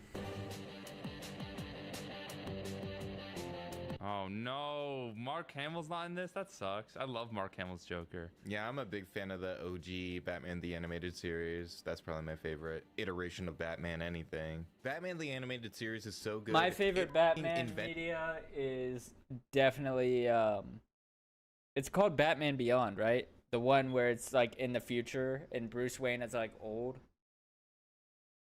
And then there's a new Batman, but it's like he has more tech or something. Like his suit is upgraded or something. Invented Harley Quinn. She didn't exist before Batman the Animated Series. She was such a good character that they added her to the comics, and now she's like one of the most Wait, really? popular characters I in didn't the know entire that. Batman world. That's badass. Here's the file they copied. Looks like this is the only thing they cared about. Alec Holland was working on a biorestorative formula to turn deserts into forests. Holland. Tom Holland. We must kill Tom Holland before he gets to the start of Shake It Up. Yeah. That's that's a crazy thing to think about, bro. Zendaya. His entire physiognomy changed. Holland was transformed into Swamp Thing. Oh, this is like an alternate universe where Tom Holland. Spider-Man turned into Swamp Thing? Wait, can Swamp Thing pull the hose though? Like, as in like Zendaya? That's what I mean by the hose. Like, not calling Zendaya a hoe, but anyways, I can't make fucking jokes. And didn't get the Spider-Man role, but he became the Swamp Thing. This is Jason Woodrue, aka the Floronic Man. Floronic Man. Oh, What? yeah, I forgot. Floronic Man's one of my favorite Is that Floronic? No, Floronic's got a different outfit. If you guys understand that reference, it's from The Incredibles. characters in the But they say Vironic, not Floronic. DC world. Shut the up. You gotta read Floronic Man issues 7 through 14. It's a great arc. We need Harley Quinn. Last I heard, Harley went off the grid after she got out on parole. She got out on parole. She collaborates with a genocidal maniac and gets parole. The only reason we're watching this movie is because of that one clip of her shaking her ass, you know? Okay, I gotta watch this fucking movie, chat. What I mean? Like Harley Quinn, great villain, like she's strong as but she probably shake that ass and then the people at Arkham Asylum let her go. Haven't seen her. True. Would have liked to. They Me. moved me 3 weeks Me. back rent. If you find her. They're kind of lame in this world, are they not? Like Batman and Nightwing are just like walking around on the streets, like casually, just talking to people. By the way, why is it Batman and Nightwing and not Batman and Robin? Like, what kind of universe is this? People. They're doing like the Instagram like Tiny Mike interviews. Like, what is this world? This is Hooters, but with hot superhero characters? I can tell that Bruce Timm wrote this. Are you kidding me right now? Where can I watch this fucking movie? I need to see this. For specific reasons. Like, 2 very specific reasons. I can understand why Batman fans hate this movie. Okay, we got one Power Girl jumbo combo. You saw this and you're like, I can understand why Batman fans hate this movie. Batman fans are all f***ing gay. I can also tell why I like this movie. Thumbnail. Editor, I hate this. I hate this. That motherfucker back there is not real. Say it, but there's a lot of thumbnails in the scene, so. Look all you want, but don't touch the girls. This is so, like, he just happens to stumble. He's just watching through the window of Hooters. It's like, that's the person I've been looking for this whole time. You're a hard girl to find. Was she that hard to find? You guys searched for like 2 hours. And then No. She's not hard to find, but once he finds her, he is hard, though. And he found her. You just looked in a random window and she was there. We need your help. Ivy is... Save it, honey. I don't mix it up with the costume crowd anymore. Yes, you literally do, though. That's your job. Why is she literally wearing a trench coat and just like naked under it? Like what is going on? Like the way the trench coat is, it makes it look like she's a Flash, or like she's completely naked underneath it. Sorry, kiddo, but you're getting the payback for every pinch, goose, and butt slap I've gotten for the last 3 months. She's been working at Hooters for 3 months. Hooters? It's a wonderful place. It's weird that it exists. Like, America is generally a pretty puritanical location, but then you go to Hooters and it's just like, that's just somewhere like families will go. That's so weird, though. Like, if you go with your dad to Hooters, like, that's like a strange thing. Like, just go with your dad to the strip club. Some girls like Yeah, like just be normal. What the fuck is wrong with you, bro? Like just be normal and go to the strip club instead. They probably have better food. I prefer a little low-grade Joker venom. Only useful thing I ever got from that ass hat. That's not true. You loved him. Are you the resident comic fan? That's not true. You loved him. This is inaccurate. Wrong. The world's greatest florist, too. Look closely. Have you ever seen a leaf like this? Have you ever seen a leaf like this? I've smoked a leaf like this before. I grow leaves like these in my bat cave. I know. Freaking stupid. Bringing him back to my place. This is the scene. Oh my god. I got a ton of offers. We got a very special role for you in Bad Girls After Dark. You say I'm a criminal. They say I'm a hooer. Well, I'm sick of other people telling me what I am. What the fuck is a hooer? That's not how you pronounce that word. Hooah. Ahua. Ahua. Ahua. Like, the theme of this is like, oh man, it's so hard because like people only see her as a object. And then the you know, you're not wrong. It is really hard. Movie only sees her as a object. Pew. Definitely could use a shower. I think better when I don't read. Oh my god, are you kidding? Dude, like, oh, like that, like you said that and then the movie just happened. Like, Arctic Harley, Street Luge Harley, Roller Baby. A hoo-ha! Even the directors of A hooer. this movie think I'm a hoo-ha. I think Bruce Timm was just really horny when he made this movie. He should have kept it in his pants. Look, Harley. I think it's so commendable that the artists that made this movie, they made it with one hand. I think, like, that's so impressive, bro. Pretty lonely these last few months, if you know what I mean. Whoa, this is crazy. That was one of the things behind the Comics Code Act, was that they were like, Batman and Robin seem a little gay to me. They're a little gay, yeah. There's no women on their arms all the time. Be a good boy and maybe Mama will give you a cookie. The things I do for Gotham. This movie doesn't make any sense. Things just happen. They all talk about climate change, but have they actually changed anything? Of course, Poison Ivy is the most pro climate change person. Can't she she can offset what all the evil oil companies are doing? Like, for every tree they cut down, she can just grow another one. I feel like I really, really feel like I'm seeing something I shouldn't see.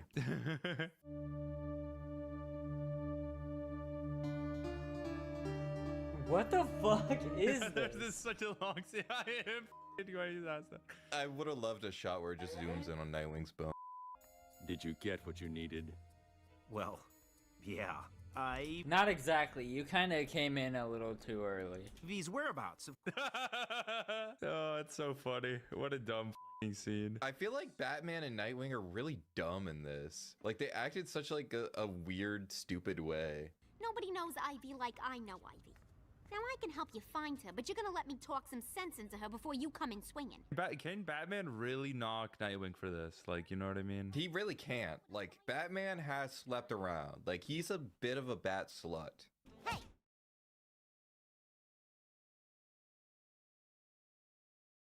Batman's made out with Wonder Woman before? Huh? Watch the hands. 20 minutes of naughty fun time and they think they own you. 20 minutes? Damn, I didn't know Nightwing had it like that. He held out. He looks like a 3-minute guy, to be honest. Well, when he's with Batman. Batman knows all the buttons to push, man. That guy! Hey, you! Bobby Leibowitz! Oh, crap! Why did they need Harley Quinn for this? To find out where Ivy is. Isn't Batman supposed to be the world's greatest detective or something? Why was finding Harley Quinn the first? No, the world's greatest detectives is Shaggy and Scooby-Doo. What the fuck are you talking about? And like only option he had on the table. Batman went to that one apartment and then got distracted by the weed, so he couldn't look for Poison Ivy, right? That's enough. Dumps me for that chicksa with the big. Sorry, she's off her meds. What? Sorry, she's off her meds. like I had a feeling it wasn't gonna have anything to do with the plot, but like there's so many things that are in this movie that happened for no particular reason. Well, the thing is the writers were like exposition. I'm bored of writing this action scene. I'm bored.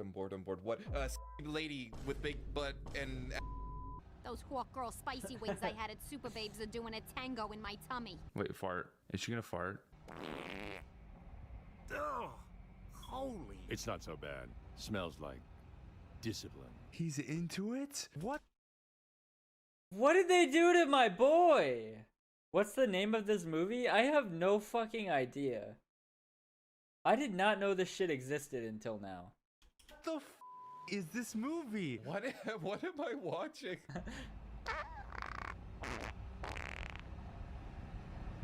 This isn't a real movie. This isn't real. I'm baffled right now. This is like a comedy movie, but then it's also serious. Like, I don't understand what the tone is supposed to be. All the cool hench people hang out here. It's a nice song. Is this what the villains are moshing to, though? Wait, why does that look like Scott from Total Drama? Watched J Daddy on YouTube? Hold on. I'm gonna finish this video first. Why does this look like Scott from Total Drama?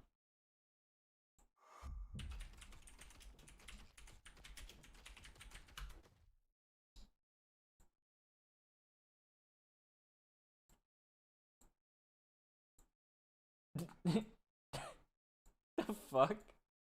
Oh, this is not what my expectation of a shake your booty track is. If I threw away my pride and I got down on my knees. I don't like where this is going. You're seeing what I'm seeing, right? You can't dance like this to the music that's playing right now. This is where the henchmen hang out. They know who Batman is, right? Like, wouldn't you be a little sussed out if Batman walked into your crib? That's like a famous police officer shows up at the gang meeting. Like, what? I don't understand. Why is nobody reacting to anything?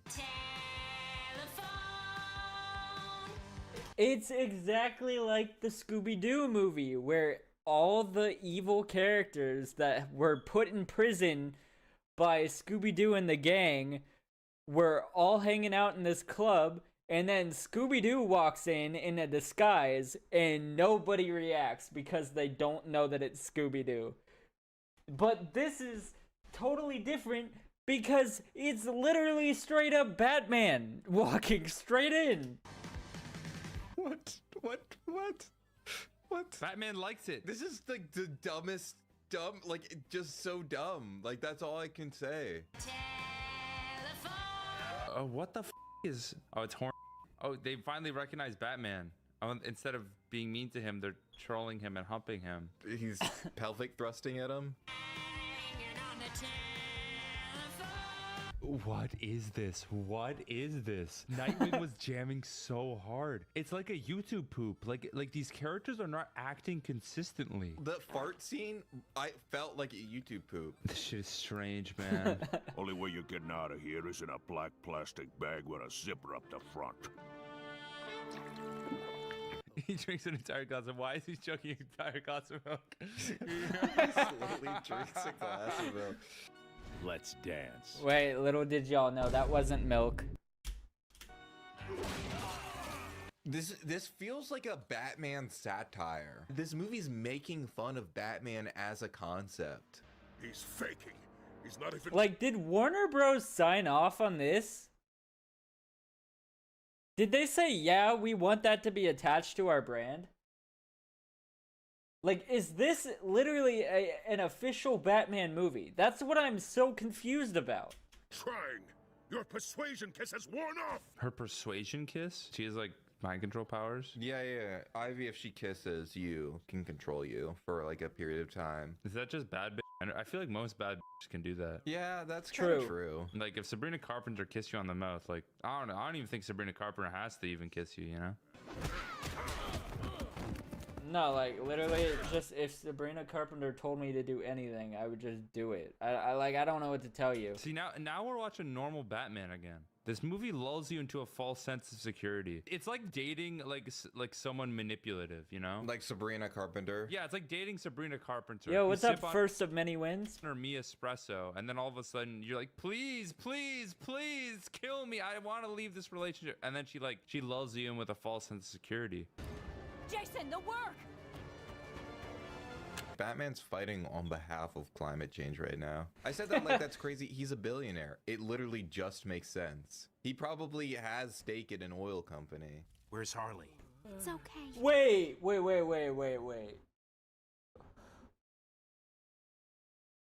Hey Siri. Who plays Patrick Bateman? Wait! So Batman was Patrick Bateman before? What the? Oh my god, my entire worldview has just been changed. You're gonna be okay. Batman's the Sigma. It's confirmed. That's the funniest joke in the whole movie. You're gonna be okay, bro. He's been stabbed like several times. Louisiana, they need swamp water. Must go back to Louisiana. I need some of that gumbo. And I need Popeye's chicken. It's extra spicy there. They don't make it as spicy anywhere else. Louisiana fresh. The scene is so emotional. What is the tone of this movie? So now they know to go to the state of Louisiana. That's not very specific. There's a lot of places there, right? Is that a yam? Wait, how far away is Gotham City from the state of Louisiana, though? Very special yam, yes. What? A very special yam with certain unique properties. I feel like they made the story for this movie with like a random word generator. A very special yam. It's frozen. Eat the yam. Eat the yam. Is there a like a undertone to this? Eat my yam. More of my yam. Oh, that's really doing it for me. It tastes awful. Whoa. Wait, they have green powers? What? What the f? Is it like magic mushrooms? What the f is going on in this movie, dude? This shit is crazy. Become one with the green. Become one with the green? What? That's what every single stoner that I've ever met has told me. What the f? They're high, bro. They walked into a tree. What the f? They walked into a tree? Oh, wait, it's like Stranger Things, bro. He said eat my yam, and then they walked into a tree. What about us? We're headed to Louisiana. Fast. Louisiana fast, like Popeyes. Oh That's my awesome. God. Headed to Louisiana fast, like Popeye's chicken from Little Nicky. Like, it feels like they're trying to take the magic out of Batman. Like, he's just standing around downtown. Like, everything they do is so... Like, there's no mystique to it. There's no detective or, like, sneaking around. Honestly, the most magic thing Batman did was chug that glass of milk in the bar. That was the most badass thing I've seen. Please let me come with you. I can make Ivy change her mind and give up a diabolical plan with Tree Guy. I know I can. We're pals. This is sad.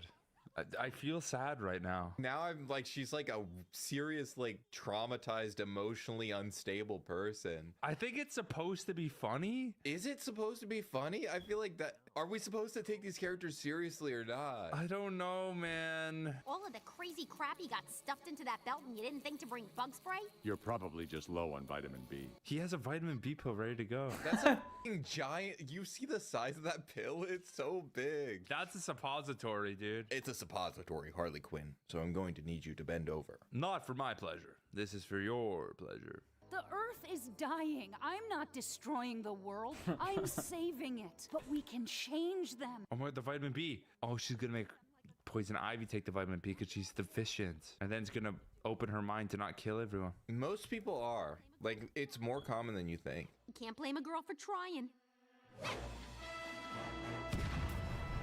Oh my god, the vitamin B was... I knew it!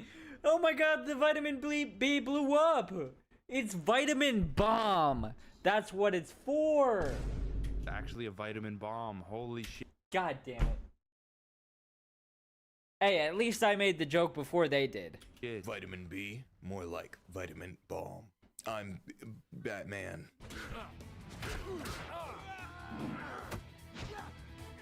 Batman and Nightwing kind of suck. Like, they're not good at their jobs. I can see why they made a Harley Quinn TV show after this, because Batman and Nightwing are awful in this, and Harley Quinn is the most interesting part of the movie. They're by far the worst part. I think there's like possibly like 3 specific reasons why Harley Quinn is the best part of this movie. There's 3. There's 3 reasons. There's 2 on the top and 1 on the bottom. Anyways. Why didn't she do that at the beginning? Like, that could have been the first. Fuck, bro, my eye, it hurts. My eye, it's fucking burns. Thing that she did. And I left my goddamn eye drops at work. Fuck my life, bro. It doesn't matter. Earth will die anyway if I don't act. She's saying this like Earth is about to die like next week. Like, we have at least 2 weeks. Like, No. That's right, sweetie. The nuclear option. Harley, I'm warning you. Huh? Oh, the nuclear arc is her crying. Huh? They love each other. Huh? Huh? I hate you so much. Works every time. I think an 11-minute episode of Clarence has a more coherent plotline than this movie. So, this is where your true allegiance lies. We can't do this, Jason. What? Are you kidding? That's how they resolved it? She just cried at her? We can't do this, Jason. You made the girl that I like cry. Okay, Fugly. Has Batman done a single useful thing in this movie? He drank the milk. The thing is that he drank the milk, but he didn't eat the magic onion or lemon or yam. If Batman ate the magic Like we said earlier, I don't think that was milk. yam, I am what I am. Little did you know, there was actually an action figure at the bottom of that glass.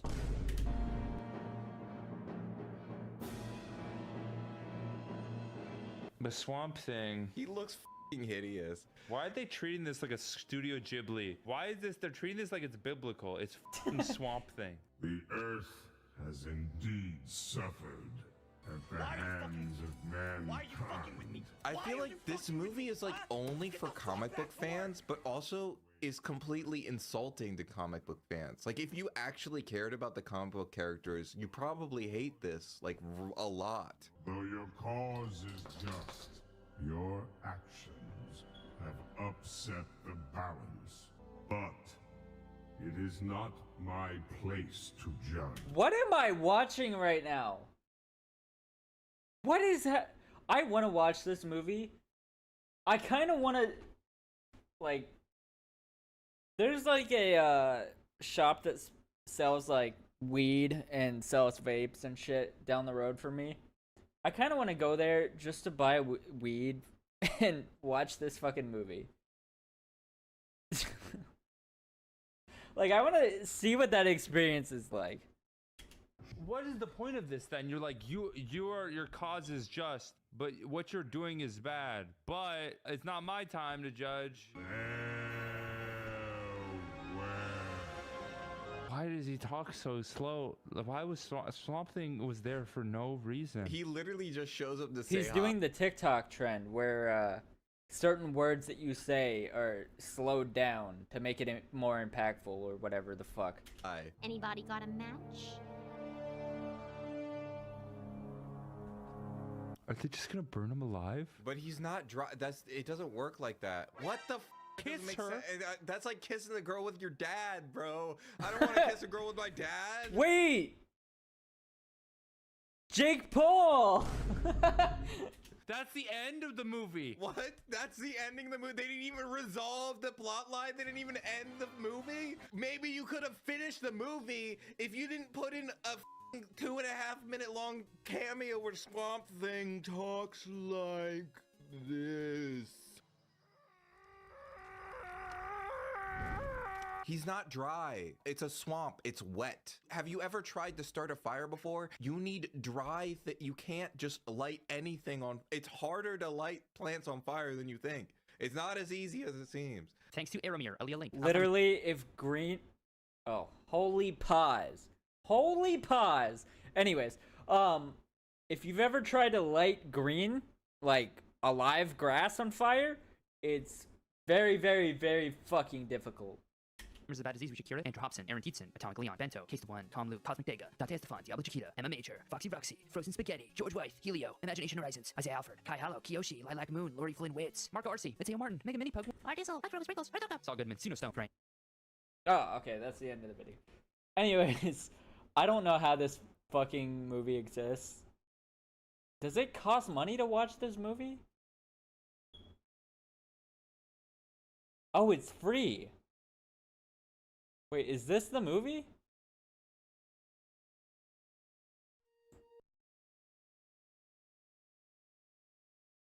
It is. Holy shit, this is from 2017? Wait, I gotta watch this. I have to watch that. I'm not gonna watch it on stream. I don't want to get... I don't am the Joker. want to get copyright claimed. But I am going to watch that.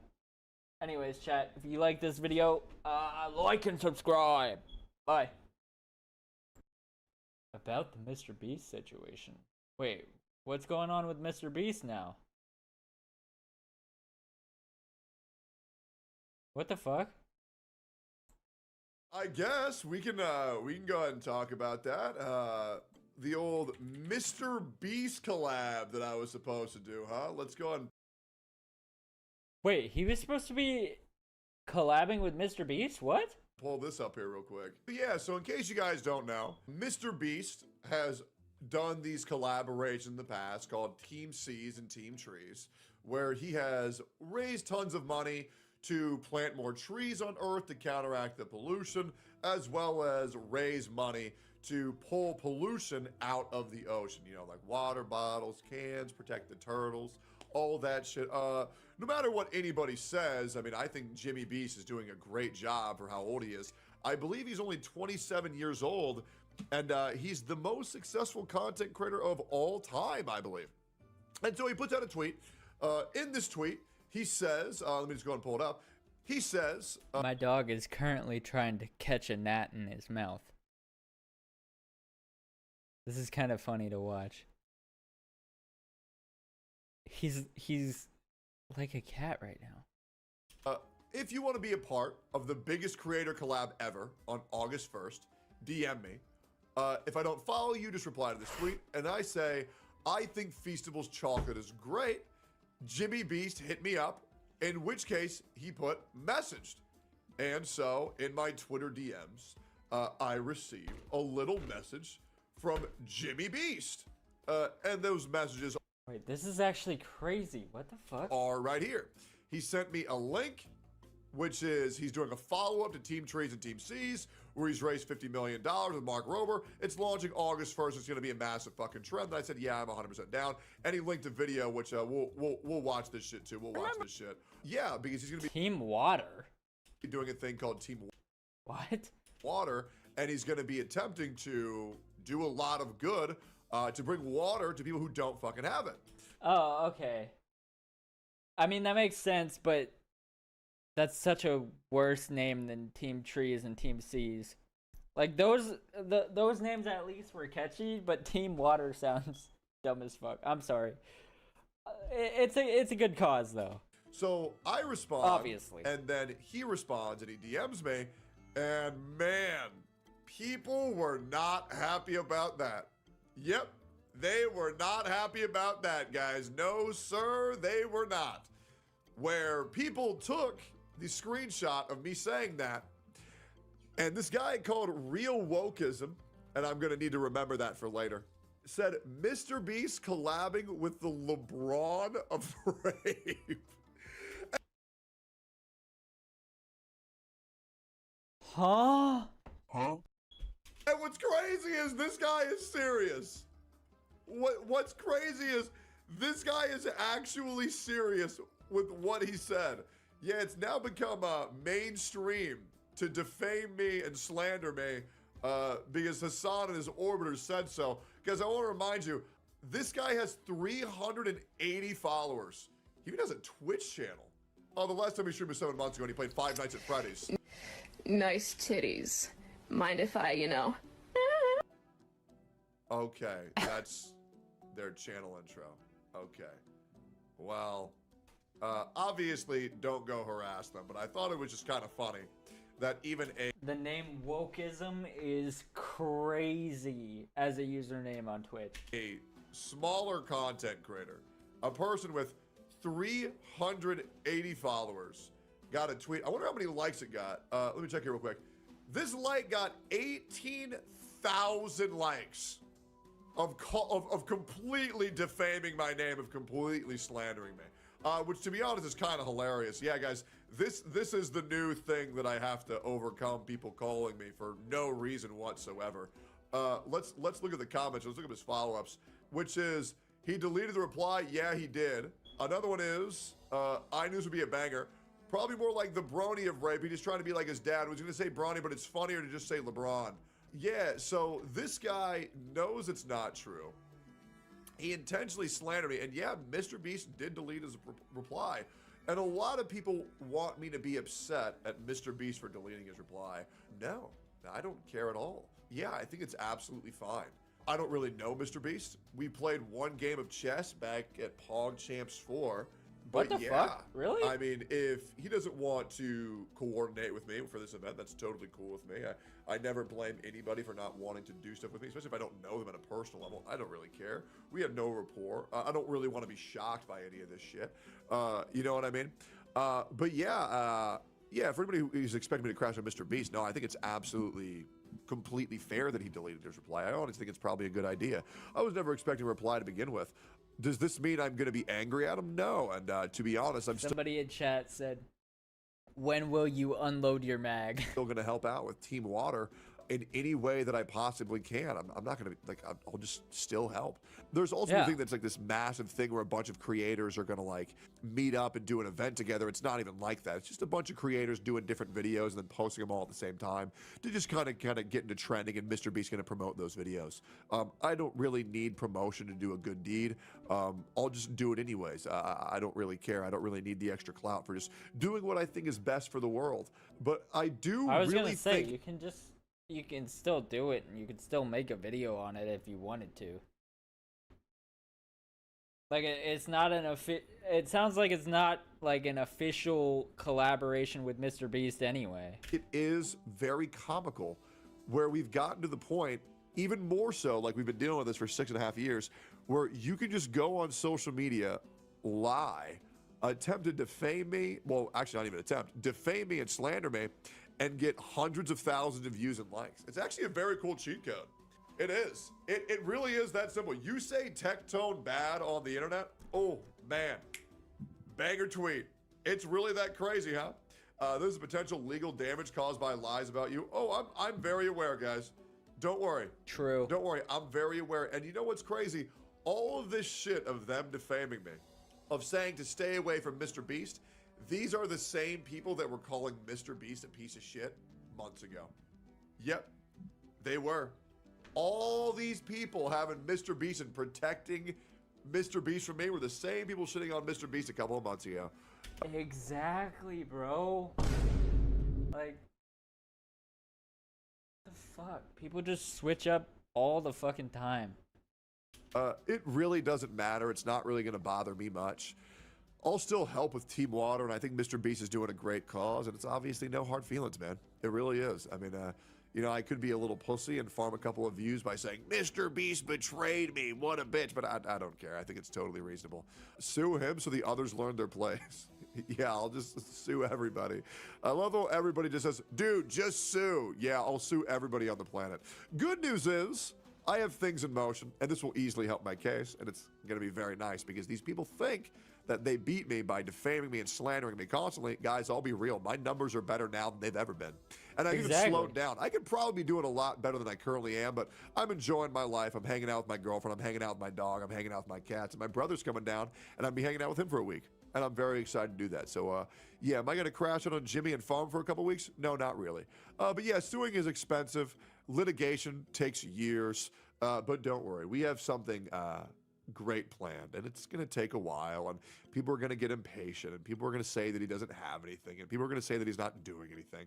But trust me, the wheels are in motion, and this just made it a little bit easier. So don't worry. In the upcoming months, I can't wait to see what it is, bro. I can't fucking wait. Something's going to happen, and it's going to be great when it does. It's going to be fantastic.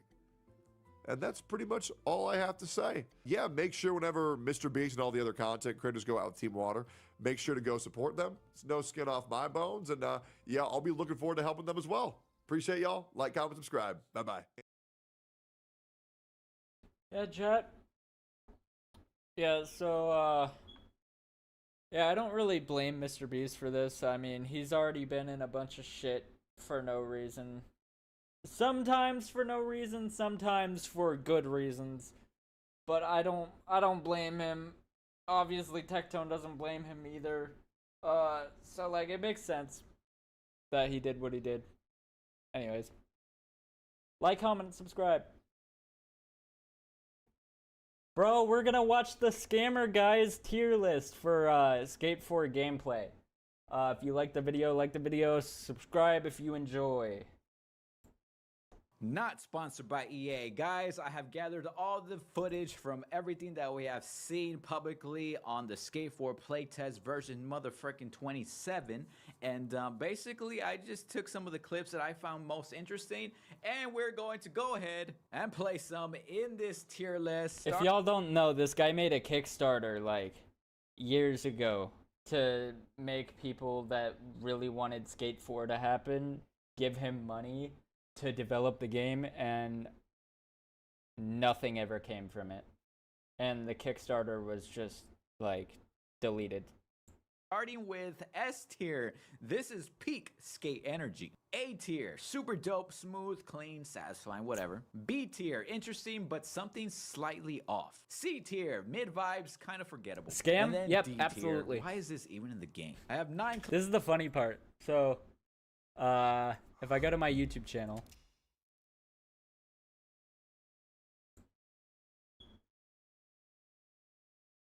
where is it?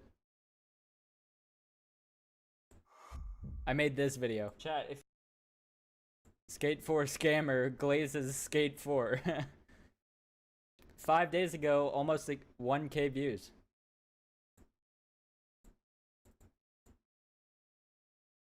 clips here. Let's check out the first one. Drops in really smooth. So if anybody's interested, you can also watch that on my video, or that video on my channel. Goes into the tail walk.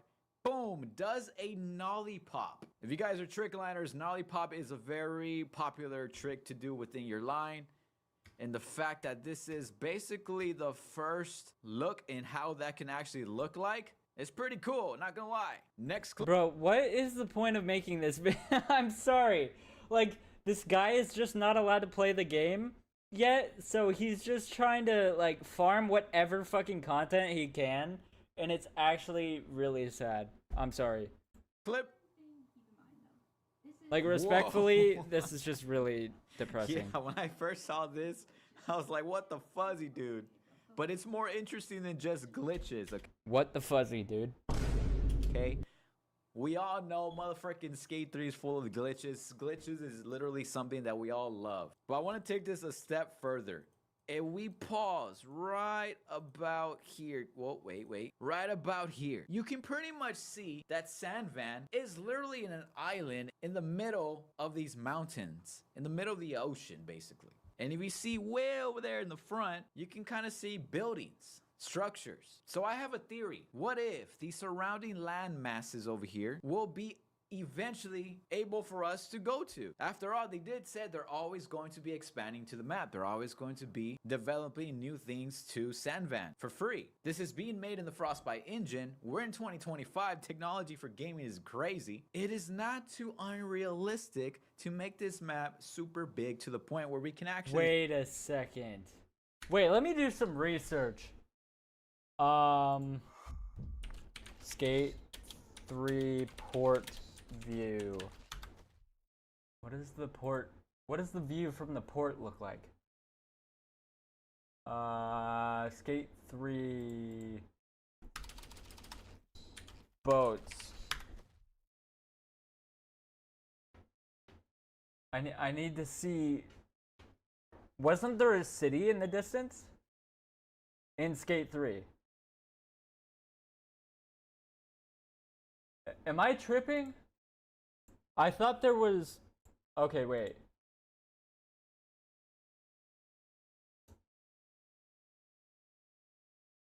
Skate 3 boat... Like, I looked up Skate 3 boats. What else do I need to look... View?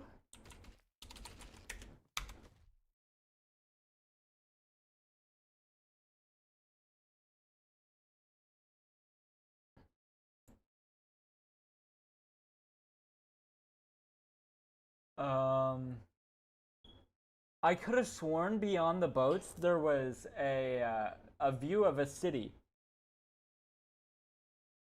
Correct me if I'm wrong, but wait, like if that's true, what if this is the Skate 3 map over here? And the buildings are just like smaller. Or they're gonna transform that into the Skate 3 map.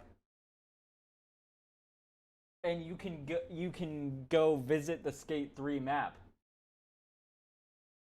I don't know. This is just a theory. Go all the way over there where those structures are at. Possibly all the way over here to these motherfucking mountains. I mean, after all, you see this bridge right here? That's under construction. At least it's a game that can be played unlike his game. That's so true. As well. This other side, there's a bridge there too that leads to these buildings. This over here could possibly be the next expansion to Sandvan. But let's go to the next clip, baby. Oh, this one's interesting. This one is, in my opinion, kind of satisfying. It's a lot of realism. It's a lot of realistic tricks.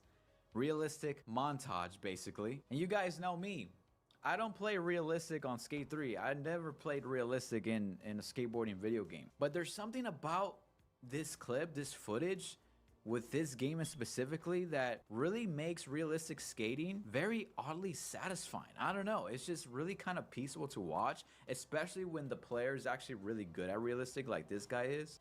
The filming is pretty spot on. I would have preferred for the filming to like actually be more realistic to the point where, hey, that's a human videographer. He's not just going to run through the... I don't skate realistic. I want someone to realistically film the tricks that aren't realistic. Bro, you don't make any sense. I'm sorry, but like you're not making any sense whatsoever. Bush with this skateboard filming. Same thing with this clip right here where the camera comes over or under the ledge. Like, that's not that realistic, I don't think so. So, you know, camera movement, in my opinion, would have been even better for this clip. But regardless, I think this is a solid clip. Next clip.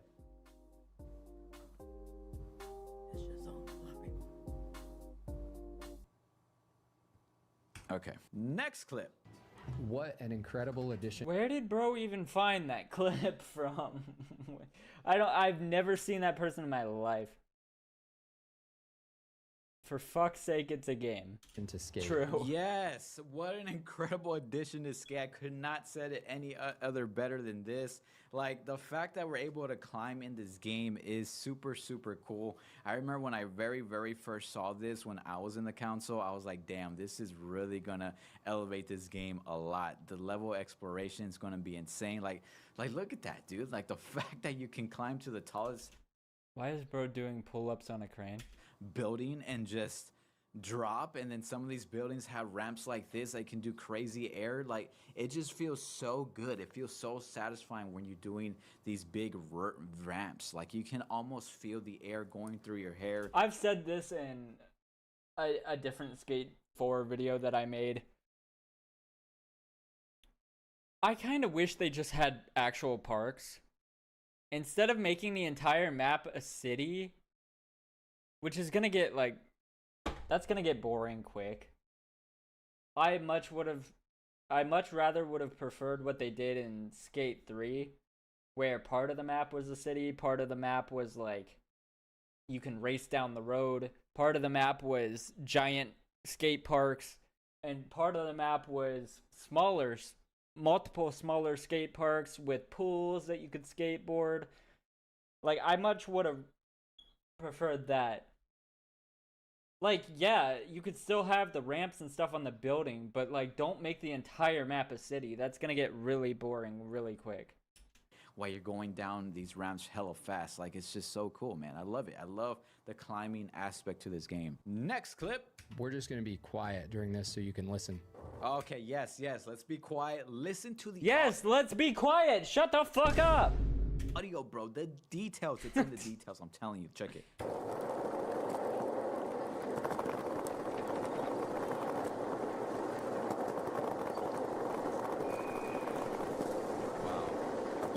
Shut up. I'm trying to listen. Why is he talking? Wow. Stop! Shut up! Shut up! Shut the fuck up! Shut your fucking mouth! Small details like this that really brings that authentic skateboarding to a video game. The fact that the wheels respond to the type of surface that you're rolling over. The sound even responds to the height. If you trick off a lower ledge, it sounds different from what you tricking off a higher ledge would sound like. In other words, guys, the sound design of this game is spot on. I love it. So this clip, I don't know how I really feel about it. There's a lot going on here. Yes, there's loot boxes. It's only cosmetics. But again, the footage that we're seeing here are from sponsored people that were green lighted by EA to upload gameplay, right? But as you can see in the top right corner, they all got basically $200 worth of Sandvan bucks. A $500 skateboard art right here is basically $5. So this guy isn't sponsored because he's a controversial figure in the community for obvious reasons. How do you know that they were given money? What if they just put their own money into the game? Because they said that they're sponsored by EA, but they aren't making any money off of it. So, how do you know that they were given money and didn't just put money into the game because they're creators? Think of it as $1 per 100 Sandvan bucks. If you do the math, 20,000 Sandvan bucks equals $200.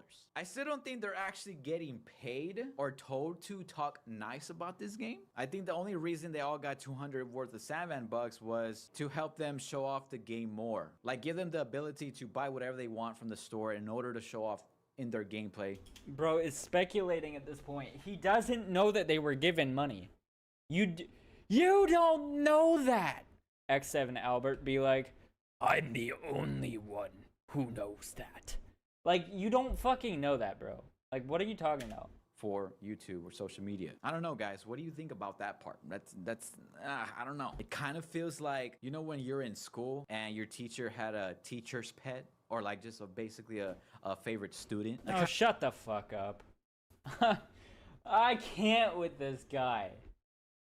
I can't. Kind of like what this feels like, to be honest, not gonna lie. Next clip. Shut the fuck up. Oh. Shut your fucking mouth. This one. Okay, this is interesting. This is what I'm telling you, man. Like, the fact that you're able to climb to a high level and then just basically plummet to the ground. It's pretty interesting. The gameplay, the sound, everything just comes together. It makes it feel like you're actually there. But this is where it gets a little interesting for me in this specific clip. As you can see again, just like I said earlier about the other clip where you can see pretty much the world around the island, there's those little buildings that I was talking about that literally looks like it's currently under construction. I mean,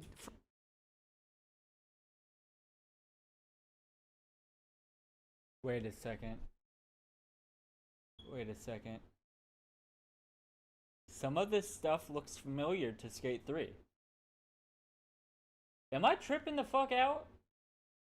freaking this bridge right here is literally under construction. I could 100% see cars starting to work this freeway to go over to this side and us being able to go to that side. This is why I think this map is going to eventually be humongous. And the graphics here, like with the water, that's just not it. Like it literally just looks like he's about to hit a solid surface that's blue. They full circle dropped the ball with the... I mean, if you jump from that high up into water, you are hitting a solid surface. Like, you're dying.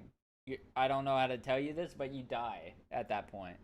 Art style and... Like, all your bones would be crushed, and it would be like you hitting concrete. You'd be dead. Yes, I mean, that's a given, right? As of right now... But I understand what he was saying. I'm not a fucking idiot. The way it looks like currently... It looks like ass. This is not Skate at all. What the frick? When he disappeared. But just like the Hedgehog movie that everyone freaked out that Sonic didn't look like Sonic, and then the developers actually fixed them, that's what I think is going to happen here. Down the line, I think they are going to fix the art style. And last but not least, this clip. The fact that you can actually jump on those umbrellas. It's kind of interesting, man. That's kind of fun. Like, it just goes to show the freaking graphics, the mechanics, those little details. If there's umbrellas in the game that you can place down, I wonder if I can put down like 10 umbrellas and literally bounce on one to another. I know that sounds corny. I know that sounds a little childish, but hear me out. It could just be fun.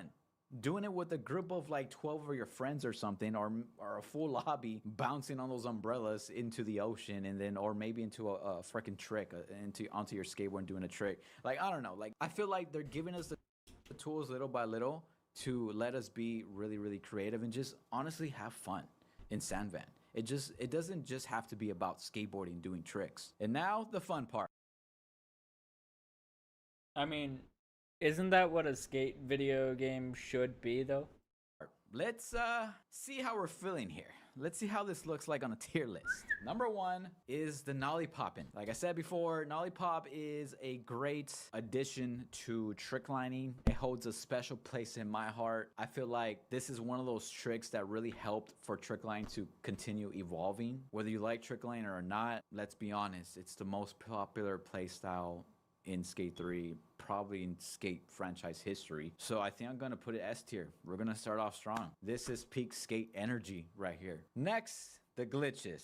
The flying out of the map like crazy. As you all know, glitches is loved by everyone who plays Skate 3. Glitches, I feel like, is a big part of the community. It's a big part of the gameplay. When you find a glitch, it almost feels rewarding. It feels like, wow, I found something that no one knows, or I found something that is different from the actual regular game. Therefore, I also think this is a big part of the Skate franchise, of what we know Skate to be. Therefore, I'm gonna give it an S tier as well. This is peak Skate energy. Next, the realistic skating / realistic montage / realistic-ish camera work. I understand that realistic is basically the closest thing to in real life skateboarding. I understand that the Skate franchise is not the Tony Hawk franchise where you can literally just spam tricks and do crazy unrealistic things. But Skate 3 was meant for you to play the game how you want to play it. That's a big reason why there's easy, normal, and hardcore. It's meant to be played however you really want. Whatever is fun to you. I know a lot of realistic people are gonna hate me for this, but you gotta understand, like, just because I made trick line really popular, I invented it, I put the foundation for it. Oh, shut the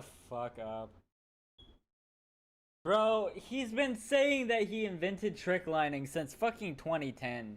That's just not true. You're not him, bruh. How do I tell you? Oh my god, bro. Oh, hell no, man. What the fuck, man? Get your ass on, boy. You get your goddamn ugly ass. It doesn't mean I killed Skate 3. I killed the Skate franchise. I literally just played the game how I wanted to, what was fun for me as a person. And then people ended up liking it too. And next thing you know, it's become the biggest playstyle in the Skate franchise. But do I think that it's truly Skate energy, like peak Skate energy? Not so much. Take trick lining out of the question. Competitive is extremely huge in Skate 3. SKATE is big. Gapping, threading the needle is big. Even Hollow Meat is big. But if you really want to play real... Don't call my Hall of Meat big. The needle is big. Even Hollow Meat is big. But you know bro cracked up after he said that. You know that's what that cut was. Is big. Gapping, threading the needle is big. Even Hollow Meat is big. But if you... He cut it right there because he laughed his ass off after saying really want to play realistic on a video game, I honestly don't think the Skate franchise is the best game for that. I truly think it's Session and Skater XL. Those games are very good for realism, really good for realistic skating. So therefore, I'm going to give it A tier. Super dope, smooth, clean, satisfying, but I just don't think it's peak Skate energy. Next, we got this person doing, emotes. I think emotes is great, but I'm gonna give it B tier. It's interesting, but there's some... I think emotes are great.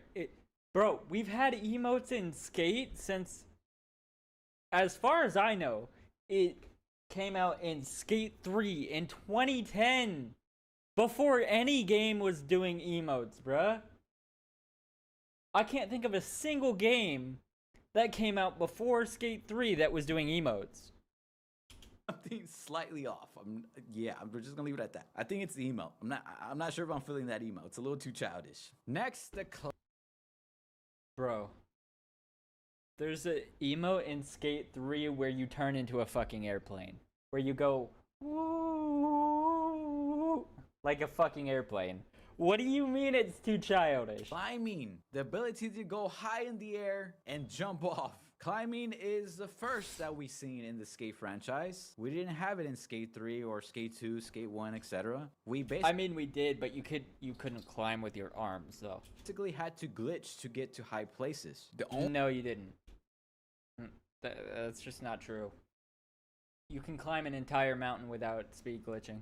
Only reason I don't think I'm gonna give it an S tier is because of the climbing. It's new. We still don't know 100% how we feel about it. It's cool, but we just don't have enough time to really give a solid opinion on it. We don't know if we're really going to allow it to take the crown of being embedded into the... My opinion on the climbing is I think it makes sense. Because like actual skaters in real life climb shit to get on top of it to skateboard off of it. So like it makes sense. It makes perfect sense to be in a game like this. And we've been asking for climbing since Skate 3 came out. Since 2010. Culture, into the Skate franchise culture. Therefore, like I said, I think it's A tier. Next, the sound. The realistic sound, that small detail. We had a little bit of this in Skate 3, just not as precise. I just caught him. I caught him. He was about to start chewing on my rug. Bro got caught. As dynamic, but I still think it's a key component to the Skate franchise in general. The sound. Everything from the music, from the way certain surfaces sound when you're skating on them, to even the music. I think it is S tier. This is definitely peak Skate energy. Next, the loot boxes. The $200 in Sandband bucks, the $5 for a skateboard deck design. This was never a part of the Skate franchise. We never had loot boxes. We never had an in-game currency like this. I understand that the loot boxes is mainly, honestly, probably 100% cosmetics, right? But at the same time, I would have rather much just unlocked that in the game for doing challenges or reaching a certain goal within the game without having to actually spend real money just to keep that. I'm just hoping at this point that this game doesn't get killed off. Because, you know, a lot of people are going to play the game, but not as many people as you think are going to be playing this game. Like, that's just the sad reality of it. That's just the truth. Poor Skate franchise aesthetic feel, right? Therefore, you know, some of you guys might not So, like, agree if with this isn't successful and it's not profitable for them, I hope they do not kill the game and just delete it. Can you imagine if they just deleted the game? That would be horrible. with this, especially the newer generation, the new gens, but I'm going to go ahead and put this at the D tier. Why is this even in the game? I know it's free to play, but come on. I think we can all agree that we would have rather just paid $60 for it. Shoot, even $70, $80 for it. Next, climbing the high places, jumping down, basically I would not pay $80 for the game that they're giving us. No way. No possible fucking way. No. If this game, even if it got updates, if it was this game, I would not pay for no. I would not pay $80 for it. I don't know what to tell you. meat, spread ego, torpedo, those kind of vibes is what this clip is giving. As you guys know, Hull Meat was a big thing in Skate 3. Bailing in general is a big thing on the Skate franchise, even in real life. Therefore, this is gonna give S tier energy. This is peak Skate energy, boys. Last but not least, jumping on an umbrella. Creativity. Having fun with your friends. We all love to play Skate 3, the Skate franchise, with our friends. We loved doing team battles. We love doing free skates at Mega Park. We love getting clips together. Shoot, we even love... And you know what's funny? This game has none of that! Why doesn't it have any of that shit? Skating custom parks together. But when were you able to interact with an item in the game like the way you can with this umbrella? The best thing I remember from Skate 3 is that you're able to basically almost kick a soccer ball. You can literally run into it and the soccer ball would like fly away like you literally kicked it. Or you can set up all the big ass dominoes in Skate 3 and literally knock one over to cause the next one to fall over. And over and over and over again. There's people literally making obstacle course parks that involved the soccer ball, the dominoes, the beach ball, etc. But when do we see this? I don't think we ever did. I don't know if this is really giving peak Skate energy, but I do know one thing. It is definitely a really cool small detail that allows that fun with your friends, that creativity to really come out and shine. Therefore, I'm gonna give it A tier. Super dope, smooth, clean, satisfying. Like I said, this is a very small detail, but it can just open so much creativity and allow you to have fun with your friends in the game. What do you guys think about my tier list? By the way, the next wave of playtest invites were actually today, so if you haven't checked your email yet, definitely go check it because it might be there. If not, the next wave will be on July 15th and the last one on July 22nd. I'll see you guys on Skate 4. But were you invited? That is the question, my brother. Were you invited? Did you even apply? Was bro allowed to be a playtester? That's the question. I wonder. I think I might possibly know the answer.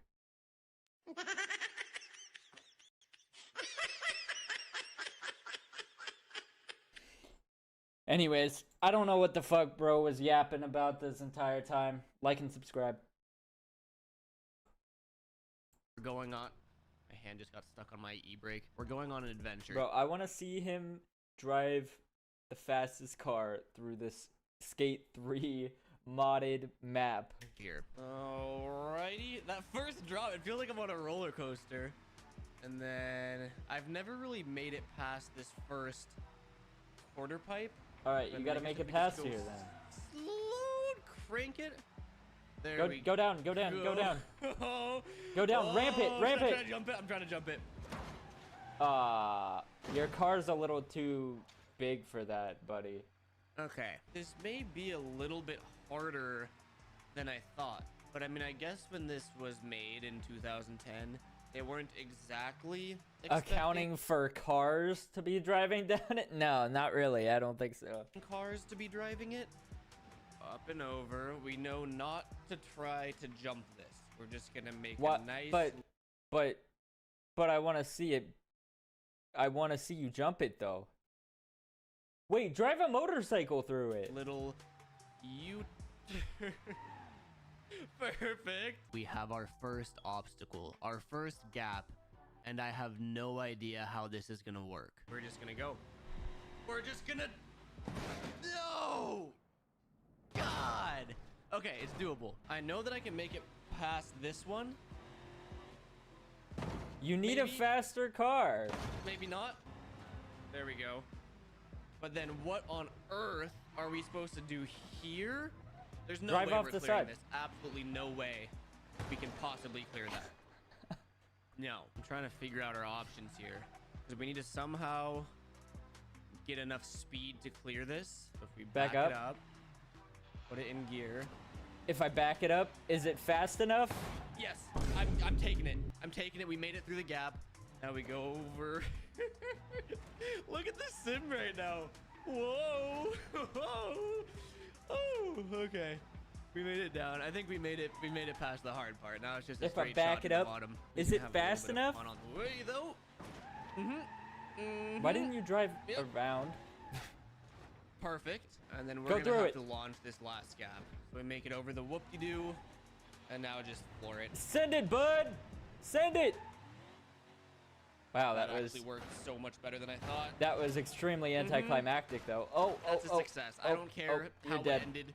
We may be Bro, missing a wheel. We How made it to the bottom. fuck did That's your entire wheel fall off? a success. So you can see what I mean. We have the Super Ultra Mega Park. We have the Observatory, the Carvatron, Campus X. Campus X. Why can't I say that? Campus entrance, the default, which looks like the Shark Gap, the Harley Stadium, which is also the Shark Gap, Clock Tower, and then the Chan Center. No way. I wonder if we can just like. This is actually crazy. Like, I kind of want to see this map be put into more things.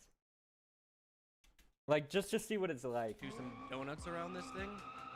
Oh, look at us go! Hold on. I think we can do the whole circle. There we go. Get into that angle. Oh, I can do this forever. Wait, how do I get access to this? This is BeamNG, right? I need to look this up on how I can get access to this, because I really want to drive a fucking car through the Skate 3 map. Like, that sounds like the most fucking fun thing ever, and it seems like, me watching the video, it seems like it is the most fucking fun thing ever. This is such a trip. Oh my god. That is so sick feeling. It really is the perfect map to port into BeamNG because yeah, it's a It's a Skate 3 skateboarding map, but because Yeah. it's the whole city, there's actually roads. Like it's a perfect driving map as well. You just get to reminisce on Skate 3 as well. Let's try out some drifting here. Maybe I guess we'll dump it in third. Yeah. Now do the gap from the top of the cliff down into the skate park. Do that. Do that, please. I want to see it. Stay on the line there, buddy. Don't get carried away. No! E-brake. Go back! Go back! The gap is right there! Oh, I should not have e-braked it there. It's funny because this is my... No! Go back! The gap is right there, bro! My first time playing the map. Don't be a pussy! Because it's Skate 3. You know what I mean? Normally I have to explore first, but I just know what's coming ahead. Dude, I'm getting pretty good at this whole drifting thing in this game. Never mind. I take that back. That's fine. Being a lover of Skate 3, we have an... Bro, chat, if you don't know, I've been following this guy since, like, fucking forever. Like, I think in 2015, we were both in Mexico at the same time, but he was on, like, a different side of Mexico. And I was like, damn, it would have been so cool if we went to the, like, the same part of Mexico at the same time. And, like, we could have met in a different country. That would have been insane.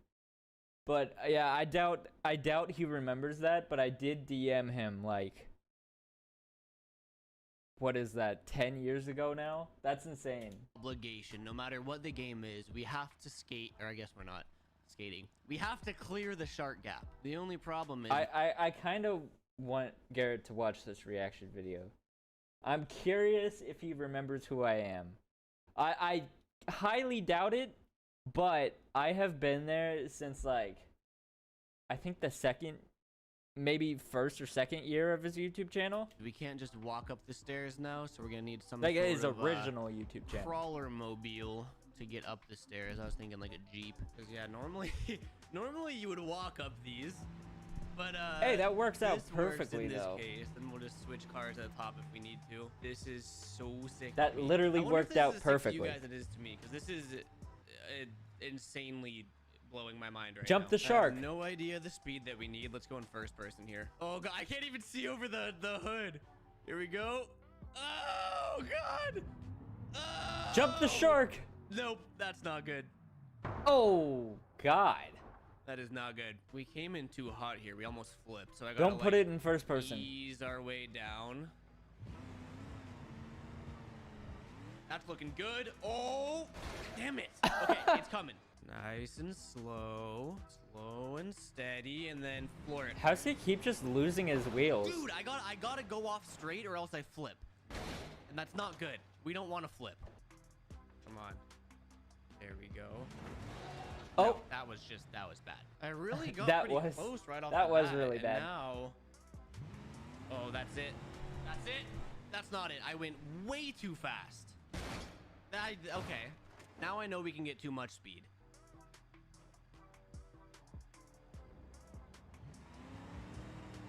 There it is. There it is. Come on. Land on all fours. That's it. Success. Hey, that was a little sketchy, boss. That was a little sketchy. We cleared the shark gap and we drove away to tell the story. This thing's kind of sick because you can really just send anything. If I back it up, and for the most is part, it fast enough? You Damn. should be okay. For the most part. This is a cool little area to practice our drifting. You know what I mean? You can just toss them around the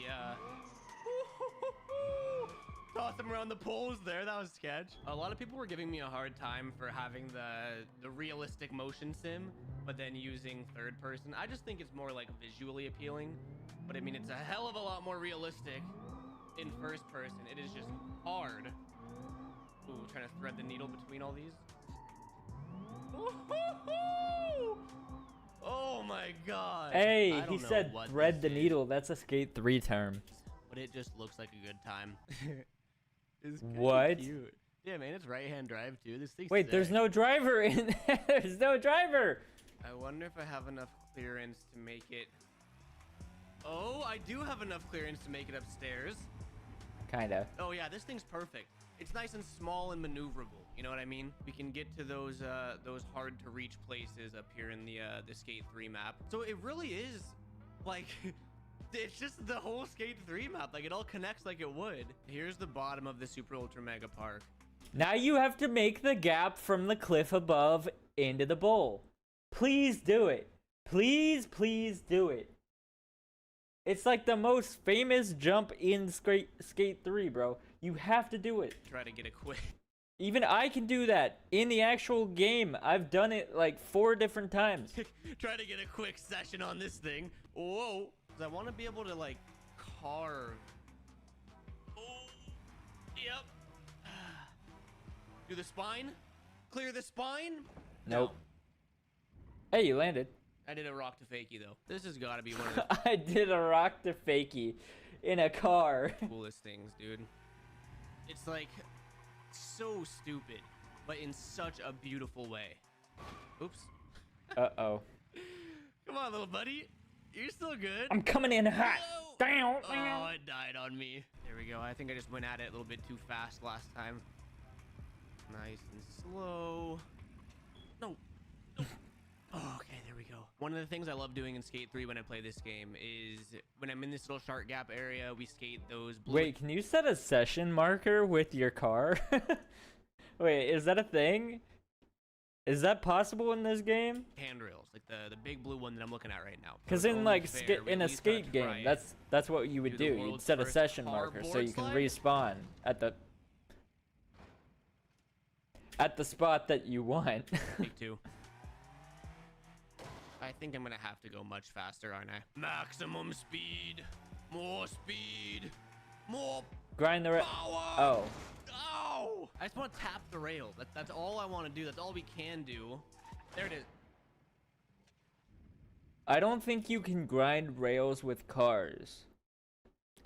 I'm just gonna be honest. Little nose grind action there. That was good. I have a genius idea for a BeamNG mod, okay? You have the Skate 3 map, just like we do now, but you add NPCs. How do you do that? I have absolutely no idea, but you got some people skating around, right? Just like you would in Skate 3. The player drives around in this beautiful ambulance we have here. We can even open up the back. That's where the Wait, that's crazy. I didn't even expect that you could open the back of the ambulance. Given the fact that there's no people in this game. There's no one driving the vehicles. Stations go, obviously. You gotta drive around responding to skate-related injuries. You know what I mean? You know, we would just be patrolling around the campus here, and then all of a sudden you get a call. It's like, oh, we have a sprained ankle, so you just floor it.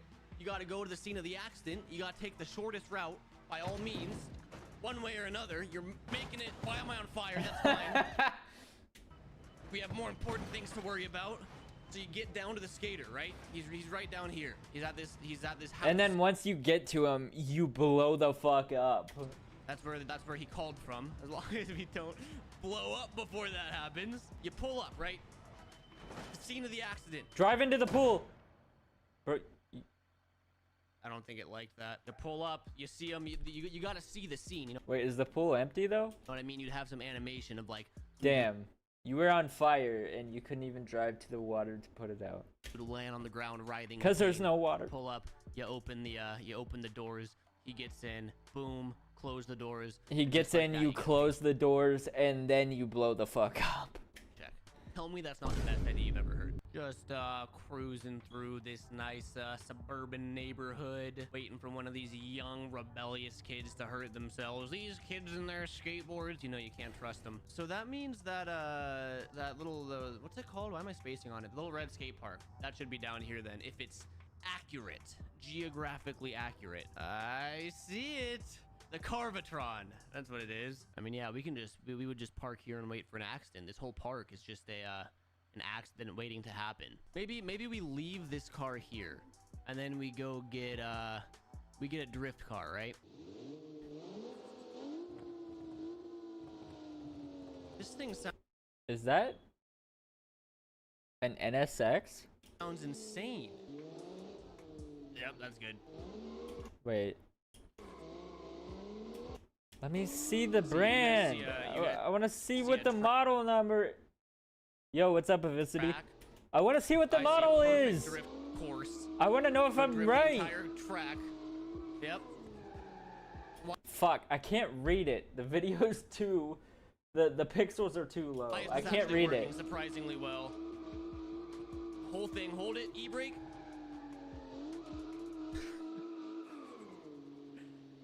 Oh my god, this is sick. Dude, this... Is it a Nissan? Like an old, what's... An old Nissan Z? Thing sounds good. I think I downloaded like a 2J mod for this car or something, which is why it sounds so crazy. I could honestly just be easily entertained driving around the streets. Not doing any jumps, not doing any drifts, just cruising around in this car. Like I could probably do this for 45 minutes before I start getting bored. That's how crazy this mod is to me. We're drifting all the way up. Yeah, like driving a car around the streets of the Skate 3 map is actually an insane idea. Whoever came up with this as a mod, genius, bro, I swear.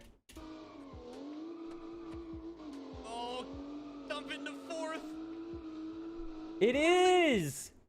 It's an old Z. It's a 200ZX. I knew I was right about that. I thought it was either a Z or it was a NSX. But I was like, it doesn't look like the right shape to be an NSX. Oh, we lost it. What's up, French fry? Reverse entry. I was trying that. So yeah, I mean, realistically... Hey, I think you got something dragging there. I could do this forever. At a certain point. You might want to fix that. It's gonna get boring for you guys to watch. I think your car might be a little bit fucked up. Might as well call it. This is an absolutely amazing mod that I think as I explore it more and download some more modded cars and stuff like that, there's a lot of content here and endless hours of fun. On that note, if you guys enjoyed the video, drop a thumbs up. That's crazy that they even got the correct interior and the correct stock radio for this car. Every single That's thumbs up helps. crazy, Obviously, bro. subscribe if you're new. The detail. Happy early Christmas if you celebrate that. I don't know. That was a weird thing to say at the end of this video, wasn't it? Happy early Christmas. When did this come out? Oh. Okay, bye. See you next time. This is a over 3-year-old lot. Sexy Zach, the fucking goat, commented on the video. That's crazy. Anyways, chat, if you like this video, like and subscribe. Peace. Yo, chat. So, I found this game that's based off of a show that I liked, an anime that I like. The anime is called Solo Leveling, and I found out today that there's a video game of that. So I was really intrigued to start playing it, so I guess I'm gonna watch a video on it first before I decide if I want to play it. So that's what we're gonna do in this video. Today we're talking about Solo Leveling Arise, the action-packed RPG based on the popular manhwa. Strap in as we explore whether this game lives up to the hype or falls. It looks like Genshin. Yeah, maybe. But I have no attachment to Genshin, so they wouldn't be able to get me to play that game if they tried. I mean, I tried playing it one time when it was like super popular on the App Store, and I played it for like an hour and deleted the game. Forgot my books just came today? Hell yeah.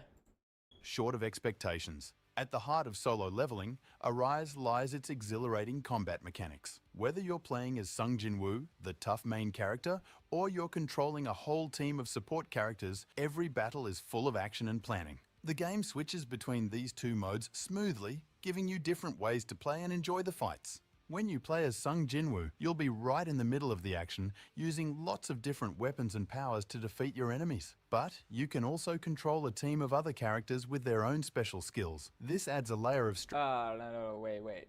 So the game is called Solo Leveling, but we have teammates? That's a little confusing. Strategy, because you have to plan out what each character will do to beat tough enemies. What's cool about Solo Leveling Arise is that the fighting system lets you try out different... Oh god. This was an AI created video. You can tell. Did you hear the voice? What's cool about Solo Leveling Arise is that the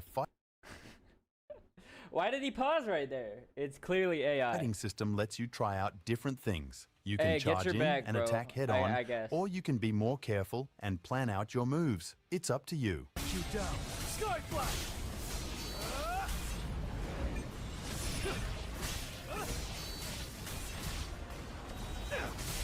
And there's a lot of variety in the enemies and places you fight. You'll face all sorts of different bad guys, from small ones At the beginning, he said mangua and not manga. to huge bosses. I didn't even catch Each enemy that. needs a different approach, so you always have to stay on your toes. As you win fights and finish missions, you'll get better and stronger. You'll earn points and cool stuff that helps you improve your skills and gear. This makes you feel like you're really growing and getting better at the game. In this game, you can really make your character your own. You get to decide what Sung Jin-woo can do by picking his skills, abilities, and the stuff he carries. It's like making your own special version of him that fits how you like to play. Plus, when you play... They got anime waifus in this game too? Alright, well now I have to play it. Play with a team. You can also choose how each member fights, adding even more strategy. The game tells the story of Solo Leveling just like the manhwa does. So if you're a fan... The fuck is a manhwa? What the fuck is a manhwa? And you'll love seeing the story unfold in the game. And the places you go in the game are really cool too. They're designed so well that you feel like you're right there in the world of Solo Leveling. You got it now? Yeah, I got it. Listen, open it. Can you hear? Although this isn't accurate, you're supposed to be running away from this monster. You're not supposed to be fighting it. Anyways, I'm just showing you that I've seen the show before. So if you've seen the show, you understand what the fuck I'm talking about.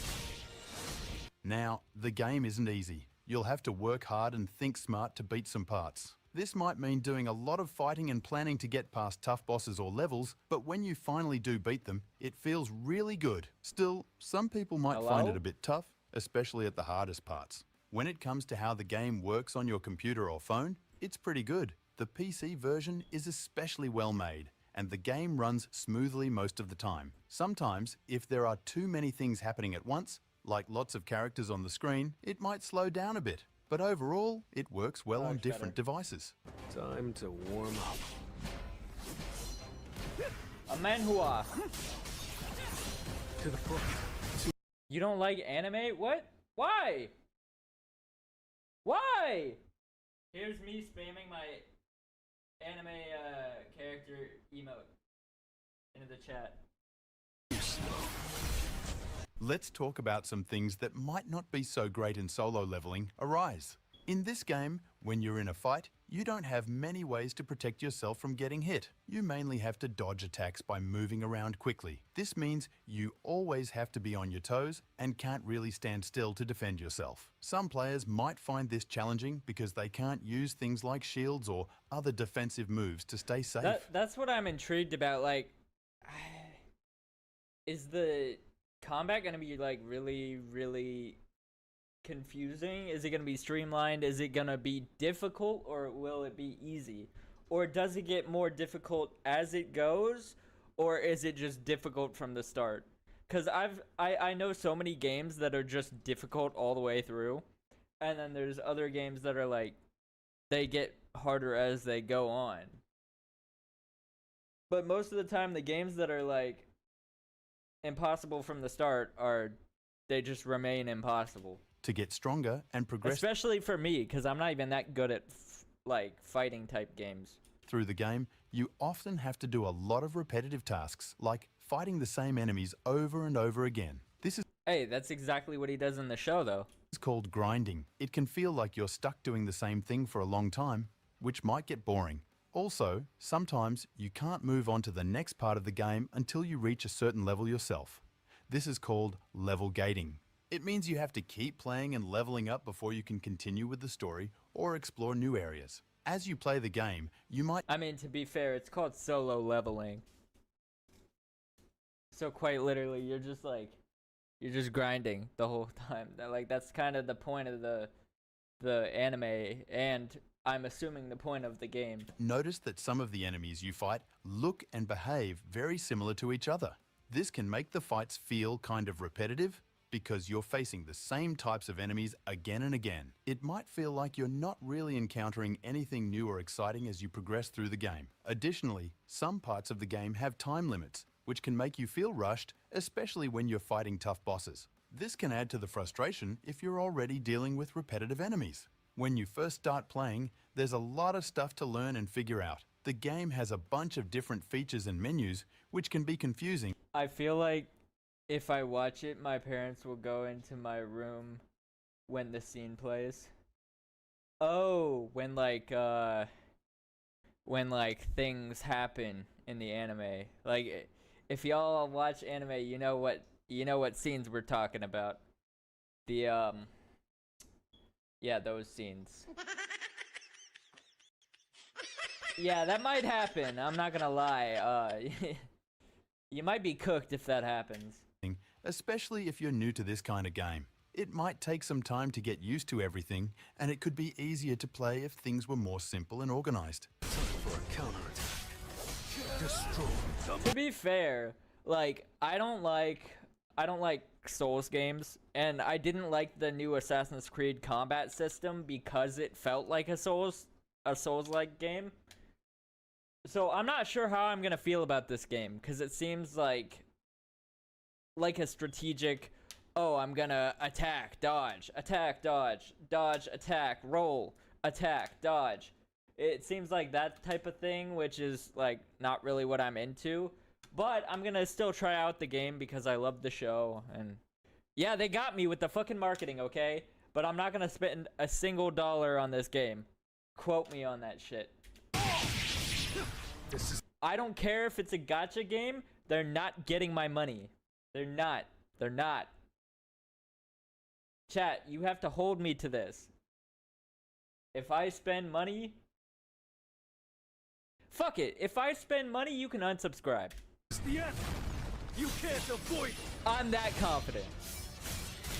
So, is it worth playing? Considering the shortcomings, Solo Leveling, Arise still Okay. stands as an impressive action RPG, scoring a solid 7 out of 10. Its captivating combat, faithful storytelling, and extensive customization options ensure hours of entertainment for series fans, making it a journey worth experiencing. Wow, that was a great ending to that video. Anyways, it was a good introduction to what the game is like. Anyways, I'll give this person a subscriber, even though it's a fully AI generated video, it seems like. Anyways, yeah. That was my first like exposure to what the game is like. We're gonna play it later on, but we're also going to play the new season of Marvel Rivals in a little bit. So it's gonna be the end of this video. If you guys enjoyed, for some reason, me watching a video on the introduction of how to play the game, well, not even how to play the game, just what the game is like. If y'all somehow enjoyed this video, please subscribe. Alright, chat, we're gonna watch this Zexy Zek video where he explores the new skate map. Thanks EA for providing me early access to the Skate playtest 0.27 build. Hello and welcome back to the early access version of Skate, and today we're going to be talking about something very important, guys. We're going to talk about the actual map, because the Skate 3 had some pretty iconic spots like the Super Ultra Mega Park. That's what I've been wondering.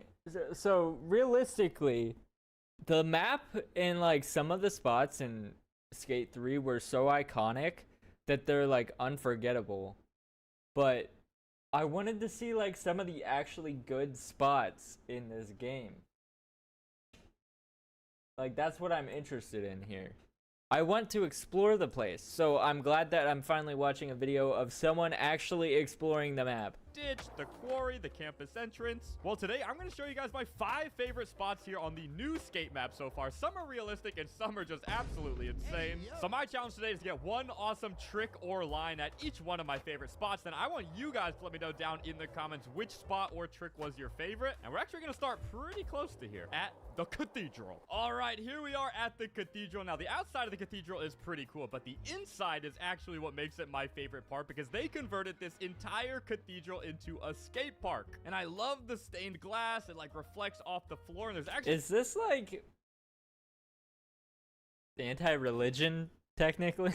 I don't know. Maybe let's not bring religion into this, I guess. A giant hole in the window there. In a previous video, I actually did a pretty crazy trick through that hole and landed up in the scaffolding. But this is like a perfect park to just flow around in. I actually really like warming up here because you can pretty much just go back and forth like forever and flow around this park. And there's so many cool obstacles. I love this like spine in the middle. You can go over here. You can hit the hand plant to turn around. Oh, a little sketchy. But there's so many cool and unique obstacles in here. And usually this area is like full of people, so it actually does feel like you're skating with like a bunch of your friends at the skate park, and it's a nice little DIY at the skate vibe park inside of the church. I love just trying to go back and forth and hit like every single obstacle. So I think that's what we should do for our first clip. We should try to skate all the way down and all the way back, hitting as many obstacles as we can in a clean line. So all right, what realistic line can we put together here? I feel like we got to start by dropping in on the quarter pipe. Maybe we do like a pop shove it over the rail, and then like nollie 270 board slide on the little spine there, and then maybe we even get a hand plant to turn around. Okay, this is coming together already. And then maybe like kickflip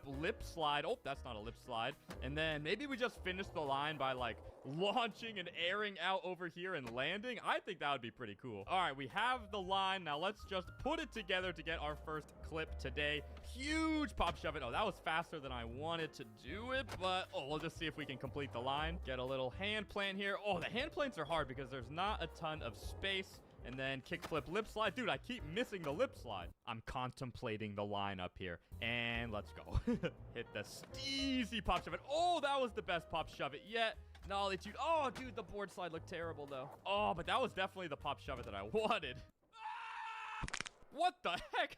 Dude, What the? flying into There's the ceiling. people? Oh, nice. That looked Wait, good. there's Cool. people in the game now? Wait, so you can play with other people now. But, like, the game's not out, so it means everybody who's playing, if there's actual people playing, they are playing on the playtest? Cool landing too. Perfect. Okay. Hop up here. Get a quick little hand plant. Nice. And final trick. A nice kick flip lip slide. Perfect. Okay. And then we'll trick. A nice kick flip lip. That was a board slide. Lip slide. Perfect. Okay. I'm confused. And then we'll finish it off by launching up and out of here. Bang! There we go. All right. That was a pretty clean line. It actually came together pretty well. All right. Let's try to film it.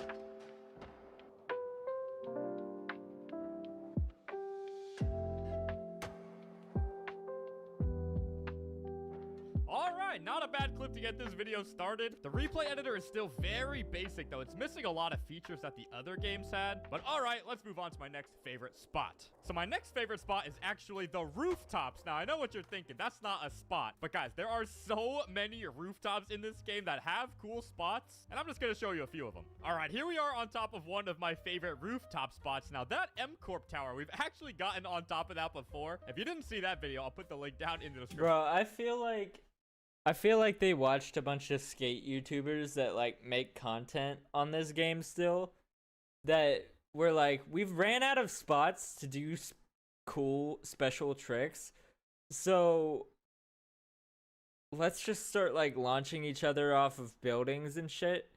And they took that way too much to heart, and now they've incorporated it to making it like the main focus of the new skate game. I hope I'm wrong, but that's what it seems like. And I'm just like not really about it. Like, I don't want to just constantly be jumping off of buildings. Yeah, like that's fun from time to time, but that shouldn't be the main focus of the game, you know? But it's pretty cool up there. But there is some pretty cool things you can do from up here, mainly because they like built in these ramps. And one of the first lines I ever did in this playtest was trying to go up here like a hard flip and then jump down and land into the pool. Come on, first try. Yes, let's go. But you can actually keep the line alive. There's more quarter pipes down there. So I'm thinking we hit like a super steezy hard flip into a manual, into an infinite kick flip. And then can we pop up and out and forward? Dude, I have literally no idea where I'm going right now. Oh, no. And I really like this pool spot, but I want to try to get on top of that far building over there and then see if we can land on top of that rooftop pool. Now, what's the best way to get there, you may ask? How about we just jump and literally fly over? Can we grab the building while flying? Oh, nope. Oh, no. That would have been cool, but I want to get on top of this super tall building. So if you've seen my last couple of videos on this game, you would know that you can get to pretty much any high spot just by climbing the side of buildings. All right, last couple of rungs, and yes, we're on top of the building. Oh, dude, this is so Do you think sick. any people are gonna try to do this, like, after playing the skate game? Like, do you think people are gonna try to do this shit in real life? Like, absolutely mad lads? There's actually a fast travel point up here, but I haven't unlocked it yet, so I have to scale up the side of the building to get here. But look at this. There's like a launch that goes down into the pool, and it looks like you can actually launch out of the pool and maybe land on another building. All right, I don't know what our exact challenge is, but we're going to try to do a pretty crazy line. So I think I want to start by doing just like an infinite tray flip down into this pool. Oh, that looks perfect. Yes. Okay, now where does this go? Oh, it goes across onto the building we were just on. All right, we got to try to land there. Can I land this? Oh, I'll land in the tree. But all right, I want to add something crazy to the end of this line. So I do want to start with the infinite kickflip, but then I want to do a super slow kickflip across to that building, and then I have one surprise at the end.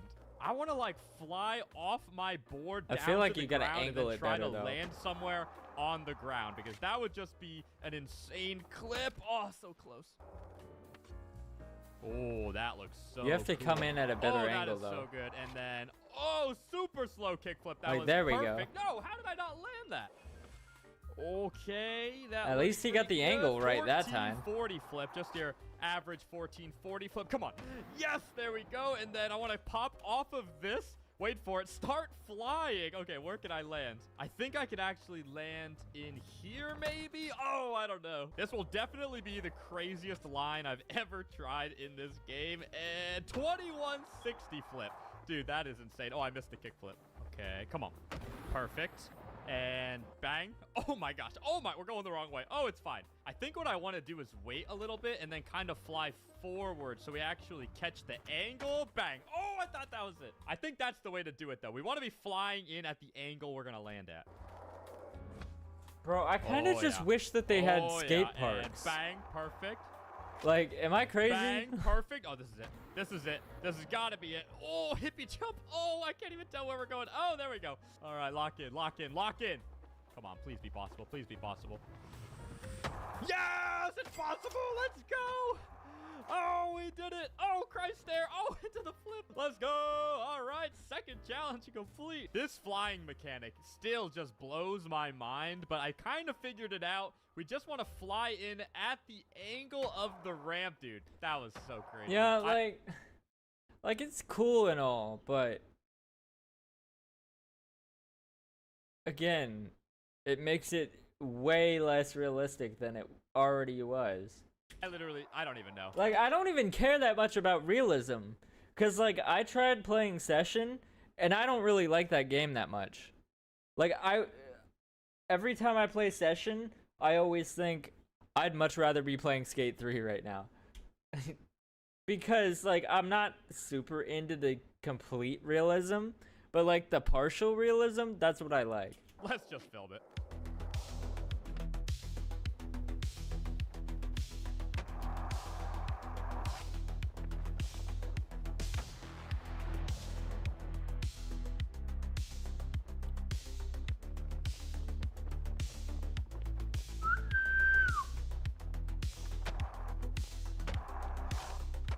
Dude, that's insane. I don't even know what to say. And I could literally make a video just about rooftop skating, but I want to get to my next favorite Please spot, don't. and it's a lot more mellow. I'm sorry, than this. but It's please way more don't. chill. Honorable mention for my favorite rail is definitely this one, by the way. I love just trying to, like, feeble or smith the entire thing. Bang. Okay, come on, come on, come on, come on, come on. Yes, there we go. We smithed the whole thing. Oh, no. All right, let's get to my third favorite spot. All right, here we are. There's actually a canal that runs through the middle of the map, and it is so fun to just, like, skate over the canal. Like, there's a bunch of different ways that you can skate across it, but there's also a bunch of ledges, like, around it that you can skate. There's also Bro, you know the one thing that I kind of wish they did with this game is, like, I mean, I'm sure somebody's gonna figure it out, but I hope that there's the ability to do, like, speed glitches and stuff like that. Like, but we gotta figure out a way to do it on accident, though. Like, that would be so much fun, because then we could do what we did with Skate 3, where it's endless exploration, because you can always find a new place to go. This crazy rail at the end that I want to try to hit for a clip. I want to see if we can make it all the way around. I mean, there's also another crazy rail over here. I don't even know how you would skate this thing. Like, maybe pop from up here. Oh, that's so cool. And I love these, like, curved ledges that are so fun to skate. But all right, how can we skate this thing? How can we approach it? Oh, to make it all the way around. I think we should start on the other side. Gap over this. Go up over the curve and then try to hit the rail as the finale. I don't know. I don't really want to plan it out. I just kind of want to do it. I want to improvise as we go. Oh, we need to make it across though. Oh, I ended up in the water. Basically, we just need to build up enough speed to make it to the end. What if we, like, manualed across this, actually? Oh, that would be pretty cool if we could manual the whole thing. So maybe we could try to, like, manual up this and then, like, pop down here. Oh, dude, we have nowhere near enough speed, I don't think. Nice manual. Oh, keep it centered. Perfect. Oh, ollie like that. Oh, yeah. Look at the speed we have now. Okay, we just need to hit the rail. But all right, let's try to get the manual going here. We want to ollie like, oh, a little later than that. And then maybe we just try to kickflip 50 the whole thing. Oh, it's so close. And then maybe kickflip nose grind all the way across. Oh, dude, we just have to get to the top. Oh, we're actually grinding back down it. Ollie down into here. Perfect. All right, we need a ton of speed into a nose grind. Oh, what? Where did my speed go? And into the nose grind. Ah, no. I don't know. This actually took forever. Well, no shit. You don't have enough speed. Come on, come on, come on. And let it happen. Go, go. Yes, yes, yes. Finally. Yes. Oh, okay. Oh, you guys don't know how long that took me to finally just stay on the rail over the top. And then, hey, we actually got a pretty clean disembarkment. I don't know why I just used that word. But all right, I got to admit, not my cleanest clip ever, but that was really difficult. So I'm going to take that. All right, also... Wait, did they have rock to fakies in this game? I really hope they do. Because I don't even think Skate 3 had that. Like, because most of the tricks were pop-based. So, like, are you able to do that? I don't even know. Trying to film the replay, but it's just really laggy, and honestly, it doesn't look that good. So let's just move on to the next spot. All right, so we're actually back. I don't remember, like, the rock to fakie and rock and roll and all those tricks. I don't even remember if those were possible in Skate 3. The Cathedral, because my next favorite spot is right across the street from it. It's called Rectory Park. You've probably seen this in a couple of my videos now, but this is one of my favorite spots just to skate these, like, banks. I don't know what you call them, but I really love just, like, skating around these things. But the main thing... Yeah, those are really fun. Like, I played Session, and there was a portion of the map that was basically this exact thing. That had a bunch of those, like, it was like, it's like built-in infrastructure for, like, the trees' roots to go down, but not, like, destroy the road. I guess is what you would call it, but I don't know the actual name for those. The thing that I skate is actually this thing in the middle. I'd say every single time I log into Skate, I try to skate around this thing because it's so much fun to try to go up and all the way around, kind of like the last challenge. Wait, But what the fuck? Bitcoin hit 115K? Simple trick here. That's because I've not already real, done this right? in a video before, but I had to give it a mention because I think it's such a cool spot. But all right, what grind do we want to try to do around this? So the nose grind is cool, but pretty basic. It might be fun to try to do like a more technical trick, maybe like a tail slide across it. Oh, a tail slide might look sick, but I don't know if the board will hit it here. Oh no, it definitely won't. Oh. All right. Oh. Oh. Oh. It's up to 116K right now. I made $2. I made $2. If we want to tail slide around this whole thing, we're going to need a ton of speed because tail slides slow you down quite a bit. Yeah, that's not even close to enough speed. So we're going to need to be absolutely pushing down this hill. And, oh, that's definitely more speed. Oh, no. You kind of get that nice lens flare as you come down this bridge. And I just think it looks so good. One of the best graphically looking spots. Graphically? I guess just one of the most beautiful spots in the game. But, all right, I want to try to tail slide around this entire monument or, like, art piece. I guess I don't exactly know what it is. I think maybe we should come out. You gotta more lock from on an the grind angle first, like though. that. Oh, yeah. That's definitely better. Oh, that was close. Oh, we're going down the other way now. Oh, yeah. That was perfect. Ah, no. Come on, come on, come on. Yes, yes, go, go. What? I'm stuck. Oh my, I actually think we're going back the other way. Very slowly. Oh, we're so close. I can feel it. Oh, yes, go, go, go, go, go, go, go. Yes, let's go and pop out. Oh, a little kickflip out. All right, we will take that. We made it all the way around. Are we about to go down this rail too? Oh, let's go. I do like the rail physics, but all right, let's film that. Yeah, the grinding physics seem pretty good on this game. Like, actually really good.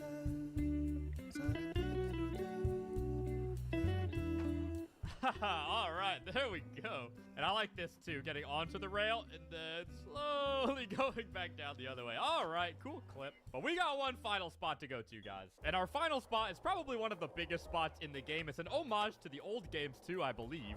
And yes, we're headed to the stadium. Now, technically, it's actually called the Coliseum, but it's a lot like the stadium from Skate 3. So here it is. It is absolutely massive. The stadium from Skate 3? Wait, am I wrong? I don't remember that at all. It might be a DLC. To be fair, I think the only DLC that I had was the sanatorium, which wasn't even a good DLC. I'm not gonna lie. Skate on it. Like, you see these giant supports, like these rings that go around the stadium. You can actually skate. There's also a couple of like ledges and stuff that you can skate around the stadium. Did somebody leave a can on the ledge? Stadium, you can actually skate. There's also a couple of like ledges and Oh, it's a coffee. stuff that you can skate around the stadium. There's a couple of Weird. good launches as well. You can launch up and over some rails. Oh, that was sick. Can we hit maybe a blunt slide on this? And then I don't know where to go. Ah, into the bushes. But by far, the coolest part of the stadium is the top of it. And there's a couple of different ways to get up there, but climbing this is probably the quickest. In Skate 3, you had to do a launch glitch to get on top of the stadium. In this game, you literally just climb to the top. But here we are at the top of the stadium. There's already... Actually, wait, now that I think about what I was saying earlier, where I was like, oh, hopefully there's gonna be launch glitches so we can get to anywhere we want to ever, all the time. You don't need that, actually. Now that I think about it, I'm actually fucking stupid, because you can climb everything. I mean, maybe not everything. Like, I'm sure there's like a rock wall out there somewhere that you can't climb or something like that. Already a couple of like obstacles up here. There's a couple of these like launches that you can launch yourself off of. Oh Christ, there, backflip. There's even these like quarter pipe things. Wait, what I'm curious about is there boats? I just saw a sailboat, but is there like big boats that are out in the middle of the water? If so, can we find a way to get there? Actually, a like lot we did in Skate 3? taller than they look as well. But I think my favorite part is the things that go around the side of the stadium. If you can actually like balance yourself. Oh. I wonder if that's possible to get over there. You see the lighthouse in the distance with the pier on it? I wonder if that's... It might be possible to get there. It's a little island strip, but it doesn't look like there's anything you can transfer from. Oh, wait, the buildings. I'm dumb. And stay Just in the fly middle. there. Oh, it's actually a pretty good challenge. In a coffin. I don't know if you can do coffin grinds in this game, actually. Maybe we should try it. Nope. Oh, nope, nope, nope, you can't. Maybe we won't even coffin. We'll just stay like this. Oh, come on, stay in the middle. And then I kind of want to like grind up this. Oh, dude, that is so sick. We're grinding so fast. Oh my gosh, dude, this is awesome. All the way around. Oh, can we go all the way up this too? Oh, I wonder if you could actually keep enough speed to make it. I guess you could just skate up there. I wonder if I could like start on this thing and then like at the right time pop off and then try to land in like a ramp that I placed here. Okay, that would be pretty cool, but let's actually see what we have in the object dropper. I don't know if we have... Oh, dude, that actually might be perfect. Let's put this here. I have no idea if this is going to be possible, guys. All right, my goal is to ride off the stadium. I can't even see the ramp. Oh, it's right there. And then like Christ air backflip into the ramp. Dude, no way. Oh man, this is gonna be Broke really your hard. entire It would be spine, so cool if bro. we could do it. And it's Now gonna be you're all like about the Ludwig. timing. We gotta go more to the left. Yeah, we're definitely finishing this video with the hardest challenge yet, but it's definitely ambitious. Oh, like that. Oh, we're getting closer. Oh, we're getting closer. Oh, I don't know if it's gonna be steep enough. If we hit it a couple times and it's not steep enough, then we might have to change our plans. Oh, wait, maybe I should move it forward. This is definitely harder than the flying challenges because you can actually like adjust yourself while you're flying. For this challenge, we can Why? Just don't drop the board. Just stay on the board and aim for the ramp. Am I crazy? adjust ourselves at all. We just have to pop off at the right time. Ooh! Oh, that was so close. Ooh! Oh, we actually hit it. All right, that's one step closer. Oh, my game crashed. Oh, I had the perfect setup and everything. All right, I got back into the game. I got to put the ramp back. Oh, there's someone else here. Maybe I should also put 2 of these down so I have a little bit of a better target to hit. But hey, double the ramps, double the chance that I act. That's so funny that in a sponsored video, the game crashes. The game that he's sponsored by. Oh no. EA. Oh. Oh. Actually land this, I think. I think that math checks not a out. good Oh, there we go. sign. Oh my god, no way. Oh. Oh, that actually looks so good. Please, please, please. Oh. Oh, dude, I hit the ramp perfectly. If I hit the ramp perfectly a couple more times, then we might just have to say that this isn't possible. Oh, but we just landed it. Oh, let's go. All right. He we landed it slammed for straight into the 0.5 stairs, seconds. though. I want to try to get it a little cleaner, but if I can't, at least I can be happy knowing I landed that one. But all right, we know that it's possible now. Right when I was saying that I wasn't sure if it would be possible, now we have to see if we can actually roll away cleanly. Bang. Oh, It's that kind was of in the close. worst Come on, come on, possible come on. place to roll away from. Come on. Yes. Oh, same thing, dude. I want to roll Bro away from almost one got thrown under the bus. Like, literally, he almost got thrown under the bus. cleanly. Yep, there we go. Oh, keep going. Yes, yes, yes. Don't hit the bus. Okay, the bus is fine. I will take that. Oh, they ran over a all skateboard. right. I had my... Don't hit the bus. Okay, the bus is fine. I will take that. No, the board. Oh, it's fine. Never mind. Oh, all right. I had my doubts that that was even possible, and we actually landed it 3 times. And one of them we actually rolled away from, which was just insane. Dude, I was bouncing off of everything. I can't believe we stayed on our board for so long. Boop, and then we went straight into the back of a school bus. Wow, I really enjoyed that. All right. Let's He didn't film the part where the bus ran over his skateboard, bro.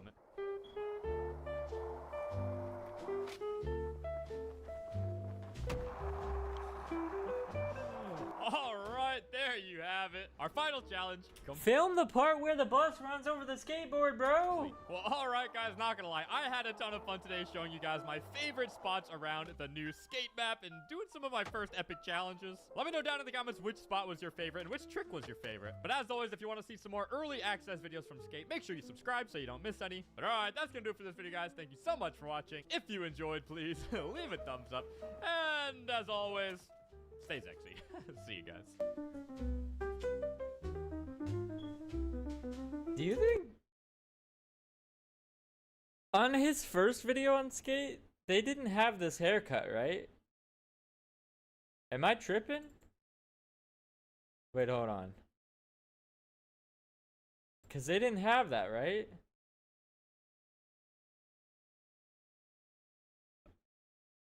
This new parkour game is insane. Wait, I actually want to watch that.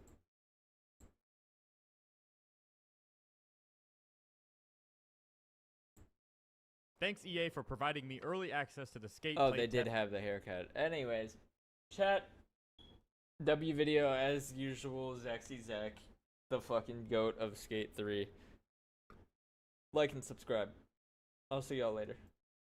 All right, chat. I heard rumors that apparently Sony is interested in buying Warner Bros. Gaming and as well as their streaming and some of the rights to their characters and like franchises. So I was gonna check out an article. I was actually gonna do some high value content instead of doing a reaction video every 5 fucking seconds like I normally do. Anyways, let's get into like reading an actual article about this because apparently I'm a journalist now. Oh, this is a forum. This is a forum. Why did I immediately opened a fucking forum. Alright, can we get an actual article? PlayStation might be looking to acquire Warner Bros. Video game franchises like Mortal Kombat, DC, and Harry Potter. Sony's gaming division already has an impressive portfolio of franchises under its belt like God of War, Ratchet & Clank, Horizon, Marvel Spider-Man, among every other PlayStation brand. Meanwhile, Warner Bros. Games has been undergoing some serious corporate upheaval this year, fueled in part by major titles like The Suicide Squad, Kill the Justice League underperforming, and projects like Monolith's Wonder Woman being canceled outright. I didn't even know that they were making a Wonder Woman game. Is that crazy? Earlier this week, Warner Bros. Games announced that it would be dividing its IP among 2 different leaders. The NetherRealm Studios' Sean Hemrick being promoted to Senior Vice President of future Mortal Kombat and DC games, and former Bethesda head Yves Lachance in charge of Warner Bros. Games Montreal and new titles based on Game of Thrones and Harry Potter. Interesting.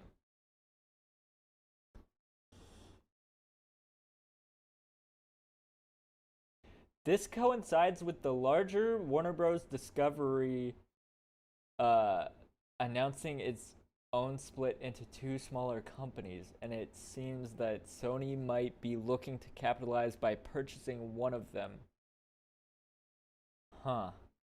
According to sources in contact with SE Scoops, Sony is reportedly looking to acquire. Hey, chat, don't mind me. I haven't read anything since fucking high school. And it's 2020. That means I haven't read anything since fucking 5 years ago. Anyways, Sony is reporting libraries such as libraries as well as Warner Brothers Games major franchises. This isn't verified by official sources and isn't clear if such a purchase would be successful, even if Sony is looking to pick up Warner Bros. Assets. As mentioned before, Warner Bros. Games is at a crossroads in the wake of its parent company restructuring. A sequel to the hit 2023 Harry Potter title Hogwarts Legacy is believed to be in development. And wait, that game came out 2 years ago now? The fuck, I feel like that came out just yesterday. But I swear the pandemic really ruined my sense of time and how long things are.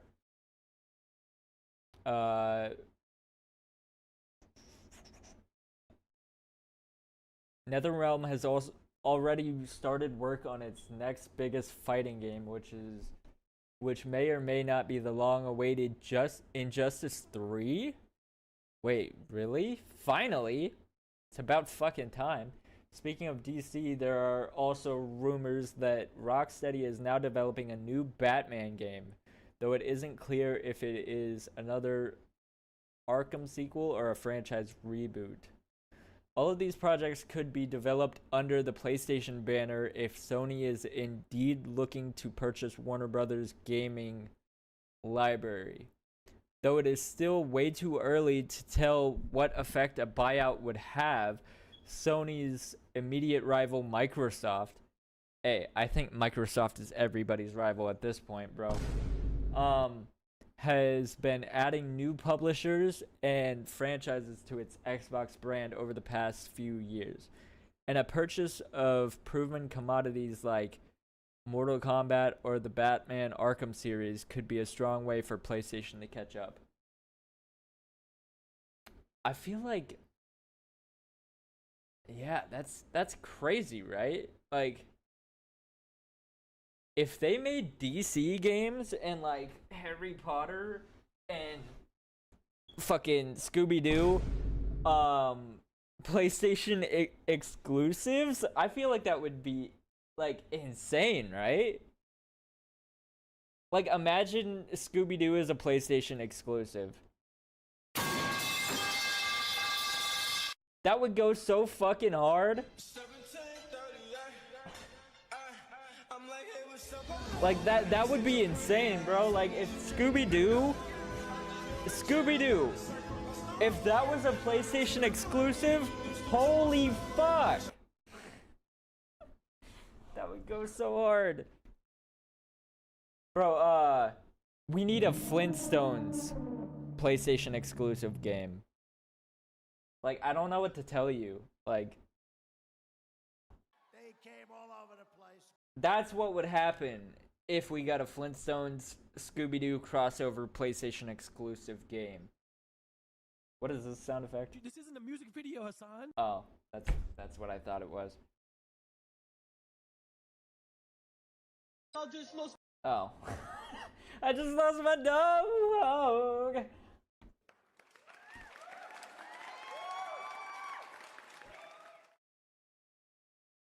Yeah, Anyways, I also heard, but couldn't find an article on this, that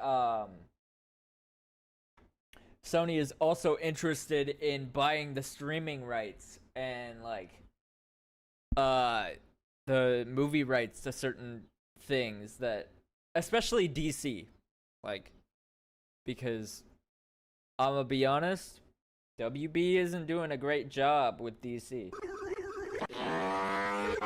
Like, they don't have a very good track record on that shit at this point. But hey, if Sony wants to buy stuff, they might have to up those numbers, bro. Like, it might be a little bit more expensive than they assumed it would be to buy rights from WB. Even though they're not doing very good with it, it might still be a little bit more expensive.